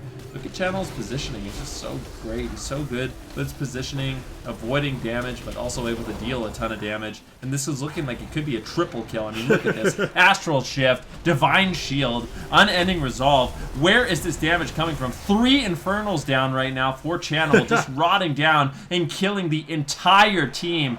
And that is a problem. If you're sitting on the pillar, Chanimal and his Vision of Perfection are going to absolutely murder you. And this is looking like a completely one-sided game at this point. Yeah, you only get 3 lives in these best of 5s, but Cloud9 are more than willing to invest them into the Mage Warlock. And as you said, Ben, I have a lot of respect for this team doing this. I feel like it's one of the reasons why they are so good, because they'll take a loss on their main composition, and they'll try to improve from it rather than try to multi-class. And more often than not, it does come out for them in success. It looks like this is maybe going to be one of those occasions once again, as they have a good amount of pressure. Gorecki was able to recover, but at the exchange of basically everything he had left in the tank. Now Smexin's low with no cooldowns. The Vitality Conduit comes through. Gorecki taking some damage from that could be a potential target, though more likely they'll just keep crowd controlling him and abusing him on that Holy Paladin. Smexin caught up in midfield. He's really struggling here. We can see Thugonomics as well being the target of the Frozen Orb. They're just doing whatever they can to whittle down Space Station Gaming, but Space Station, to their credit, they are trying to play to that win condition we talked about. You can see Thug and Smexin pushing up to the pillar of Cloud9 because they know that's their only way back into this game. Yeah, and I mean, Cloud9 is punishing that offensive push. Thugonomics taking a huge hit of damage once again, and Gorecki, the only thing he really has left is that sacrifice. Thugonomics landing one Chaos Bolt onto Chanimal, trying to get some damage rolling. Actually hits 2. Interrupt on Cubsy. Good opportunity here for Space Station Gaming, but the double Mortal Coil of Chanimal looking to slow them down just enough. Wealthy Man snipes a counterspell immediately. Looking for Polymorphs, gets denied, throwing in some damage. And Space Station Gaming miraculously completely recovers at 43% dampening. Both teams stabilized. Both teams doing okay on mana. Obviously, Cubsy has the lead, but I think Gorecki with his Paladin can hold on for quite some time with just the 30% mana he has available. Yep, let's see if he can continue to do so. Cubsy is just, he's a banquet of mana. I mean, this guy, I don't know who's fueling him, but I want something from his supplier because all of this mana that he's got, it just seems to never end, constantly replenished, even on this small map. And you'd think it would be really difficult for the Mistweaver to drink here. And I mean, he is having to do a fair bit of healing, but Mistweavers, when they have mana, they have a ton of throughput. Meanwhile, Gorecki, he's struggling. He's struggling so hard to keep Thugonomics alive. I think this is going to be the end of the game here. There's no Hand of Sacrifice. The spell lock comes through. Frostbolts, he can't even get away. He's so snared. We see the Hodge coming in defensively to barely keep him alive, but the Battlemaster falls, and so do Space Station in Game 3. Swing match in favor of Cloud9 as they look good to head to the grand finals. And yeah, mentioning that it's a swing match there is a really important thing to do. If you're just tuning in the series, it's definitely been a longer one. We've made it to dampening quite a bit, but it starts off with something that everybody on the desk had kind of alluded to. They really wanted to see the Elemental Shaman. It's able to take the first game, then after that it goes to a bigger map. It looks like it's going to be very map dependent. They finally get back to the smaller map, and now Cloud9 is able to come out on top again. And Zico, I gotta ask you, now that you've seen this composition a little bit more, do you think it is the composition that can bring down Cloud9, or do you think Space Station Gaming needs to try to throw a different composition into orbit? I think if I was on Space Station Gaming right now, I would lock in a small map, go Windwalker Ellie, Mistweaver, and then when Cloud9 locks in a big map again, I would lock in Destro Ellie, Mistweaver. I think right now the weakness of the comp that Space Station Gaming has is just that their throughput isn't as good. Like Gorecki can keep them alive for a while, but you know those moments where people are spiking in HP and he's relying on the wings to recover. Mistweavers don't have that problem, and Cubsy, he just stays back, channels out as much healing as possible, and then when they have that pressure, he just goes and drinks, and it's what allows C9 to always have that pressure. So yeah, I think the comp is good, but the healer is playing good, but I think he's playing the wrong healer. Okay, yeah. Do you think that's the tuning knob healing stat that they actually need to kind of start adjusting? It might be, yeah. I think one of the other big things to call out for Channel is he completely changed his gear set from the versatility. Not only did he drop the Battlemaster for a Vita, which is a ton of threat, it's a lot of haste for the Warlock, he also went full gushing. Okay. So that's why they have so much pressure in this game. And I think Paladin's actually pretty nice into full gushing because you could potentially run Shadow Aura, but I don't know if Gorecki has the Onatons for it, so it looks like he wasn't running it in that game. Maybe he could drop Ultimate Sack, but it's risky. The Mistweaver, of course, will have that counteract magic, so I feel like Mistweaver is worth trying on the bigger maps for sure. Okay, and now the question is, are we going to see that? Venruki, you've already mentioned how important this is, because Cloud9, they can take it in this next game. If they do pull down this win, it will send Space Station Gaming back down to the lower side of the bracket where they will face elimination, or maybe they will be able to crawl back to get into the grand final and play against Cloud9 again in a rematch. And that's one of the reasons why you've mentioned the idea that Cloud9, they wanted to sample different things against this composition. They haven't had to change off of what they like to use, it's looking like, once again, Cloud9 is sitting at the top of the mountain. They're the final boss for an entire region. Yeah, I mean, it's looking that way. What I would like to see from Space Station Gaming is play the Mistweaver Monk of Gorecki and bring it to Dalaran Sewers. So go Dalaran Sewers, let Cloud9 lock in their Mage Lock Monk, and then I would play Ellie Destro Mistweaver Monk just to switch it up a little bit. I feel like Gorecki isn't getting full value from the Paladin. I mean, we had thoughts of, it is great. You have the sacrifice. It's great that you have the freedom, but it's just not as much healing as Zico has kind of talked about. The great thing about the Mistweaver Monk as well is you're super mobile, right? You can push in, you can get the paralyzed, the leg sweep, really help the offense. You can use things like Ring of Peace if you want to just knock the enemy team around, and it feels like it's a lot more disruption for Cloud9 to really deal with. And I mean, that's what I would like to see from them. But at this point, they probably aren't feeling too good about that matchup with how, losing on the big map, losing on the small map. But I still think there's a lot of potential with this composition. I think out of all the compositions we've seen from Space Station Gaming, this one is the most convincing to me that if they can polish it up and play it exceptionally well, they can beat Cloud9 in a series. Yeah, and we might have the ability to see many maps of this matchup, right? Like I already alluded to, there is some real potential here that even if this ends right now in the next game, we might get a rematch a little bit later on in Zico. Regardless of the changes being made, it seemed like you have a pretty clear understanding that no matter what happens, you're still expecting the lock for Space Station Gaming as far as maps are concerned to be a smaller map. Yeah, I would argue that even if they play Destro Ellie, ooh, never mind. They're gonna go to Ashamans. Yeah, so like I was about to say here, Rich, you're completely wrong. Obviously, Space Station Gaming, they need a lot of space. It's even in the name. Yeah, well done. Yeah, I got it. I got it, man. It's been a long day, but I understand. It's been a long day, boys. I think I think they should have went to a smaller map. So if they go for a big one, maybe I think the only thing that makes sense there is if they go for a Mistweaver. Yeah, it seems like they're setting up for something that we didn't really necessarily expect, right? So Ashmane's Fall going to be a little bit of a surprise.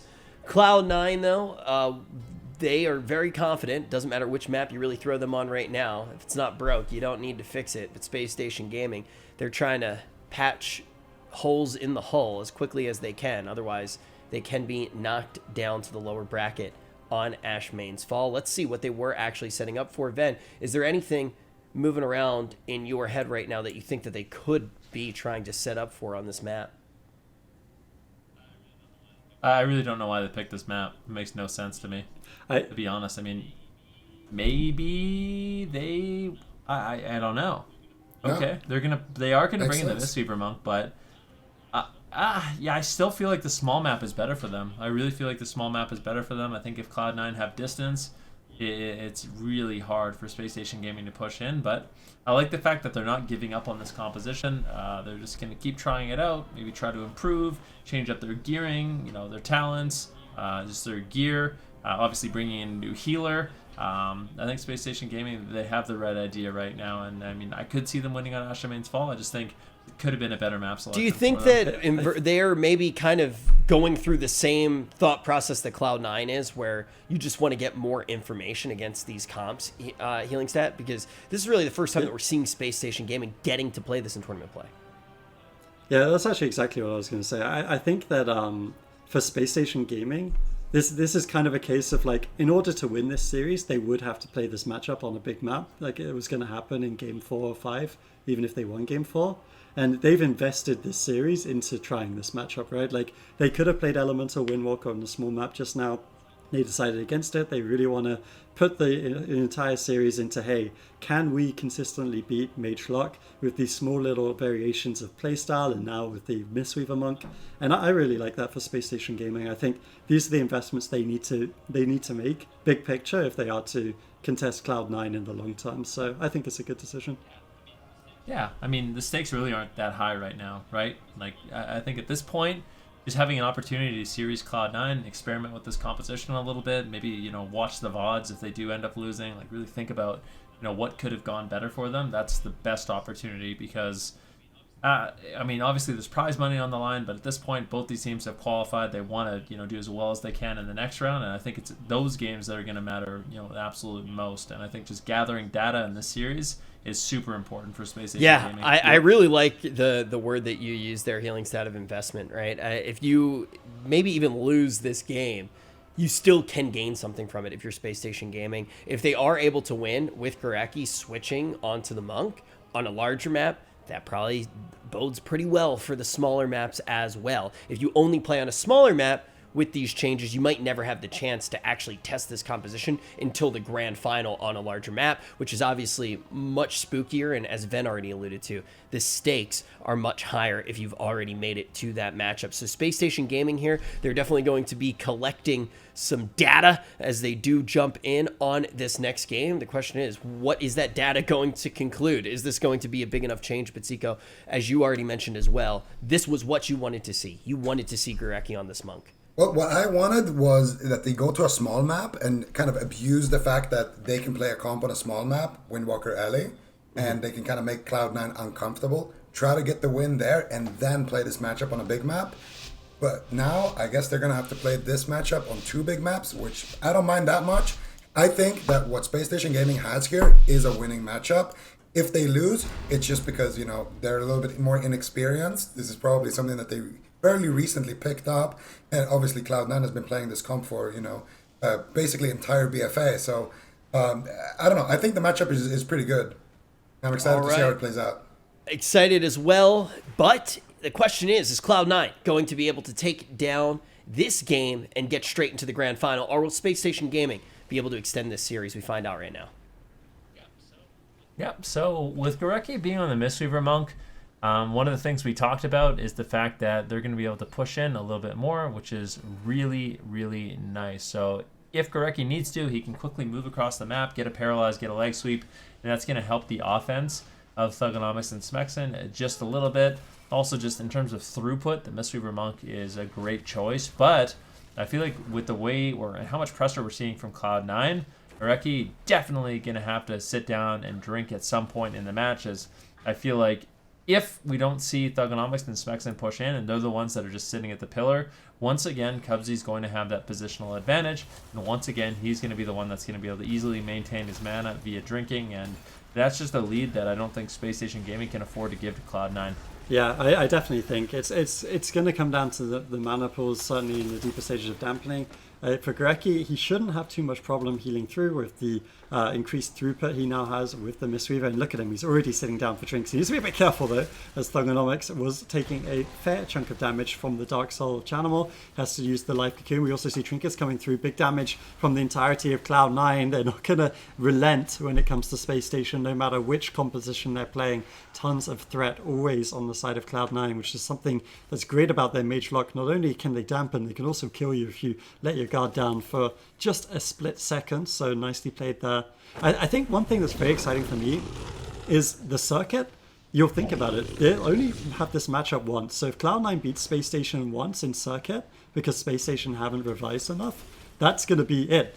That's the one chance to topple Cloud9 and could easily be the difference between number 1 and number 2 seeds. So getting as much going here today as possible for Space Station and also earning a place in the grand final could be the difference that they really need to understand this team before they head into circuit. Yeah, and I mean, right now as well, it's a good time to kind of practice and also head into the championship and the circuit with, that confidence, being that, you're one of the finalists who made it all the way in that last cup. So you're going to have a lot of momentum heading into that tournament, and that's always going to be a nice thing. Now we see a little bit of a pressure situation here onto Thugonomics. What's Gurecki doing? He's just standing behind the pillar, waiting to maybe throw out his Life Cocoon here. He's just waiting for Thug to take more damage. I don't think he even needs to. He can just go out and... Okay, well, he's going to use the Life Cocoon. I think Gurecki just wants to be mana efficient. It looks like he's just trying to sit down and read. He's drinking it! Gurecki is a legend. This is what I wanted to see in the previous series when M2KC was playing against Charlotte Phoenix. But we see some damage coming out here onto Wealthy Man and Thugonomics.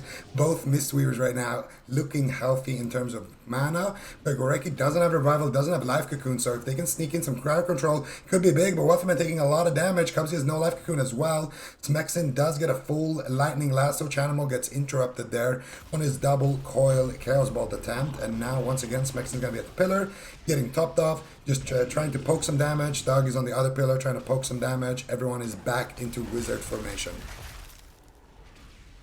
Yeah, the Wizard formation. I'm curious to see Gear. I'm just going to look a little bit if Chanimal's once again going to be running full gushing, and he is. Just full offensive build by Chanimal, realizing probably Wealthy Man is going to be the best target, but I really think Space Station Gaming can punish this play by Chanimal. I mean, he's losing out on a ton of damage reduction in the match. That being said, he can also put out a ton of damage. Wealthy Man just spamming polymorphs onto Smexin, getting the control. Hex going to be secured. Smexin getting some of his own crowd control up, but it's Thugonomics who could easily just fall. The Unending Resolve as well as the Life Cocoon trade. That was so much damage. I don't even know what that was off the back of. I mean, Wealthy Man, he didn't use his Icy Veins. Chanimal, that wasn't Dark Soul. That was just a huge hit onto Thugonomics. And I mean, Cloud9 with great pressure are able to get some key defensives out of the way. Yeah, I mean, this is definitely a scary one for Greki. He's going to have to... Oh, he rolls away from that. He dispels his Nova instantly and rolls away from the sheep. Nice play there. The way he's playing the game, he's playing it so mana efficiently that he's taking incredible risks. The reason Unending Resolve had to get used there was off of that Life Cocoon earlier. It was just coming up, so they had to overlap a little bit to stay in the fight. 5 minutes into the game, though, and so far those risks have paid off mostly. Those cooldowns have to rotate back up, of course, but Greki's mana is 100%. I do think it'll be harder for him to drink. We see Thugonomics again taking so much damage. Full Sheep is snagged, Trinket is available, but looks like with the double coils coming through from Thugonomics, one of them was reflected, but the healing still applies. Now we see Chaos Bolts coming through for Chanimal. No cooldowns though, so should be able to top him off here. Aura Mastery heals coming through from Greki as he stabilizes his Warlock. Yeah, and we see a Fear now onto Smexin.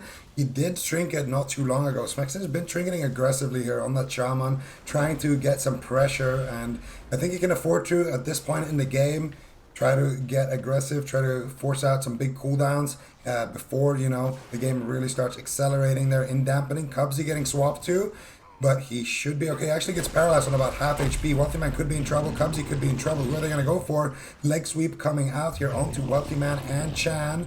And Wealthy Man is going to use his human racial. And you can see there is decent pressure here. And this is kind of why I wanted to see the Mistweaver come out on Space Station Gaming. Because now you're basically playing the same comp, except you have an Ellie Shaman instead of a Frost Mage. So you're just going to have more burst, but less control. So yeah, I think Space Station Gaming could run away with this if they can keep the pressure up. But if Wealthy Man and C9 always swap pillar and drop out those Frost Mage slows, it could be extremely difficult for Space Station Gaming to close that gap on this map. Yeah, I mean, that's what Cloud9 excels at. They just excel at disrupting you, making sure you can never do what you want in the match. You're always being feared, you're always being polyed. If you're not that, you're snared and you're counterspelled. It's an absolute nightmare to play against this team, and I think that's why teams really struggle to actually close out the game early on. Thugonomics now taking a huge hit. Beautiful Ring of Peace by Cubsy, knocking Gareki out of line of sight. Thugonomics trying to retreat back behind the pillar, but still met with that Ring of Peace, denying him. Big offensive push there by Cloud9, but Space Station Gaming, they managed to hold on. Smexin pushing in, realizing he needs to try to get some pressure rolling for his team. There's the damage, finds the Hex onto Wealthy Man, nicely done, and it seems like both teams have sort of defaulted to the Warlocks being the main point of contention in this match. Cloud9 going after Thugonomics, Space Station Gaming, they're going to be going after Chanimal, and Smexin and Wealthy Man just trying to shut down each other with Polymorph, with Hex, with Windshear, with Counterspell. But Wealthy Man playing a really nice max range game, finds some decent damage, but it is going to be Cubsy who has to trade the Life Cocoon off the back of a nice Chaos Bolt by Thugonomics. Yeah, we can see Greki's mana starting to fall a little bit behind now. 15% into the healing reduction for both these sides to contend with. This could potentially be the final game of the series if Cloud9 can secure it. For Space Station Gaming, it's about getting those valuable practice games into Cloud9 to figure out how are they going to deal with this Mage Warlock that has just been dominating North America for over a year at this point. They've been so good on this composition. We see the Windshear coming through onto Chanimal, although it's still going to be Chaos Bolts coming, as that was just over onto the Fear. Now stun on Smexin. Smexen. He's caught a bit out of position, meaning that Thugonomics is now going to be the target of choice. 2 more Chaos Bolt, more healing that Gurecki is going to have to catch up with, and the Infernals are also coming in to give another mortal reminder here to Space Station Gaming as they have yet another threat to deal with from Cloud9. Yeah, they're actually forced to just stay on that pillar for such a long time. And you can see Cubsy sitting down, chilling, drinking while his team forces out the life cocoon, actually breaking through it. Thug has nothing right now. If they can secure a counterspell onto Gurecki, it could be game winning. Wealthy Man looking for it, but he can't find it just yet. Stuck in fear, stuck in hex. Wealthy Man, I feel your pain right now, but he still forces out, some big cooldowns there from Gurecki, and also the mana bar of Gurecki. As long as this pressure is here, Gurecki can't go for drinks. Vitality Conduit's going to come out, and he's going to be able to stabilize. And there is the blink counterspell from Wealthy Man. Gurecki looking to get the leg sweep, slowing down the pressure of C9 a little bit with that leg sweep, but that is a defensive leg sweep. No threat of Cubsy getting leg swept. I think that if we see Stug and Gurecki stack, we're going to see Cubsy roll over and maybe go for that leg sweep onto both of them. I think he's going for it on the Smexen, actually. Not a big fan of that. I think he could have afforded to push in for it, but they do get the trinket. Nice punish there anyway with that leg sweep. They force out Smexen's trinket, and now he's going to be forced to go back to his team, and Cloud9 are in full control right now. Yeah, they're looking better and better in this match. Quite honestly, it just seems so difficult for Space Station Gaming to get anything happen. They're constantly just forced at the pillar, and it's unfortunate for them. But keep in mind, they are on the Elemental Shaman and Destruction Warlock. They're definitely not out of it yet. But if things keep playing out this way and Space Station Gaming can't find some huge bursts, it just feels almost inevitable that they're going to lose this game. And that's why we don't like the large map. It's just too difficult for Space Station Gaming to make an offensive push with the Frost Mage snares. Wealthy Man still just continuously teeing off here on Thugonomics with those Frost Bolts. Channel looking for a Shadow Fury, manages to find one on Smexen, and you can see, look at Cubsy. He's going to be sitting down, he's going to be drinking. In the meantime, Gurecki, he sits down for a drink. Let's see if he's going to be able to find it. Unfortunately not. And Cloud9 get a full reset on mana, whereas Space Station Gaming, they're still hovering quite low at around 50%. Yeah, I swear, a lot of the theory for this composition working is based on the fact that the Frost Mage in the middle of the map, PvEing versus Destro and Ellie, would just be useless. But sometimes I'm seeing bolts versus, like Chaos Bolts versus Frost Bolts, that actually feels like the Frost Bolts are doing more, and it's just so much damage. Thugonomics is so far behind. Trinket from Gurecki, Nether Ward, coils defensively. They're doing everything to barely stay in the fight. 36% healing reduction. Of course, it's not just the Frost Bolts. There's a ton of other damage coming in with the gushing wounds and everything, but it's just so much. Feels like it's been toppling Space Station. In Game 1, Cloud9 went for full defense with the versatility. Now they just have a ton of damage. Only Wealthy Man is playing defensive stuff to avoid getting one shot. It seems to be enough to keep him in the middle of the map. And the threat has oomed. Gurecki and Space Station are very close to being knocked down to lower. There it is. Thugonomics falls. And Cloud9 once again are in the grand finals. And let's talk about...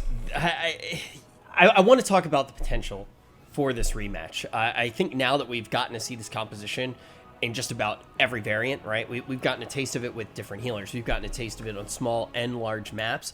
Zico, do you think that there is potential for this composition that we did see on the side of Space Station Gaming to be able to get back into the good graces of the grand final coming out of the lower based off of the next matchup that we will see and being able to take down Cloud9? Or is it just starting to look so good for Cloud9 at this point?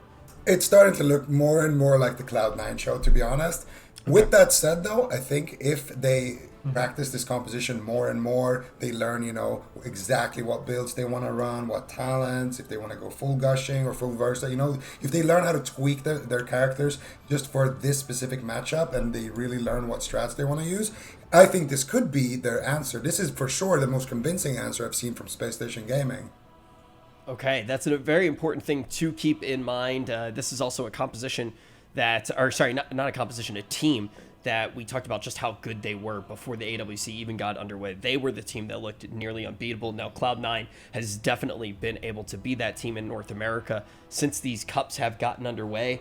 And I do want to ask, now that we know what the next matchup is going to be, there are only 2 potential grand finals that we see healing stat.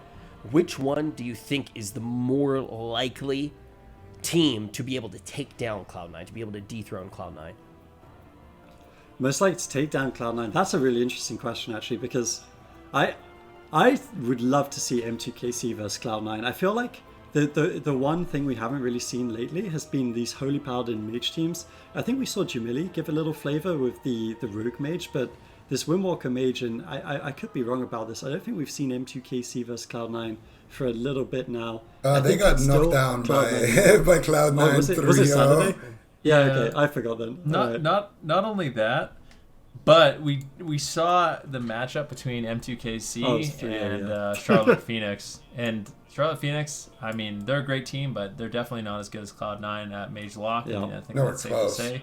And that was an incredibly close matchup. So I think Cloud9 would be pretty comfortable in that matchup. Yeah, maybe it has to be Space Station. I don't know, like there's part of me that feels like M2KC theoretically also should be able to play a super deep dampening game and then go for an all-in, but maybe with the Windwalker it doesn't cut it. I feel like we've been in this situation quite a few times when we actually do we start talking about it. It just sounds better and better for Cloud9, but the question is, who will they be playing in the grand final? We're going to be finding out very shortly. We are going to give the teams just a quick moment to get ready, and once they are, we're going to be jumping right back into the action. It's Space Station Gaming versus M2KC. Whoever does win this one gets a chance to play against Cloud9 in the grand final.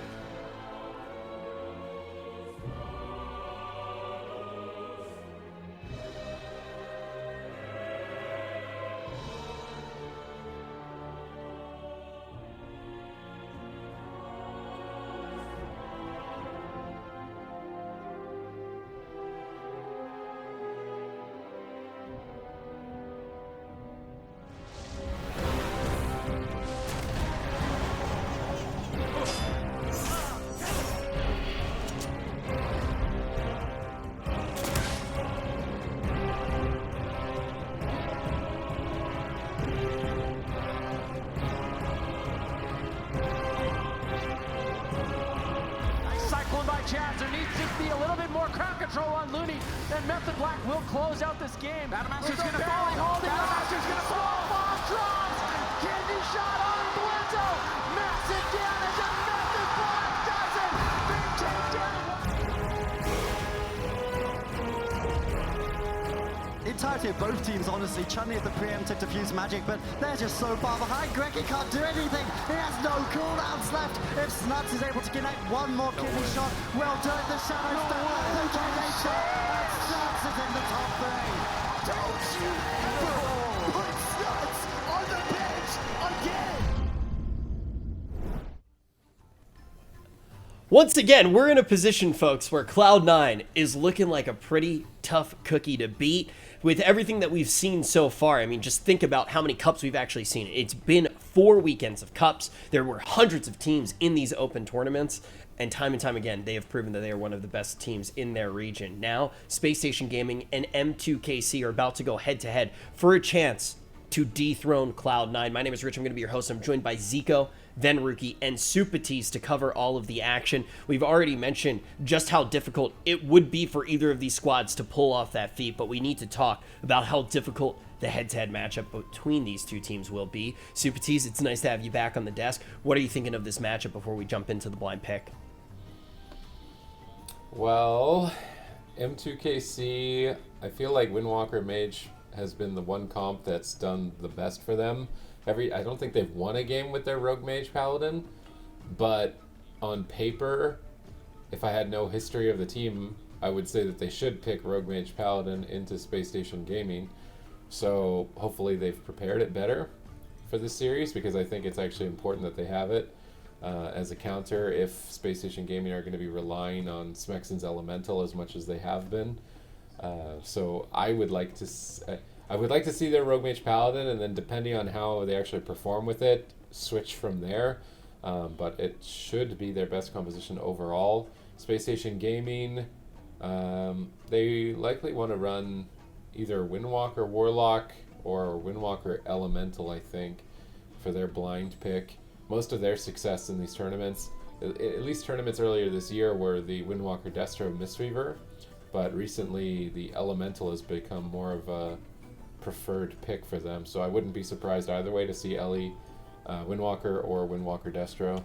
I feel like Elemental, just to take a step away from this matchup in particular, but Zico, I feel like Elemental is like one of the pleasant surprises that has actually happened in this new meta. I think Elemental is becoming more and more appealing.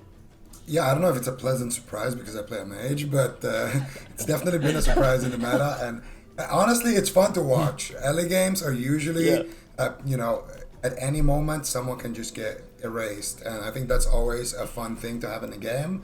And usually the weakness of the Ellie is that, you play Ellie, it's fantastic into other casters. Then you face Rogue Mage, and, it's not that fantastic anymore.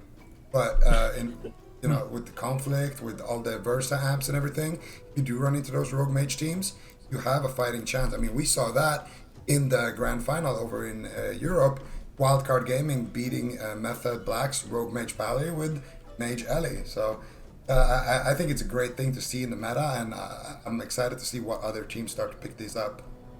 The other big changes that we've seen in the meta, which you've already talked about at great length, Zico, and Venruki, I do want to hear your take on it, has been the evolutions that we actually have seen as far as healers do go before we jump into the Grand Arena. There's no question about it. Early on, Druids were definitely the pick, but Mistweavers sort of rise to the top. I'd say Holy Paladins were a very close second. Shaman have some niche picks as well. Discipline Priests we see every once in a while with the Rogue Mage or the Jungle. So pretty much all the healers are fairly represented. I would say right now, it's seeming like Paladin really is the pick for the most part.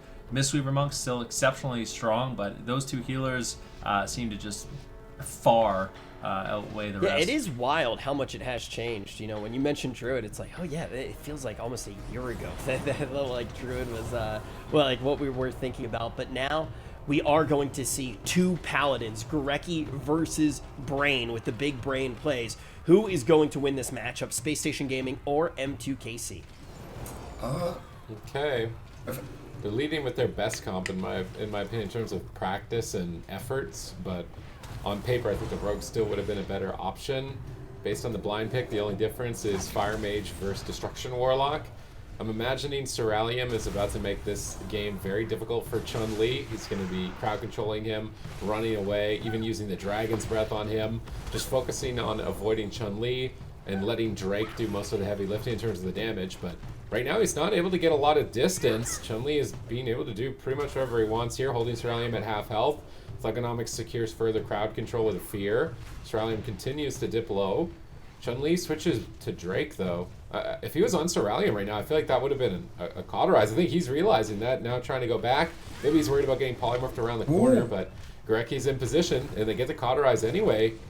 Cerealium's going to have to do a better job of keeping Chun-Li off of him here. That's not even, it's about a 1 minute cauterize? It's very rare that we see cooldowns forced this early. Yeah, that was a big push here, and I was gonna say, I actually think that M2KC has the better comp here. If Cerealium just runs in a big circle, just tries to kite Chun, and doesn't play too aggressive, I think that they have a nice win condition later on with dampening and that Destro Warlock, but Cerealium actually gets stopped on his setup. Double leg sweep here coming in from Drake. Cerealium gonna activate his combustion, but they don't really force any cooldown so far. I think Gorecki has his Avenging Wrath up, should be able to keep his Warlock nice and healthy in this situation. Gorecki actually going for Hammer of Justice, gets a big Holy Light.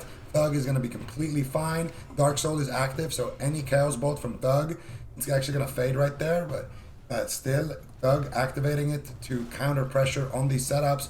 Cerealium looking for a polymorph out of the Blinding Light here. He's going to go for the Ring of Frost, get interrupted. Going for the polymorph, Chun-Li doesn't have an interrupt, and he lands it. And once again, Thug is under big pressure here, Van.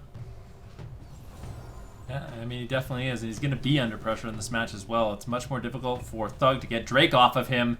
And if Cerealium can connect as well with a polymorph on Gorecki, that's when the matchup becomes really unstable here for Space Station Gaming. But, I mean, the fact that Cerealium doesn't have his Cauterize, he needs to be very careful. If there's a Drestagath available for Chun-Li, they're going to be able to put out a ton of damage. So always has to pay attention to that. Double leg sweep coming in onto Brain, onto Drake. Nicely done there by Chun-Li. Still trying to set up. There's the Drestagath.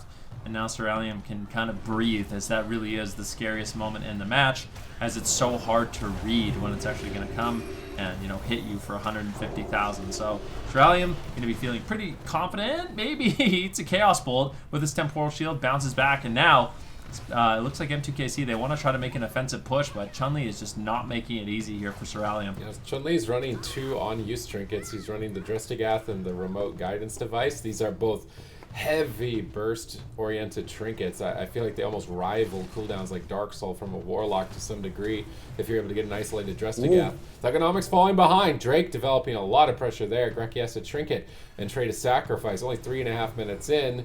M2KC battle it back here, getting important cooldowns for their team objectively here. Cerealium still trying to avoid Chun-Li.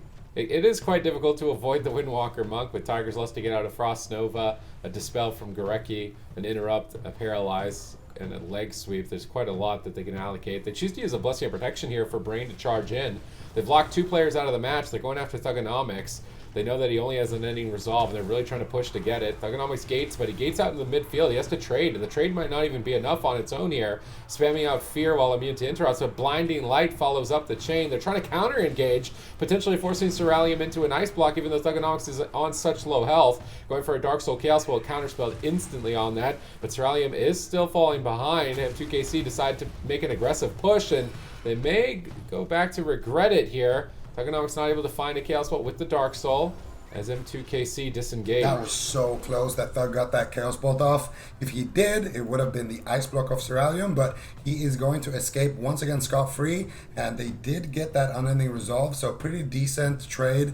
Blessing of Protection for Unending Resolve, but Chun has his Touch of Death.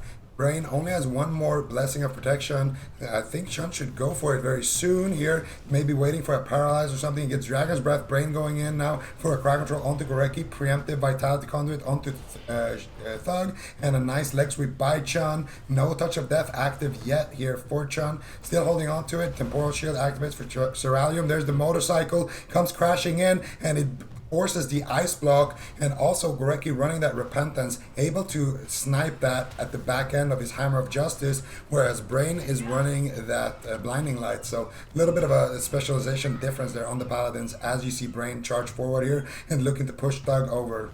Ooh, this is a big push.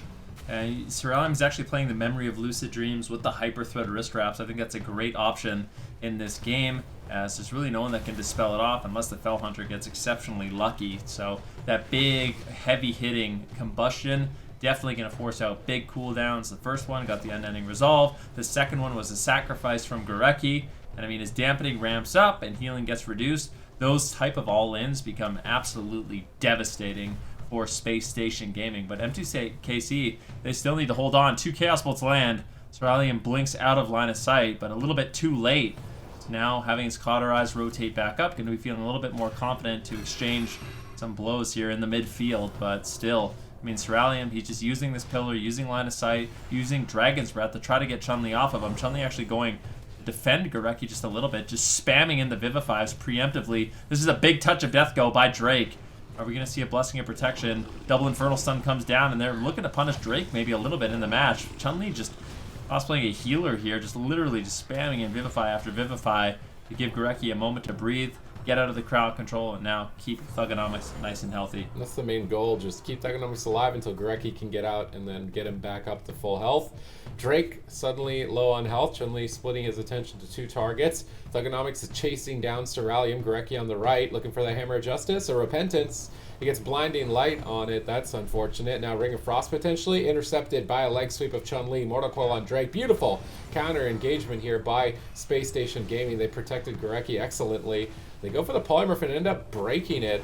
A bit of a mistake there on the side of M2KC. Now Gorecki is on Polymorph, diminishing return. He should feel confident to top his team and start looking for that Repentance again. They go for Paralyze instead. Only Cauterize remains here. Hammer of Justice. This could just be Ceruleum's life if they're not careful. Ring of Peace on the Ring of Peace, trying to buy time for Ceruleum to stall, but the Cauterize has been forced. He's on the run. He is burning down rapidly. Brain is still feared. He has Divine Shield. Is he going to trade it? He's trying to be greedy here, but he ultimately has to cast the Divine Shield to immune the crowd control. Bomb in a Divine Favor Holy Light, but that was the slowest Holy Light I've ever seen. Ceruleum is still being pressured despite the heal of Brain. Chun-Li is all over him. Drestigat drops. Brain soaks some of the hit for him, but he's casting these very slow Holy Lights. Chun-Li might roll over and interrupt them. Catches a Polymorph. Gorecki's too far away. Gorecki goes for a Repentance on Drake, just trying to enable Thugonomics to get to Ceruleum, but it looks like Ceruleum is stable in this position. Thugonomics is starting to fall behind. If Chun could have angled that dress a little bit further away from Brain, I think he actually could have soloed Ceruleum behind there. Chun is so good on this Windwalker, putting out so much pressure, having so much uptime, ducking the Polymorphs, avoiding the Novas there with his Tiger's Lust. Now he's going to get Sheep behind the pillar, but he should be in line of sight of Gorecki. Gorecki gets the Dispel, and now Paralyze comes out here. Let's see what they can do. Now, I think Gorecki's going to go in for the Hammer of Justice. There it is. Paralyze. He gets a preemptive Blessing of Protection. Gorecki's still going for the Hammer of Justice. Around looking for the Polymorph. Gorecki's going to gate away after he's used that Hammer of Justice. He's not going to stay in and compromise his position. Instead, he's going to take the trade and run with it. And now it's Thug on the back foot here, taking a little bit of damage here from Ceruleum, taking a little bit of damage from Drake, but no crowd control here onto Gorecki. His mana's looking good. And honestly, I would say at this point, Space Station Gaming would have to throw massively to lose this game. Ceruleum is getting his Ice Block back up though, and I think that's the only good thing. He might just need to use it right now. Miracle comes out. There's the Chaos Bolt. That's going to be an Ice Block immediately. No, Trinket Sacrifice comes out, but Brain could get swapped to here. It's a big damage over time effect. He does have his wings active though, so he should be fine. And now Thug getting counter pressured here, man. They're actually going after Gorecki a little bit. He used the sacrifice. This could be the Divine Shield. This heal is massive. Gorecki, I believe that was a Hellstone and a big Holy Light as well. Ceruleum really trying to capitalize on that. A big motorcycle comes out from left field, and that will be Temporal Shield overlapped with the Ice Block. A huge heavy-hitting attack here by Space Station Gaming at 30% dampening. Things are looking good. I mean, Ceruleum, the next time he has damage available is going to be a couple minutes off the back of that combustion. Ergonomics lands a Chaos Bolt. Luckily for M2KC, they are able to recover, but if you look at the defensive cooldowns of M2KC here, Sid, there's absolutely nothing left. Yeah, it's looking pretty barren right now in game number 1. Dark Soul is rolling. Thugonomics is a threat they need to deal with.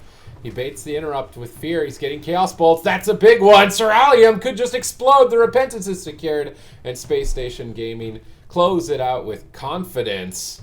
That was looking like a solid game for them overall. This composition is definitely doing work for them. Yeah, let's talk about it just a little bit more, Zico, and actually try to figure out what Space Station Gaming will be able to do in this series. We already talked about the grand final quite a bit with these two teams. It seems like Space Station Gaming, too, is going to be the squad that has the better chance of taking down the entire grand final based off of the diversity of compositions, which they do have. Do you think this is the composition that might get them back in the good graces of the grand final, or do you think we're going to see these teams switching it up in between each game when we actually do get to our drafts?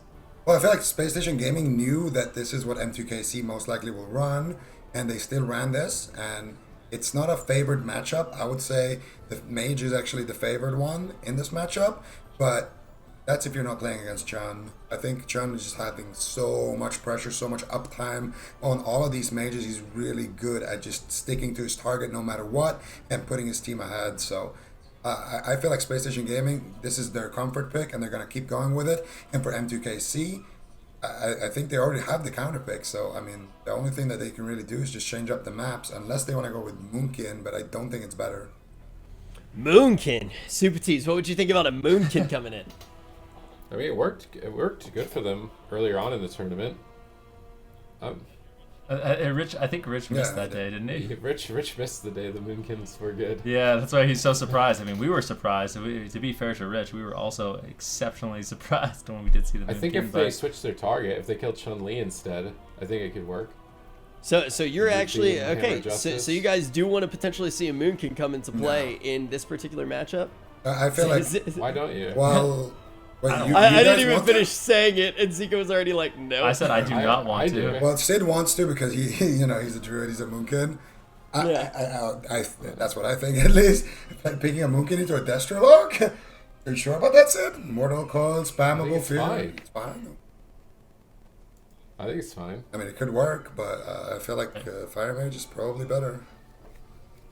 Okay, so a little bit of a disagreement on the desk.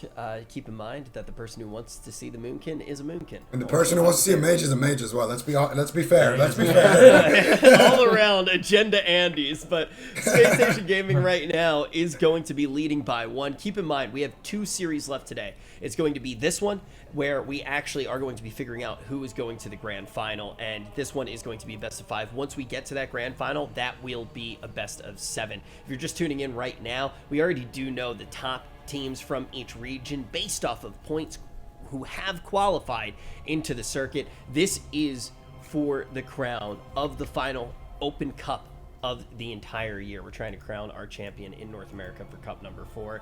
And now we have full information. Ashmane's going to be where it does go down. And Ben Ricky, how do you feel about the compositions that Space Station and M2KC have decided to bring here again? I mean, M2KC, not a huge surprise for me. They seem to really favor this composition. They try to make it work, even when maybe they aren't the most advantaged, try to figure out a strategy, and their team I really respect for that. I think for the round robin phase, I want to see M2KC really implement Roasties a little bit more. But I think they have a decent shot in this matchup. It just seemed like Space Station Gaming, they were playing it really well. Chun-Li and Thugonomics were able to get a ton of pressure, and we're going to see an exact repeat, which isn't a really big surprise to me. I feel like Space Station Gaming, this is one of those compositions you can be confident in locking into almost anything and having a fair shot, and that last game looked really good from them. So I think they're basically just saying, hey, this is our comp, M2KC, do you have an answer? If not, we're just going to play it the entire series through. Yeah, that's one of the things we have seen. I do want to ask right now, though, obviously the stakes are pretty high to get to the grand final, but do you think that there are any opportunities in a matchup like this to try to test anything? I mean, obviously you're going to be playing against a very different team, but can you use this matchup to try to get ready for that grand final, or right now do you just need to be focused on getting there, Zico? Well, I think the only thing you can prepare is just mentally, But I feel like if you are either of these teams with how close these comps are matched, I think you should just take it one game at a time, and then when you are in that final, that's when you kind of start thinking about what you want to do, what you want to lock in. One game at a time. You heard it from Zico as the gates do swing on open. And when you talk about one game, well, Space Station Gaming already has one in their back pocket. If they're able to take down this one again, they will only need one more to get that rematch in the grand final. But let's see what M2KC has to say about that. So they picked a really big map in the hopes of allowing Cerulean to build space between himself and Chun-Li. So my eyes are like super glued to Cerulean and Chun-Li and how well he can sort of disrupt him. Gorecki is currently crowd controlled with that blinding light. Thugonomics is leg swept. Drake is hammering down with huge damage, timing that Drestigath right at the end, and Gorecki immediately responds with the sacrifice. Now we see counter engagement. Brain in a stun. Drake. Oh no, the motorcycle went into the wall. That's so unfortunate. Definitely the downside of that trinket. You need to make sure that you're angling yourself so your motorcycle doesn't have a little crash before it gets to its target. Little accident up against the wall. Unfortunately not, able to really get too much done. The thing is, you can aim that trinket, so I feel like more often than not, when that's happening, it's a positional error. So if you're going to use the trinket, definitely have to know exactly how it functions and the angle that it will be, rolling in from. We can see Cerulean taking a little bit of a hit here by Chun-Li. Now looking for a polymorph. Are they going to get the crowd control on Gorecki? And they do. Polymorph on Chun-Li, and Gorecki realizing he cannot allow Thugonomics to be in that 3v1 situation. He immediately trinkets, dispels Chun-Li, and now it's going to be Chun-Li who looks to get aggressive. Drake with a nice shutdown there on Gorecki's attempt to land that Repentance. These are the kind of plays that he needs to make sure that Cerulean can hold on to his Cauterize, can hold on to his Ice Block, and Gorecki's forced to run away from there. The threat of that Hammer of Justice coming back up for Brain could be dangerous for him. Brain still has his Divine Favor up for a really long time. He doesn't want to heal himself with it. He's going to use it to heal up Cerulean, and he's going to heal up himself. And now both of these Paladins just kind of waiting for an opportunity to engage on each other. Drake is just behind the pillar. Cerulean stacking up some damage, getting ready potentially to pop his Combustion. Chun-Li now back on his target. Freedom immediately. Tiger's Lust on the Nova. Chun-Li not getting faked. Actually did get faked on his interrupt, so he's going to get polyed, he gets dispelled, and now Brain is looking for the Hammer of Justice, gets it, Ring of Frost as well, gets interrupted, and paralyzed on the poly, but double blind comes out, so Cerulean should be able to land this. Thug, with the beautiful Mortal Coil, should be able to stall long enough. No, Gorecki is going to be put in that full sheep, could be his Divine Shield here. Thug is not even using, what? He just used a Health Stone, and that was it in that whole setup right there. That was such a great setup from M2KC, but Thug manages to hold on by the skin of his teeth, holding on to all of his cooldowns. That Health Stone resets with combat, so if any point Drake, Brain, Cerulean have to pull back, Thug can just call back his pet, wait a couple of seconds, he's going to drop combat, and then a minute later he'll have that Health Stone again because it has 3 charges. I feel like, why are they not going after Chun-Li at any point? He's running double damage trinket. He's still got, I guess, a lot of versatility percents, and he's conflict. So, but I think the main issue is you leave Thugonomics to just do whatever he wants in the match, and I just think if Drake isn't on Thugonomics for the majority of the game, I mean, the one thing about Windwalker Monk is unless you're getting like a leg sweep on Chun-Li, he's not going to die. It's really easy for a Windwalker Monk to avoid another Windwalker Monk by using rolls and Transcendence and flying Serpent Kick. So unless they absolutely 100 to 0 him in a stun, which isn't easy to do, I just don't ever see Chun-Li falling in this match. Actually switching to Drake a bit there, he retreats. Now Thugonomics is left open, going after Cerulean. Vitality Conduit drops for Gorecki. Brain is charging in. He's looking for a Hammer of Justice. He's running out of time with that Divine Steed, and Gorecki's trying to escape, but he gets intercepted. Hammer of Justice down. Thugonomics to target. Drake trying to reconnect here and drop some damage before Gorecki's out of crowd control. They opt to just trade Sacrifice anyway. It seems like with that ineffable truth that you don't really care about that Sacrifice cooldown too much. Cerulean the target here as Brain gets locked down in a Repentance. Touch of Death about to explode for Chun-Li. Could be a huge hit. Brain denies the hit with his Sacrifice as well. Gorecki repositioning away, not wanting to be susceptible to polymorph here, so he's in a defensive position, 80 yards away from Cerulean. And it looks like Drake is actually the target out in midfield for Chun. Now, Drake's leg sweep is available. He could land a double here, waiting for those Fists of Fury. He doesn't want to get parried on it, I would imagine. There's the double. Is Cerulean going to blink in with that stun? No, just trading out damage. I still think it is the main goal for M2KC. Get into deep dampening, put the Windwalker on the lock, and make him kill him. And that's their fail-safe strategy. All right, well, Drake gets dispelled out of the Repentance into a full Hodge, nicely done there. And now Thugonomics actually going to be looking to set up some damage. Does manage to find some, but Drake actually got a pre-lingering Psychic Shell, so really good job there. Kind of realizing the situation, and it looks like he's going to be fine. Actually putting a little damage out onto Chun-Li, and it seems like Chun-Li, he's going to be going back onto Drake as well. Terralium just playing really well defensively. Thugonomics getting bursted down. The full Hammer of Justice onto Gorecki. M2KC looking to make some plays. Double Mortal Coil coming in, but the crowd control seems endless. Gorecki forced to use his Trinket and trade, as Thugonomics was, so close to actually falling over during that exchange. That was a nice trade, though. Gorecki's not going to have his Trinket, but he will have his Sacrifice. He needs to be careful, though. Cerulean's looking for the Polymorph. He might get it. He does.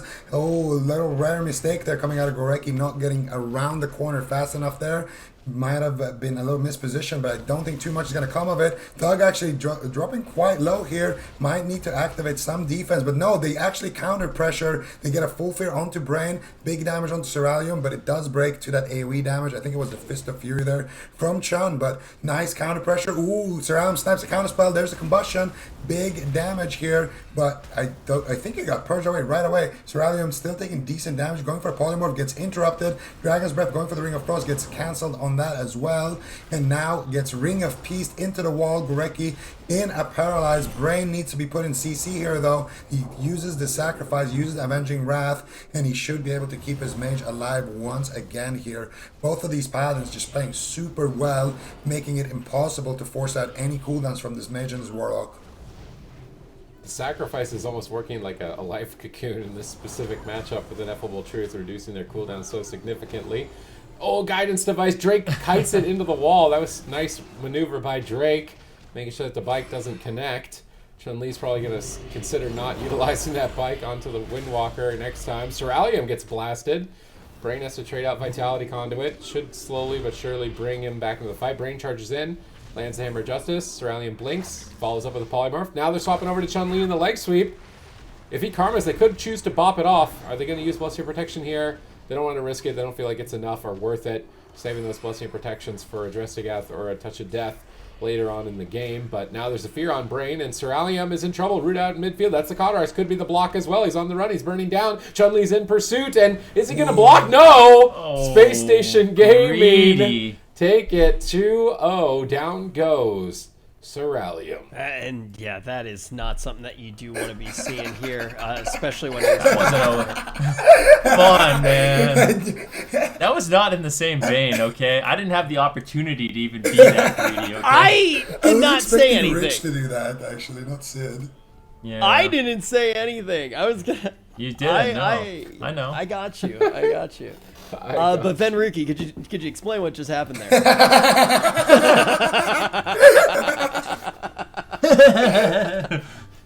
Whatever. Yes. So I mean, it wasn't too hard to spot. Cerulean was just really greedy with his ice block, and it was a big offensive push by Space Station Gaming. M2KC, they were on the back foot. Cerulean really wanted to greet it, and more often than not, you can get away with it. If the Cauterize procs, all it takes is, a Vitality Conduit, a Sacrifice, something from your Paladin to keep you alive, but it was just too much damage. Chun-Li took advantage of the situation, and they were able to pick up, a relatively quick win. And, with that, all of a sudden, it is starting to look like a situation where we may have a hot 3-0. Zico, if you are M2KC, what do you do to try to at least extend the series? Bring in Roasties, but I don't want to see him ever play Outlaw again. Play standard, Asa, Fire Mage. Maybe you can get a win that way. I don't understand. Like, I feel like this was like Roasties on the previous M2KC roster as well. I didn't really see him play that often, and when I did, like when Sub was meta, when Outlaw was meta, he was just playing Asa Rogue, and now when Asa Rogue is meta, he's playing Outlaw.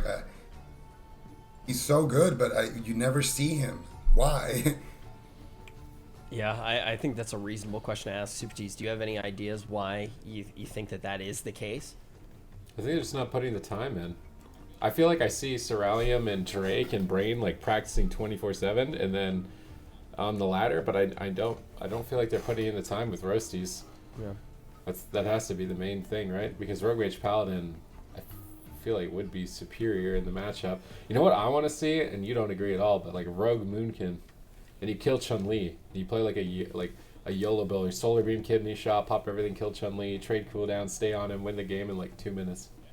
I gotta be honest, if there's any strategy that ever involves killing Chun-Li, I'm not a fan of it. Like, I don't think it's gonna work. Somebody typed in chat one time, I forget what week it actually was, and they were like, Chun-Li has not been the player to die in an arena in over like 17 years. It was like, yeah, it was like exact copy. date.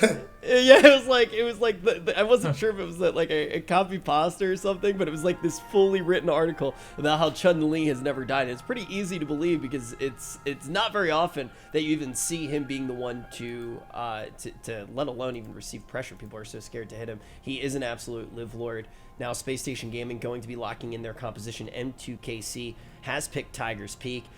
What does this signal to you, Venricky?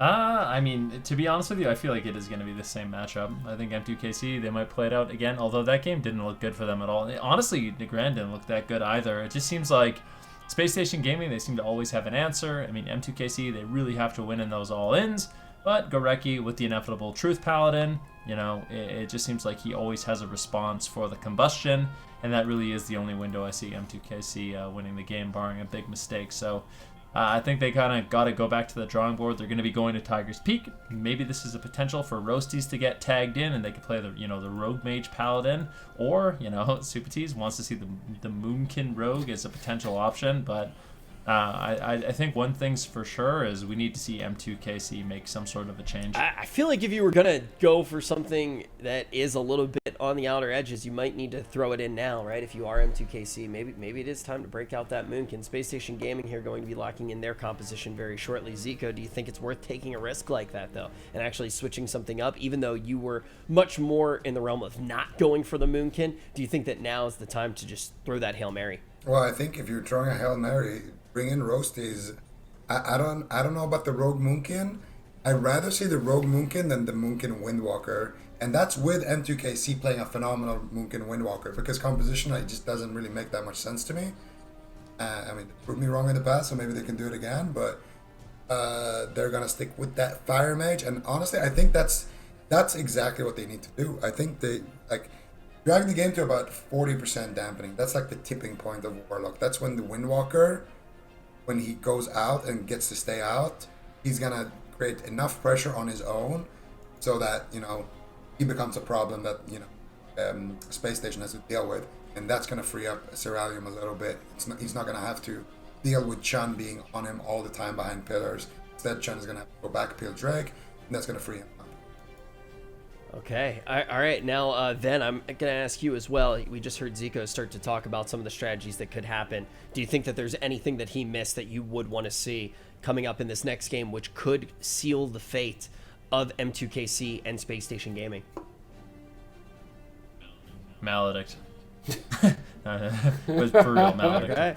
I think M2KC, I think they need that extra little bit of a punch, and I think that might be the extra punch that they really do need. I mean, Ceralium definitely feeling a little bit scared in these games. Chun-Li and Thugonomics have been able to put out a ton of pressure on him. He just has to have a super solid game of defense, try to extend the game into dampening. When they do have all their cooldowns, they can try to make an offensive push, but it seems like if they're just exchanging blows, Space Station Gaming definitely comes out ahead. So for Space Station Gaming, it's going to be all about offense, keeping M2KC on the back foot. For M2KC, they need to have a solid defensive strategy. They need to bring the game late if they want to have any hope at winning, or they need to find just an all-out massive one-shot. Their course back into the grand final. Okay, let's see if they can do it here. They need to win 3 games in a row, and Space Station Gaming could change their comp if they even really need to. They're looking solid with the Windwalker, Warlock, Holy Paladin here. Ceralium and Thugonomics just trading in the middle. Ceralium blinks back to Polymorph Chun-Li. Drake charges in onto Thugonomics. Brain, is he going to choose to play offense or defense this game? Right now he's in the middle. He's on the balcony. He could make a choice to pull back with Ceruleum or to push in on top of Gorecki, but he's currently paralyzed, and Drake can't help. He's repentant. Ring of Peace on Brain's heal. Nice stack up on that leg sweep with the Ring of Peace. Beautiful play by Chun-Li, dropping in the Drestigath, but fortunately that Divine Favor was not able to be dispelled by the Fell Hunter. Brain gets a big heal. Now he's charging in. Hammer of Justice. Polymorph. 3 versus 1 on Thugonomics. Are they going to pop off with the combustion here? Yes, they are. Ceruleum's going to go for that Lucid Dreams. Big damage potentially. Thugonomics thwarts it away with the Mortal Coil, but Gorecki is still crowd controlled. Thugonomics is doing great here, just fearing Drake off of himself. Getting kicked on Chaos though. Gorecki's polyed for 1 more second. He can't use Unending Resolve, but Vitality Conduit stabilizes him throughout that assault. Great counter engagement by Thugonomics. Now he's getting aggressive. Infernal's called in. Brain immediately responds with Sacrifice and Avenging Wrath, realizing how threatening that situation was. But Thugonomics, I was about to just say he was patient and saved Dark Soul, and then he could use that later, but now he pressed it, and he's a sheep. So he's not really going to get value from this Dark Soul here. M2KC are just line of sighting him. I was actually hoping he was going to save that for a lockdown moment, but he's not going to be threatening now for probably another minute and 36 seconds. I feel like Space Station Gaming, they're just like, all right, we're ready to face C9. Let's go. Let's just let's push these guys over. Let's pop everything. Drake gets caught up in a Hammer of Justice behind the pillar, which means that Brain has an opportunity to go for a Hammer of Justice on the Gorecki, but Ceruleum takes a huge hit here. Temporal Shield's going to activate, and there it is, Brain going for the Hammer of Justice. Do they have the follow-up? I think he has a Blinding Light here. Ceruleum not going to be able to find the Polymorph. They break the Paralyze as well. Gorecki is going to be completely free here to keep chugging out those heals onto Thug, and now Gorecki is going to have his Hammer of Justice rotating back up very soon. There is the Repentance, actually snipes that. Drake is going to go back to his team and just line of sight. They're just going to Polymorph Chun-Li. They realize it's a scary situation. Hammer of Justice could come out as well after that Repentance, so they're just going to respect that push and pull back. Once again, now Chun is going to get aggressive here behind the pillar onto Ceruleum, man. Yeah, definitely. Ceruleum still under fire. Chun-Li just all over him in this match so far. About 3 minutes have elapsed. Both these Paladins completely maintaining their mana. And I just don't think that's something that's going to happen. It's not going to come down to a mana game. Ceruleum with a big offensive push. I think he uses Combustion. I think it might have actually gotten purged. That's a kind of a disaster there, if that is the case. Ceruleum now caught into a Hammer of Justice. Cauterized procs. Is it going to be another one of those moments? It's going to be a sacrifice from Brain as well. So they're not messing around this time. M2KC, they make the trade. Big offensive push there by Space Station Gaming. And it feels like Space Station Gaming, they're just in full control of this game. Ceruleum, here it is. Nice. It is going to be a Ring of Frost, but unfortunately on diminishing return. And I don't know if that's really going to net too much. I mean, Ceruleum, he's trying to get the damage rolling. Maybe look for a little bit of a swap onto Gorecki, but Space Station Gaming easily shrug off that assault. Drake's going to continue the push here onto Gorecki.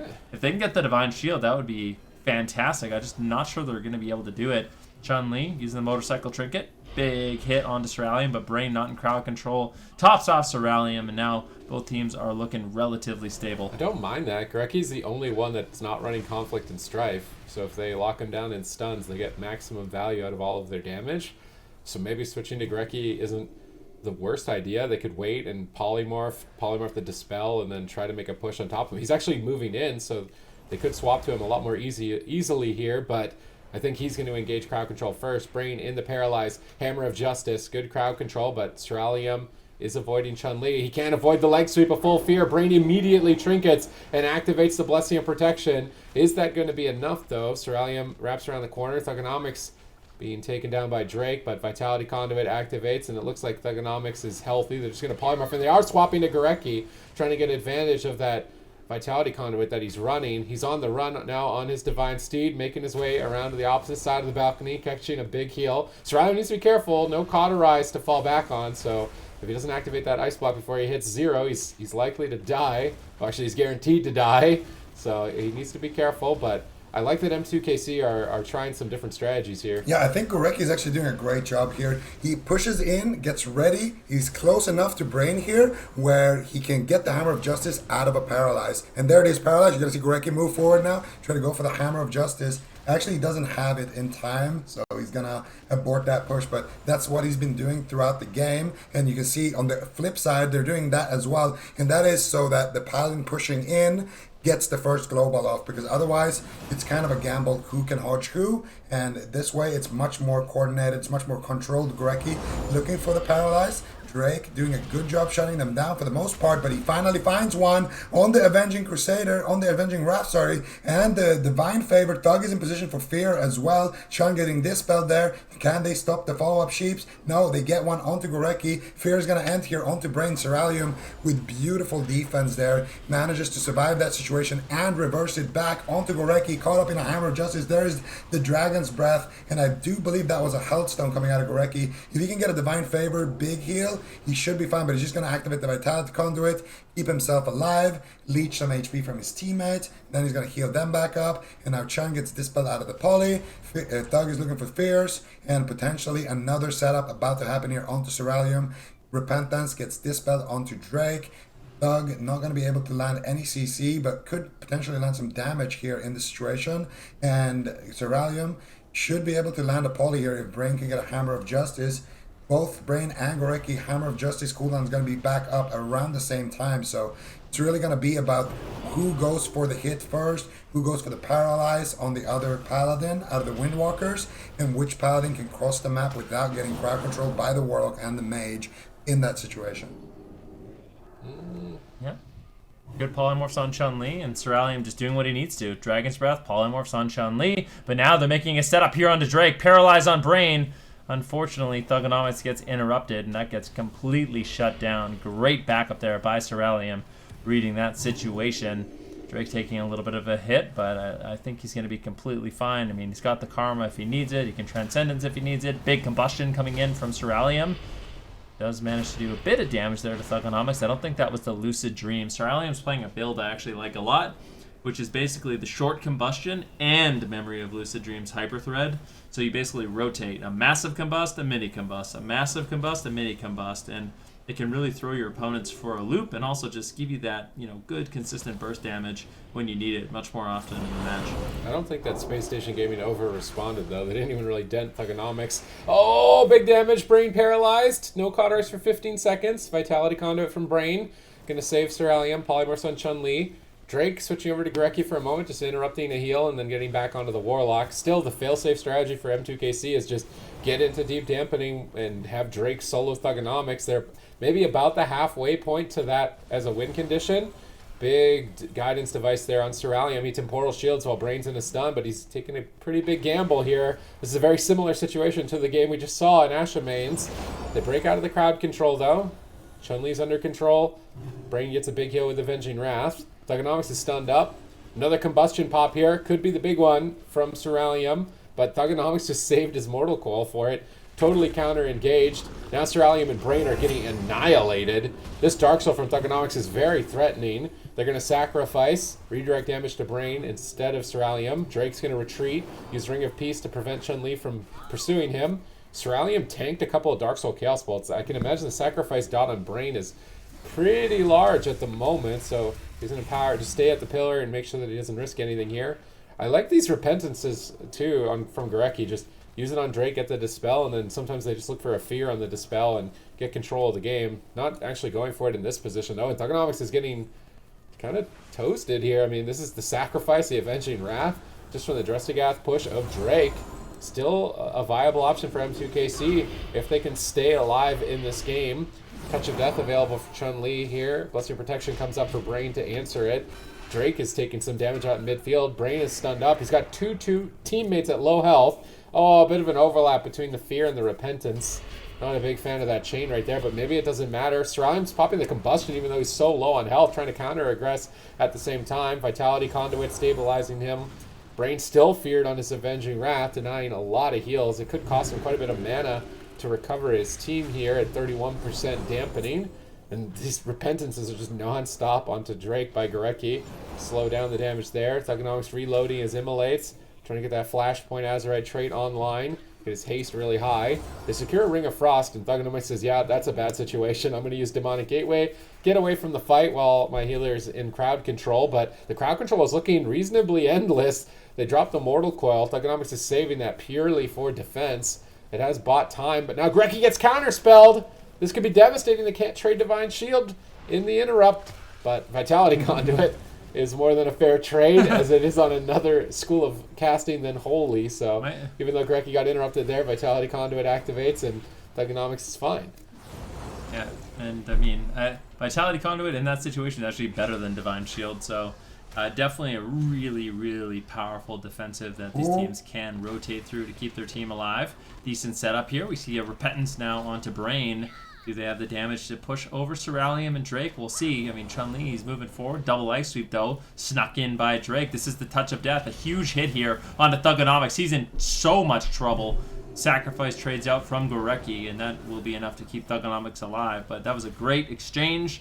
M2KC picking up some major defensive cooldowns from Space Station Gaming. That said, I mean, that was a combustion. That was a big go. Now Space Station Gaming looking to reverse the pressure. Double Ice Sweep coming in. Ceralium takes a huge hit.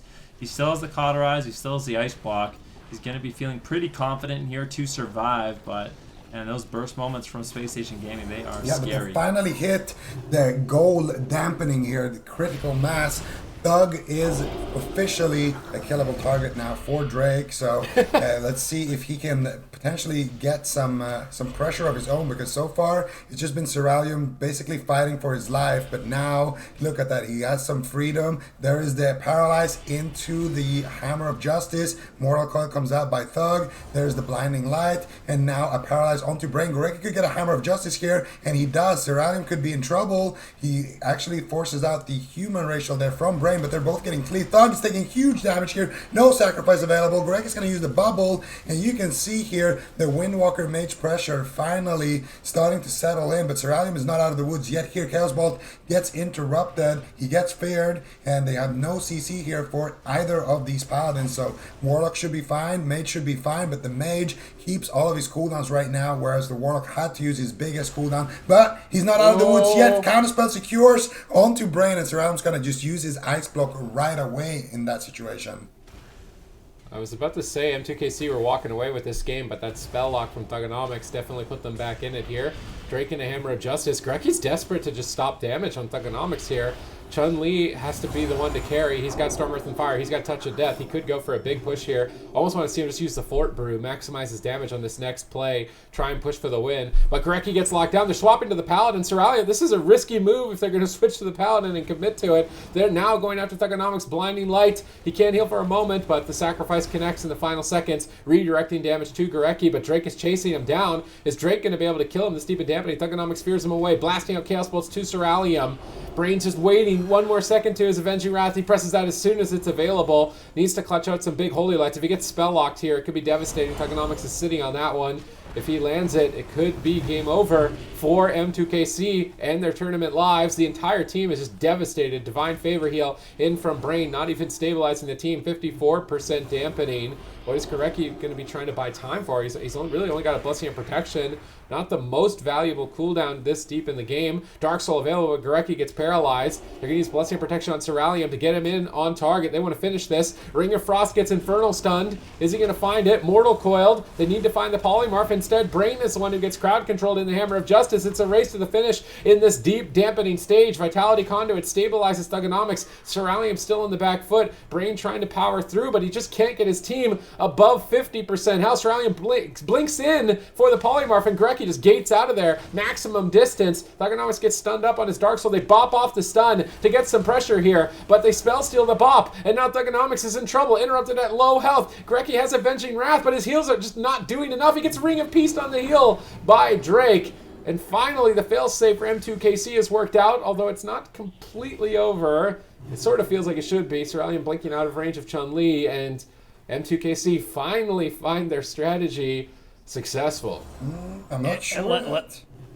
They're playing it out. There's no way. If Chun-Li wins, if they win this, I will be absolutely blown away. The double stun, are they going to be able to do it? No, there's no way, right? That's over. No. Oh man. Vitality Conduit. Right, no way. It looks like this one should be done and dusted, as we waited out just a little bit longer. But let's actually talk about how we do find ourselves in this position. M2KC able to come out on top, Zico.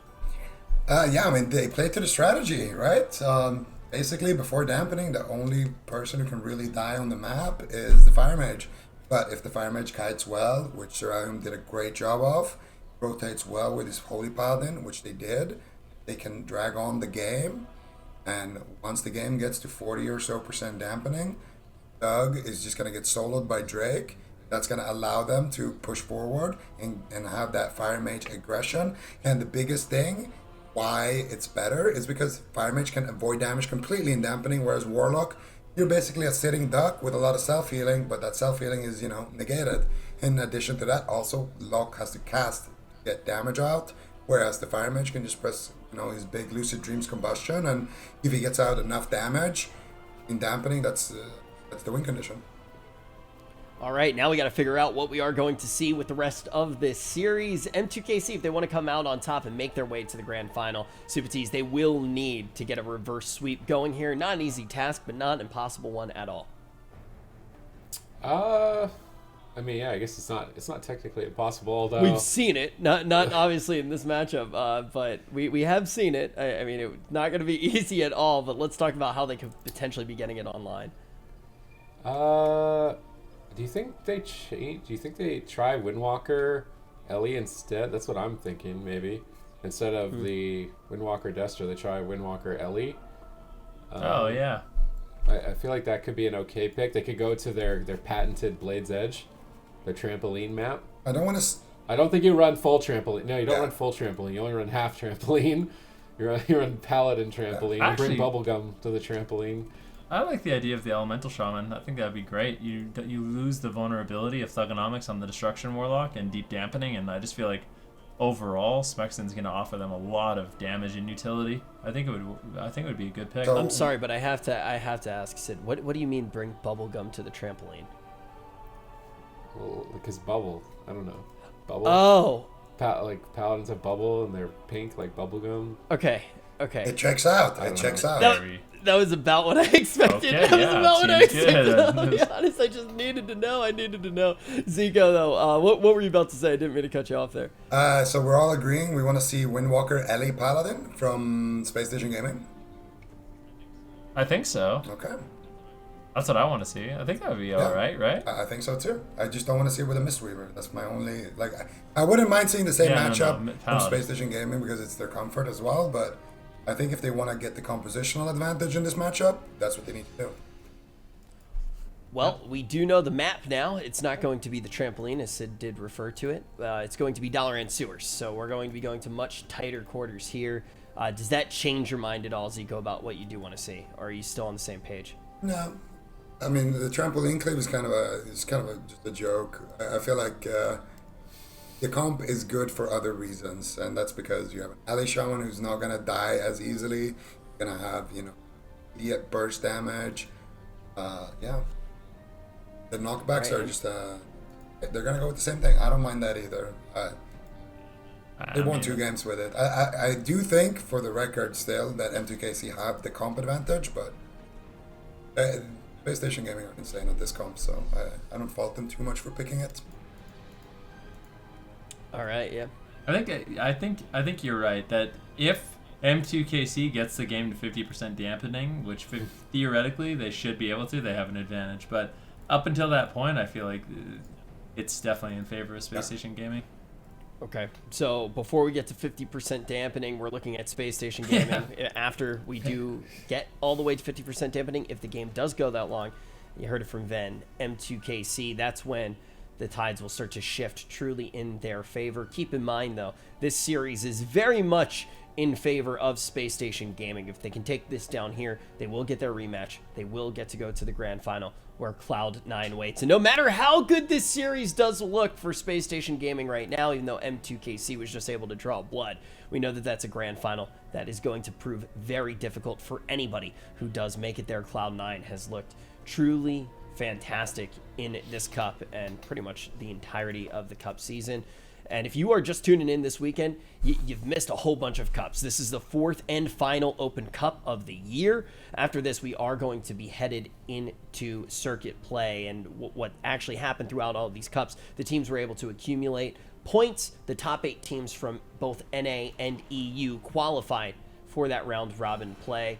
And I could not be more excited to actually see what does happen there. And as we're watching matchups like this, you have to keep in mind the big picture. How are these teams going to look once they actually do get to the circuit? But now our eyes are going to be on Space Station Gaming versus M2KC.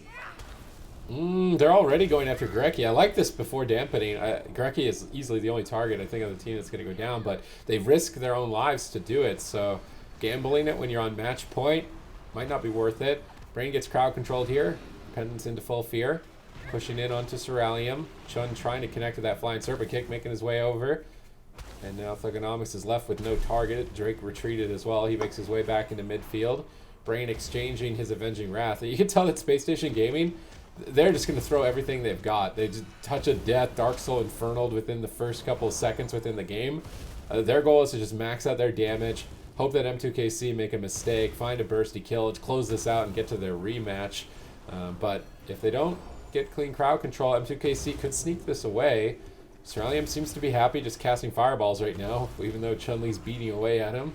Thugonomics has Drake going at him. Brain repositioning down at the ramp. Grecki gets paralyzed. I don't think there's anything to follow it up, though. So paralyzed, not going to be threatening. They decide to go for the Combust Touch of Death anyway. Even without a Hammer of Justice, even without a Blinding Light. Both these teams are just trading damage, trying to see what they can get. Maybe catch the healer off guard. Maybe land a counter spell. But Grecki's got Avenging Wrath. That's going to be big heals. Double Mortal Coil, triple stun, lockdown, huge pressure. Ceralium's health suddenly getting deleted. Another fear on Brain. Temporal Shield's over. They're pushing for the Cauterize. Can they find it? One Chaos Bolt. Brain gets knocked off the side. Ceralium needs to be careful. He blinks back, making sure that he's in line of sight of Brain. Good positioning here. Wouldn't even be surprised if he jumps off the side to line of sight Thugonomics in the near future. Brain is getting whittled down as well. Don't like the positioning with them standing on top of each other. Brain and Ceralium both can be cleaved. Grecki gets paralyzed. Thugonomics could be in trouble, pushing in as he is, but Brain's just not in a position where he can land a stun, and now he's fully feared. Drake gets knocked off the side with that Crackling Jade. Nice play by Chun, but Drake immediately is back on target. Not very tough for him to get onto a Warlock too quickly. Brain has Avenging Wrath, but he wants to time it for the Dark Soul of Thugonomics. But with how much pressure is happening right now, I don't know if he's going to get the timing. Ooh, would you look at that? They managed to get the ice block out of the way. Space Station Gaming with a great offensive push here. Brain still has so many cooldowns he can rotate through. Thugonomics must be so sad that Fear brought Ceralium out of line of sight of that Chaos Bolt, and that could have been maybe another big cooldown they would have been able to force out. Hammer of Justice on Grecki. Big offensive push here by M2KC. They're looking to get the damage rolling onto Thugonomics. Blinding Light coming in from Brain as well, but a triple leg sweep from Chun-Li completely shuts down that attempt. I mean, Thugonomics is still low, but I think Grecki should be able to handle the pressure. Drake rolls over with his Drestagath trinket, and it looks like Grecki has no choice but to trade out his sacrifice. In the meantime, though, Brain taking a huge hit of damage. Ceralium getting forced back once again as Chun-Li is just continuing this offensive push. This one-man army mission on Ceralium. Yeah, Chun actually just traded out his karma there because he noticed Ceralium canceled his poly, and he's like, okay, so you guys want to swap to me? I'm half HP. That's okay. Ooh, nice spell lock here onto Brain. That could be enough to force out the Cauterize. Do they have a Paralyze? Do they have anything out? Look at the Thugonomics waddling in slow motion, trying to get there to Fear Brain. Nice Ring of Peace. He's actually going to put him in range, but Drake with a beautiful interrupt on that Fear. But Thug gets counterspell, which means the Repentance is going to sneak in, and a Fear should sneak in as well, unless Drake leg sweeps Thug. I think Thug should still get this Fear onto Brain easily here, and he does, and that's going to be the Cauterize or the Trinket. He gets stunned on his Trinket. That could be the Cauterize as well. Chun with the MVP play, but Drake with the MVP Ring of Peace and the MVP Vivifies saves that situation from being extremely bad. Regardless, though, beautiful push here once again from Space Station Gaming. Gonna net them the Trinket of Brain. No ice block onto Ceralium. They need to try to push forward and get the Cauterize or the Divine Shield, though. Those are the big cooldowns that they have to force right away. I love the Repentance build when you're running Paladin Warlock, because typically you're dumping all of your interrupts into the Warlock, so as a Holy Paladin you can actually more utilize that Repentance for extra crowd control. It functions similarly to a Polymorph. Brain wants to charge in for a Hammer of Justice, but Ring of Peace intercepted him, and he got bounced back, and he's like, all right, I'm not going to go for a stun. Gorecki's now charging in. Likely wants to dispel Chun, but he needs to be careful. Brain wanted to stun him earlier on. He gets paralyzed first, but now Gorecki gets Ring of Peace away by Drake. Both these Windwalkers playing insane at the moment, stacking him up for a double stun. Good opportunity to push down Thugonomics. Touch of Death is rolling. Double Blinding Light. Big push here. Potential counter engagement. Thugonomics calls in the Infernals. Huge counter engagement. Sacrifice trades here for the Dark Soul. Thugonomics on the back foot. Gorecki gets spell locked. Beautiful spell steal counter spell there. But it looks like Vitality Conduit picked Thugonomics up, so he's still holding strong. Both teams stabilized. Gorecki paralyzed. Thugonomics Dark Soul Chaos, but it's on Drake. He's got cooldowns. I think he's fine. Avenging Wrath up. Both teams stabilized throughout that push. Vitality Conduit definitely MVP of this game. Yeah, I mean, it's such a strong defensive heal, and it's one of the reasons why we see the games going for a long time. You can just trade it out during crowd control chains. It immediately catches you up when you're behind. Definitely strong. But we'll see. Brain, he did manage to trinket out, but he got caught into a refear. Nicely done there by Thugonomics. And Cerulean, once again, taking a huge hit. They make a swap onto Drake, but Drake responds with his lingering Psychic Shell. And that trinket is a very great defense for Drake. When Cerulean and Brain are forced to retreat, forced to run away, he can activate that trinket to make himself very durable. But now, M2KC, they're looking for a very aggressive push here. They're actually swapping out a Gorecki. He preemptively sacrificed Thugonomics during that exchange. And it looks like it will ultimately be Brain who overextended himself, foresees the Divine Shield, does huge damage, is out onto Cerulean. Both teams making nice outplays and really taking full advantage of that situation. But I have to say, it does feel like it was M2KC. They had to burn through way more. You know, getting Brain's Divine Shield, so massive compared to just the sacrifice. Gorecki with an amazing preemptive sacrifice right there as he was getting hodged. Completely shuts down the Combust Go, completely shuts down that damage on the side of M2KC. And because of that, Thug gets a Fear, and he can follow that up with a Repentance. That's going to force out the bubble. So the game is wide open right now. Gorecki is in a polymorph. Double Mortal Coil coming out from Thug. Looking for the Fear. Gets paralyzed into a double. Wow, that was a sick Ring of Peace into a double sweep there by Drake. But the CC chain isn't over yet. They get a Hammer of Justice into a blind. And Gorecki is actually going to be breaking out of that blind from that Meteor Dot into a Hammer of Justice, into a Fear. Thug has the Vitality Conduit as Gorecki is counterspelled because it is he's a holy paladin and he has a holy skull, and Vitality Conduit is a nature spell, I'm pretty sure. Cerulean though still might need to proc his Cauterize here. Triple leg sweep comes in. Thug, if he has anything, could be big. He activates his Dark Soul to use a Rain of Fire behind that pillar, and now he goes for the big Chaos Bolts, but immediate Touch of Karma here from Drake. Gorecki now in big trouble, gets CC'd here. Thug could be really scared here. Gets a big heal. The Divine Shield gets forced out from Gorecki because of that Touch of Karma, because of that offense here on the side of M2KC, and now it's anybody's game here. Okay, let's see if M2KC can keep it up here and take it to a game 5.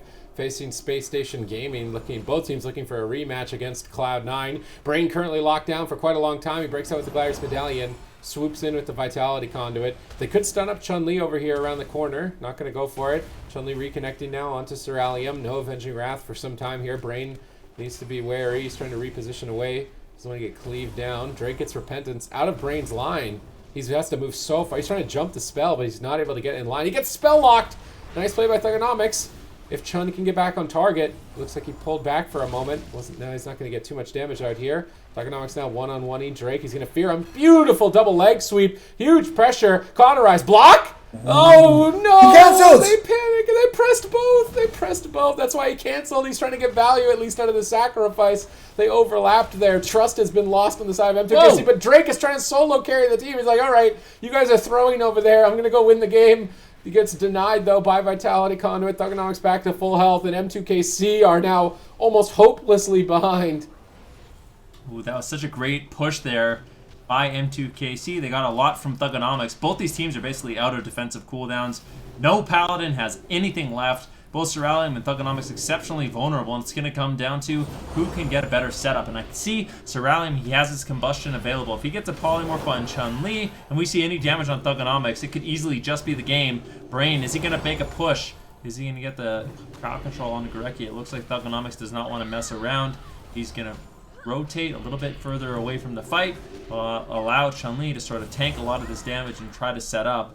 If he pushes in too far and Gorecki gets caught in crowd control and there's a big combustion, there's a touch of death, I think M2KC is just going to be able to blow Thugonomics completely out of the water, so he definitely has to watch I really want to see Chun just activate your Karma, activate Touch of Death, take control. He's going to get polyed. Gorecki there with the Dispel. He gets leg sweep though, and now both teams going for the setup. Who's going to die first? Thug in massive trouble here. He is fine actually. Touch of Death is taking, and it's going to be Ceralium who gets erased. Race to the finish, and Space Station Gaming is going to take that one and get that rematch against C9. It did kind of seem like that one moment, Sid, that you really did point out was the moment when Space Station Gaming seemed like they had already put the last nail in the coffin when that overlap did come in.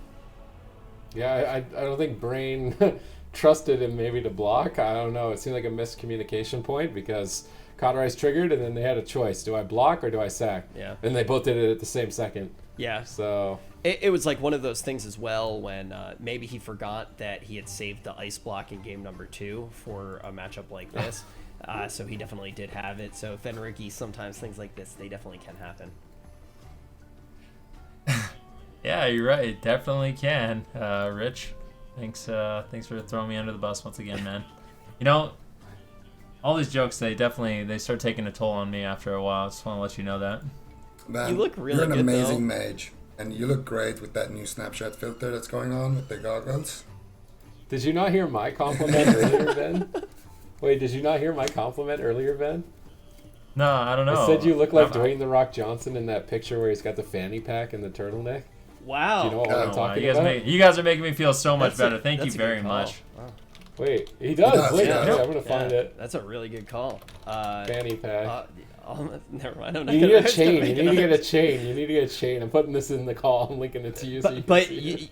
No, I Go really. ahead. Go ahead. Okay. Well, I mean, I do want to talk about the games a little bit, so we can kind of, change the subject.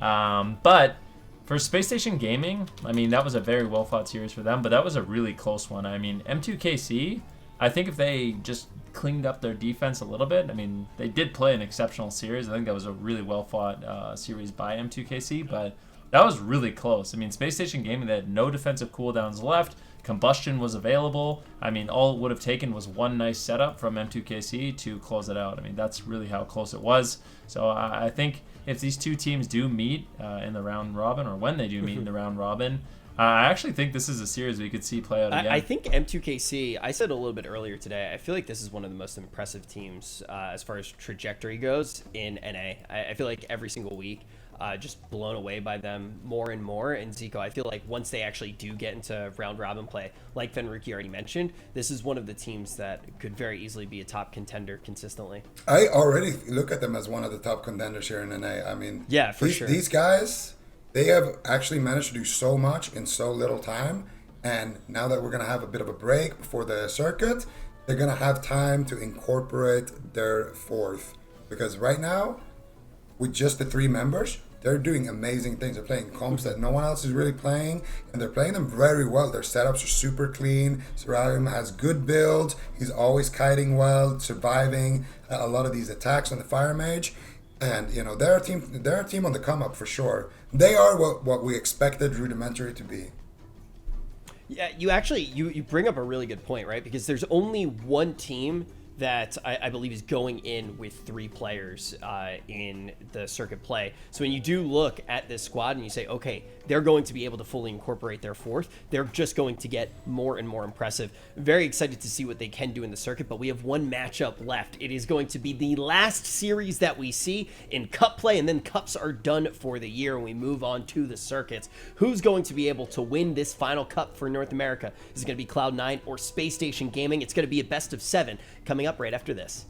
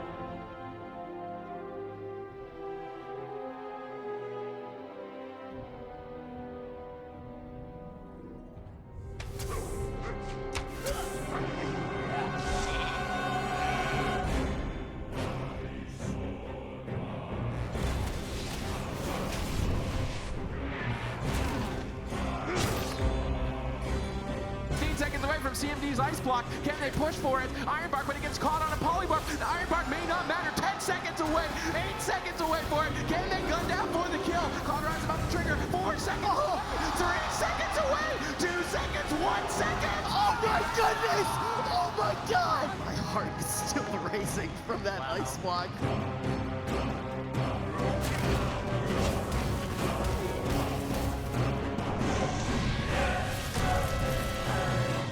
To be careful, they need to keep the heals going for just a little bit longer. Looney has his trinket available, but that means blind is also available. I'd love to save just trinkets. He needs to keep his DK in the fight. DR blind, Waz is pushing for the kill. Does he have enough vanish? Garode, do they have the polymorph? It doesn't look like it just yet. Even the Vivify is coming in, but it will not be enough. Method Black go through to the grand final. Folks, we started off the Cup season with more teams than ever before jumping on the tournament realm, trying out all of the new toys, whether it be corruptions, essences, everything with gear, how it all has fulminated together in this patch. And after 4 weeks of Cups, we've figured out the top 8 teams from North America, from EU, that will be going to the circuit play that is coming up. But we have one more thing left to do, and that is crown our champion in North America for this, the final Cup of the year. My name is Rich. I'm going to be your host. I'm joined by Zico, Supatees, and Venruki, and we're all here for one reason, and that is to see who the best team is going to be, Cloud9 or Space Station Gaming. And Zico, we've already seen this matchup today, and Cloud9's probably pretty happy right now going into this matchup, to be honest. What do you think Space Station's route of play is going to be? I don't know. The Destro Ellie, go for it on one game, and then maybe go for Windwalker Ellie the rest of the series on the smaller maps, Destro Ellie on the big maps. I think that's how I would approach it, but I feel like C9 has gotten practice. Like, they just needed like 2 games worth of practice against it, and now they know how to deal with it, so I'm not sure. It just feels like, everyone in NA right now is trying to figure out how they can beat C9, and every time I feel like, okay, well, this team have these players, and they can run this comp, and then eventually they run it, and it looks kind of okay, but then they lose because C9 just adapts immediately. It's the same thing with Golden Guardians last weekend, beating them in the upper and then getting smoked in the finals. Then my question is how do you think the best of 7 is actually going to come into effect now that we're no longer best of 5? Grand finals going to be played out best of 7. Well, I mean, the last time these two teams met in the tournament, it felt like, just a few short series ago. It felt like Cloud9, it didn't matter what the map was. They were winning on the small maps, they were winning on the large maps. It was just very convincing wins in general against Space Station Gaming.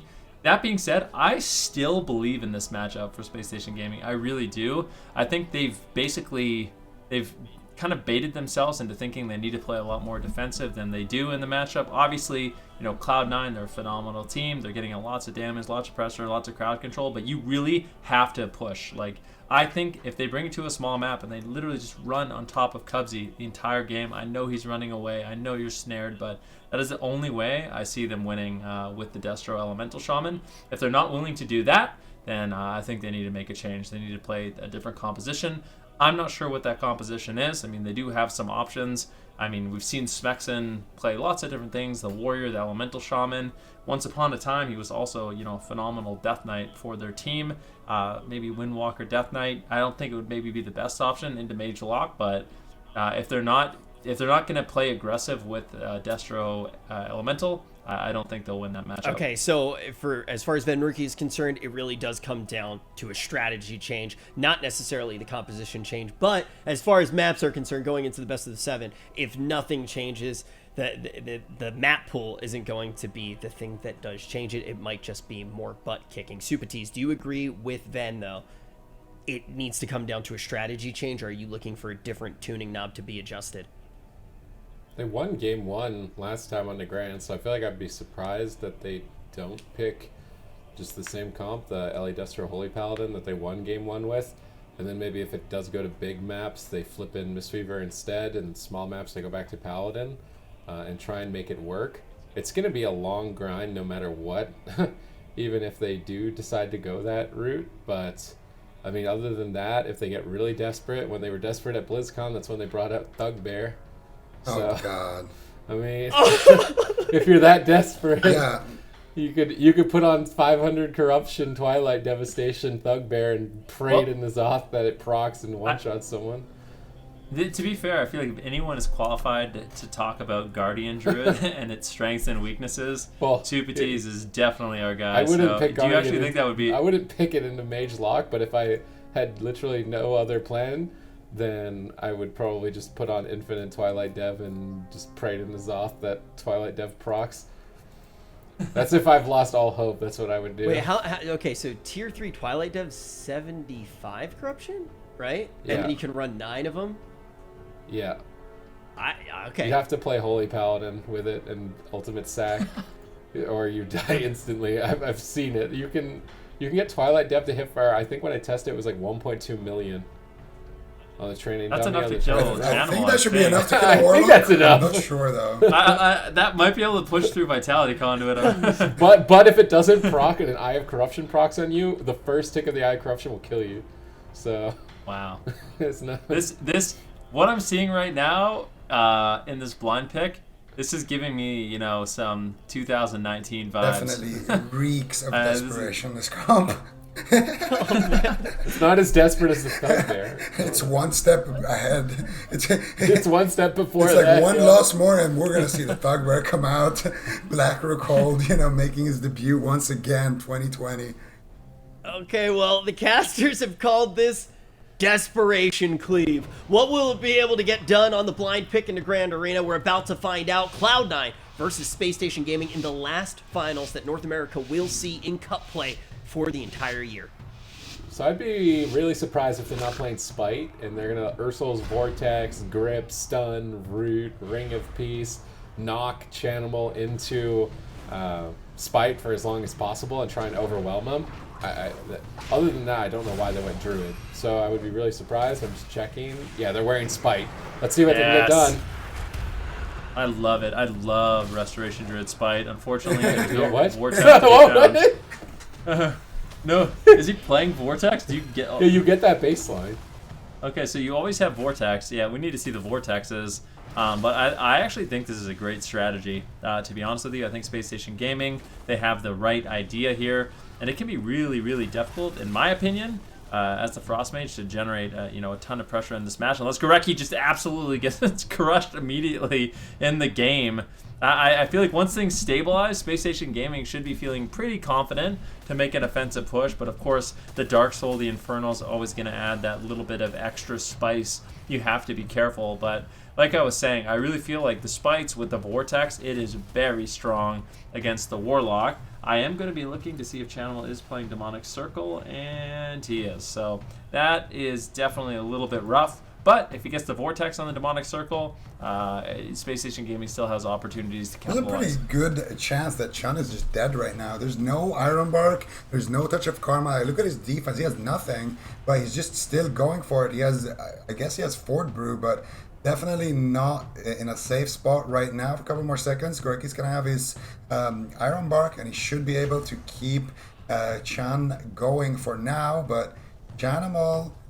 Another Spite attempt. I think they're trying to stagger them. And there it is. Chan Li now getting a big hit. He's going to have to activate the Fort Brew, and it's overlapped with that Iron Bark from the Resto Druid. He's going to have Touch of Karma the next time he's in trouble. So not too big of a deal, but I think Gorecki could get swapped to here by C9. They're already softening him up. You can see Wealthy Man throwing one Frostbolt for you. You get one. Chung gets one. Smexin, you get one as well. And there's a Poly, there's a Fear, there's a Life Cocoon.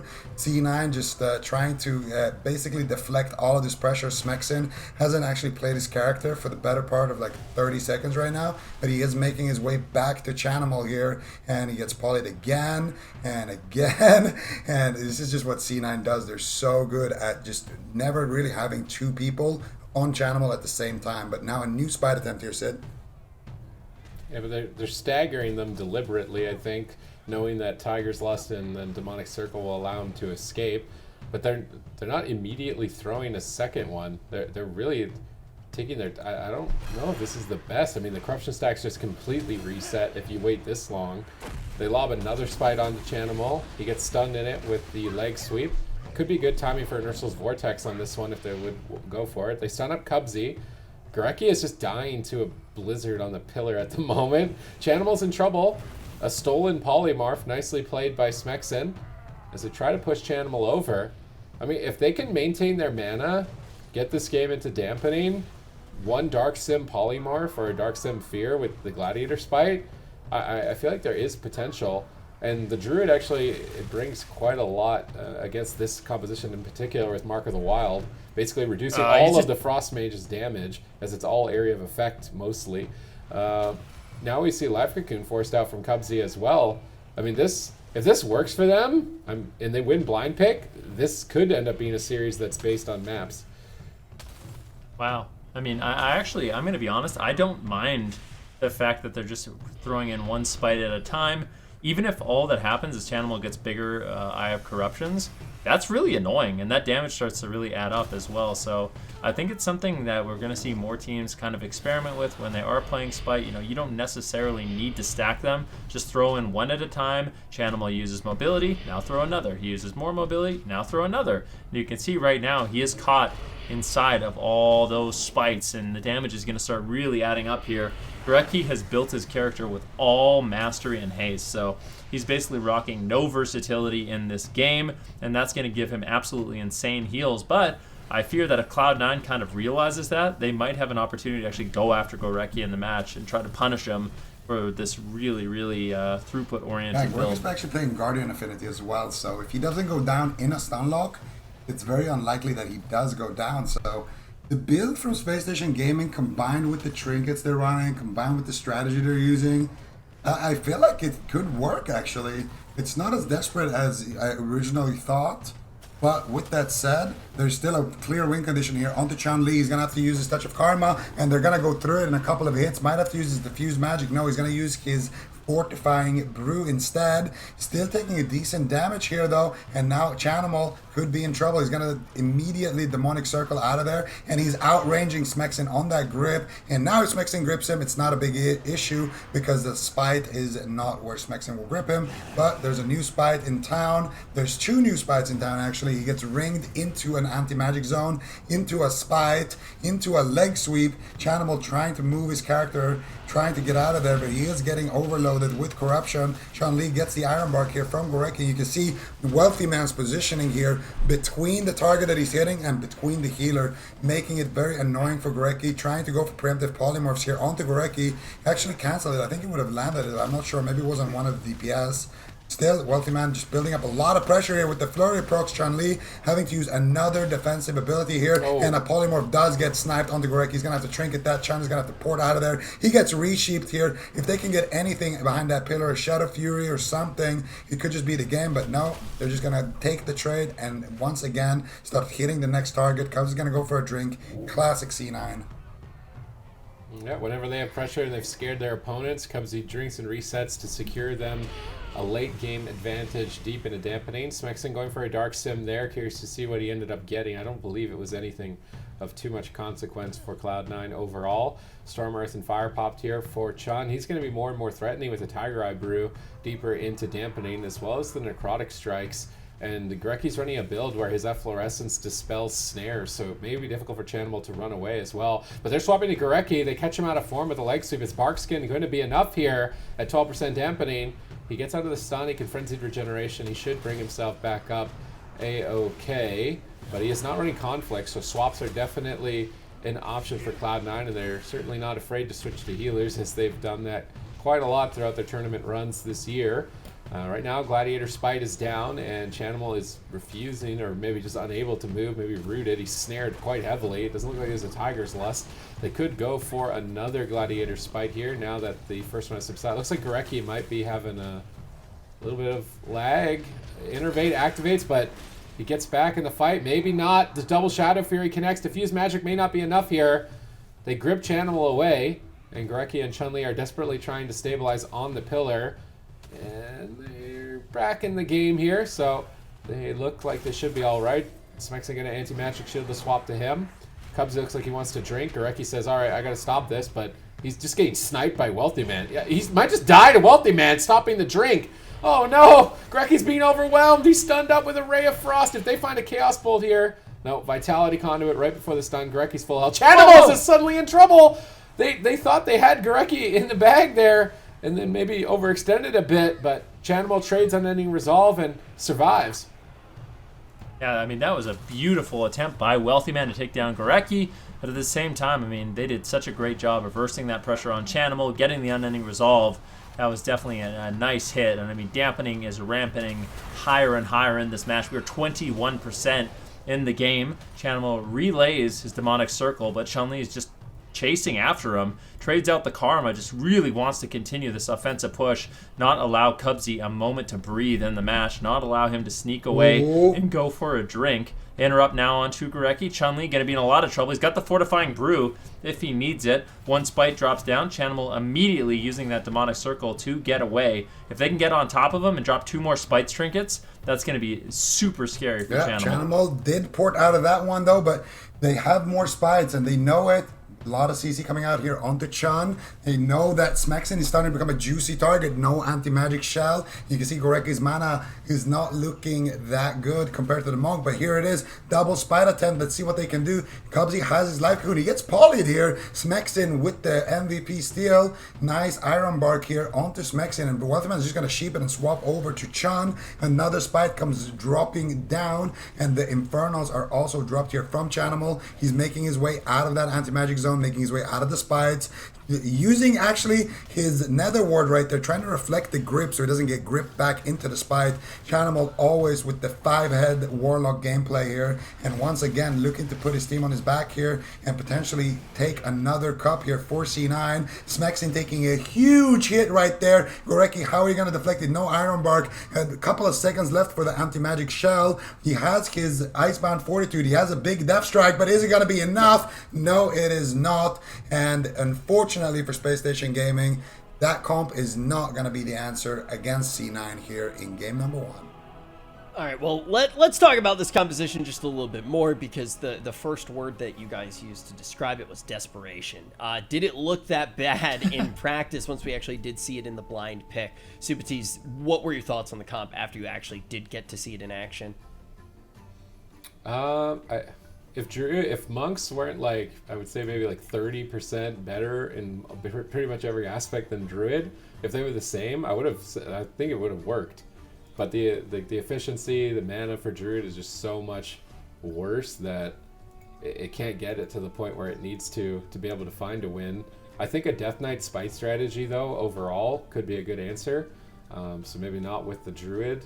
Instead bring a monk, maybe a double monk, double Ring of Peace, try and knock Chanimal into it. It's difficult because he's running that Demonic Circle. Cloud9 they're not afraid to run this game as deep into dampening as they physically need to. I was thinking maybe Smexin goes Vision of Perfection and changes to Haste Amps instead. I see a lot of Unholy Death Knights on the ladder do that, and they just get Magus of the Dead procs, and they do insane single target damage. And they can also run Necromancer's Bargain and get a lot of pressure up with that.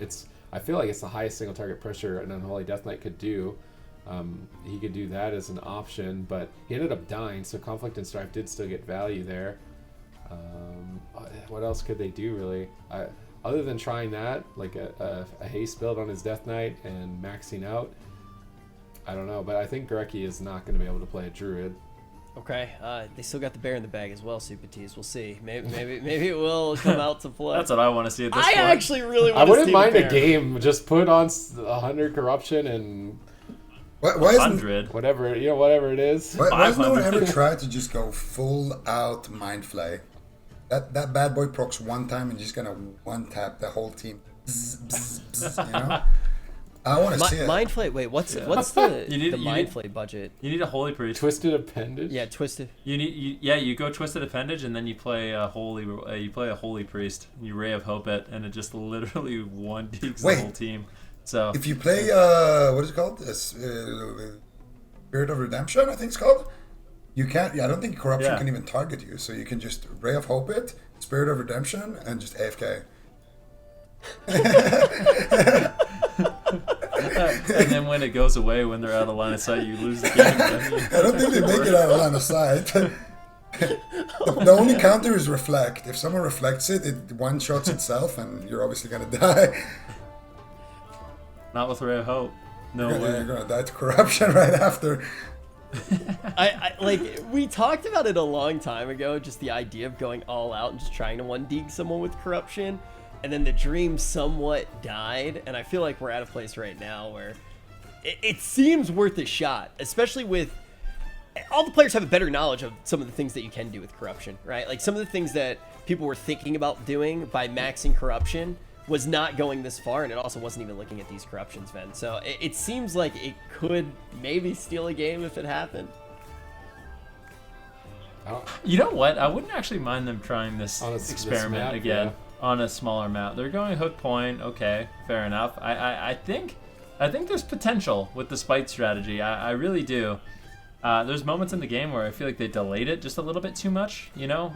They managed to throw one spite, they get the demonic circle, and then it took them way too long to connect the next two. And I think if they can pull that off, they have a shot. They just have to execute perfectly, keep Chanimal basically in spite for the majority of the game if you can, and just, yeah, try to take them down. I mean, there was a good pressure on Chanimal for, you know, a large part of that game.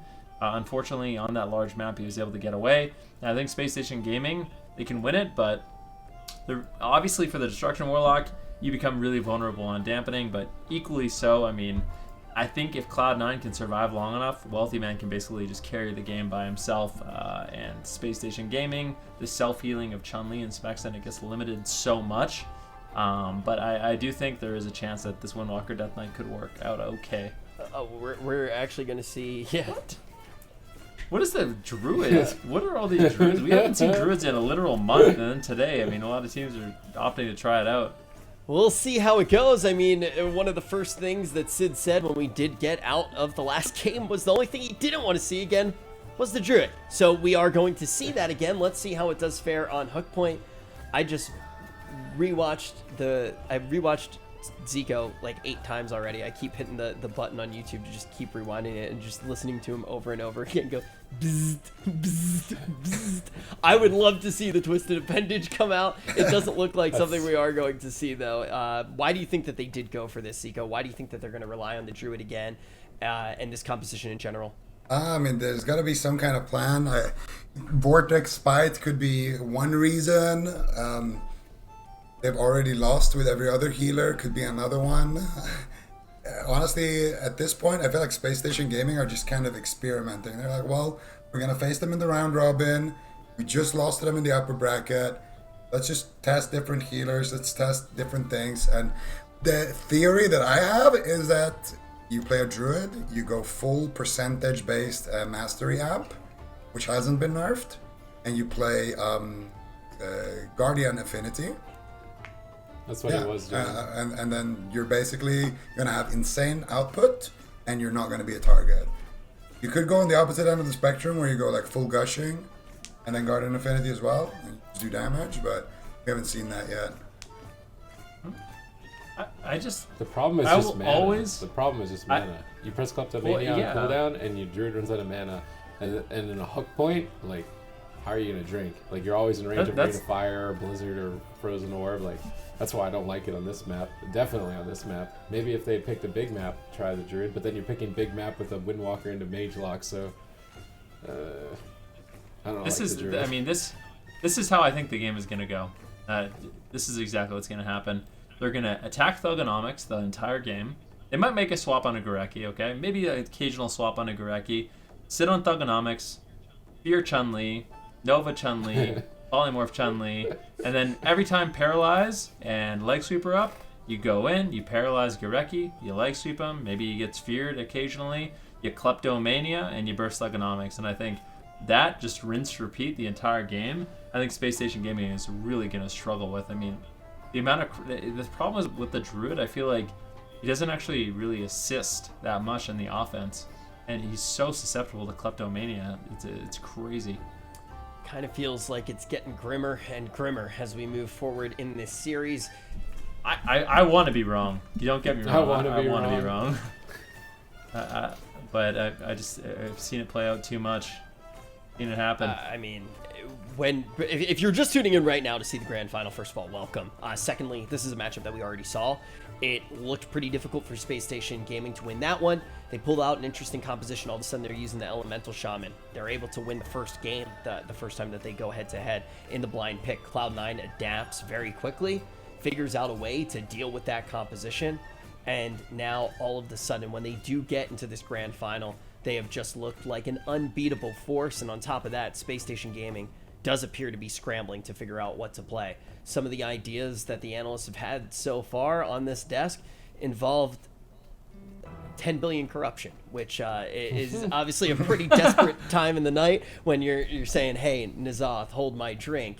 But it looks like N'Zoth is not going to be the one that they do leave all of their aspirations with. Instead, they're going to leave their aspirations with a different type of old god, which is going to be that of the Resto Druid, which we haven't seen for a long time. Zico and Supatiz, I feel like you guys have both kind of agreed on how you do want to see the Druid gearing, leaning towards the side of Mastery, leaning towards that Guardian affinity. We'll see if there are any other tweaks, maybe some plays into Gushing, but this hook point matchup is looking relatively scary, and the gates are about to open. Cloud9 will not be on match point if they do win this one. Keep in mind that this is a best of 7 here in the last grand final. So I think Gorecki is stacking Versa and playing Feral Affinity, so he's actually doing the reverse of last game, which is kind of interesting, but I don't know if that's going to be enough for him. He's going to be a juicy target. He has to trigger right away. Thug is just dead.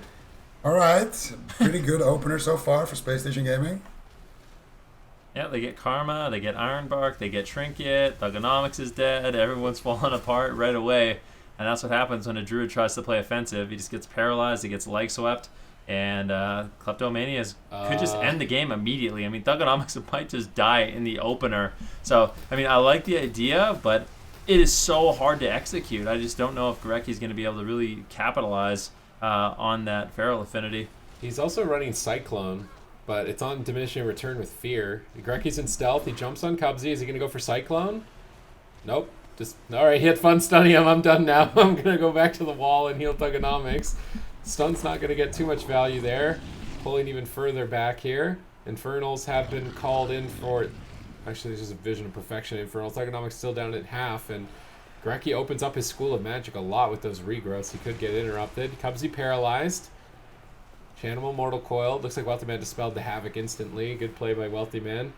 Chanimal gets bursted, but immediately topped off by the Mistweaver. Cubsy's rolling in for crowd control. They could catch him out of form and swap. Wealthy Man blinks in. Chanimal's moving forward. Is Barkskin going to be enough here? Frozen Orb, Icy Veins, huge pressure out from the side of Cloud9 as they look to close game number 2. Gorecki does not have Guardian Affinity, but he does have Vitality Conduit, and he is back to full health A-OK. All right, that was. Yeah, but at the same time, Thugonomics, he's going to be taking a big hit. Reflects 1 Chaos Bolt that would have ended his life, so great plays there by Thugonomics, and this is playing out kind of how I called it, not going to lie. I saw this one coming from a mile away. Gorecki now into a full polymorph, and now it's Thugonomics who gets interrupted. He's left all alone. Chun-Li throwing in some Expel Harms, trying to keep him alive. Is there any more crowd control? Another polymorph lands. Thugonomics still surviving off the back of that Mortal Coil. Now full fear on the Gorecki. Everyone is controlled. Thugonomics all alone in the match. There is no Ironbark. There is no nothing. Thugonomics doing everything he can to survive. Finally, a huge heal connects. That was great defensive plays, but this is just such a struggle here for Space Station That was Gaming. Gorecki's Trinket, so guess what's going to happen next time Cubsy has his Paralyze?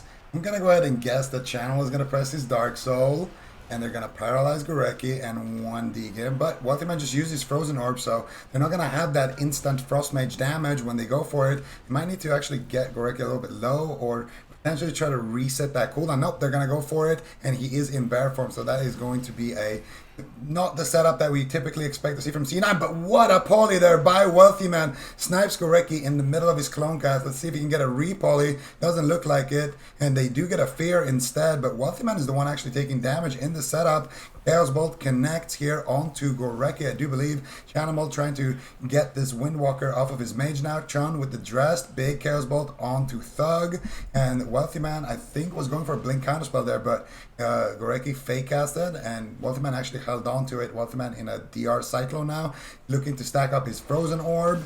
And there's still going to be one more opportunity where they can leg sweep Gorecki and potentially take him down in about 10 seconds. But up until that point, I think we're just going to see more of the Venruki strat with the Mage and the Warlock just going for Thugonomics, trying to land CC, and using that Klepto on CD. Good crowd control by Thugonomics here. Wealthy Man blasted down to half. He temporal shields now. Gorecki's re-stealthing. I think he's drinking. Is anyone stopping him? Rain of Fire.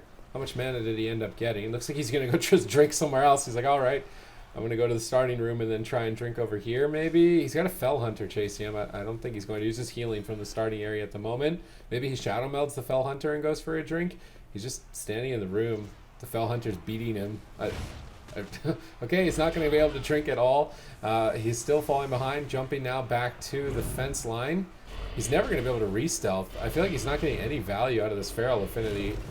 He does Shadow Meld the Fell Hunter, though, and drink. He repositions and then just stuns Wealthy Man. Paralyzing the Cyclone. Is Gorecki going to go for it? Is he going to get it? He gets the Cyclone. Good crowd control. Nice Mortal Coils. Good follow-up. Another Cyclone. Gets it. Wealthy Man down below half health. Another one. Probably not worth going for the third one. Full bash. Infernal called in. This is really good crowd control from Space Station Gaming, but Wealthy Man just not taking damage. So Cubsy gets out, he activates Life Cocoon. Wealthy Man's definitely not going to die now. Wealthy Man slips in a Polymorph, and Thugonomics is just going to use Unending Resolve at full health and max out some Dark Soul Chaos Bolts. Try and get some pressure going while his defense is bolstered, but it looks like he's not finding it here. Chun-Li feared away. Thugonomics waiting for Gorecki to get a crowd control. Vitality Conduit, going to stabilize Thugonomics throughout this assault. Chanimal taking some damage here from Chun-Li. Vitality Conduit onto him. He's going to go back to full health in a moment. Paralyzed on Cubsy. Gorecki jumps in. If he can keep getting these stun clones, they're actually switching with the Feral Affinity. Love that. That was really good pressure. Just even Gorecki and Chun-Li. I feel like killing Cubsy is their only option, actually, having seen how much pressure they got with that swap. Yeah, that was actually a really nice attempt, and we can see something like that. I mean, they can continuously set that up. It would look good, but I think Cubsy is likely to play very defensive now, wanting to avoid any setups incoming like that for the match. We're about 6% dampening at this point of the game. Cubsy's maintained his mana. Big hit on Wealthy Man. Big Chaos Bolt's going to be landing. One from Channel, one from Thugonomics on Wealthy Man and Chun-Li respectively. And now we can see a bash onto Cubsy. Gorecki looking for potential crowd control here, but they make a little bit of a swap to him. But Chun-Li with the Polymorph, it looks like they will shut that down, and Cubsy will live to fight another day. Now finding a double stun. Big setup here. Wealthy Man, can he find a Ring of Frost? Can they find a Fear onto Gorecki? It's not looking like they're going to be able to, but this game is actually looking a lot better than I expected for Space Station Gaming. Definitely off to, a slow start, but as this game goes on, it's looking better and better for them, but still some vulnerabilities here. I mean, Chun-Li, he's got no Karma for another 5 seconds and no other defensive cooldowns. Gorecki has to buy him that time for Karma to get off cooldown, and it looks like he has been able to. And Space Station Gaming stay alive, they're safe, and they just need to keep finding those setups onto Cubsy, onto Wealthy Man if they can find Channel them. will actually stop the drink right there as he got paralyzed. That was going to be a turning point for sure. Gorecki still has good mana though, still threatening with the drinks. I think he's just going to re-stealth potentially. No, he has to go and spam heal Thug. He's tanking a couple of Chaos Bolts here. Iron Bark though is there to deflect it. Innovate coming out here early for Gorecki. He wants to go out, put up as many healing over time effects as possible. Channel will actually try to purge it right there with his Fell Hunter, but he wasn't able to. Wealthy Man as well, looking to potentially drop a Klepto here on the target with all the hots. Now that the Innovate is over, Cubsy in a full fear. Channel on a leg sweep has to use his Unending Resolve. Is it going to be enough though? Cubsy in a bash. Mortal Coil comes out. Thug looking for the Chaos Bolt, gets counterspelled immediately. And there's the Life Cocoon by Cubsy. And it started to look pretty good. That low Cyclone could actually stop the heal from the Life Cocoon, but he gets Counterspell on the re, so Chanimal is going to get that heal from the Life Cocoon, that burst of life, but he's still pretty low, and honestly, we're starting to see more and more pressure here from Space Station Gaming with this comp. Could work here. They're calling in the guidance device, bursting down Chanimal even further. Likely to cost Cubsy a bit of mana here to heal him back up, but Dark Soul's available for Chanimal. Icy Veins comes up in 30. Thugonomics is already low on health. He may need to line of sight here. He's trying to banish the Fell Hunter, gets Spell Lock, but now he can go for Chaos Bolts. No Nether Ward for Chanimal. One Chaos Bolt. Polymorphed on the second one. Good denial by Wealthy Man. Wealthy Man lobbing out those icicles in a moment, but they stun up Cubsy. Gorecki's not going to go for a Cyclone. Too risky. Just a stun, but that's certainly not enough to find a kill, I can't imagine. Chun-Li's polymorph, Thugonomics. Oh no, he's out of line of sight of Gorecki. Gorecki's trying to get there, he's so low. Vitality Conduit, Mortal Coil. It's not the Vitality Conduit. Is it available? Thugonomics is going to be running laps here on the pillar, soaking the spell lock on the fear, but now Gorecki gets feared. Looks like Thugonomics is still stable. Chun has no karma, perhaps considering porting away. Gorecki gets swapped to for a moment. He actually barkskins. He wasn't stunned. He may regret that with Dark Soul and Icy Vein still available. No, I mean, Channel taking some damage now. Chun-Li setting up with a leg sweep. Vitality Conduit immediately traded out by Cubsy, realizing that was going to be a huge hit of damage, but I don't know. I mean, we do see Dark Soul rotating back up. Thugonomics lands some nice Chaos Bolts onto Cubsy as well, really threatening him. And Space Station Gaming, they have so much damage available with the Touch of Death, with Mortal Coil, Infernals, Dark Soul. There's an opportunity to really get aggressive here on Chanimal. There's the Touch of Death. Chun-Li's just going to decide to pull the trigger with that one. Paralyzed onto Cubsy, big burst damage potentially. Chun-Li also trading out his Touch of Karma for just even more damage. Gorecki pushing in. Can he find the crowd control onto Cubsy? If he can, Chanimal could be in some trouble, but it's just getting reversed onto Chun-Li. He's got the diffused magic. He needs to be very, very careful right now. He gets behind the pillar. Beautiful Ring of Peace there by Cubsy, keeping Chun-Li away from actually fully line of sighting, and now paralyzed onto Gorecki. Chun-Li holds onto the diffused magic, now just finally trading it out, but what a scary moment for Space Thug Station. just unending resolved Frostbolt that Wolfman did to slow him, and he didn't get any value whatsoever out of that, but Chun is doing a lot of pressure onto Chanimal, knocks him out of line from Cubsy. Dressed comes in, low Cyclone attempt, gets reflected onto Gorecki. Beautiful stuff. Chanimal reflecting the Cyclone and getting a Fear onto Chun-Li and getting a Spell Lock onto Thug.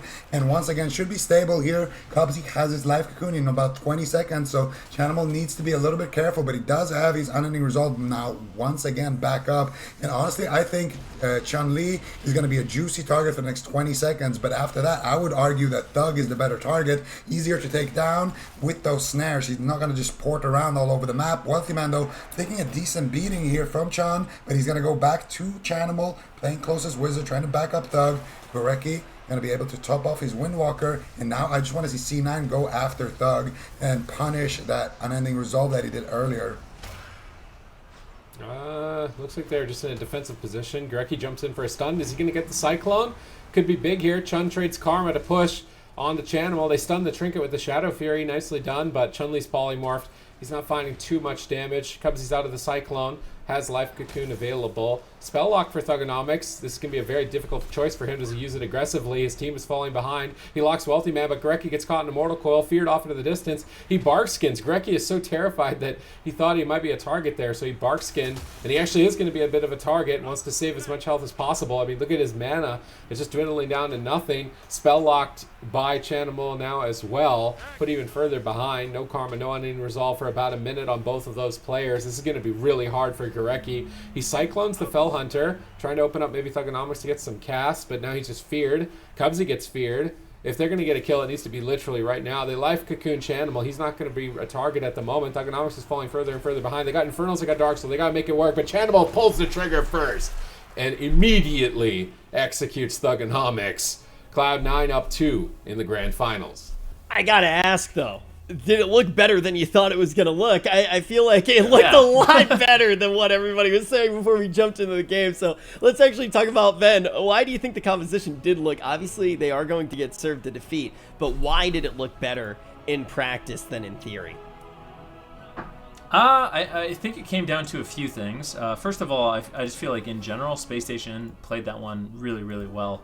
We saw Gorecki get nice and offensive, and I think the one nice thing about Gorecki playing Cyclone is all of a sudden Cloud9 has to worry about 2 casters. They can't just put every single interrupt onto Thugonomics and exclusively interrupt, Fear and Chaos Bolt. They actually really have to worry about those offensive pushes when Gorecki is getting a Re-Stealth and he is getting a Bash and he is looking for Cyclones, and that frees up Thugonomics a little bit with interrupts and allows him to, take control of the game a little bit more. So I think that's the one nice thing about the Druid is you have that extra casted threat of crowd control that can really help them out and make that offensive push, but I just think it was a well-fought game. They managed to find pressure in multiple locations, and honestly, just Gorecki on that Druid, it's really nice to see. It's like a blast from the past because it has been a while for him playing that Feral Affinity, but definitely making it look good in that game. Remember how good he made it look when we saw him break it out. All of those, how long ago was it now? But it truly was one of those things when you saw Gurecki start to play it. It did look insane, and it was one of the things that really did skyrocket his teams forward. Now, Zico, did it look good enough in practice that you want to see more of this composition, or is there something else that you think we should see in Game 3 from Space Station Gaming? I think I'm going with Sid on this. I think I'm ready for the thug bear. I'm ready. Now, jokes aside, I don't know. I think Windwalker Alley on small maps has been what worked best for them, but maybe they played more games and it didn't work out for them anymore, and that's why they're not picking it. But I feel like Windwalker Alley is probably the strongest pick for Space Station Gaming. It's got to be that or the thug bear. And just to talk about Gurecki a little bit more, Supatis, we've seen him on the Resto Druid a few times now. Obviously, Resto Druid isn't something that we see all too often. Then started to highlight some of the moments that did allow for that Druid to look a lot better than we thought it was going to look. Do you think that there, on any composition, you would like to continue seeing the Druid, or would you like to see a different healer actually be brought in this situation? I mean, he's bringing in a different one. I think the Druid got its run. It plays very similarly to the Monk, but you just can't win with a Cyclone. Like, the setup from Cyclone isn't long enough. I feel like when you win with crowd control, it's like a Rogue Mage Paladin where most of it is instant cast and it lasts like 20 seconds. Mm-hmm. When it's just a Cyclone, it just, you're not winning with just a Cyclone. And then at that point, you're basically a Monk with worse mana and worse healing. So I don't think it's going to work for him overall. Not that he even really played incorrectly in that last game, but I think it's smart for him to switch back to the Monk here. They pick a small map again on Dalaran Sewers. Maybe with the extra throughput from him on that Mistweaver, they'll be able to last a little bit longer to find a kill on Cloud9. Oh, that scared me. I don't know. I think there are fireworks going off behind me. I actually I got scared for a second there. I do apologize. But yeah, I think you bring up a lot of really good points. And the question is, like, even if he is playing out of his mind, is it going to be able to net a victory? And it doesn't seem like the answer to that is yes. So now we'll be taking a look at the draft and actually start to see what these squads are deciding on bringing in game number 3. Keep in mind, in this best of 7, this one can actually be match point. And Zico, let's actually talk about what the year has looked like before we jump into this next game in the grand final. What has the story really been for North America? What have we seen from these teams thus far? Imagine you're drawing a painting, okay? And you see like all of these little peasants, they're all standing on the ground, and then they're all looking up in the sky. There's just one cloud on that sky. That's what NA has been like this season. Yeah, it sounds like a Caravaggio. The question is, though, will we see another painting like that hoisted up in the air, or will Space Station Gaming strike back on Dalaran Sewers? Cloud9 are looking to be 4-time AWC North American Cup champions here. They're looking unbeatable in the region. Space Station Gaming need to win 4 games here if they want to pull back this series and find victory.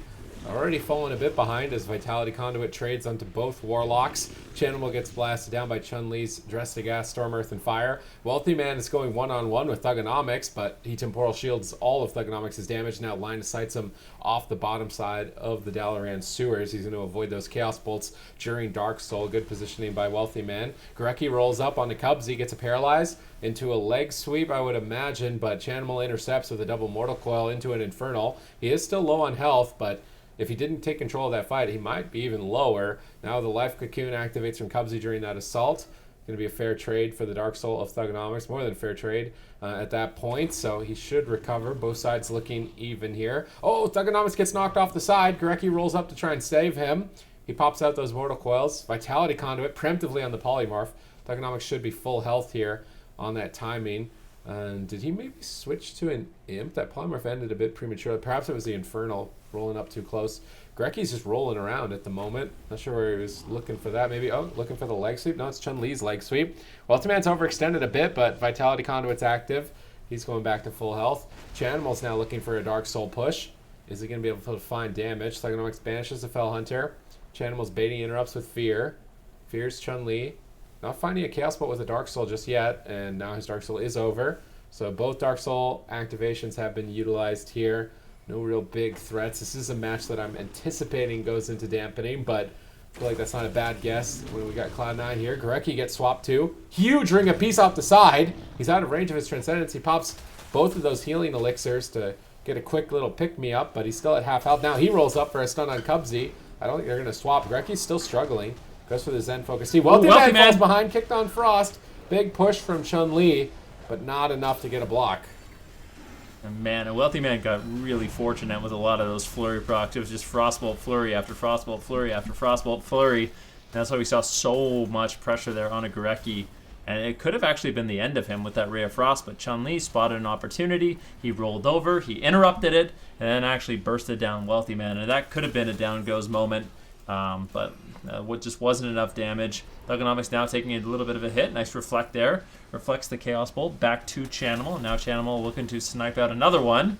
Does manage to find a huge one, and as a response, it is going to be Gorecki, who has to trade out the Fortifying Brew, as well as the Life Cocoon, that major defensive cooldown that will keep Thugonomics alive, healthy in the fight, and also allow him to hold on to that unending resolve. Inferno's called in here onto Thug. One Chaos Bolt connects into a Fear. Cubsy in a full leg sweep though. Wealthy Man needs to be a little bit careful here. But he's actually going after Cubsy behind that pillar, looking for a Fear. They get it.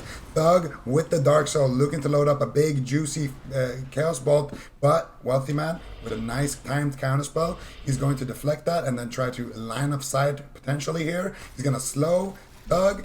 Well, 2 Chaos Bolt connects actually, but it is at the back end of that Dark Soul. Another Chaos Bolt coming out, but not going to be doing too much here. Wealthy Man is repositioned. He has snared everybody. Gorecki's looking for a drink. That pet of Chanimal is already feared, so Gorecki should be able to drink, but Chanimal is actually taking a decent amount of damage here. Cubsy has his Life Cocoon. Might need to use it here. Doesn't look like he's going to just now.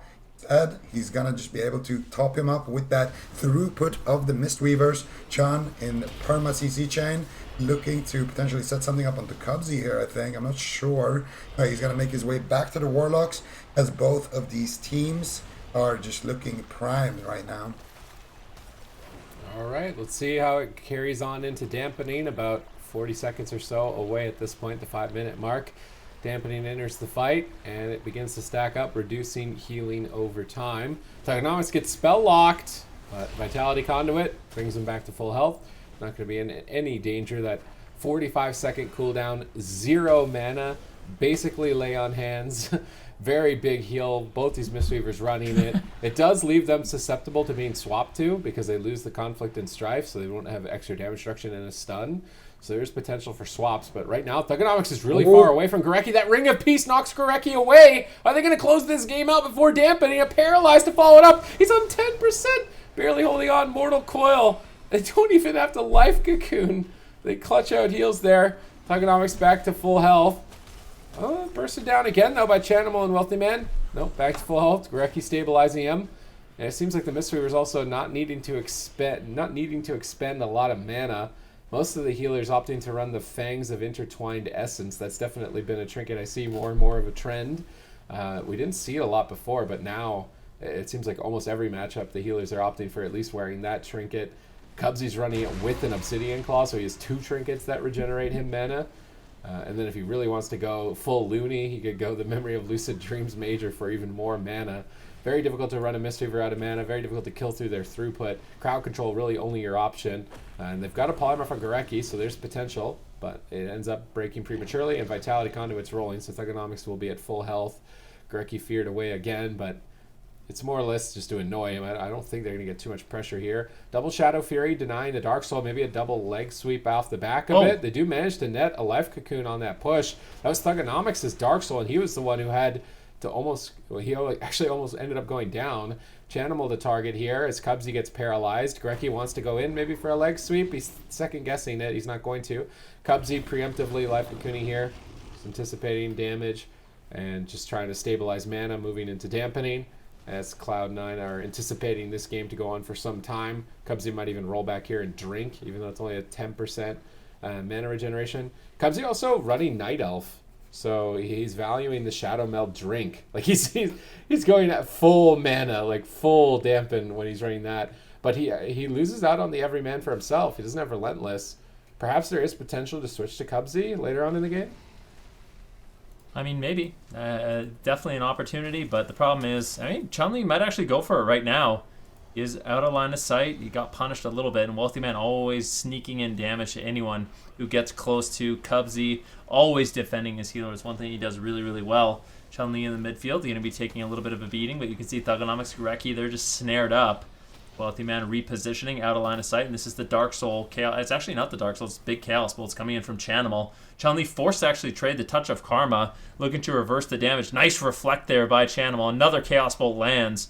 Good damage here from Cloud9, but it does look like Chun-Li will be able to hold on. Gurecki and Cubsy both in very defensive positioning right now on that Mistweaver Monk, and you can see Cubsy actually looking like he wants to get out of combat so he can recover that little bit of mana that he has lost. But ooh, Chun-Li, that was such a nice transcendence. He's actually just going for the solo kill. Big damage, big touch of death. Can Chun-Li do it? Drestagath, everything on the line. Fortifying Brew and Life Cocoon are enough. If Gurecki, I honestly, maybe it would have been nice if Gurecki even trinketed offensively there to try to get that going, but that was such a nice play by Chun-Li. Yeah, Chun-Li once again showing why he's such a good Windwalker right there, pre-placing his port on top of Cubsy's side of the pillar, and then as soon as he goes for the drink, he gets that touch of death, incapacitate, and now he's actually in an incapacitate. You can see here Cubsy is not the one on the back foot though. Gurecki is. Gurecki needs to pick up his teammates here. He has his Life Cocoon Thug taking a beating. Chun also could be taking a beating here. I suspect Chun to have a port in a safer location though. I don't see it anywhere on the map, but he gets caught up in a leg sweep. Big damage here from Wealthy Man. Could be enough to force out some cooldowns. He uses the Fortifying Brew. He gets knocked off the side. Cubsy with a beautiful knock right there. Big damage coming out. Chanimal though. Ooh, Wealthy Man though getting biked here. Cubsy trying to keep him alive. Should be fine with that positioning. Chun-Li having to use his Touch of Karma and his Fort Brew. So if he gets connected on here, that could just be the game. Wealthy Man actually blocking there though. So they do end up forcing that ice block from Wealthy Man on the side of Space Station Gaming. I would say that's the first one of the series. Yep, Thugonomics definitely MVP there. He spell-locked Cubsy, full feared him, and then Chun-Li just did all of the damage, and they were able to get an Ice Block and a Life Cocoon now a little bit later off the push. They have Signs of Life here, but Chun-Li doesn't have much defense, and I feel like it's going to be very difficult for him to keep up the chase that he is going after. He could be punished heavily. He's switching over to Chanimal. Down at half health here, popping his Storm, Earth, and Fire again, trying to ramp up for some burst. Thugonomics is right on top of Chanimal. He's going to be able to get Chaos Bolts. Chanimal spell locks him and Chaos Bolts him back. Banish onto the Fell Hunter, Fear onto Chun-Li. Vitality Conduit just trades for Gurecki. He's min-maxing his mana basically with the efficiency there. No Icy Veins for 50 seconds. May as well take the value. But now he doesn't have Vitality Conduit for Chun-Li. Chun-Li down at half. Potentially a Life Cocoon. No, looks like he is able to just power him back up with those Soothing Mists. Not spending too much mana. Double Shadow Fury lands in here on the Thugonomics and Chun. They polymorph off of it. Gurecki saves his Dispel patiently. Gurecki rolls up to Cubsy to stop him from drinking. He gets crowd control paralyzed. He did Life Cocoon Thugonomics to go for that push so he can play aggressively. Chanimal trades on any resolve at very high health, respecting the damage of Chun-Li, but it may not have been necessary. Cubsy's in a full fear. Wealthy Man in a good position. Even though he's at low health, it'll be difficult to attack him with where he is on the bottom. He'll have to line of sight quite heavily. He actually decides to blink back upstairs to go get pressure on Thugonomics. Double stun by Cubsy. Beautiful setup on any resolve. Is it going to be enough? He netherwards as well. Ducks around the corner. Chanimal being pressured by Chun-Li. Space Station Gaming trying to find a kill against Cloud9 in this series. They don't want to be completely swept out here in the grand finals, but Thugonomics is just forced to retreat time and time again. He can't play out in midfield. Chun-Li goes after Cubsy to stop him from drinking. Thugonomics jumps off the side. Wealthy Man just lancing him down. Wealthy Man gets knocked back. He blinks into line of sight of Cubsy. Perhaps they could win on mana if they stop Cubsy from drinking, but it's going to be so difficult to do so. Gurecki sits down for a drink. They fear the Fell Hunter, so the Fell Hunter can't hit Gurecki and get a drink. And he actually regenerated a lot of mana. If they can stabilize here, they could be in a solid position to take it. Yeah, very nicely done by Gurecki, realizing they got to play for the long game. We are at 40% dampening at this point. Let's see, Wealthy Man, Chanimal, Cubsy, they're going to be repositioning. And with this positioning, you can see Chun-Li, he's just by himself. Thugonomics might have to gate in, although I don't really think he should. He's going to be replacing his gate, now just moving in to try to back up Chun-Li a little bit, and if he needs to, he has that escape. Gorecki rolls over, gets the paralyzed onto Cubsy, big damage onto Chanimal. They might be able to take him down. No unending resolve, leg sweep onto Cubsy. There's no trinket as well. Cubsy might trade out the cocoon, but it looks like Vitality Conduit is more than enough at 42% dampening to keep Chanimal nice and healthy. Not only that, they're reversing the pressure onto Thugonomics. They're looking for game number 3. Gorecki trinkets out. Do they have any more damage? He uses Life Cocoon on Thugonomics, Fortifying Brew on himself, and it looks like Space Station Gaming weather that storm, but at the cost of a lot of their cooldowns. Yeah, we're going to see now a sheep come out of Thug, and I really like what Wealthy Man was doing there, getting really aggressive, pushing him behind the pillar. Full sheep onto Gorecki. Chun-Li has no touch of karma here. He's going to use that diffuse magic, but they might set up here onto Gorecki. They might chase Chun-Li. They got them pincered at the corner. Full fear onto Gorecki. If they can just get a frozen orb here, a couple of more ticks of a blizzard, could be enough to just take Chun down. He's just dying to weeping. He's actually just going to die. Infernal's dying to AoE behind the pillar. Chun is going to karma the Infernal. If Chanimal cancels it, he dies. He's not going to cancel it. He's just going to keep it up and cleave the rest of the team. And Thug is the one taking the damage here. I mean, we're at, what, a 50% dampening? The whole team is in trouble. Wealthy Man's almost going to have 2 ice blocks again. Unending Resolve is resetting. I thought Space Station Gaming were in a good position, but Cloud9 just keep digging deeper and deeper into the dampening rabbit hole. And when they get down to the bottom, you don't want to be facing them. They're mounted up. Chun-Li is literally mounted up, like waiting for cooldowns to try and make a push, but Blizzard on this box is going to kill them if they don't manage to reposition. Chanimal likely to expend some soul shards on Rain of Fire at some point here as well. Ultimate just lobbing in Frostbolt's Ice Lance. Chun-Li's trying to sneak in on his little kite there and reconnect onto Chanimal. He's managed to get back on target at least without taking too much damage, and he can line of sight on the bottom of this area. Well, Ultimate blinks on top with Thugonomics. That's pretty aggressive here. At least temporal shields while doing it. Looking to polymorph. Gorecki line of sighting with Cheer Torpedo. Double Mortal Coil. They could swap to Gorecki maybe. No, Cubsy gets stunned. They're going to swap to him. Can Thugonomics get any damage out here? He goes for the Nether Word Chaos Bolt. He's going full YOLO, and it's going to work. Space Station Gaming put a point on the board in the grand finals against Cloud9. YOLO managed to do it. It didn't look like they were going to. Let's talk about the fact that Chun-Li actually can't die first. Let's start there, and then we'll break down the entirety of the series. I mean, the fact that Chun-Li was able to stay alive behind the box there. Zico, how did that even work? I think it's a rare mistake from Chanimal. He should have just canceled his Infernal. I'm pretty sure he would have died. I don't know if he noticed that he got Touch of Karma, but what happened was Chanimal dropped his Infernals behind the pillar, and it just gave Chun a target to Karma when he was, super low. And they had good spread pressure, but I don't know. Maybe canceling it was not the play. Maybe it was. For sure at the end there, though, I don't know if Cubsy could have been a little bit better positioned. He definitely didn't expect that. There was, 20 seconds or so left on his trinket, and they just pulled the trigger, and they got a clean setup, and they were able to take him down. And now we got to talk about just in general how this composition actually did feel. Ben Rookie, what did you think all in all about bringing these 2 monks and the warlock to Dalaran Sewers now that we've seen it?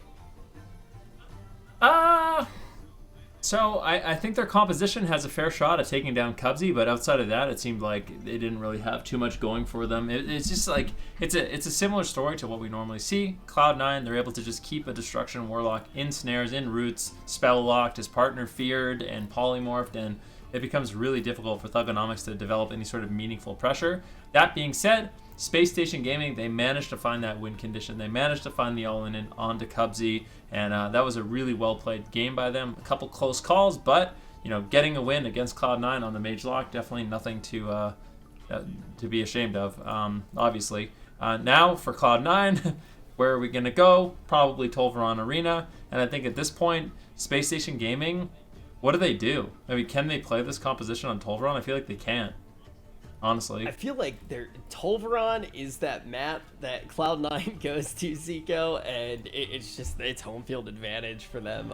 It is the most potential for the most damp I think that they really do feel quite at home there, and Tolveron is going to be locked in. So Zico, what do you want to see Space Station do here when it appears Cloud9 isn't even going to flinch? They just go, okay, lock in Tolveron, we'll lock in the same thing, it's time to play our game. I think they should use the Golden Guardian strat. Just AFK behind the pillar until 80% damp and all in. 80%? 80%. 80%. You gotta move a little 80%. bit before that, but by the time you reach Animal, it's gonna be 80%. So Frostmage slows. And you know what they say about getting to 80% dampening? Only two outcomes. It's 50-50. You either win or you don't. We'll see if they do go for that line of play, as Space Station Gaming is going to be locking in their composition, which is obviously going to be one of the most telling things in this draft. We weren't surprised by Tolveron Arena, but it really is on Space Station Gaming. Time and time again, we're expecting them to change compositions because we just don't feel like they necessarily have a clean answer. And now Supatis, they have made their choice. We talked about how this is actually going to play on Tolveron Arena. Let's talk about what win condition could actually look like. I mean, we kind of already talked about it. Avoid the fight until really, really, really deep dampening, and then I don't know if it's entirely random or you're just like praying that you can swing your momentum hard enough to win. Normally, with compositions that have immunities like Paladin, you're just banking Divine Shield and Sacrifice, Ultimate Sacrifice as long as you can, and then using that to stand on top of your opponents and push them over. But with the Mistweavers, the only immunities are the Ice Blocks for the Mage, and that's about it. Everything else you could die through in deep dampening. So that's why I say it's kind of a gamble and a chance for both sides, really. But Cloud9 should have the advantage that there's so much distance to pull Chun-Li out in the open that he's not going to have that 1% I'm alive moment. He's just going to be out in the middle dead, or at the box doing nothing and his team is dead. So the map is definitely favored to Cloud9, but we have seen teams do that strategy where they just mount up, run around the pillar, do a few laps, 12 minutes later, try and win the game. All right, didn't work, and then they queue up for the next game. I'm almost kind of disappointed that they didn't try this composition in Hook Point. I feel like they could have had at least 2 points on the board in the grand finals if they didn't try the Druid, but at the same time, maybe you can't fault them for trying because it's so difficult to actually get practice. Like, for Gorecki to maintain every healer on the live server, even if he's putting like 80 hours a week, is probably borderline impossible. So he probably just wanted to see, like, is Druid actually bad? Oh, okay, it's bad. But it's going to cost them a game in the series. Okay, yeah. I mean, it's also... It's a weird thing to double check in the grand final. And also, we applauded them for being so experimental when they faced Cloud9 the first time in this tournament, because we expected them to get back to the grand final. When the stakes are as high as they are, once you're already in the grand final, usually we don't see as much dipping your toes in the water to try to see which composition works. But when they clearly didn't find an answer the first time around, I think that that is a reasonable thought to have. Now we know what the compositions are going to be on Tolveron Arena, a map that Cloud9 absolutely loves, and they're pretty well versed at making it all the way to deep dampening. If Space Station Gaming does decide to go for that route, it is a route that leads to a place where Cloud9 has played many games and won many championships. And they're trying to do that yet again here in the final cup of the year before we get to circuit play. And just think about how dominant Cloud9 has truly been. With how many teams we saw sign up, hundreds of teams signing up because they want to figure out everything that they can get together with all of the gearing that you can actually do, everything you can do with corruptions, essences. You can just build your characters in a way that you've never been able to before. And we have an entire month of cups, 4 weekends for both NA and EU, and we get here and still people aren't finding the answers for Cloud9, and Cloud9 hasn't moved off this composition. They have Snuts on the bench. They have everything that you could possibly want to have in a tournament like this, but still, Space Station Gaming has managed to make them at least look mortal in that last game. Will they be able to repeat it? This is the one team that we expect to really be able to rise up to situations like this. Will they be able to do it under the Sons of Tolveron? They poked the dragon. I don't know if you want to poke the Cloud9 dragon. Chanimal actually kind of just like BM rolled up into Space Station Gaming crib, and now he got knocked into their team. I mean, this kind of bold statement by Chanimal, just playing right up in their face. Multi-Man is pretty overextended too. He blinks back immediately, and Cubs is going to roll in. Perhaps like pre-dampening, Cloud9 can afford to play aggressively, maybe even try and go after Gorecki a little bit and squeak out an early kill. And then when they're getting closer to dampening, then reset and play back. But at the moment, yeah, Space Station Gaming, their main goal looks to be sit on the box, get to deep dampening, pray that they can get a kill after trying to live for 12 minutes. And that's been basically the only strategy that we've seen any team even successful with against Cloud9 on this map.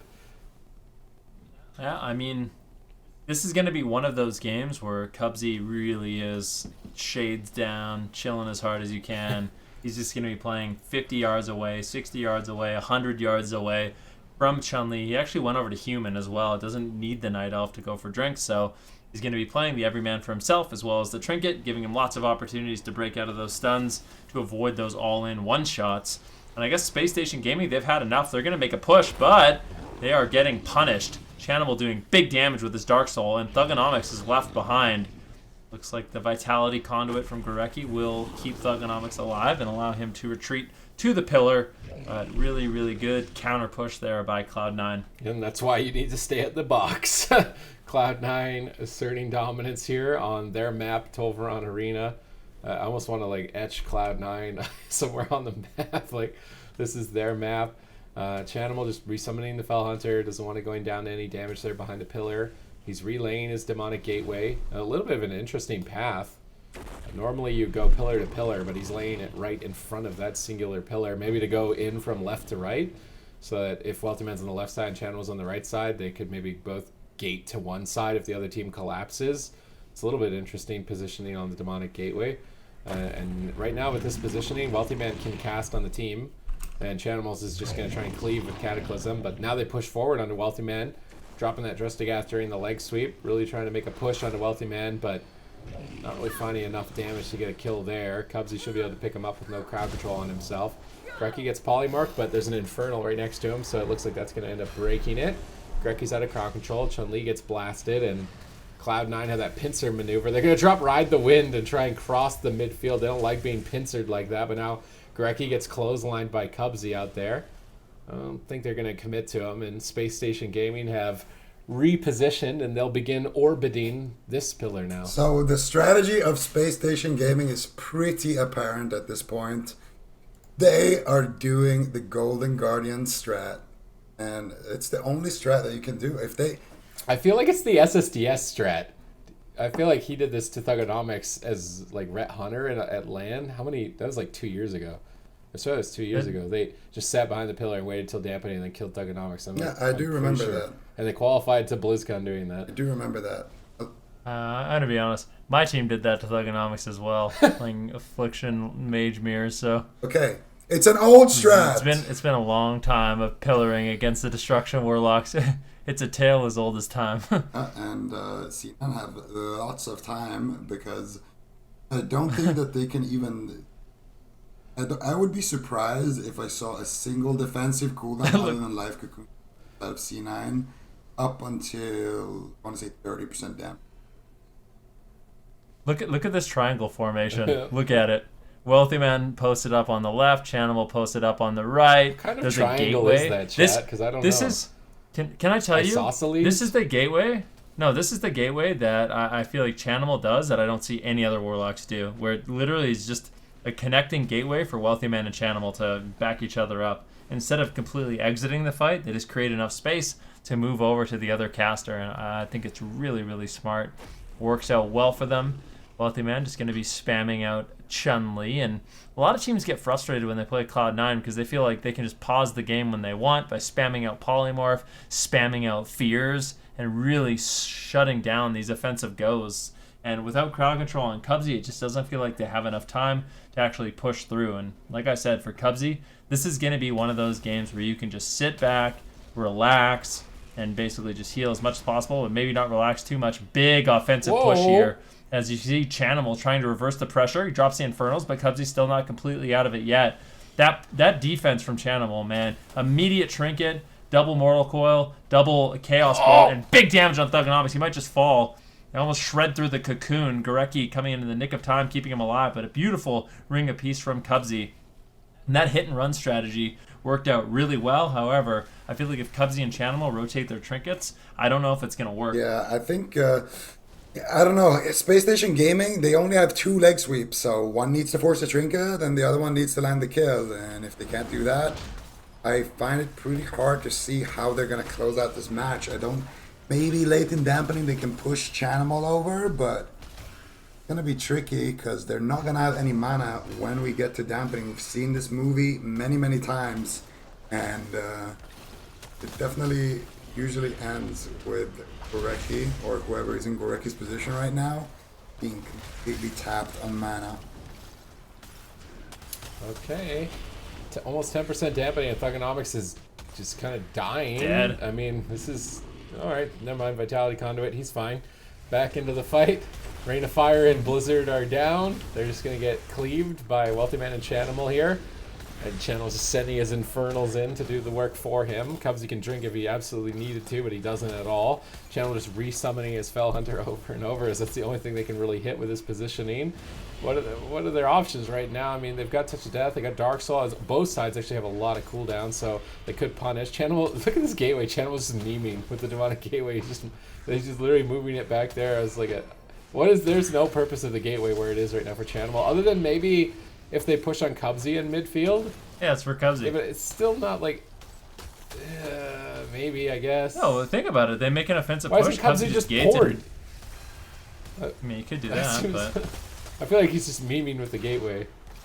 Like, he wants us to talk about the gateway, even though he thinks it might not matter or something. I don't know. I'm going to be honest with you. I highly doubt he cares if we talk about the gateway or not in the match.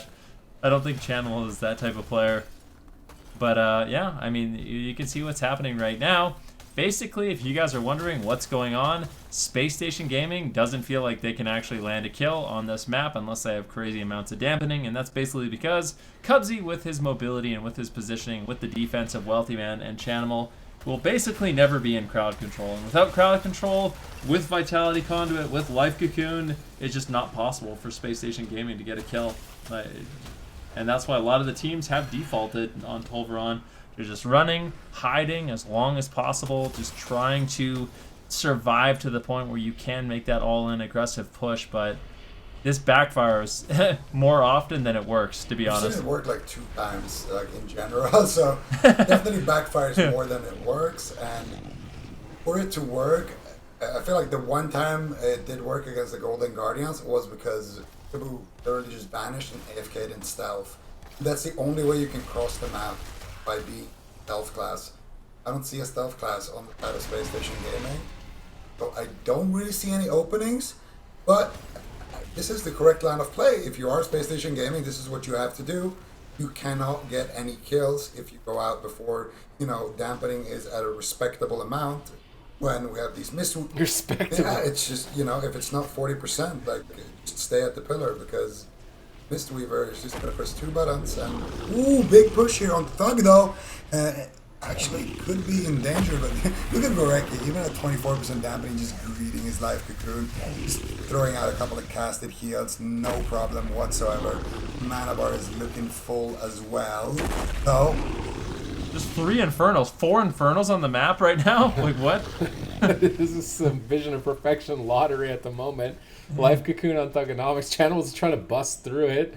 Yeah, he actually kind of did manage to bust it. Thugonomics is now trying to get to the pillar, walking around the Blizzard. He hit the corner of it, though, so he's still snared up, and those flurries and Chaos Bolts could be devastating. Blink Counterspell. Chun-Li is playing second healer, just casting Vivify on Thugonomics, trying to help out while Gorecki is interrupted. Chanimal goes for that gate on the same pillar so that they can cross in and potentially get some damage out here. Frozen Orb is going to start to cleave the team. Dark Soul available, Icy Vein still available. They relay that gateway right in front of the pillar, making sure it's angled perfectly. You can tell Cloud9 are getting ready to close this one out 10 minutes in. As Space Station Gaming, it's always like a really defeated feeling when you get to that point. Like, you deliberately drag the game into deep dampening to try and win, and then you don't. It's almost like soul sucking. Like, Cloud9 might have drained more souls in these tournaments than I have from the chat room with my stares on Tolvaron Arena, but this is just what they have to do to try and pull off a win. Maybe they can overwhelm them, but I feel like outside of Cubsy kind of just rolling in randomly, I don't see it happening here. They drop Ride the Wind so that they can move more freely. They use the Demonic Gateway to reposition on the pillar. Wealthy Man's blinking after them to try and chase them, but the other thing is that Cloud9 doesn't really have lockdown. They can't really punish a team for doing this, so it's not like they can roll up. I guess maybe a triple leg sweep, but Cubsy could get leg swept themselves. They actually find a polymorph. Are they just going to win the game off of that? If they're not careful, they might. Nether Ward on 10%. Greki is still feared. Wealthy Man gets feared away. It breaks. He goes for the Comet Storm. Big burst of damage. Greki gets Life Cocoon.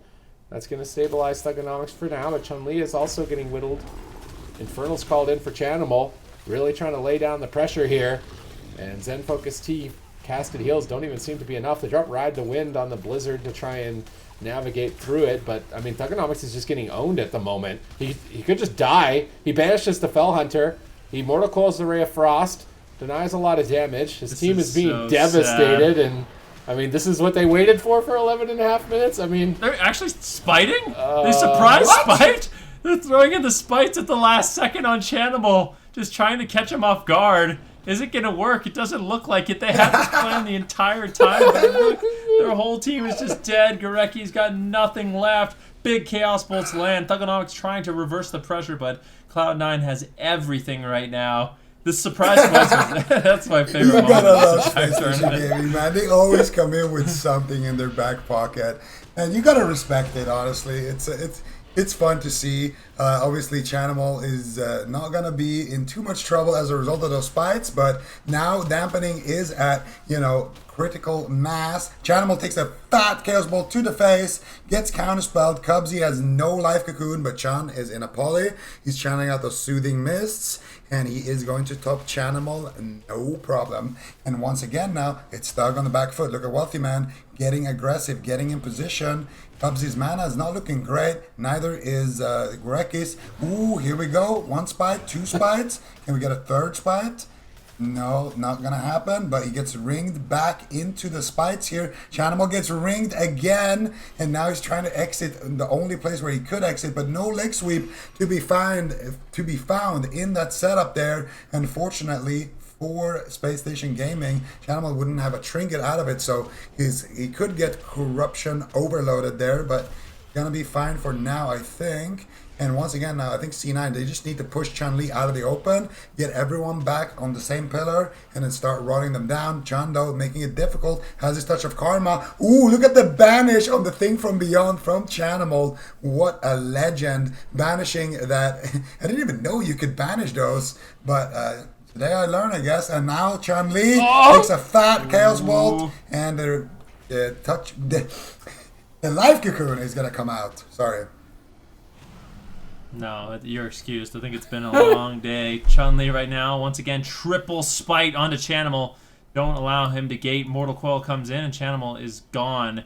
And that's super unfortunate. I mean, this spite attempt could definitely work, but the fact that he didn't get corrupted whatsoever, now I really fear for Chun-Li in this push. 54% dampening. Chun-Li has no defensive cooldowns. He's just getting massive damage shoved on him. Big Frostbolts. Polymorph now into Gareki. Chun-Li is all alone. Does he have the Transcendence? He does, but he's caught into a leg sweep. Gareki trinkets out, gets the Vitality Conduit. It isn't enough for Chun-Li to live. Trying to line of sight, but he gets sniped by Wealthy Man.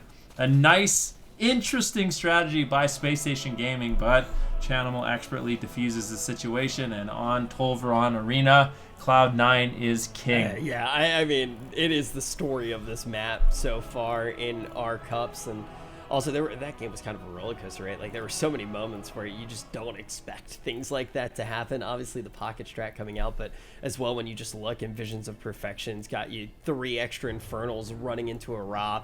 It was all over the place, Zico, but what were the most important moments in your mind?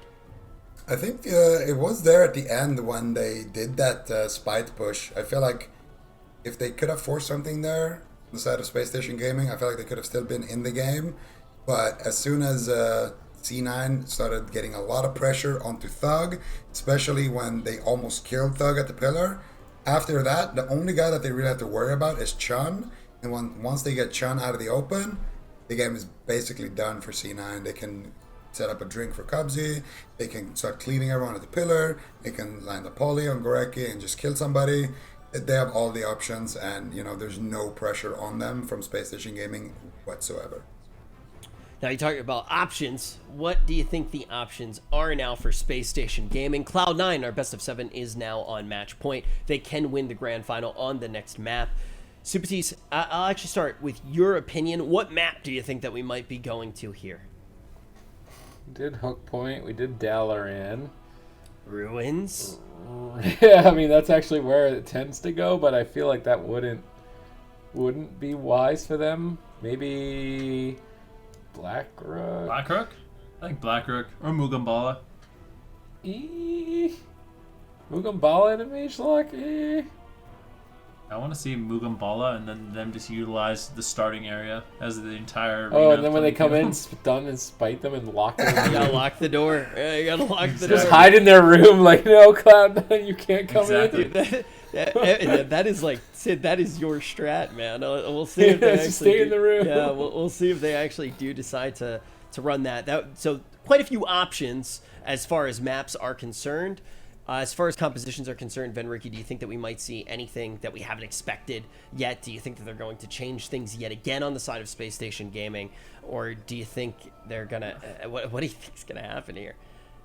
Oh, I mean, it must break Space Station's heart. Like, they always try, bringing in different trying different strategies. It's just nothing seems to work. They just cannot beat Mage Lock Mistweaver. They cannot beat Cloud9.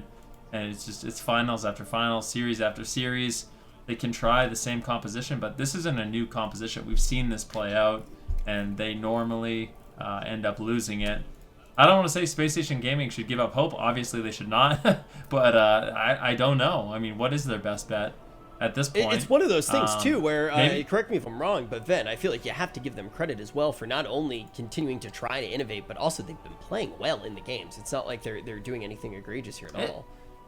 No, I mean, it is taxing. It is really, really difficult to play high-end arena and focus for, 20 minutes. Some of these games are literally going, 15, almost 20 minutes for a single game, and you have to be on point the entire time. They've been playing all day, so it's just, you get mentally exhausted, and Cloud9 just slowly grinds you down. You're feared, you're polymorph, you're Nova, you're dead. And it is not an easy thing to do, but Space Station Gaming, they're managing to hold on. They're trying different compositions. They are going to Ruins of Lordaeron, which would be a fitting final resting place if it does end up closing out here. Just yoinked it. There was one thing I was looking forward to. You said the thing, dude. All right, well, Cloud9, surprise, surprise, they're locking in the same composition here. And one of the main reasons, Fen, that I did ask you that question is because it's very easy sometimes to not pay full attention to what's going on when you're watching a matchup like this. And sometimes you got to give credit to the team that is losing because they are still really playing very well. Usually it's a mix of a team falling behind and another team playing out of their mind. But this time around, Space Station Gaming has been posed with a very difficult riddle to try and solve. Will Ruins of Lordaeron be a place where they can start to bring it back, or will it be, as Ben mentioned, for the first time we've ever heard it say, which is crazy. I mean, we've been playing on this map for such a long time. I think it was really brave and innovative of Venricky to say that this may be a fitting final resting place for the first time ever as we do head in to this potentially final map. Space Station Gaming now locking in their composition, Sid. Okay. I mean, I just realized it was a cemetery. Felt like I had to do it. Okay. Good looking and smart. My man. All right, Space Station Gaming, though, this is a composition that they've tried to make work quite a bit. How do you actually make it work on this smaller map? Zico, what do you want to see them do? Because we've seen them try multiple things with this composition, right? We've seen them wait for very late dampening. Now they're going for a smaller map. What do you think they're actually going to try to do here as far as strategy is concerned?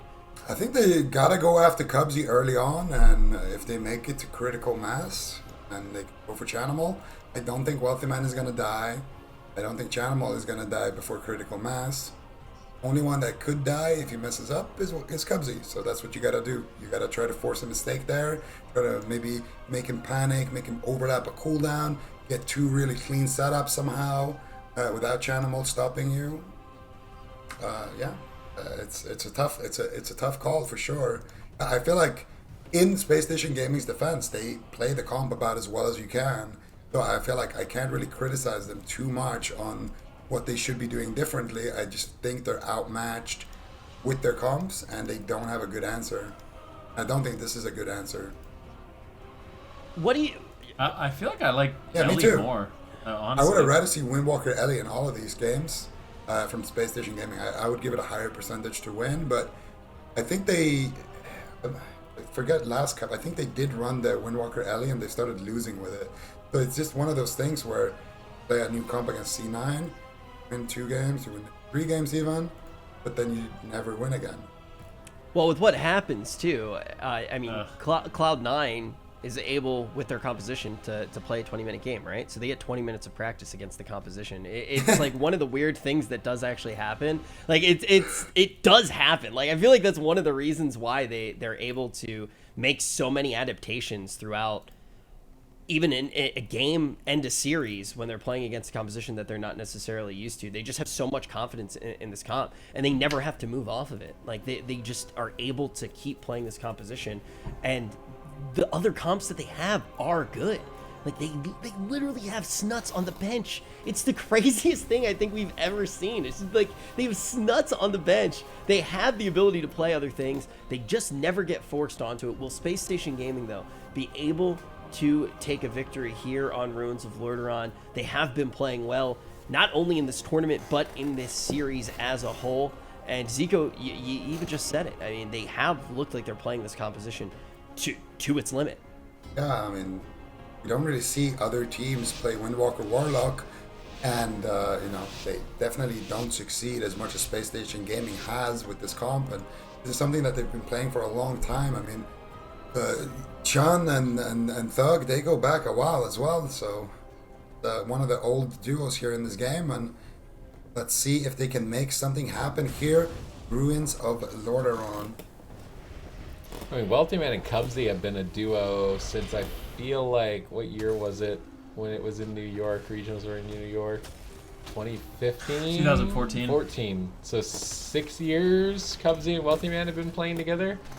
So I mean they are definitely like a pretty strong duo. Normally the Mage Druid synergy, now making it work with the Monk Druid. Chanimal and Snuts, like MVP veterans of Arena on that roster as well. It's not really surprising that Cloud9 are this dominant in the North American region. They're 1 win away from just clenching out 4 back-to-back cup victories before the circuit stage. Absolutely phenomenal performance from them overall. Cubsy gets spell locked. Big guidance device there. Trying to push for an ice block, but not enough. Life Cocoon stabilizes Wealthy Man. Grecky gets polymorphed, but ends up ending sooner than expected, so not going to be able to capitalize on that too much. Chanimal playing on top of the tombstone here. He gets Ring of Peace into the wall. He's just having a trampoline time there on the side of the tomb. Chun-Li just trying to do as much damage as he can, but with no crowd control in the Mistweavers, it's really unlikely that we see too much pressure here. I am curious if they picked this map to try and switch to Cubsy, as if he gets caught in the open, not a lot of places for him to go. Currently, he is out in midfield, and they do have 2 leg sweeps. They could decide to. Maybe they want to wait until Dark Souls over before they make a swap like that. We'll see. See if they're able to do it. Wealthy Man, once again, he's playing that Netherwind armor. I think he kind of realizes if he is going to go down in this match, it's going to be off the back of, a big Drestagath crit, and just trying to limit that with the Netherwind armor. I think it's a really, really smart decision by him. Chanimal getting Ring of Peace out of line of sight. Big damage onto Chanimal. Do they have enough to follow it up? Cubsy in a prime position to keep him alive. Now good damage over on Thugonomics as well. Vitality Conduit from Gorecki keeps Thugonomics nice and healthy. Now Chanimal actually reversing the Chaos Bolt. Big damage. Still good pressure on both sides. Fear under Gorecki. Thugonomics taking some huge hits. He fears away Wealthy Man in desperation to survive. That buys enough time for Gorecki to land the Life Cocoon and for their team to stabilize. Yeah, nicely done there by Gorecki, but he's not going to have that button for a little while now. Wealthy Man seems to be the new and improved target here for Space Station Gaming. Chun loves sticking on these mages. Let's see what he can do here. Fist of Fury coming out, doing decent damage. He gets polyed on it by Wealthy Man.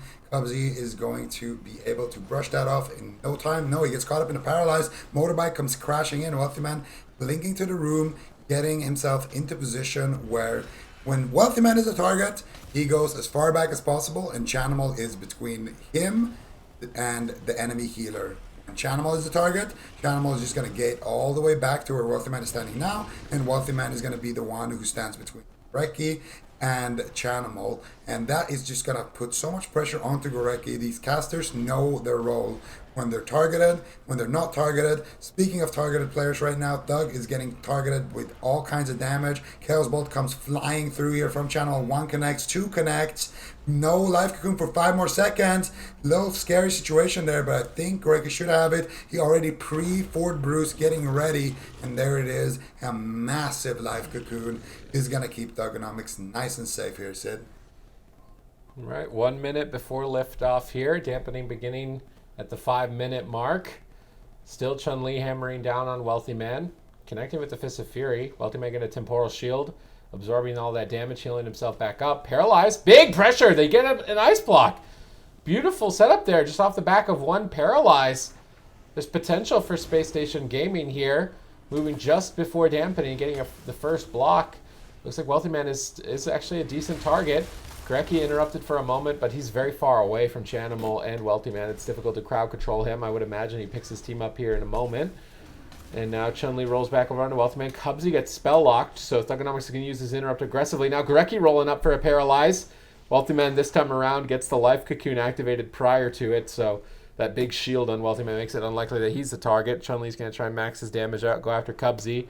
He's got Fort Brew up. He rolls out and back to the starting area. If Chun-Li wants to pursue him, it's a big risk, so just staying back on Wealthy Man, trying to play it slow and steady.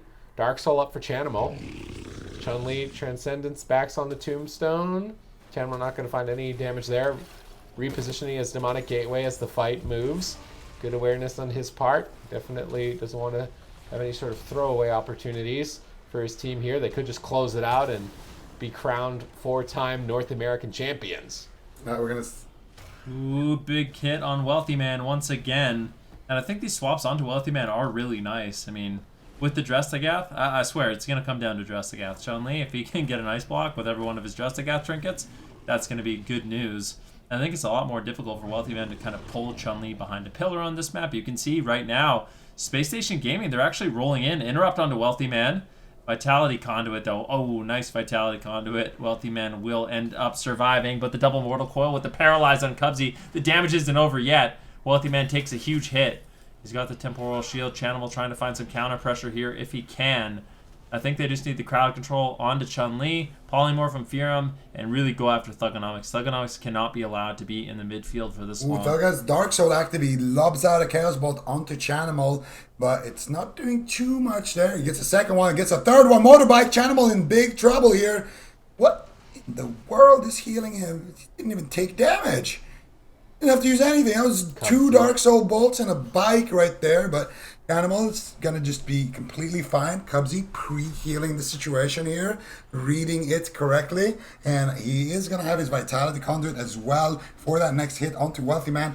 Wealthy Man using his Frozen Orb here onto Thug, trying to build up some pressure. Gorecki moving forward, locks the room there. Cubsy is he's prisoner, he's grounded right now, and we're going to see Chan here using that Touch of Karma now onto Wealthy Man, trying to get aggressive. Thug looking to lob out another Chaos Bolt, but he needs to be careful with his positioning. Gorecki's in a fear. If Wealthy Man can get a sheep, it could be big, but Gorecki just going to lob out that big life cocoon, and once again, Thug should be completely fine. That burst of life is going to be enough, I think, for Thug to get full HP once again. There it is. And now Chun looking to get aggressive again, man. Let's see if he can stay on target here. 2 minutes before that cold snap. 14% dampening. Nice double stun. They could swap to Cubsy too, but Thugonomics is too far away. Chun-Li needs to solo Cubsy. Don't think that's happening. He stabilizes out of the stun with that revival. Chanimal has Dark Soul available. Icy Veins for Wealthy Man. They're both a big threat. Who's a vulnerability at the moment? No Karma on Chun-Li. Thugonomics is just being blasted. I mean, this isn't even cooldowns. They have to Vitality Conduit.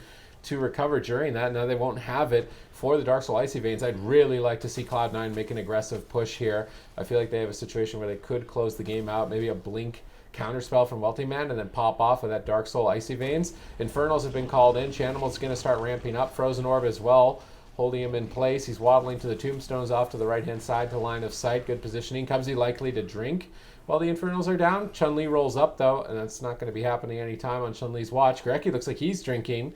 He gets Arena fired, but I believe he got a tick, so he is slightly ahead on mana. Chun-Li's Karma coming up in 1 second. He might have to press it as soon as he gets it. Yep. Touch of Karma. I think it might even just be more or less aggressive to try and get some extra damage and Wealthy Man to push for a block. Maybe he drops a dress again. Cubsy gets pinned on the wall here, but Vitality Conduit stabilizing Wealthy Man while he's pinned. Chun-Li now trading Fort Brew as well, trading his defense to stay aggressive. Thugonomics, what is he doing out there in the middle? He's repositioned very aggressively. Maybe he just wants to stop drinks. It's like, all right, if we don't stop drinks, we're not going to win. So he's going to take that aggressive stance. They have to trade Life Cocoon. Now he Demonic Gateways back to the Tombstone. He knows that position is way too scary. But as soon as he gated, Cubsy runs into the room to drink. Yeah. Chun-Li chases him, but he chases him into a leg sweep.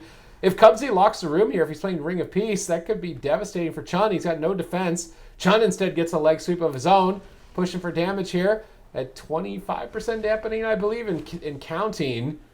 I mean, there's potential here. They have a mana advantage, and they've gotten an ice block before dampening, so Space Station Gaming look like they're still going to be in the grand finals. Ooh, Chanimal taking a huge hit. Cubsy, he's burning through mana. I think you're onto something, Sid, as well. I mean, Space Station Gaming, they will have a mana lead if they can shut it down, but they have to live long enough. Thugonomics getting interrupted, might just outright get destroyed. Vitality Conduit saves the day once again. Greki could afford to sit down, recover his mana. He trades out Vitality Conduit, and Thugonomics is repaired to full. So that's a big one. Now they're actually maybe looking for a swap onto Cubsy. Actually, Wealthy Man getting bursted down, but he has both of his ice blocks rotated back up, and he will shimmer away to safety back to Cubsy as he manages to hold on. Thugonomics once again at the pillar. Chun-Li pushing forward, looking to get some damage rolling. And I don't know, I feel like neither one of these teams has a clear lead at this point in the game. Both Cubsy and Greki are doing okay on mana, 31% dampening. Everyone's got defensive cooldowns. It really is still anyone's game. Anyone's game right there. Cubsy was able to sneak away and get a little drink though. And right now there is no Life Cocoon for a while here for Greki. So I would say C9 are about one setup ahead, but right now, Thug is just going to be able to port back to safety. Going for a big Chaos Bolt here onto Wealthy Man. He's going to Temporal Shield it. Spam Fears. As soon as that Dark Soul gets activated, Chanimal is so good at shutting it down. Here comes the Shadow Fury. He's not going to be able to find it. Gets a Life Cocoon dressed, gets blinked by Wealthy Man, and Chun is taking a massive beating. He's using his final cooldown. After that, he's going to have to run once that Diffuse Magic fades. But right now, Chanimal is still taking decent damage. Thug as well. Both these Mistweavers just powering through with the heals, but it's Greki going out of mana. If they can't push everybody on C9 away into the room, Greki is not going to be able to drink. That is the only way he's going to be able to drink. He might just need to swap side, but look at Chanimal's pet already moving over to Greki. Actually, is that Thug's pet? I'm not sure. One of the Warlock's pets was there, but it's not going to be there anymore. It got resummoned. And now Chun, with that Life Cocoon, gets immediately shredded through here at 40% dampening. Chanimal gets pinned further away from that Ring of Peace. Activates his Unending Resolve. We usually don't see Chanimal press that unless he's at like 2% HP. So pretty aggressive move, and that could end up costing C9 later on. We'll see if Space Station Gaming can capitalize on this.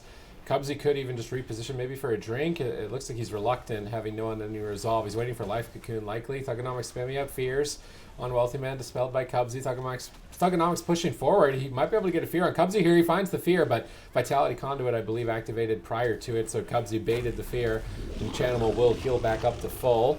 No Dark Soul for some time on the side of Cloud9, but in 20 seconds for Thugonomics, I feel like Cloud9, they need to make something happen if they're going to stay on top of Space Station Gaming right now. Polymorph onto Greki's Trinket, triple Shadow Fury, the call in the triple leg sweep as well. Unending Resolve, will it be enough for Thugonomics to stabilize at 45% dampening? He Nether Wards, he goes for Chaos Bolts instead, trying to power Chanimal over, but Cubsy gets Life Cocoon right before he gets feared, and now Infernals have been called in for Chanimal, looking to rot down the whole team and overpower them in these deep dampening main stage as Grecki desperately trying to stabilize Thugonomics. Chun-Li, his defense rotated. It's back up. He can just trade it out and stay on target. They may be able to overwhelm Chanimal. Grecki, Thugonomics needs to get a Chaos Bolt here. He's faking Chaos Bolt after Chaos Bolt. Chanimal ducks around the tombstone, dodging that Chaos Bolt. Thugonomics looks for another one. He gets one. He's looking for the second. Gets line of sighted on it. His life cocoon has now been cut through. Cubsy's still hovering at half health. He's actually taking a little bit of damage as well, but they can't swap at this positioning. Thugonomics still the target. Mortal Coil, full polymorph. How do you survive as Thugonomics? A full polymorph. He's at the pillar. Chun-Li is saving him with that double stun, setting him up for a Chaos Bolt 2. And Grecki gets the Vitality Conduit. Thugonomics is back to full health, but mana, not good for Grecki. It's close though for Cubsy as well. He's only at 20% mana. Chun-Li needs that Karma to make an offensive push. Wealthy Man no longer going to be a good target as he does have both ice blocks. It's going to be all about sitting on Chanimal, trying to get the damage rolling. Wealthy Man does manage to hold on. 2 big Chaos Bolts landed. Now there's multiple pressure points. They're actually going after Chun-Li. I don't know if he has any healing. Chun-Li barely surviving. Vivify's coming in. Grecki finds some Soothing Mist, some Vivify healing, but the thing is, he's got no mana. Now, I don't think Chun-Li's going back to full health unless he can top himself off, and it's looking like he might be able to do it. Touch of Karma coming out in 15 seconds. Double Mortal Coil. Chun-Li left all alone. 1 big Chaos Bolt lands, but Chun-Li evasive maneuvers, gets out of line of sight, and it looks like he will Touch of Karma up for Chun-Li now, and now he's looking to make an aggressive push. This is the final stand here for Space Station Gaming. Can they pull it off? Cubsy's in a paralyzed. Chanimal's in a leg sweep. 10 seconds on that unending resolve that he kind of wasted earlier. There's the motorbike. He takes huge damage here. No Vitality Conduit. Chaos Bolt connects. How is he going to respond? Cataclysm comes out. Now he has his unending resolve. Chanimal should feel safe to push forward and try to close out the game here. 4C9. Thug gets shredded through that life cocoon right away, and now the Infernals are coming in. Cubsy's drinking, getting full mana while his team is winning the game in true C9 fashion, but he gets locked into the room. He gets grounded. Chanimal with the double Mortal Coil might need to use his unending resolve. I'm not sure why he's greeting it at 60% dampening, but I guess he doesn't need to use it. Wealthy Man gets swapped too. No ice block. 2 seconds left. 1 second left. No. He gets one shot, and once again, Chun-Li able to escape back to the pillar. Space Station Gaming, unbelievable performance here on Ruins of Lordaeron, taking down Wealthy Man. Oh my goodness! We're gonna be going all the way to a 6th game when this series looked like it was done and dusted. I think we were surprised that we even made it all of the way here, and now the question is Space Station Gaming starting to find a line of play that is going to work? Let's talk about how they were able to pull off this victory in the final moments here of the game, Zico. Wealthy Man blocked offensive, for sure. And blocked a fear. Paid for it. Maybe a little bit greedy there trying to close out the game, but hey, I mean, when you've already just played, how many games that have been around 15 minutes long, wanting to close out the game does seem relatively reasonable, but he's going to pay a little bit for that greed. Wealthy Man will then become the target, getting taken down by Space Station Gaming. Now, I'm thinking about what's left in the map pool, because obviously here Cloud9 can this competition again, just go large. Can they Ashmains? Yeah, Ashmains. That's what I thought. Yeah. So auto pick, it should just be instant. Yeah, I mean, it seems like it would just be instant Ashmains. Cloud9 will lock in their composition pretty much no matter what we see Space Station Gaming lock in. But do you think Space Station Gaming may alter course slightly here, or do you think that we're going to see this composition out of this victory get locked in again, Supatis? I think they're gonna ride or die this comp, but Toveron didn't look.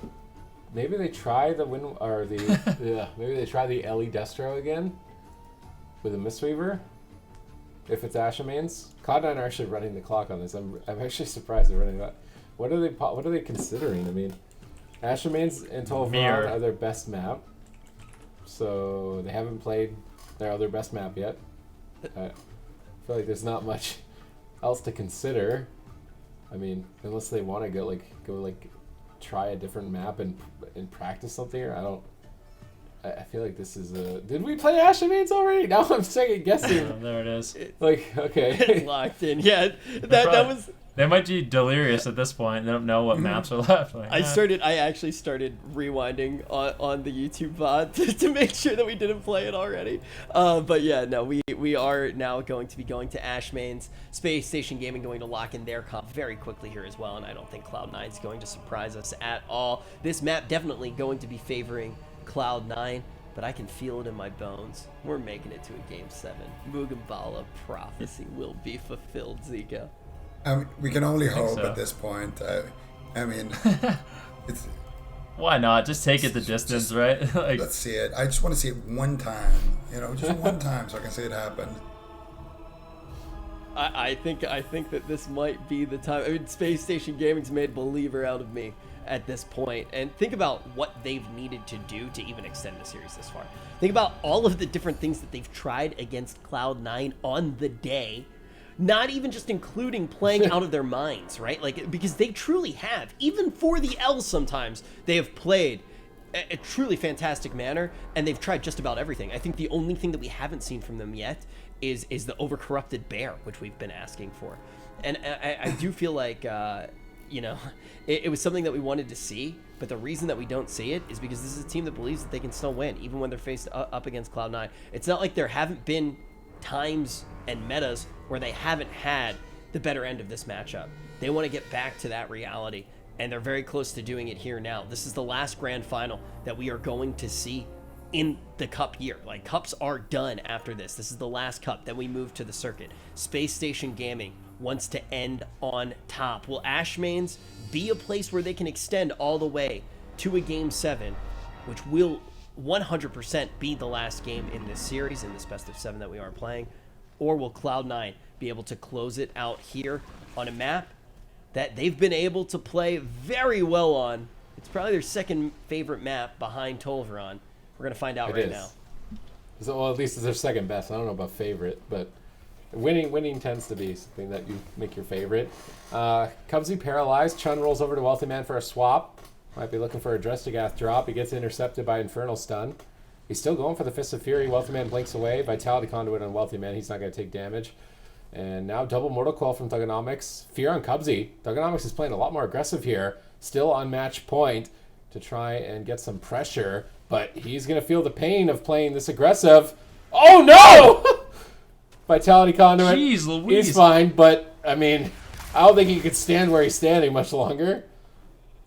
what even was that damage? I actually have no idea. I mean, that might have been a Clawgo or something like that, but yeah, Wealthy Man and Channel bringing massive damage on Thugonomics while he was stuck in the open. Fear now over onto Gorecki.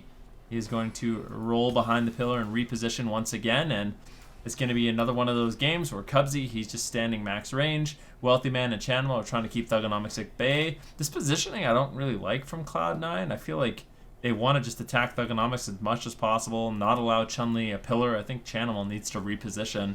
It's just too easy for Chun-Li to roll away to safety. And also Thugonomics, he's able to get out way too much damage this way. They really need to hit Thugonomics. There's big damage on Wealthy Man. Obviously looking like he can power through it with some big heals, but definitely not a bad start for Space Station Gaming despite a close call. Yeah, they actually, Gorecki, when he rolled into that Frozen Orb during that close call, broke his own sheep, saved his trinket, and saved Thug. So definitely making some big plays here in the potential final game of the series. If Sinan has anything to say about it, right now he's stuck in a full fear, full sheep onto Chan. Thug with a nice, actually Channel with a nice reflector onto Thug, but there it is, Life Cocoon coming through for Gorecki, and it is going to be enough to keep Thug going here. Chan using his touch of karma and his touch of death here, just trying to build up some momentum, trying to build up some pressure. There's the paralyze onto Cubsy. Do they have any more crowd control for Cubsy? Doesn't look like it. Wealthy Man getting paralyzed. Double leg sweep here being set up by Gorecki maybe, but he doesn't have it quite yet. A couple of seconds. Now he's going to go for to Cubsy and try to leg sweep him out of the fear. Not going to be able to find it in time though. Was still on cooldown now. Cubsy as well. Looking for a leg sweep. He doesn't, Cubsy, you don't have it, bro. Okay, he's going for the paralyze into the leg sweep. I see. Okay, so they're going to get that. Thug could be in trouble here. Uses the Nether Ward. He's going to get full sheep out of it. Gorecki has no way out. One more sheep DR. Double Mortal Coil comes out, but that was the Healthstone for Thug. So small victory for C9. Yeah, I mean, this And Trinket. This is kind of what happens. Space Station Gaming are trying to play to win before dampening on a map that's heavily favored to Cloud9, and they have to trade so much of their defense just to even stay on target, and they're not getting anything in terms of denting Cloud9. No ice blocks, no any resolve. Those are the major ones they would be fishing for. A full polymorph. Thugonomics is pinned in midfield with Frozen Orb. He gets Ring of Peace in midfield even further out. He trades on ending resolve, but he's still so low. Life Cocoon as well. I'm not sure if the aggressive stance from Space Station Gaming is going to buy them a win, but I suppose they already played it out in Tolvaron as defensively as they could, and it didn't work, so you can't really blame them for trying something different. Wealthy Man loading up some damage on the Thugonomics once again, and every time Thugonomics is in the open, this is what I like to see. Another full polymorph. This could easily just be the game, but that massive Mortal Coil heal will potentially keep Thugonomics alive. They extend the chain, though. Gorecki's not getting out of it. Where's the damage? Thugonomics, he's still so low. A full fear, a Mortal Coil coming in from Chanimal. Do they have it? They just need a little bit more damage if he connects the Vitality Conduit. He doesn't have the time. And Cloud9, for the 4th time in a row, they claim literally every single one of these cups. I mean, they have some serious momentum going into the round robin stages. Yeah, to say the least, they have looked absolutely lights out throughout the entire cup year. But you got to give credit. You got to give credit to Space Station Gaming. I mean, they really did make me believe that we were going all the way to a Game 7. So this is the one team that you would expect when we do get to the cup season to maybe be able to even take down Cloud9. But they're still a little ways off from doing it. I'm very excited to actually start to think about what everything is going to look like once we actually do get to circuit play. But let's put our closing thoughts on what just happened in this series, Zico. They overlapped the Life Cocoon and the Unending Resolve of Thug. Then the next time, the CC chain came knocking on Gorecki's shoulder. They had nothing, and in C9's defense, they had an insane CC chain to close that out. They got triple sheep into the leg sweep, into the double fear, had the damage to back it up as well. It was just a super nice setup, and this is the thing about C9's Mage Warlock. This is what we said before, you know. The reason why they're always, if they lose, it's always a long game. That's because they always play a perfect defense. They're also setting up kills, but they're not going to find them against other good teams. So when two good teams go head-to-head, that's what happens. I mean, you look at Cloud9 too, and it just really is, in a lot of ways, a perfect team, right? I mean, not only do they have this composition, which looks so good, and then, like, if you were going to dream up this composition and talk about which players you wanted to grab on a like all-star fantasy team, you'd probably be picking these players. Maybe instead of Chan, you'd pick Snuts. Oh wait, they already have him on the bench for a bunch of different compositions. It's a crazy reality to be in. Cloud9, one of the most dominant teams that we have seen in NA in a long time. Let's take a look at everything that did happen today, which allowed them to win their 4th cup in a row. Keep in mind though, AWC was not the only thing that happened in recent metas, right? And Space Station Gaming was able to be dominant in a lot of the community tournaments that did go on. Will they be able to, in a different meta, rise up to the occasion and be that dominant team in NA? I definitely think the potential is not something that is hard to imagine for this squad. But when you talk about potential, I gotta be talking about M2KC. Supatis, I think this is one of the teams that could really come out and look fantastic in circuit play. They've already looked fantastic, making it all of the way to play against Space Station Gaming for a chance in the grand final in this tournament alone. If they get their Rogue Mage Paladin to the same level as their Windwalker Mage Paladin, I definitely agree. And they're gonna have time between the circuit stage. So that's what I want to see from them. Get Roasties online on the team, then when you need him, like a Cloud9 matchup or a Space Station Gaming matchup, you can utilize him. If they can get Roasties online and the meta doesn't change from now until the circuit, then I feel like they could be the biggest threat for Cloud9. And we should definitely be thinking just which teams are going to be playing in circuits. You obviously hear us talking about it a whole bunch. We'll start to take a look at the top 8 teams from NA that will be competing in those circuits. Cloud9 obviously going to be sitting on the top of that, and they are very far ahead with 480 points. Their closest competition is going to be Space Station Gaming with 300 points. And I believe that they overtook Golden Guardians this week. I believe Golden Guardians did have that second place. Now they will drop down to third. But Zico, when you do look at the teams that have made it to the circuit from NA, what are you thinking? I'm thinking that there's some fierce competition in general here in NA. There's obviously some teams that you expected to do a little bit better, some teams you expected to do maybe a little bit worse, and some team that you were hoping to make it, and they barely squeaked in. And yes, I am talking about Unitas. And yeah, I think there's some great teams. It's going to be good competition, good comp variety as well. We're going to have melee cleave teams. We're going to have, Holy Paladin Fire Mage squads. We're going to have double caster squads with monk healers. Just really a little bit of everything. And I'm super excited for the circuit. I think it's going to be some great matches. I'm excited for this format in general, too. I think that this is going to be really enjoyable to watch. Venruki, for anybody who has heard us talk about circuits a whole bunch and maybe isn't sure about what the circuits are going to look like, could you kind of give them a little bit of a taste of things to come when we actually do get to August? Well, as far as I understand it, what we're going to have is every single one of these teams is going to play against each other, and they're going to be accumulating points based off their wins. And the teams that get the most points will be advancing out of that stage. So what ends up happening is every single one of the matchups you play, every single one of these series you play is super important, and that's what really interests me. Do you see this graphic? This is really what interests me the most. I do see it, but I'm going to finish my point. This is what really interests me the most is the fact that these teams can know who they're going to be playing against and start coming up with really unique and interesting compositions, start thinking about the blind picks that they're going to be locking in against every single team. And the thing I like is we're going to allow these teams and allow these players to prepare basically for their opponents as much as you possibly can. And I think we're going to see some really interesting picks. Yeah, I mean, you hit it on the head, why it's such an exciting thing to actually watch and why it's different, right? I mean, you can actually think about even when you were competing and what this format's actually going to look like, and just think about everything that has changed in the AWC. So I'm very excited to see all of that. Supatees, I know that you saw, dude, have you guys noticed that Supatees looks at the graphics way before he's supposed to? In every single one of these cups, he finds out all the compositions before everybody else. He finds out everything. Wait, isn't this graphic behind 30 seconds? No, it's not. It hasn't been run yet.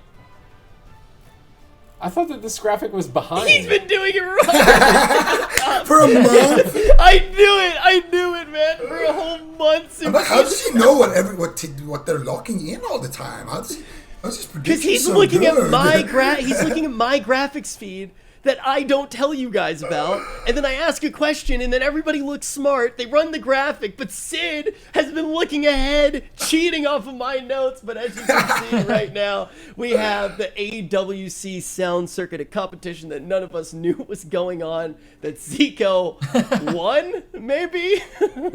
Well, me and Venruki won, which is, I mean, are you guys really impressed? Are you guys really surprised? Oh, man, wait, Ven actually didn't fail a single time.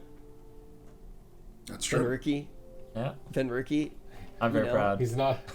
Down goes Zico. Man, I gotta say, all muting aside, it was truly great to get to hang out with you guys over the entirety of this month.